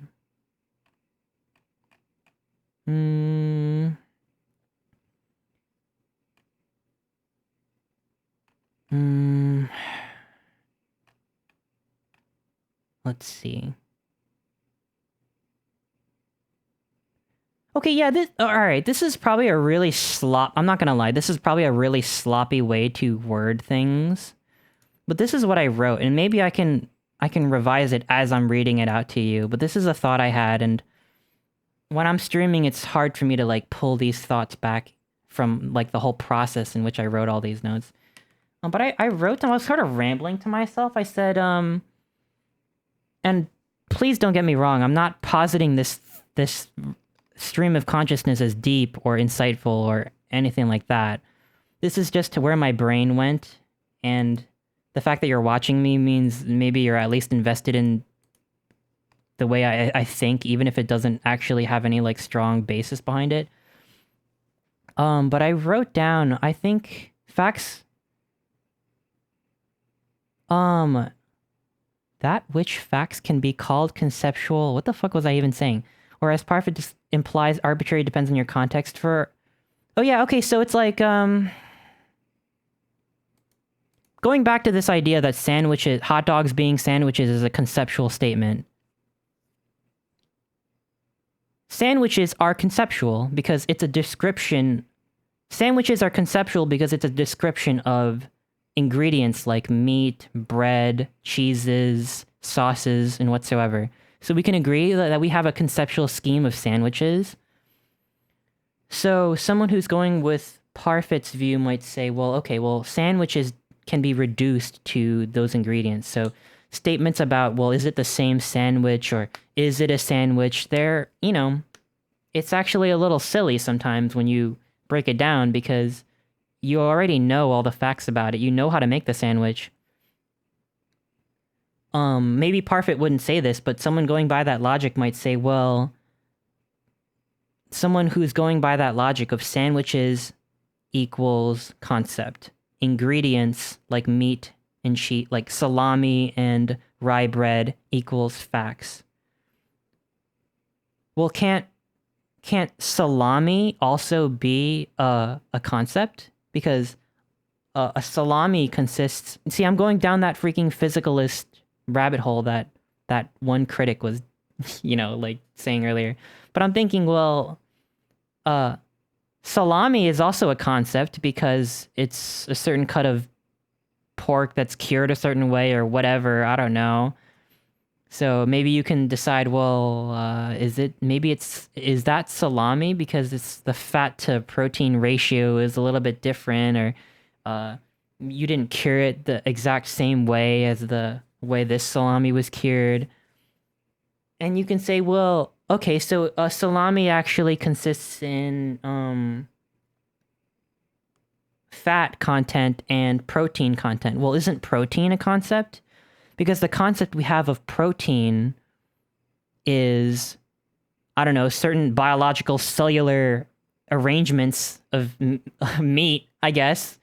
Okay, well, aren't cells concepts too? Because cells are defined as like, well, we know that, okay, like cells are concepts, but there's nuclei, there's mitochondria, there's cytoplasm, you know, like those are the facts. Well, isn't mitochondria a concept too? Because mitochondria looks, you know, like these two components make up mitochondria. Like, you know, what if you didn't have a concept of mitochondria and you only had those concepts of those two separate entities? Okay, well, eventually you're going to break it down to freaking atoms. And atoms are also maybe a concept because you have this idea of protons, neutrons, and electrons. And protons, neutrons, and electrons are made up of subatomic particles. So at what point can you really say something is a description of reality? I'm not saying those things don't exist, but I think that one day in the future, we might have a radically different scientific paradigm. We might have a revolution that completely changes our understanding of cellular biology. You can at least imagine, I mean, like, the way that, like, the sun... we used to think the sun revolves the earth. What if we have that, but with, like, a cellular biology, and then we don't define things through cells and mitochondria and cytoplasm anymore? We have this completely, radically different paradigm. Suddenly, these so-called metaphysically significant... These things that have primary metaphysical significance are gone. So, it's like, I don't have confidence that these I thoughts, the system of interacting memories and intentions and desires. Obviously, I live my life, and we all live our life like they exist. But maybe we only ever will, because biologically we're wired this way. But I can't say on a metaphysical level that that is a facet of reality that I should care about, you know what I mean? Because Buddhists certainly don't value their individual self anymore, or I don't know, some, I guess. I don't know what practicing Buddhists are like. But like, it's a glimpse into a different conceptual scheme, and maybe that's a better one. I'm not saying it is. I'm certainly not here to preach, but like, all I know for sure that exists, quote unquote, out there is that I'm a biological organism, and I have a brain and a heart and organs and veins and skin and hair. And I don't know how I'm gonna feel about this this thought experiment where I get split into two after a medical procedure. I get split into two identical fission products. I don't know how. I honestly have no idea how I'm gonna feel about that. I might be a little weirded out, to be honest, but I do know for certain that the teleporter involves the destruction of the body. And you can say, well, aren't bodies concepts too? Because they certainly are considered that way in Buddhism, which is what I just mentioned earlier. Yeah. But it's my conceptual scheme.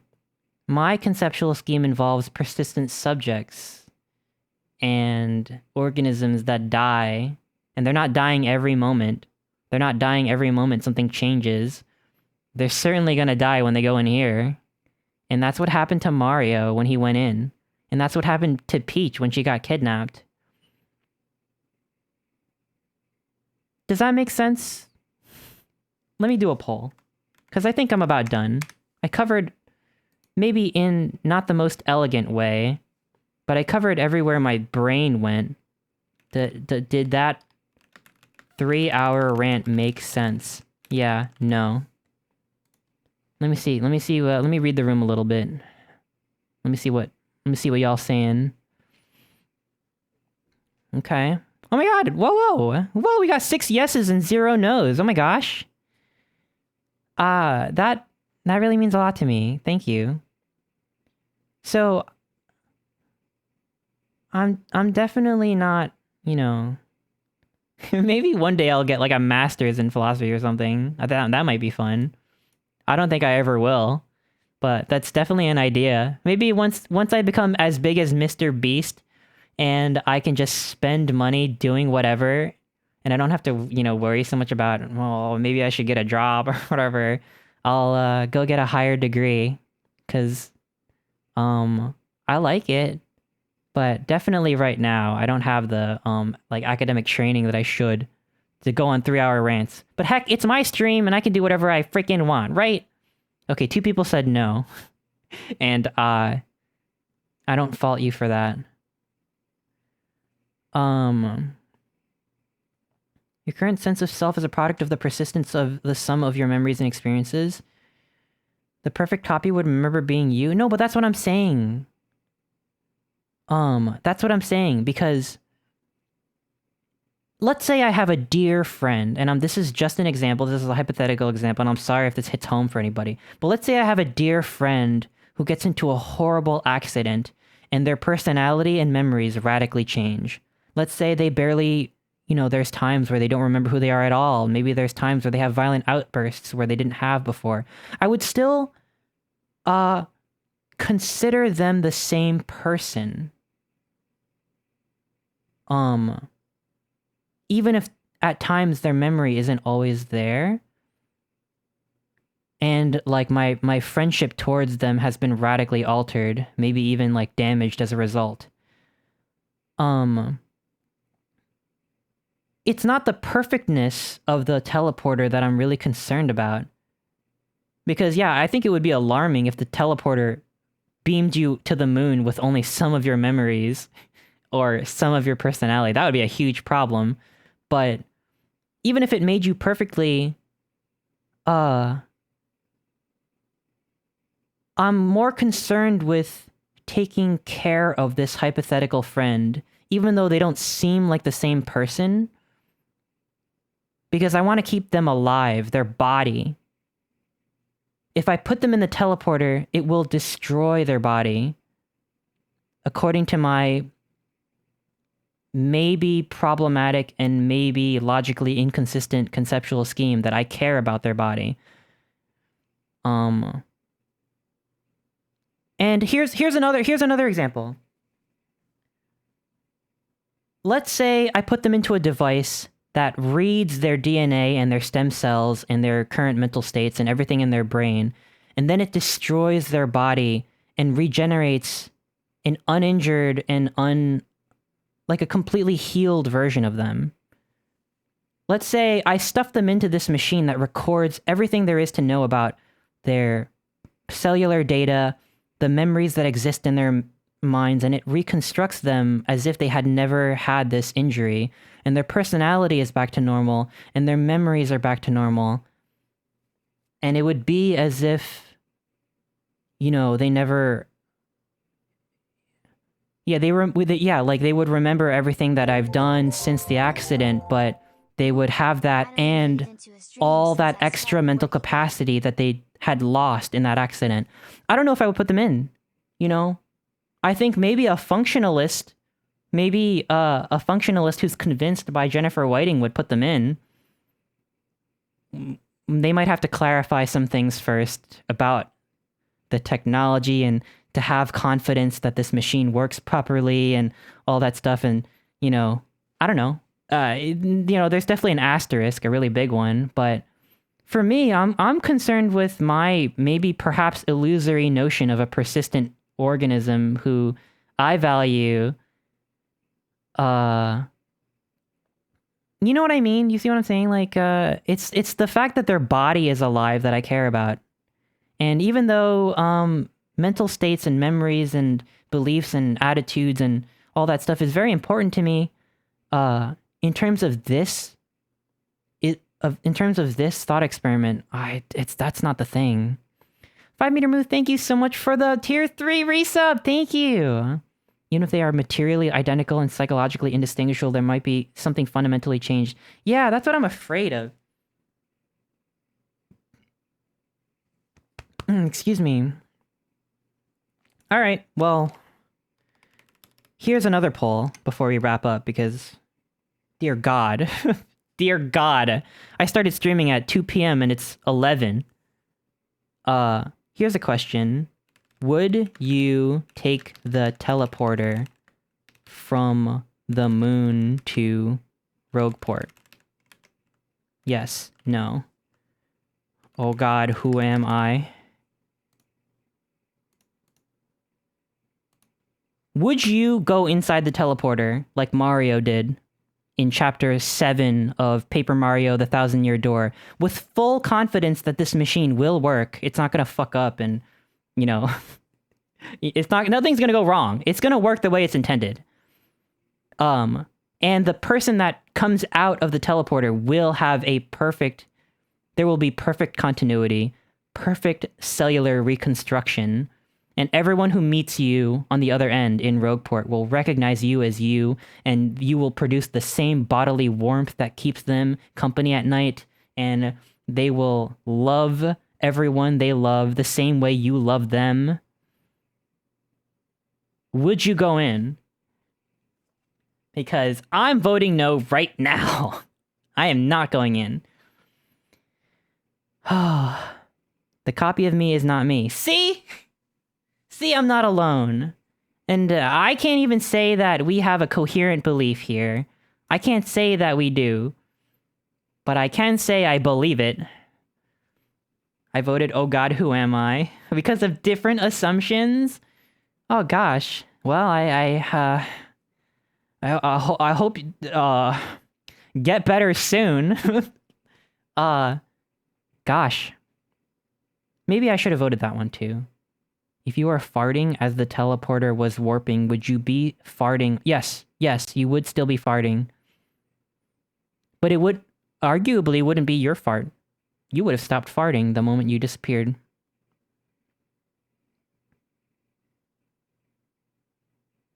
Sorry, I'm thinking about it again.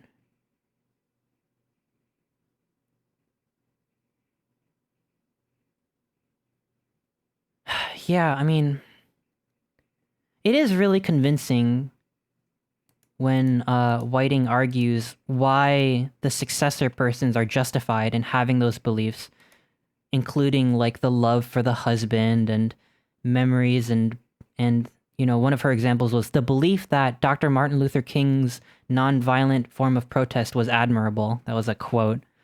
Like, just because you come out of a fission experiment as two people, or just because you come out of a teleporter, it's not like you suddenly have to question that because all of those beliefs are interacting the same way. They've come about the same way, and they're justified in the same way. Just because you're not the same doesn't mean you should throw out all those beliefs and completely rethink everything. That's convincing, but yeah, the more I think about it, the more I'm like, gosh, I don't know, maybe I don't know. Maybe I should question everything. Maybe I should question everything every moment. But that's really all I got for you today. So, my conclusion is this. I think that if we want to know the real, true ending of Paper Mario: The Thousand-Year Door, in Chapter 7, at the end of Chapter 7, when you go into the teleporter, after you go into the teleporter, after this animation is done, the screen should have cut to black, and then your Switch should have bricked itself. And your game should have bricked itself. And that's it. You can never use your Switch again. And then you stop existing, I guess. I don't know.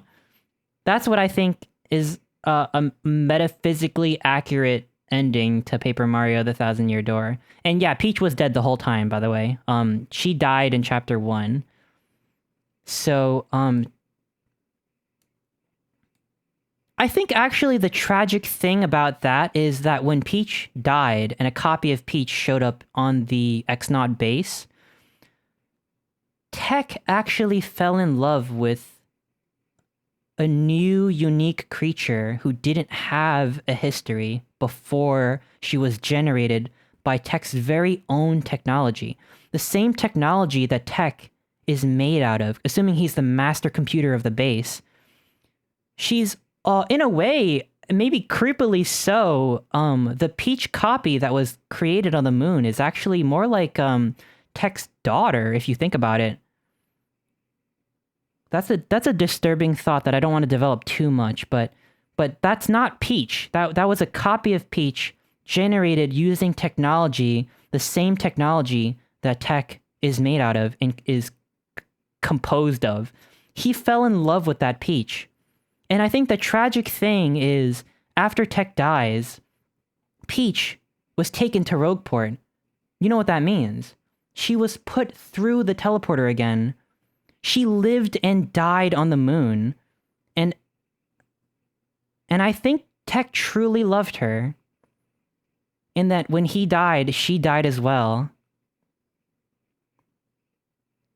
And I think because Tech is a robot, we can more confidently say that the Tech that has been revived in the ending is the same Tech. But because Peach is a biological creature, I almost want to say with the ending, it's actually even more tragic because not only has Peach died like freaking twice at least, Tech actually outlived her.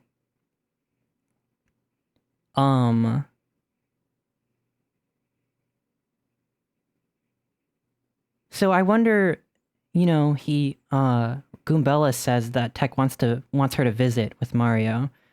I wonder if one of these days in the context of the story, he's gonna calculate the moral conundrum, the metaphysical conundrum, and come to the conclusion that this person that he loved was born in that very moment and then died, and that she's gone forever. Do you see what I'm saying? Like, isn't that, like, fundamentally tragic? What's the difference between a body being recreated and a computer being recreated? Well, computers exist for an explicit purpose. And I can more confidently say that unless they replaced his part... See, I have an easier time saying that, like, a computer is a hard drive and a motherboard and a CPU and a bunch of wires and some thermal paste. So if you shut a computer off and then shut it on, god damn it, like, there's no problem there. For a person, it's a whole thing. You gotta do the runaround. But the important thing is that Tech never went through the teleporter, right? Like, we remember that Tech doesn't need to go through the teleporter. He's a computer. He's a base. Peach has gone through the teleporter. Well, the Peach that we think of as Peach has gone through once from Rogueport to the moon, then from the moon back to Rogueport. And then if she ever visits Tech, she would have to go through the teleporter again. How many times does she gotta die for Tech's bloodlust to be satisfied? He blew up. Oh, he blew up. Okay, so that becomes a question of, okay, so how much of him was salvageable? And how much of him was new parts? I can't go through this rabbit hole again, okay? I can't. Maybe they're all dead, huh? Maybe they're all freaking dead. God damn it. The moon? Like the moon in the sky? The one in space? That moon? Yeah! Fuck! Fuck small talk. I want to talk about deep shit. I want to talk about where sun go. Why dark? Why cold? I want to talk about why sun come back. Where's sun go when gone? I'm gonna eat dinner now. I haven't eaten dinner yet. Is that okay? Yeah. So, yeah. There's a Philip K. Dick novel about this? Oh shit, really? What's it called? What's the novel? I'm trying to read more. No, starve. Go eat. Oh, my god. It's my 4-year anniversary, by the way. On stream, on Twitch. Next week, we'll do something special. It'll be the egg stream. I didn't do anything special today. No subathon. I don't know. I feel like everyone's doing a subathon because it's September. And that's not... I know that's not a deterrent or whatever, and that's definitely not a dig at them. It makes sense to do a subathon right now, but I don't feel particularly motivated to do one. And I've been chewing on this for the past 2 weeks, and I gotta start working on my game again. So I've been busy, you know? I've been busy.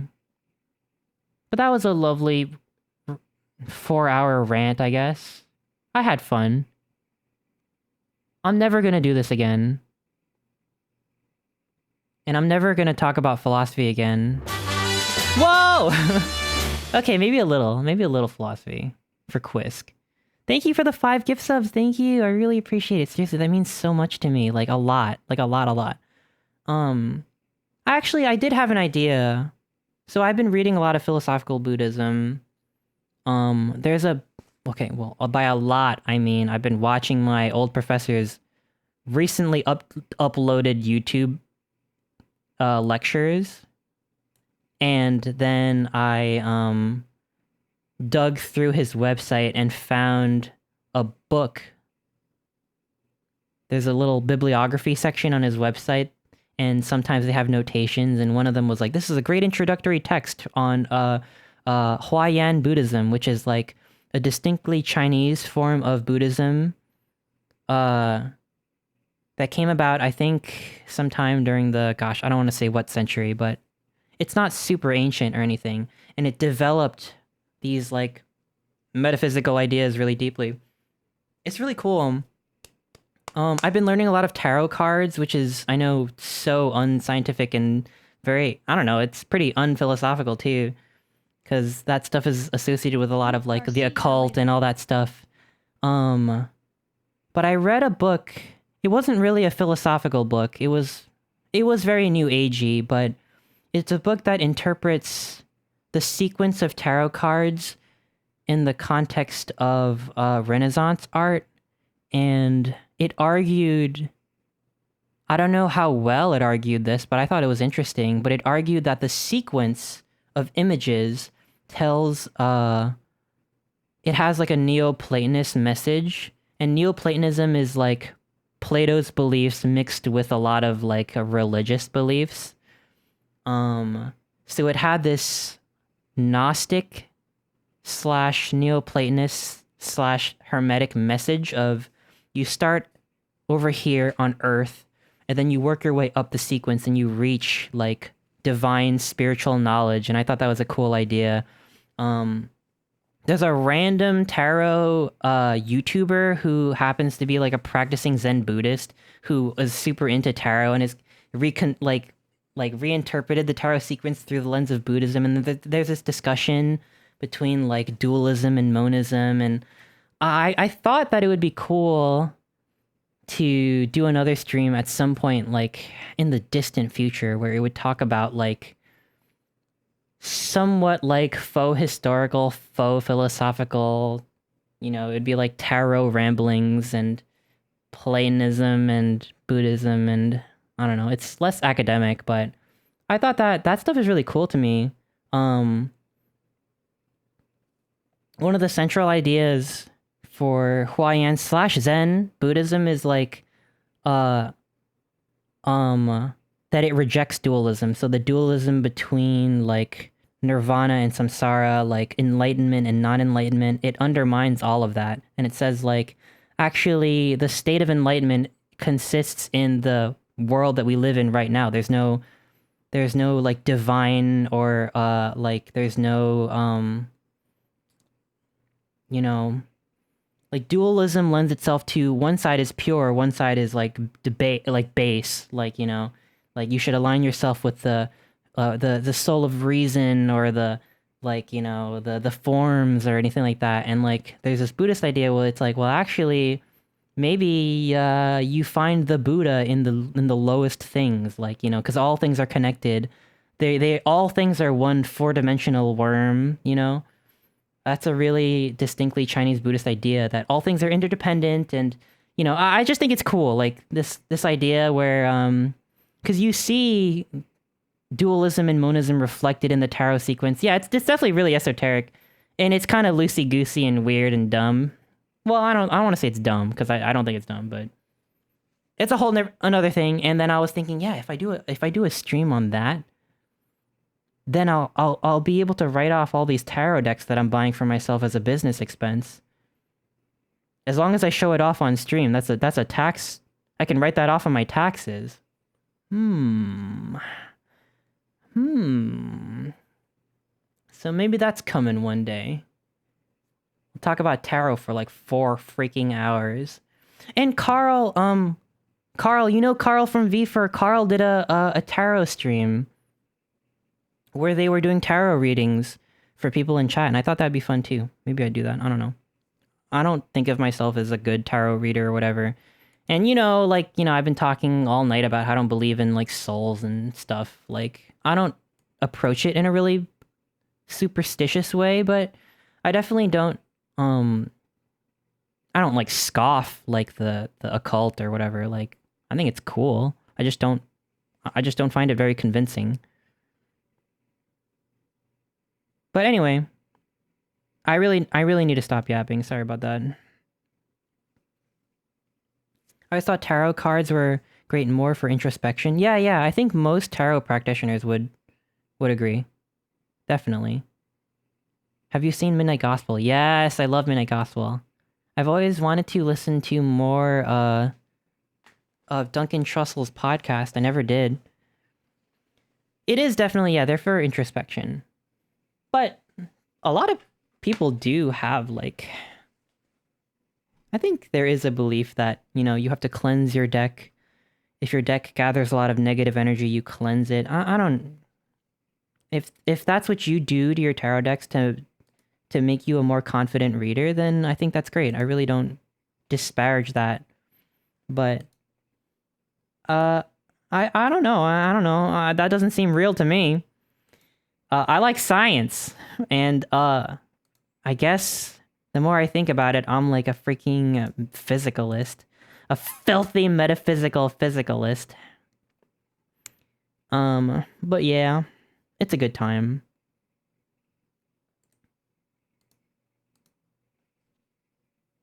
If you're ever down for a philosophy rabbit hole and you need to throw your thoughts at someone who reads that shit, I'm in your Discord. Oh my gosh, that's so exciting.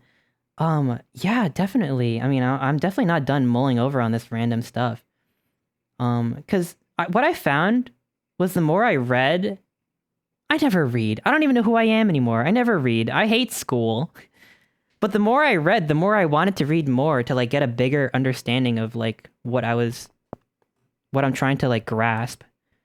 So I'm definitely not done. But God, I gotta work on my game again. But that's awesome. Yeah, again, I'm really thankful that you were here today. Thank you so much for hanging out. And also, you were here for like, I don't know if you were here for the whole stream, but you were definitely here for like most of it. So thank you again, Quisk, and thank you for the gift subs again. Like, holy cow, thank you. I'm super grateful. And thank you to everyone for even freaking listening to me. Please refer to like the Stanford Encyclopedia of Philosophy for any of this kind of stuff, and don't like take my word for it. I would hate if I explained something and then you incorporated that into your philosophy homework and you got marks taken off as a result of that, you know? I would hate for that to be the case. So don't think about it too hard. I'm definitely not a nihilist either, like morally. Ethics is one of my favorite areas to study. And I definitely don't think that just because you can boil things down to their parts that there's no meaningful discussion to have about how to be good or whatever. I think I'm very like Aristotelian when it comes to that kind of stuff. But yeah. We're gonna raid Whiskey. I don't know how long he's gonna go for. But if it's a 12-hour stream, then he's gonna be going for at least another hour and a half. So, there you go. There you go. There it is. But yeah, I definitely, if you hated this and you just don't want to say it, we're definitely just gonna go back to playing video games soon. This is not an everyday thing. Here's the raid message. There's not much time left on the raid, so feel free to copy that in case you want to do the raid message. But we're raiding Whiskey. Y'all know Whiskey. He's playing Super Mario Bros. 2 right now. He's been streaming for 10.5 hours. So, gas him up a little bit, give him some energy, be nice to him. I love Whiskey. Enjoy the raid. Thanks for hanging out with me today. Seriously. Paper Mario is awesome. Bye!